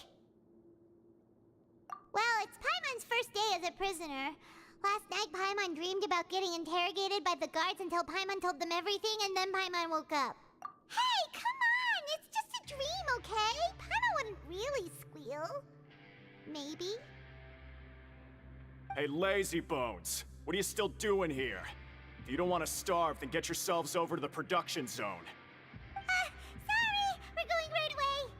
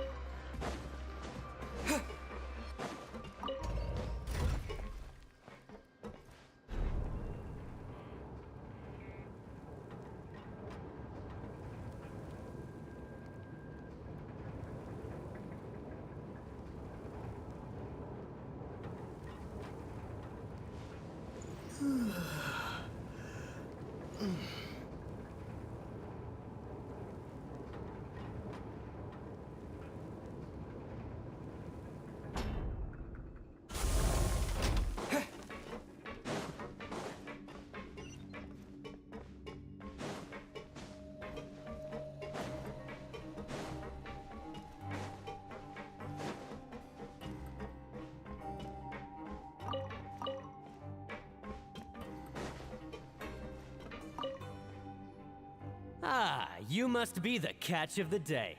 Looks like you've got some luck getting assigned this space. Yep, we just arrived yesterday and... Don't interrupt me when I'm speaking! Yes, sir. Listen carefully to my instructions. I don't want any mishaps. Every machine here is worth more than the both of you. Working around these machines can be very dangerous. Do your job well, and you can eat in the cafeteria after your shift. Get sloppy, and you dine in the infirmary. Anyway, the Fortress of Merope doesn't want to lose a single one of its machines. And it also doesn't want to waste the production potential of any inmate. You got that? Got it!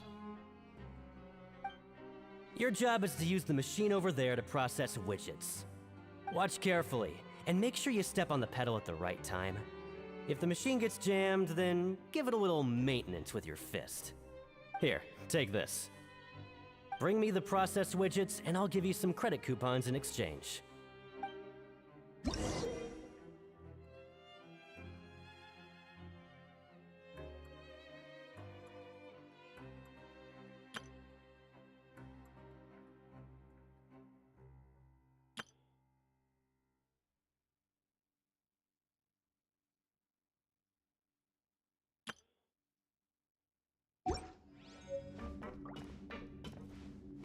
Windblade!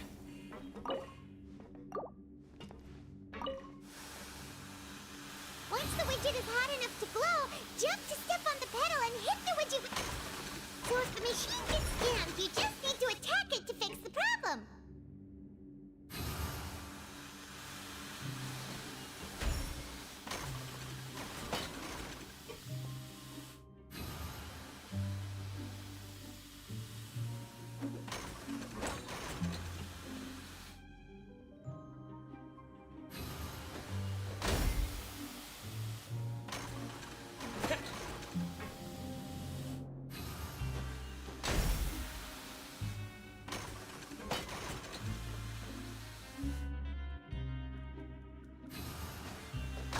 You got it! Great!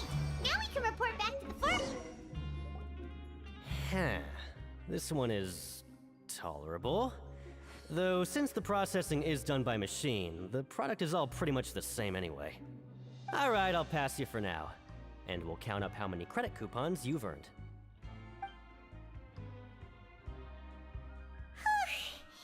Paimon's exhausted. We're done now, right? Oh, that foreman. He's so scary that Paimon couldn't even speak. Ugh. Even though Paimon's starving and wants to head straight to the coupon cafeteria, we still need to meet Lenny first, right? He probably just finished up his work, too. He should be around here somewhere.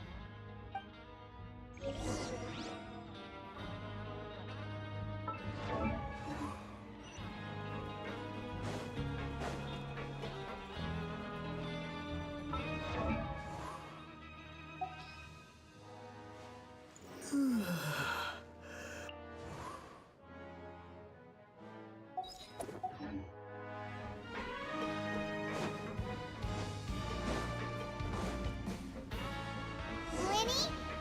Mr. Magician? Where are you? Oh, this had better not be some disappearing act.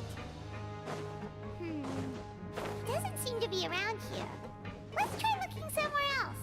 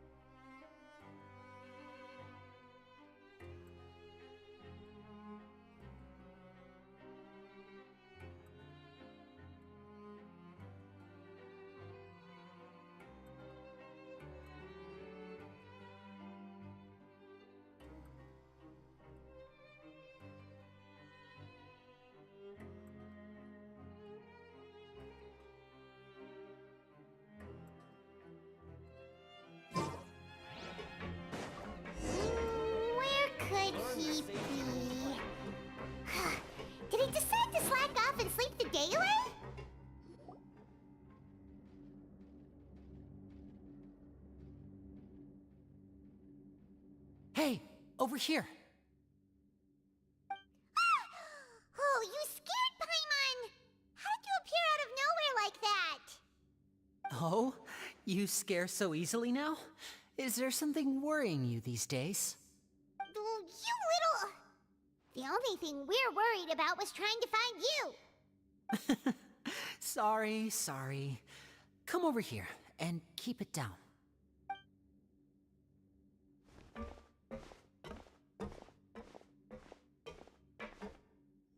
Oh, Lynette! You're here too! You two really are inseparable. That's right. My brother simply can't stand to be away from me. It's not just Lynette. Fremine is also here. Do you still remember him? Oh, you mean that diver from the House of the Hearth, right?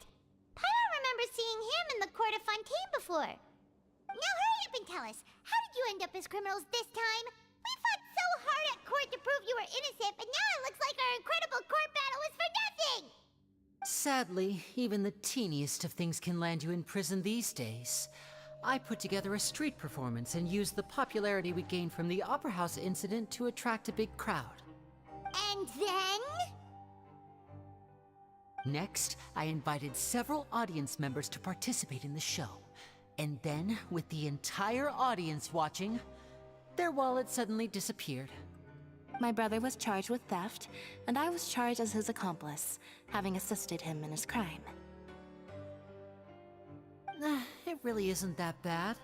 The missing wallets are all in the leftmost drawer of the Maison Gardiennage's big filing cabinet.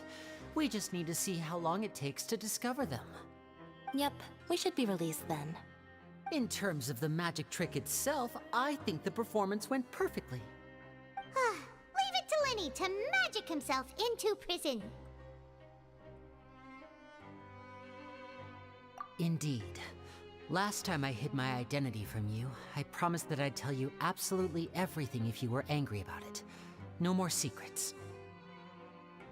So I don't plan on keeping anything from you this time either.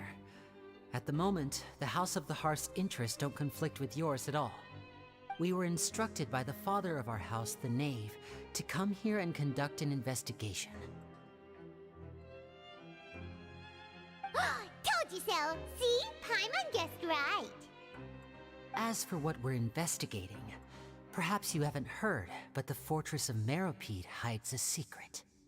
Some even say that the entire fortress exists just to protect it. The House of the Hearth has been investigating this for a very long time, trying to uncover its mysteries. But recently, all of our informants, including the ones that had infiltrated the guards, suddenly vanished and have not been heard from since. We believe that this is a direct provocation, and it's the reason why we came here. Father has somehow managed to confirm that Focalors does not have Fontaine's Gnosis. Huh? How did she manage to learn information that important? Father has her ways. Many of them are beyond our imagination, and we've never had the chance to see her at work. But we trust her conclusions. It was this information that led us to suspect that Fontaine's Gnosis might be in the fortress of Meropide and is related to that secret. So it's all about the Gnosis again. Well, that's about it from our side. How about you two? Did Monsieur Nervulette send you here? Bingo! The Knave has been applying a lot of pressure. She wants to know what happened to Child, so we came here to investigate. Traveler, are we allowed to tell them? You don't need to worry too much about that.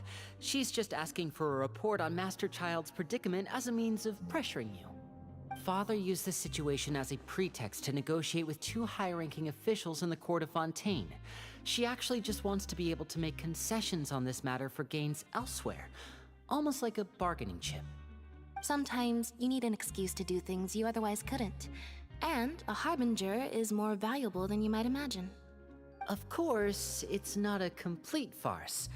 If we do manage to find out what happened to Master Child too, then diplomatic relations with Fontaine could improve, and Snezhnaya might even be able to adjust its stance a bit. Is it just Paimon, or does it feel like we're the only situation.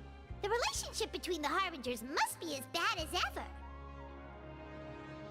I wouldn't go that far. Father just has different standards than we do when it comes to what can be sacrificed for an advantage.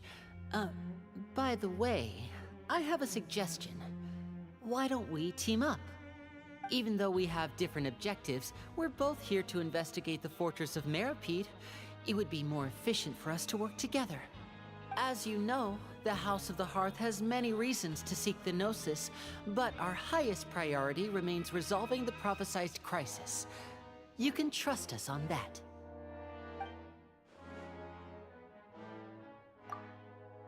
See, I told you. Is that so? Sure enough, it won't be easy to convince them to cooperate with us. Lenny seems to be thinking pretty hard about something. Of course he is. Lenny has been looking forward to a chance to reach an understanding with you ever since last we met. Or, I should say, we were really looking forward to teaming up with you this time. Lynette, just tell them everything, why don't you? It's okay to open up a little.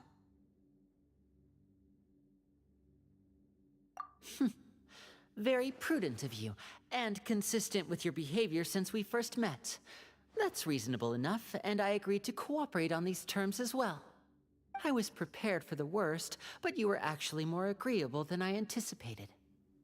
All right then, there's no time to lose. I have some information to share, so listen carefully. Since Lynette and I arrived here, our investigation uncovered the fact that the Fortress of Meropide has a forbidden zone. Most people just clammed up and wouldn't talk, but after asking the right questions, we were able to confirm the existence of the Forbidden Zone from the guards. You should be aware of that while you're investigating. A forbidden zone? Could that be where the child disappeared to? You're right, we'll definitely keep that in mind. Good. That's the most suspicious thing about the fortress that we know of so far. We have a few other unanswered questions, and we'll be investigating those as quickly as we can. Anyway, I hope you find our information useful at least. Oh, look at the time. You two must be hungry. You should go to the coupon cafeteria and get something to eat. I'll use my cards to get in touch with you again in the future. Oh, that's just what Paimon wanted to hear! Paimon's starving after all that work today. We can talk more about the investigation later. Let's go get some grub!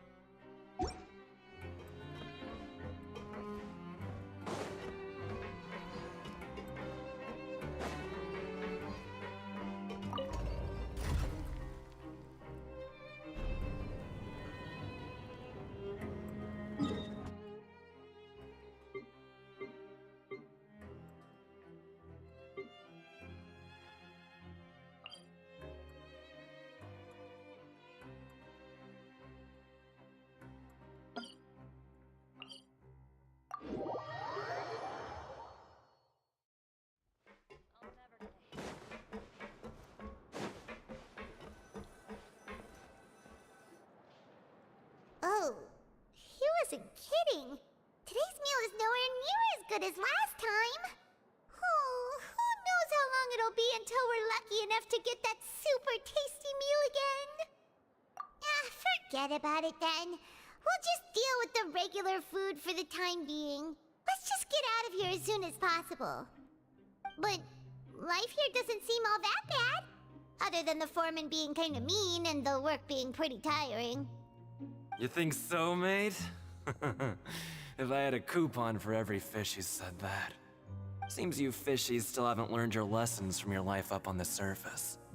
If you take things at face value, then by the time you reach a dead end, you won't even know how you ended up on that road in the first place.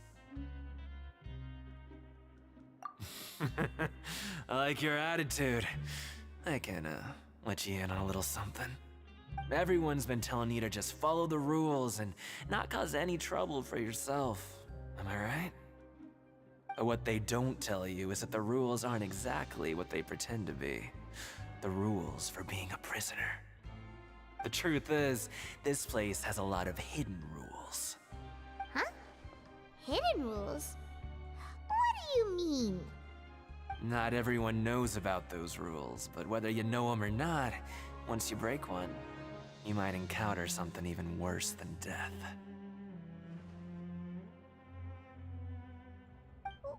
Really?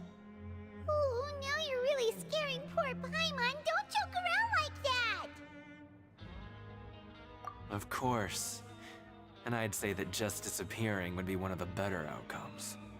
Oh, you mean that if there really are hidden rules, then Child's disappearance might have something to do with that? In that case, would you tell us some hidden rules? We definitely want to avoid breaking them. Come on, mate. This is valuable information. The difference between life and death. Do you really think you can just ask and I would tell you? Paimon understands, but we don't have many credit coupons yet. Yeah, I know. Not like I'm going anywhere.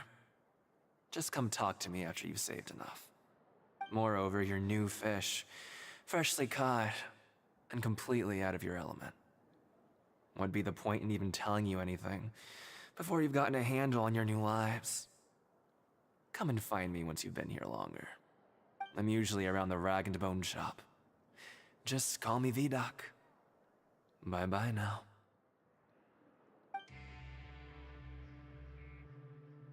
He left. Just like that. Huh. Do you think he's just trying to scare us into buying fake information from him?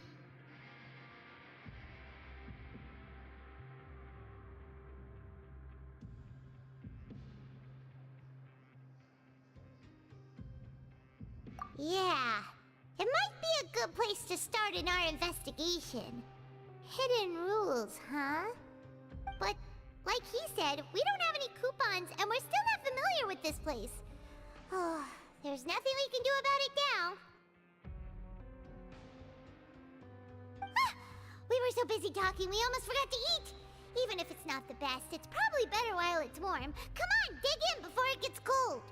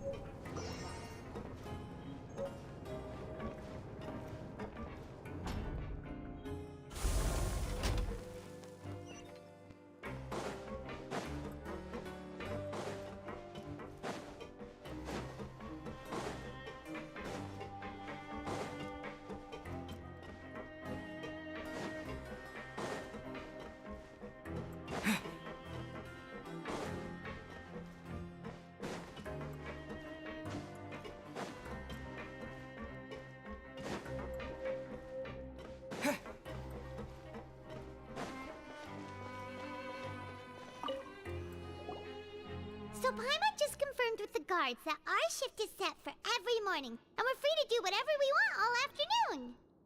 But it seems like most of the other inmates choose to continue working through the afternoon to earn more credit coupons. Oh, and they also said that you can use coupons to skip work in the morning and free up your time. They weren't kidding. Credit coupons really can be used to do anything here.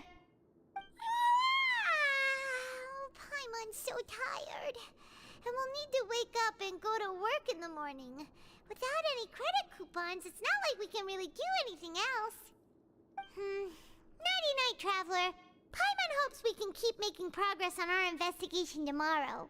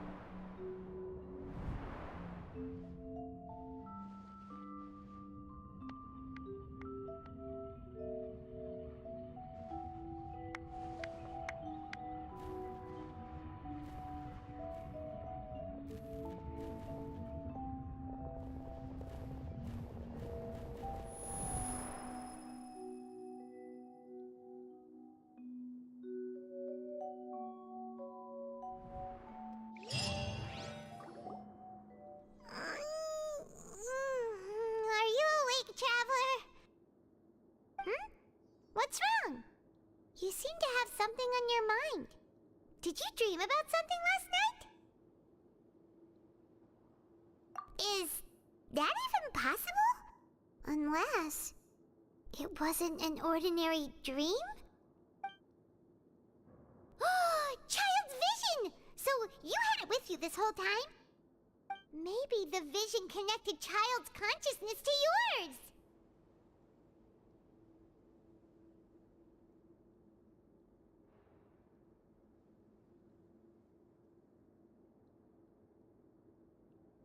And our investigation has its first major breakthrough! Good thing you brought the vision with you here. So what did you see in the dream? Do you know where Child went?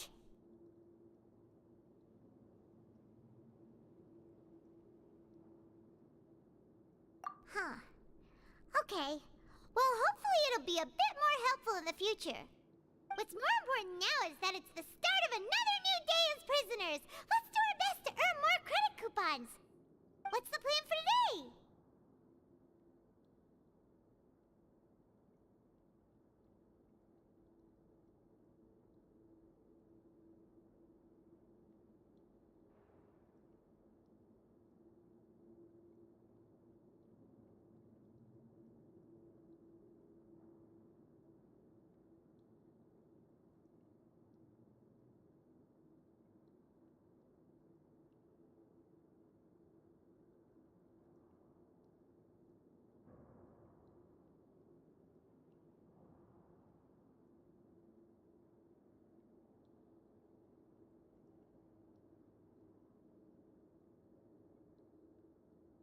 Huh?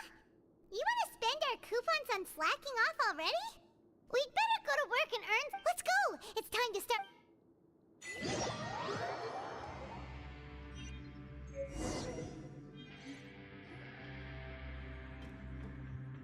Look who decided to show up. Get your butts in gear and get to work. Time's a-wasting.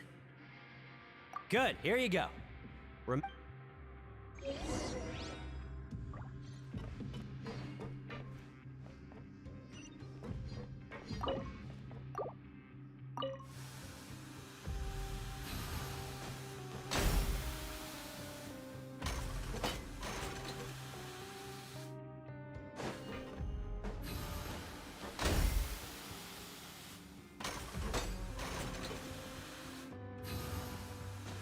Alright, finished!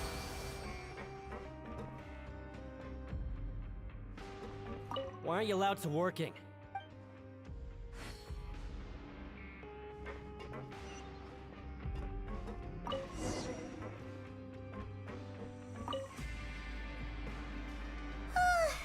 Paimon's beat.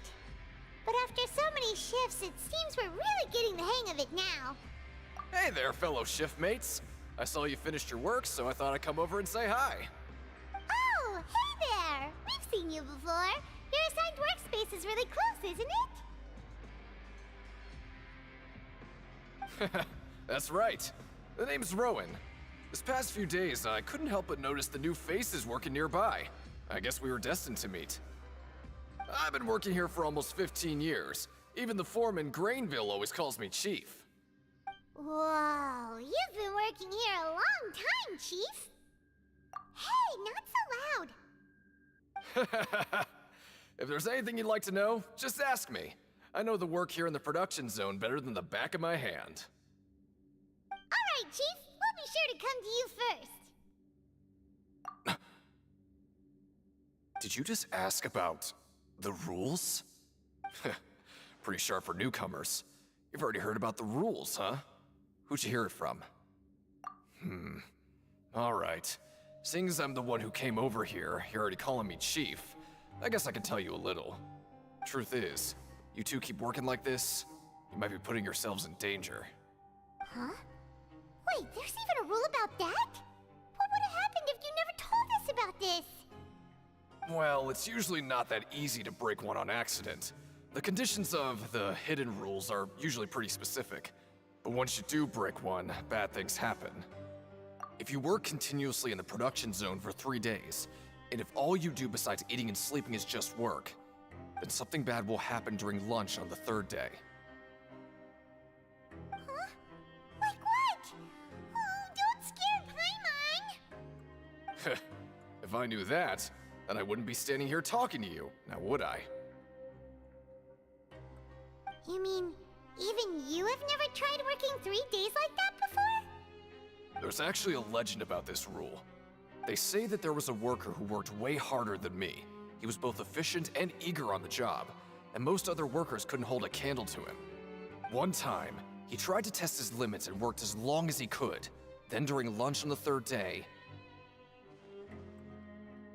he disappeared into thin air, as if he'd evaporated. Later, some people went and asked some of his past friends about him, but they said, never heard of the guy. What the? How could that happen? Unfortunately, we were assigned different production zones. I never saw for myself what he looked like. Wait, are you thinking that it was... Huh? Oh? You... Listen, kid. This ain't the kind of thing you should be curious about. Let me tell you, you're better off forgetting about it and looking after yourself. Now I kind of regret ever telling you. Yeah, I agree with Chief here. Do you really want to try? Alright, if you insist.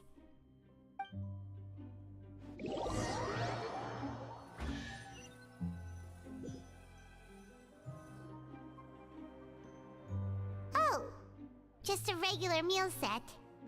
Guess Paimon shouldn't get her hopes up. What would you like to do this afternoon?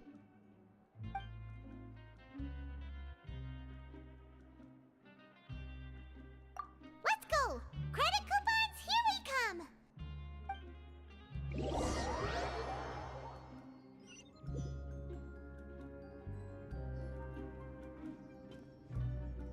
Look who decided to show up. Get your butts in gear and get to work. Time's a-wasting. Good, here you go.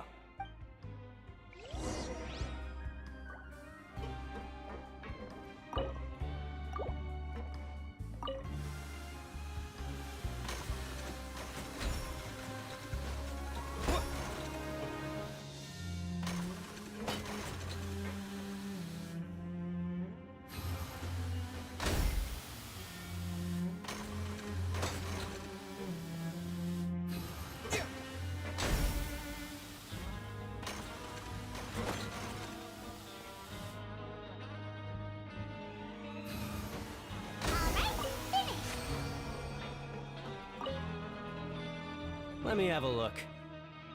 Not bad. Right, here's your credit coupons.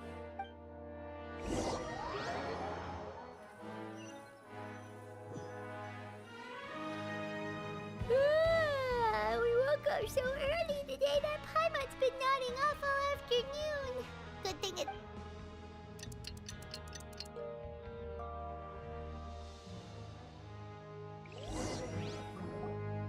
Oh, Paimon doesn't want to get up. Paimon still feels completely exhausted from yesterday. What do you have planned for us?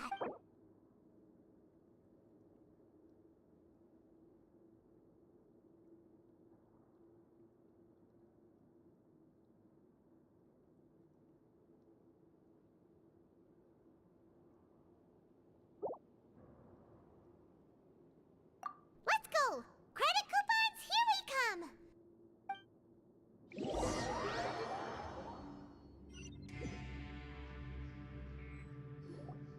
Look who decided to show up! Get your butts in gear and get to work. Time's a-wasting. Oh? What's with suddenly wanting to work so... Sure. Let's just say we really want to test our limits.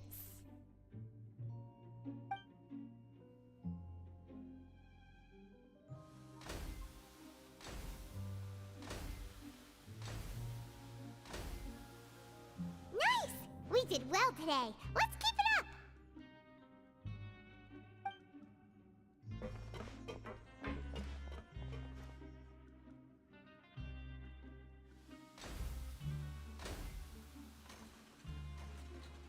Ooh, Paimon's had it. Who knew that processing these widgets would be so tiring?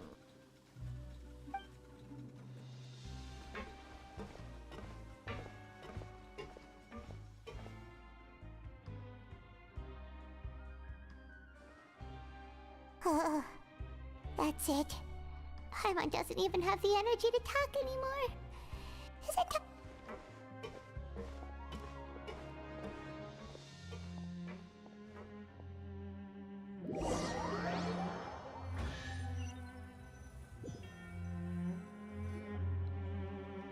Oh, Paimon's exhausted.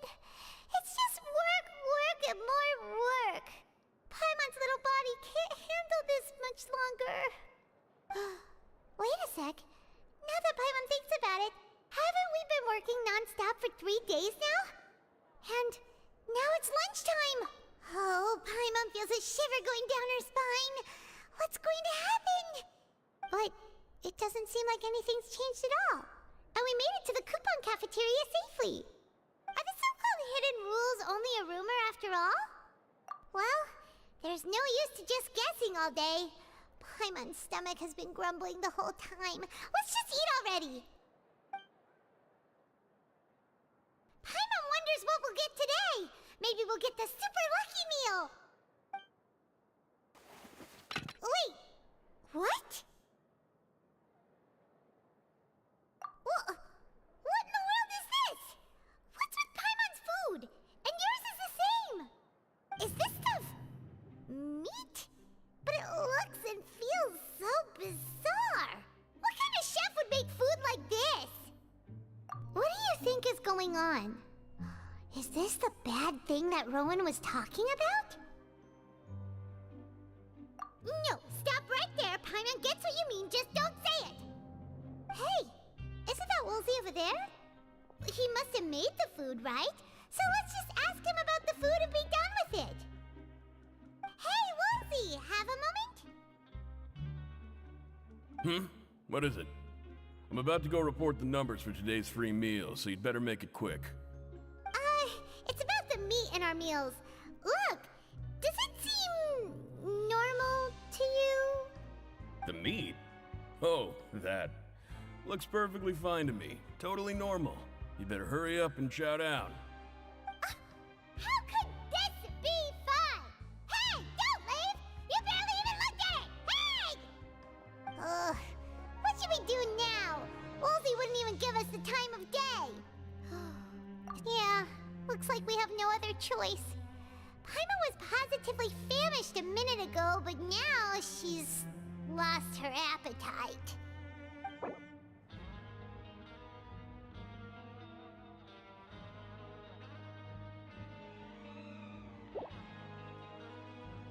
What would you like to do this afternoon? Yeah, Paimon felt like some of the people here were a little strange the moment she saw them.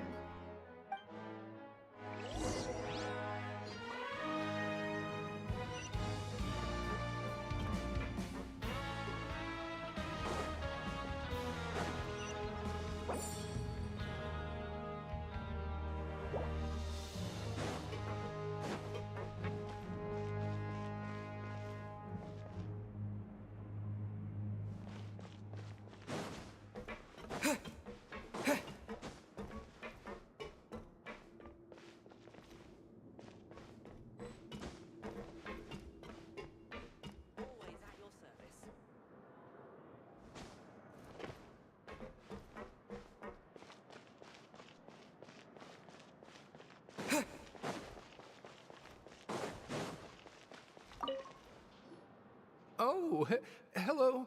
You two are the ones who were with His Grace. No need to be so nervous. Sorry, I couldn't help but think of His Grace once I saw you, and well, it's hard to say. Maybe I am. He's got a very overwhelming presence. It makes me feel like I'm just some insignificant little bug. Wait, seriously? Oh, I'm always indecisive, and I tend to make a mess of things. It's like a reflex. I just instantly start to tense up the moment I see a smart and capable person like His Grace. What? Please, don't say anything like that out loud. How could you possibly think something like that?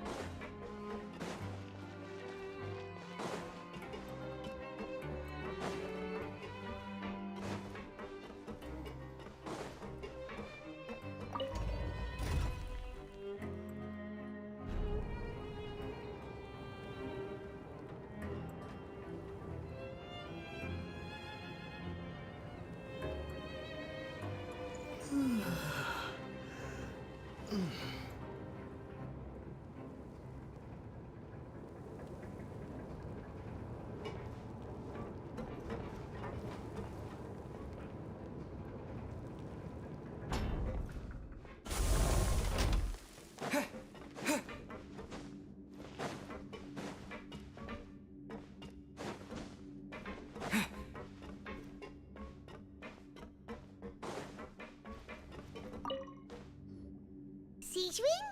Aren't you supposed to be in the infirmary? What are you doing in the production zone? Hello, Traveler. Paimon? Everyone's usually busy around now, and we don't have any patients to look after in the infirmary. I thought I'd come here and enjoy the sight of everyone hard at work. Enjoy? What's there to enjoy here? It's really worth watching.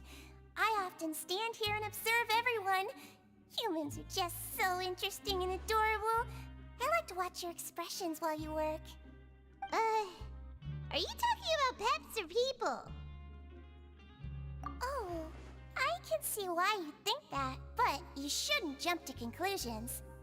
See, we Melazines are a different species, and we see the world very differently from humans.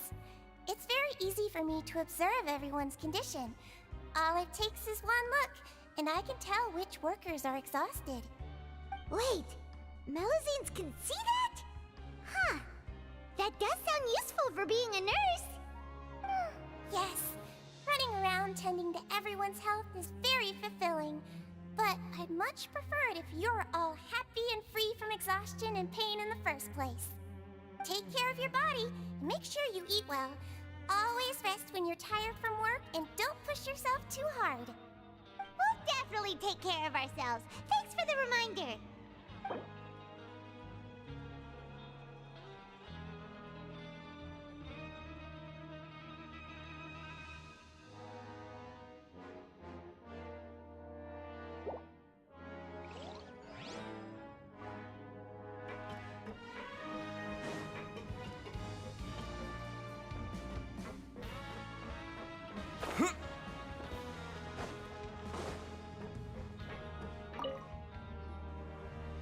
Hey, it's the Traveler and Paimon. No need to tease me, okay? I won't trip on the same step twice. Just like His Grace said, paying attention to every little detail is the key to prosperity. Maybe this is the true meaning of rebirth, not just earning credit coupons.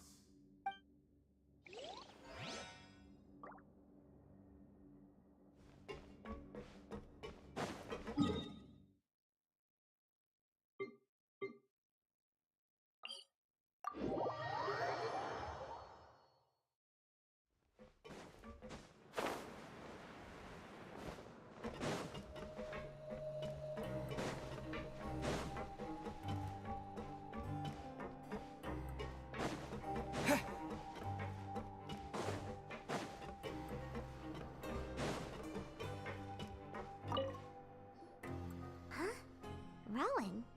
What are you doing here, Chief? Oh, I was injured a bit just now. Nothing major, I think I just pulled something. Little mishaps like this are unavoidable at work, you know? Huh. Paimon wouldn't have thought someone as experienced as the Chief would still get hurt on the job. Shh. I just knew you would say that. This is pretty embarrassing. Where is Siegeween when you need her anyway? The one time I need to make a quick trip to the infirmary. Oh, you mean she wasn't in the infirmary? Yeah. The rumors say that there's never anybody in the infirmary in the half hour before lunch, and nobody knows where Siegeween gets off to.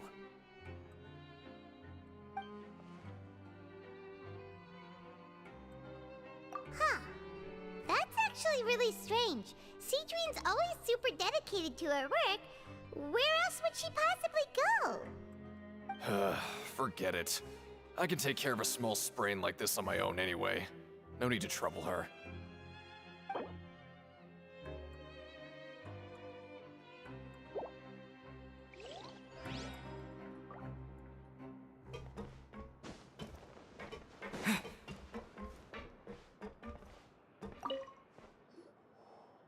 Oh, wonderful.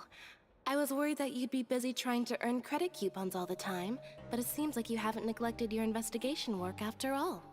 Paimon likes having more coupons, but no one wants to work all the time.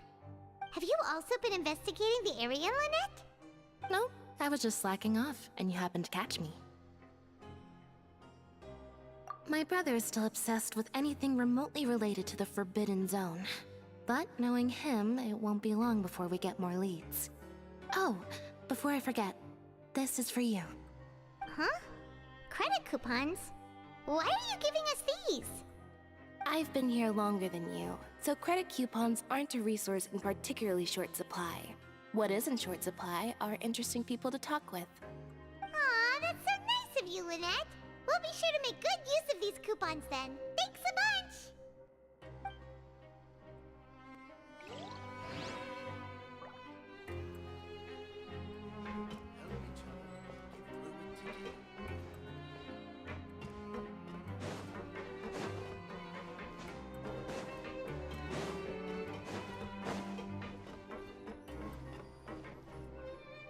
Hey, look!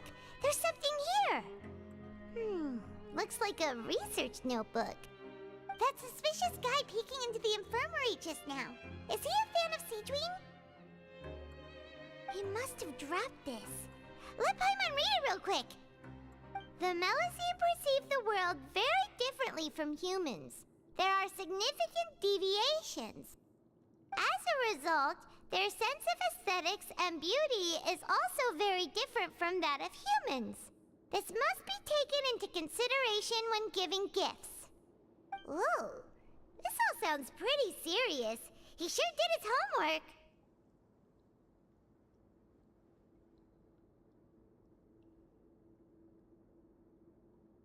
And as for the notebook, let's take it.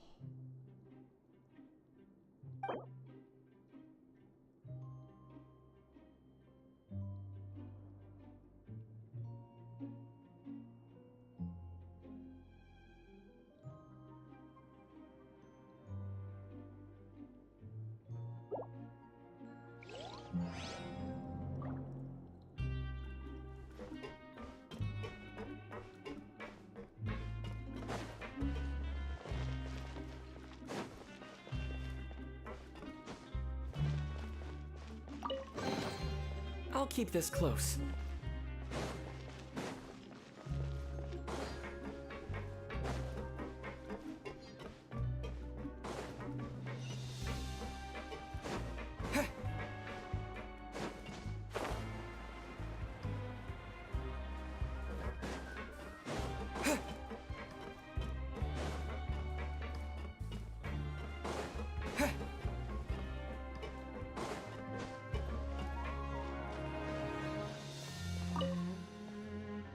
Oh, you want to stop investigating and go rest?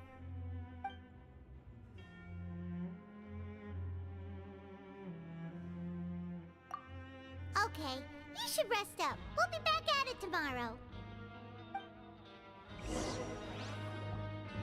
So after working a few days straight, we got some strange meat in our lunch. What was that all about? Has our investigation turned up anything useful recently?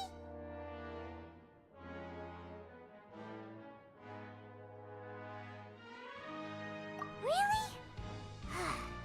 Then it looks like that part of the investigation has hit a dead end.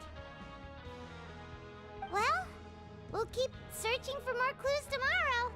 Good night, Traveler.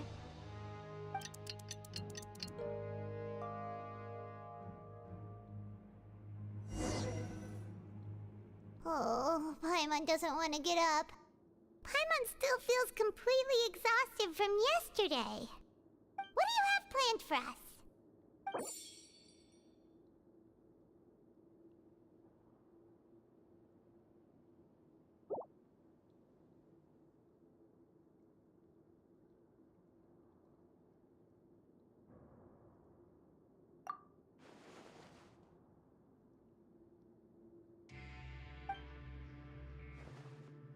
After working here so long, we're really starting to get the hang of it. But doing the same thing all the time can get old pretty quickly. How are you holding up?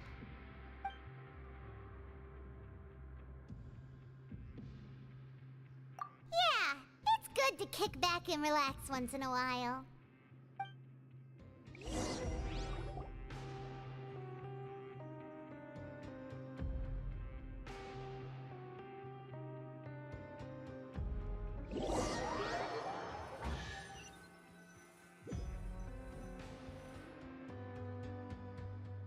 Whoa! Isn't this the super lucky meal? Looks like hard work really does get rewarded. Paimon's gonna take her time and savor every bite. What would you like to do this afternoon?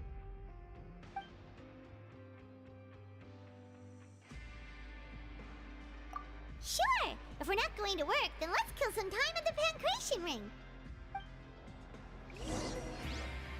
Grab yourself a welfare meal.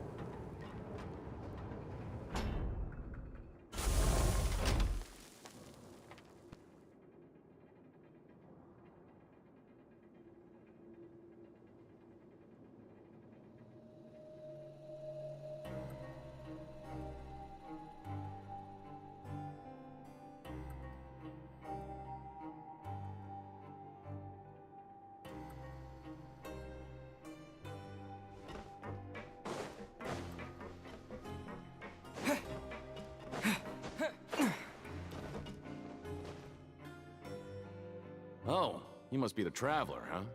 Sorry, mate, but competitors as strong as you are prohibited from participating. I don't make the rules, mind you, but I was given very specific instructions.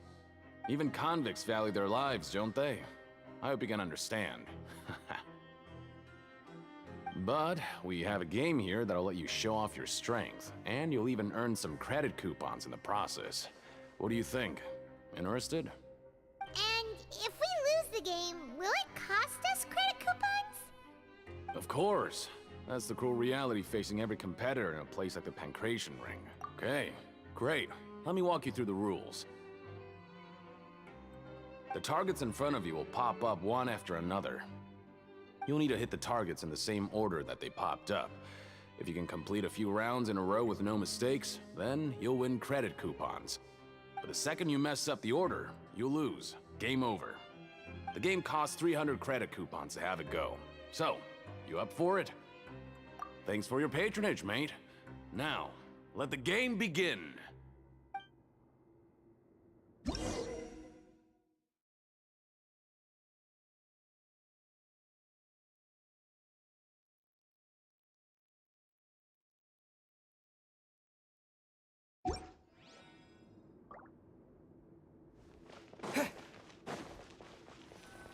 Okay, do your best to hit the targets, just like Colin said!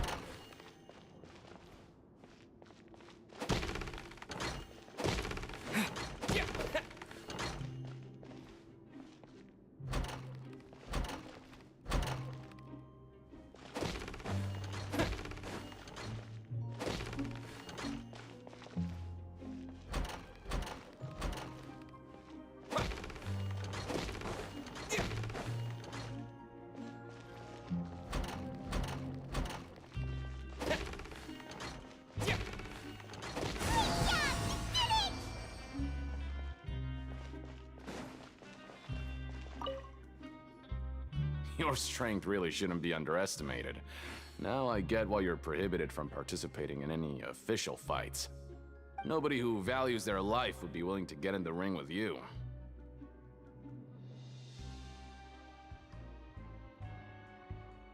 However, you two haven't tried betting on the outcome of a Pancration match yet, have you? Just go talk to Rusimov. Buy a ticket for whichever fighter you think will win. There's a big payout if the fighter you support comes out on top. But we don't know anything about the fighters. How can we possibly know who to support? That's normal. Just watch a few matches and get a feel for the fighters. It won't be long before you can pick winners in your sleep. He's got a point. Why don't we give it a try? If we have enough coupons, we could probably bet at random until we figure everything out. Bet at random, huh? Well, how should I put it? It's not like you can't do that, but I'd advise you to give it some more thought first. Huh? We shouldn't get too carried away. What's the problem?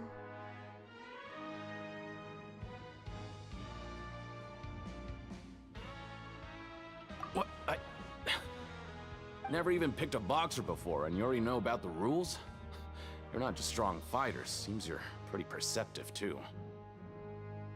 Might as well tell you about it, since you already know that much. Plus, I think you've got the potential to be one of my greatest customers. I think I can let you in a bit. Besides, I don't want to risk ever losing a customer like you. Is it that serious? Okay. The hidden rule here is, if you buy both boxers' tickets and support them both, something bad will happen the next morning. So the rule is that we shouldn't pick both boxers in the same fight. But if anyone actually did that, wouldn't they be guaranteed to lose coupons? Who would do that anyway? And what do you mean by something bad will happen? How would I know?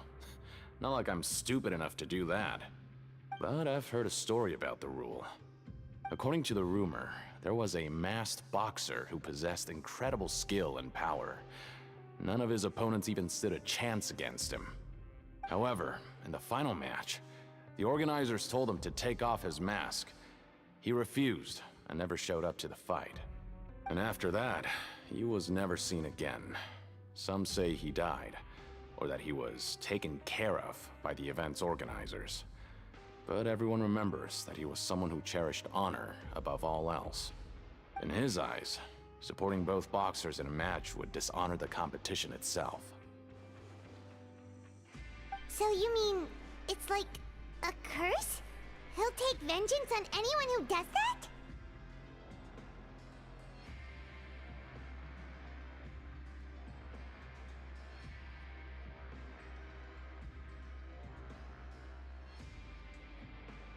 No, he was always wearing a mask, like he was intentionally trying to hide his identity. I don't even know anything about his past. Traveler, do you think that boxer was...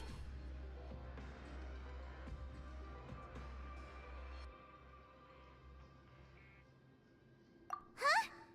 We will? You're not serious, are you? Look, here I was just trying to be nice and warn you, yet here you are trying to break it on purpose? Yeah, it sounds pretty scary to Paimon.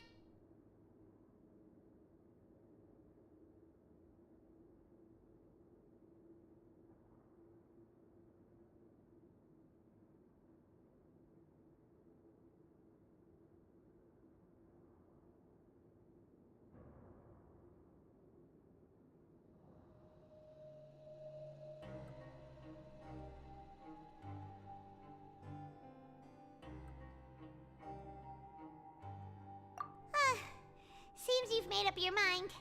Just be sure to protect Paimon, okay? Betting on both fighters will set you back about 3,000 credit coupons. If you have enough, then go ahead and give it a try. Just don't come running back to me if something happens. Seems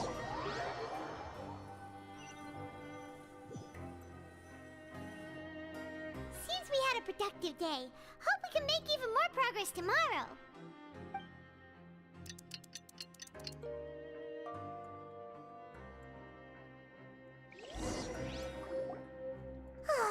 The dawn of a new day.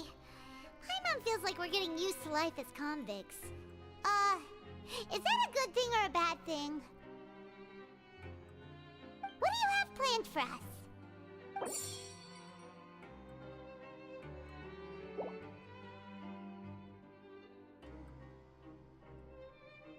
After working here so long, we're really starting to get the hang of it. But doing the same thing all the time can get old pretty quickly. How are you holding up?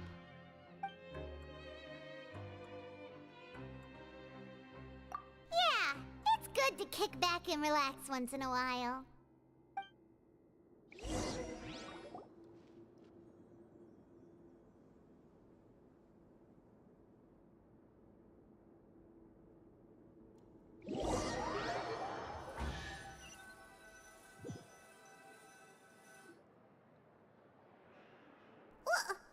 What is this garbage? Ooh, it looks disgusting! Oh, Paimon misses your cooking now. What would you like to do this afternoon?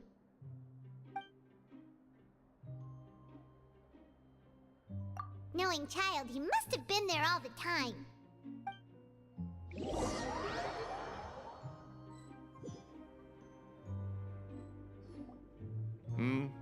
Are you two here to buy tickets? Better be quick about it. Another match is about to start. Who are the boxers in the next round?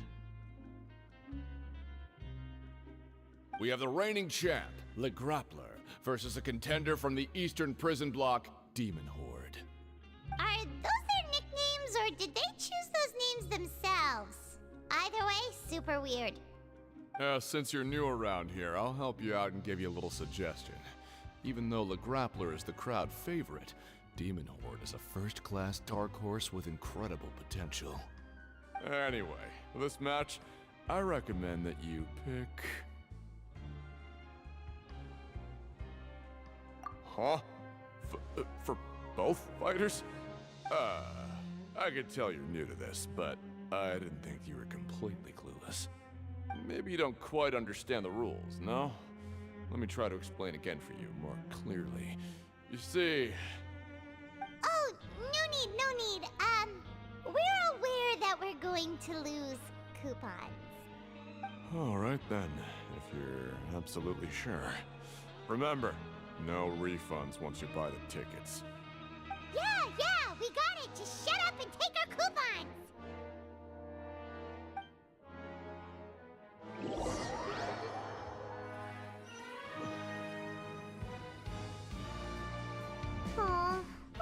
won't get a chance to sleep in as long as we're here. Let's get to bed early.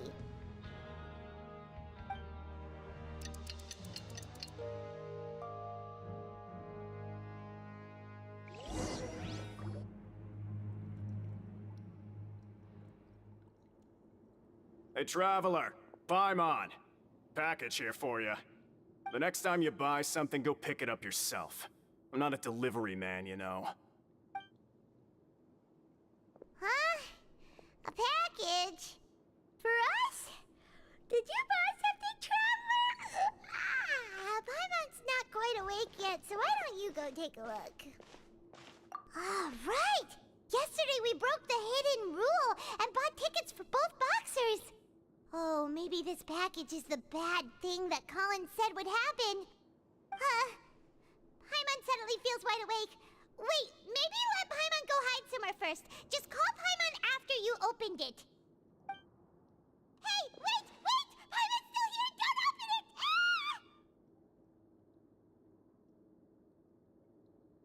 Huh? What is it? Are you okay?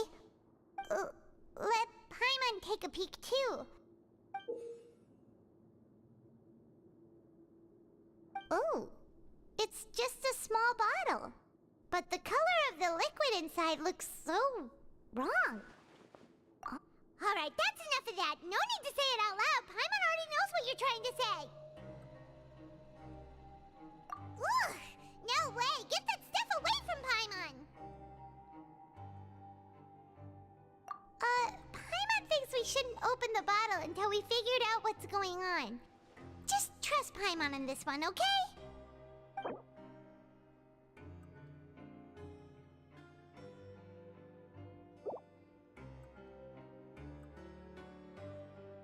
What do you have planned for us?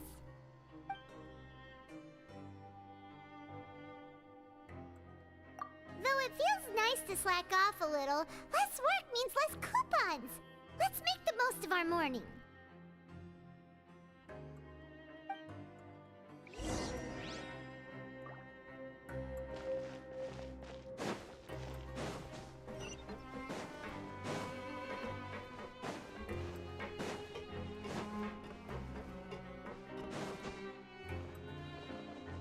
This is not the end.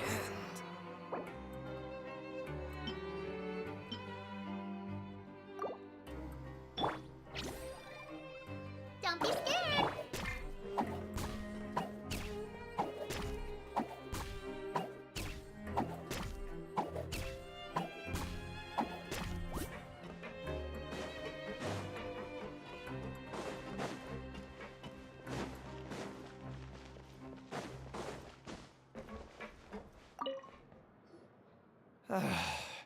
If there's no way to send it all out, then maybe I'll never get a chance to leave. Who are you? We've never seen you before, and you don't look like a fellow convict. I'm not!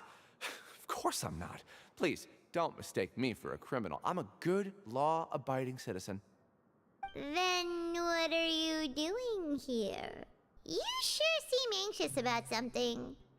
I'm a promoter for Fontico, and I'm usually responsible for promoting our drink products. I thought I could complete my task here quickly and return to headquarters, but I've been here way longer than I anticipated. Oh, a promoter from Fontico? So what kind of problem did you run into? I'm so upset. It's all because of that Duke. After discussing the company's promotional plans with him, he told me outright that my project was worthless. However, in light of our long history of successful collaboration, I still tried to patiently explain the details. However, to my surprise, he just cut me off while I was speaking. Let me take a moment and recall his exact words. I'm just gonna stop you there and say no. If anything, I'm saving you time. It seems you don't fully understand the value of credit coupons here, nor do you understand the value of your own products. The former is because you are from the overworld. That's understandable, and I don't blame you for that. But as for the latter, only someone monumentally stupid, so breathtakingly stupid, that they were completely ignorant of the value of credit coupons, despite living in the underworld, would ever possibly consider buying your drink. Let's just forget it. Anyway, that's how he rejected my proposal and asked me to come up with another solution with the condition that it doesn't cause any trouble for him. Can you believe that guy? Well, he is the head honcho here. Not much you can do about that. We met him too and could tell that he's the kind of guy that's hard to pin down. Fine. I know, I should just let it go. I'm on his turf after all. His house, his rules.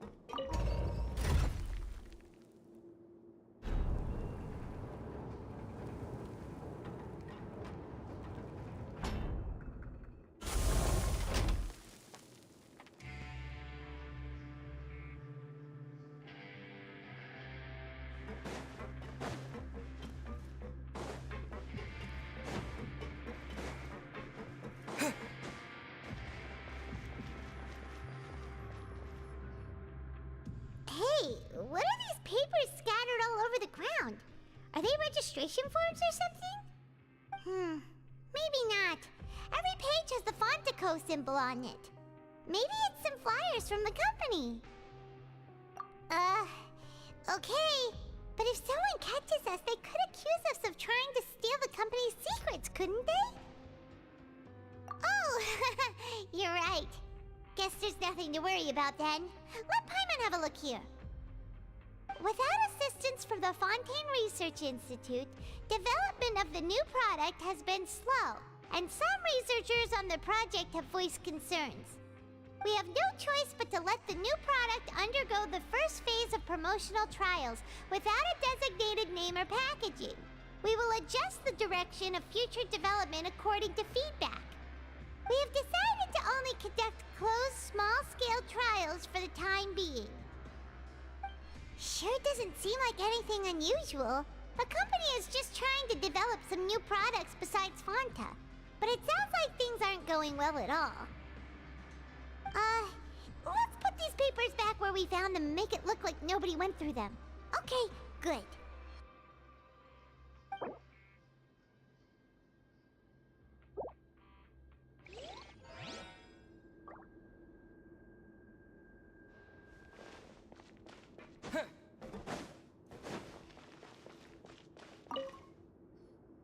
Hey, I heard you crazy fools really did it. You bought tickets to support both fighters, didn't ya? Well, did anything happen? Well, the next day we received a mysterious package, but we still haven't made any sense of the contents.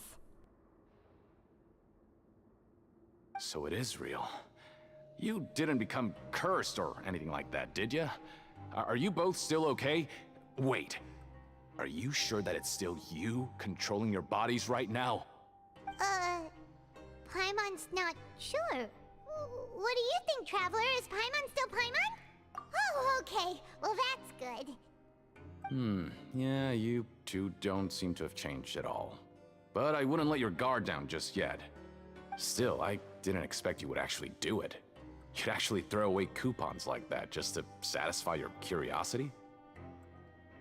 Even if we bought tickets like everybody else, it's not like we could hope to earn any coupons. When it comes to things like this, it's always the organizer who makes the real profits. Hey, just what are you trying to imply? The Pancration Ring is an honest business, and we really don't make much from selling tickets. We make so little that even the current tournaments can only be held thanks to funding from the producer of Fanta. Oh, so it's the company that manufactures Fanta sponsoring the events? Paimon thought all of this was thanks to the Duke's support. Let's just say it's a mutually beneficial arrangement. They reached out to us first, hoping to promote Fanta products in the fortress of Meropide. Anyway, you try and take extra good care of yourselves these next few days, you hear?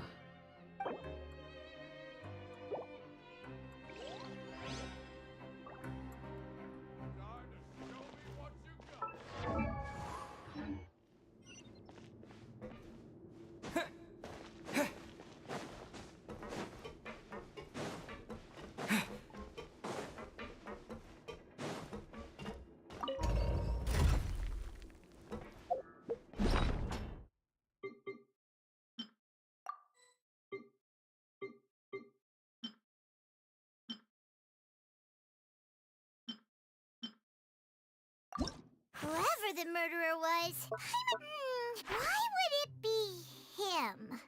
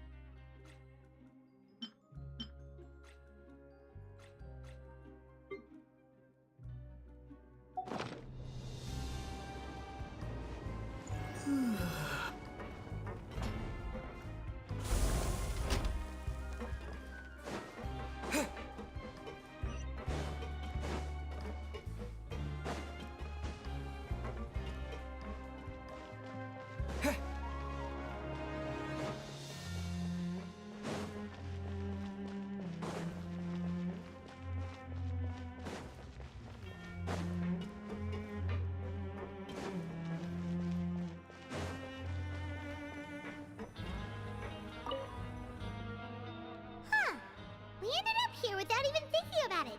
Wanna grab something to eat? Alright, but remember that we bought this time with coupons, so let's make better use of it next time.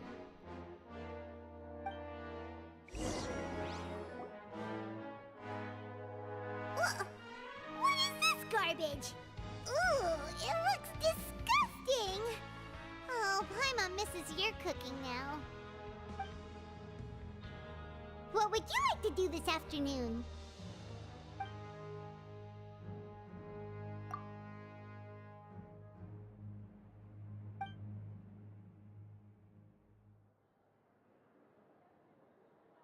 After working here so long, we're really starting to get the hang of it. But doing the same thing all the time can get old pretty quickly. How are you holding up? Yeah, it's good to kick back and relax once in a while.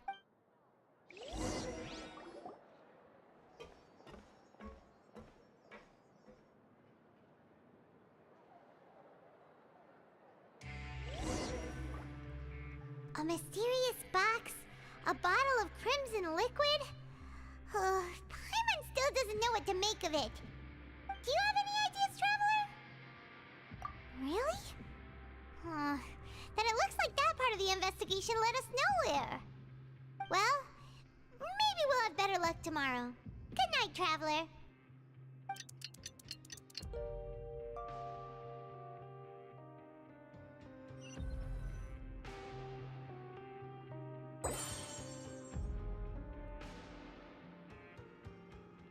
Okay, so we've investigated 2 of the hidden rules.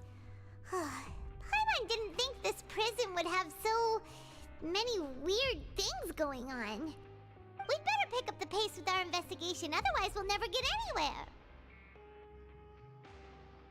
Yeah, let's skip work for now and put our time to good use.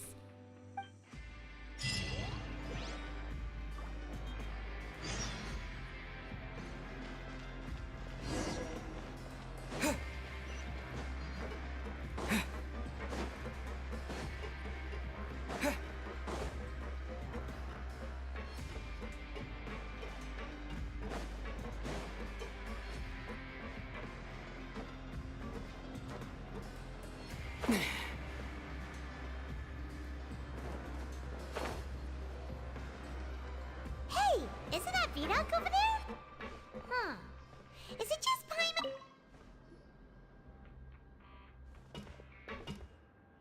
Ah. Seeing you at this time must mean you've already saved up a lot of credit coupons. Or at least enough to skip work. Seems you're getting into the swing of things around here. Impressive. Very impressive. So, now can you tell us about the hidden rules you know? If that's what you want to know, I guess you couldn't have come at a better time. Huh? What do you mean it's a good time? Leonid and those other pesky broke urchins have all gone to work in the production zone. I wouldn't want them listening in without paying up. We get it! Just tell us already! So, you know those pipes that make strange sounds? Don't ever, ever go near them at night. Even if you manage to avoid the guards, you might find something even more terrible there. Something even more terrible? Like what? A group of cannibals. Cannibals? In the Fortress of Meripede? Every month, they meet a few times in the dead of night. Rumor has it they might be connected to the people that have disappeared here. But what's even scarier is that they have a special proclivity. Since they have no way to dispose of the leftover remains, they have ways to transform them into other forms and keep them in the fortress forever. Paimon might already know what you mean by other forms. So that's what's going on here. Oh, Paimon's stomach doesn't feel so good. You two look pretty skeptical. No matter. Learning the truth behind dark secrets isn't necessarily a good thing. I've got things to do too. I suggest you just act like I never told you anything. Traveler, can we just trust him on this one? Oh, Paimon doesn't want her blood and flesh entombed here for all eternity? Oh, so that's how you see the situation. Huh. You know, Paimon does feel a little better about it now. When will all the secrets end?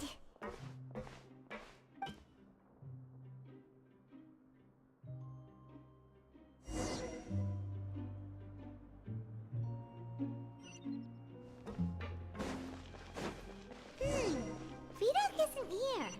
But the guys who went to work in the morning are back. Just stay away from me.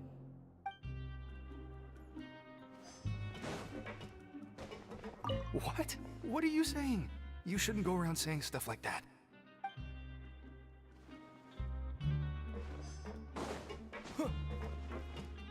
What are you talking about?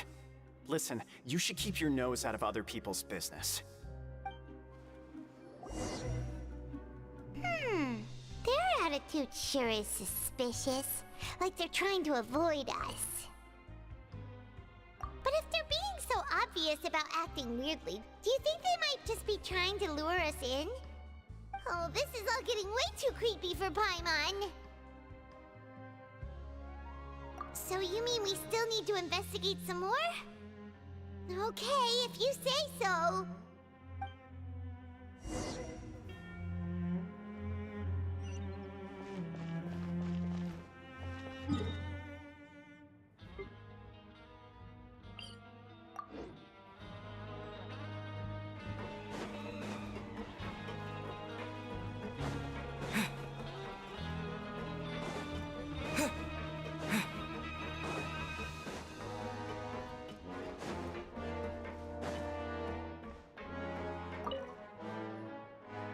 Fielding?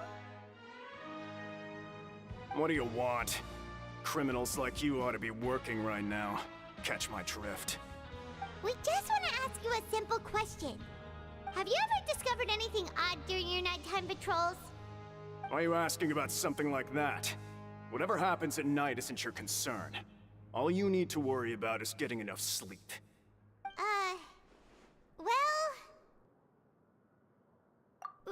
Right! We've heard it happens a few times every month. Paimon has sensitive ears, so it makes it hard to sleep. Really? I see. But it's not like I'm on duty every night. And now that you mention it, I recall my colleagues talking about something like that before. They say that strange things tend to happen at night on pipe cleaning days. Lots of us don't willingly take those shifts. So, what happens at night on pipe cleaning days? And they just conduct regular cleaning of the fortress's drainage facilities. There are 3 pipe cleaning days per month, and it just so happens that today is one of the scheduled days. You can try to confirm the sounds tonight if you want, and if they're real, then I can report the issue to my superiors for you. Oh, okay. Then we'll keep both ears out tonight. If that's all, then I'll be leaving now. I advise you not to try anything funny, though. Even if I'm not on duty tonight, someone will still be watching you. Don't worry, we don't want any time added to our sentences. Oh, he left. So what do you think about the pipe cleaning days he mentioned? Right, both are a possibility. But Fielding did say that tonight is a cleaning night.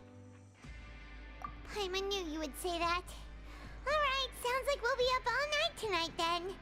Paimon just hopes the guards don't catch us.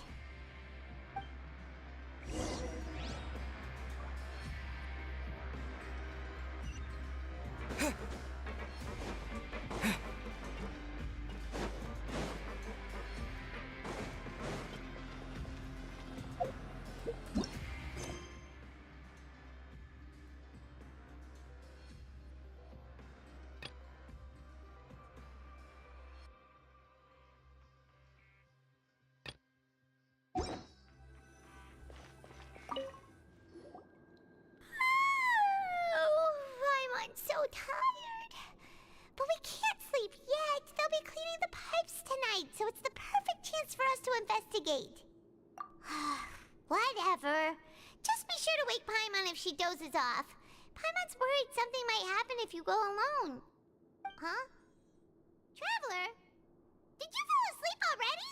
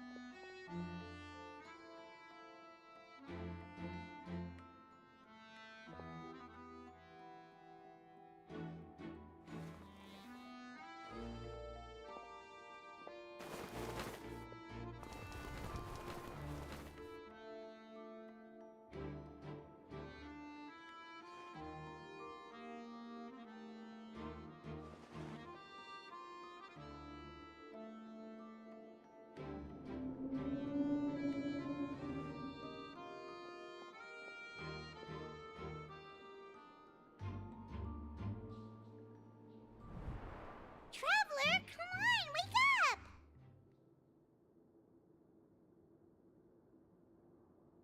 Oh, it looked like you were just peacefully sleeping to Paimon. Well, what did you see this time? Really? So we're finally starting to figure out what actually happened! But what about the cannibals? How do you explain them? Okay, well it's about time for us to get moving. Just be careful to avoid the patrolling guards.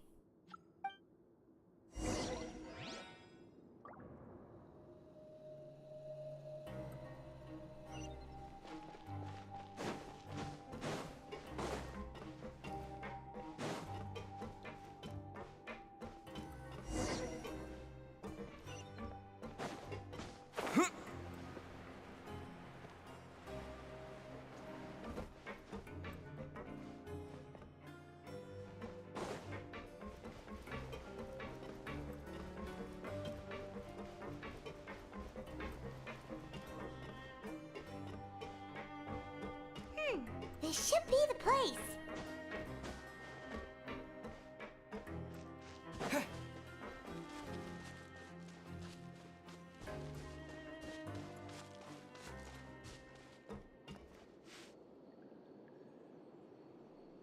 What?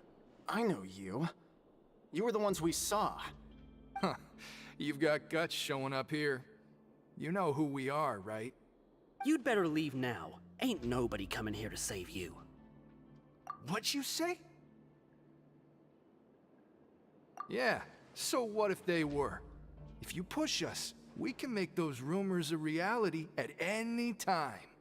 Hey, what's the point of all those rumors anyway? What exactly are you trying to do? I don't have to tell you anything. If you turn around, go back to the dormitories, and act like you never saw anything, then I'll pretend that you never showed up here. Yeah, scram. Nothing worth seeing here. Huh? What did you say? Isn't that exactly what Boss said when he left? Hey, do you know our boss? Whoa. We had no idea our boss was such a big deal. He always kept his identity a secret. So, did he have you come here to find us? Oh, so your child's crew here? Seems like he had no problem fitting in. We're the only ones who heard him say those words when he left that night. So, unless he somehow told you those exact same words after that... All right. I guess that's proof enough for me. I believe you. Wow, those dreams of yours sure come in handy. We gave him the business for a while, and would always give him a hard time when he first came to the Fortress of Maripede. But here in the fortress, the strong will always earn respect. He was working the longest hours and racking up wins in the Pancration Ring. You could always see how amazing he was, even when he was teaching us a lesson. So eventually, we all decided to follow him. But one day, he suddenly told us that he had to find a way to escape this place, no matter the cost. He said it was because he heard that call again. And as his crew, if the boss wants something, then it's our job to get it done. So, we got to work, and used the hidden rules that were here to make up and spread the rumor about the cannibal rule.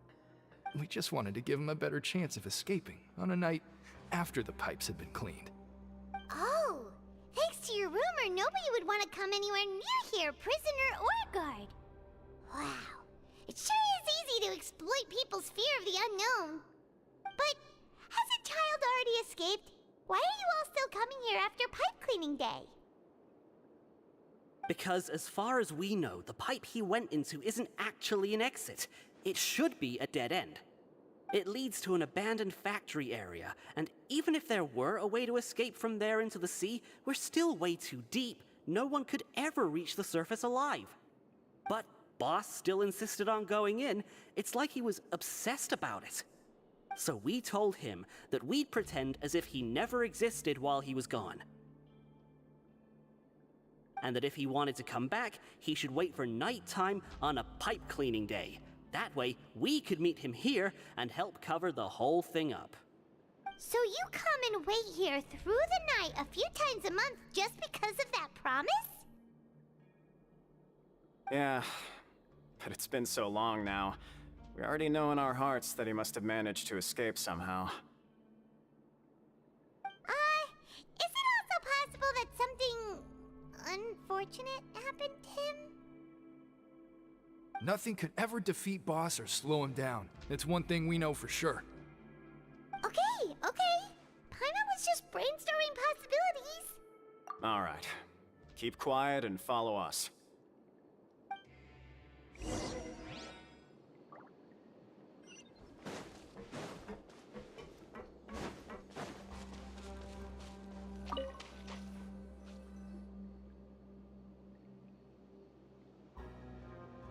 The way up from here has been sealed off. It's impossible to get through. Boss left by going down from here. It wasn't full of water at the time. Later, we came back hoping to have a look. That's when we found out it had been completely flooded. It's impossible to navigate unless you're an extremely skilled diver. Do you think Child got trapped by the water? Not likely. We all know that Boss was an incredible swimmer. Really? Then have him come investigate, pronto. Just be sure to tell us if you get any news about Boss. It's getting late. We should leave before the guards come this way.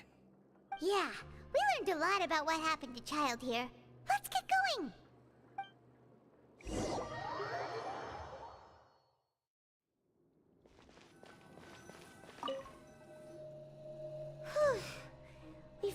learned some key information. Seems all of our investigative work has finally started to pay off. When you said you knew a diver, you were talking about Fremine, right? If we ask Linny, he'll definitely have Fremine help us. Ugh. Why is Child like this? What was he doing going into the pipes? Not making our jobs easier, that's for sure. Fortunately, though, it seems like it's only a matter of time now before we find out what really happened. Now that we can finally relax, I'm starting to feel super sleepy. Let's try to get some rest while we still can. Nighty-night, traveler!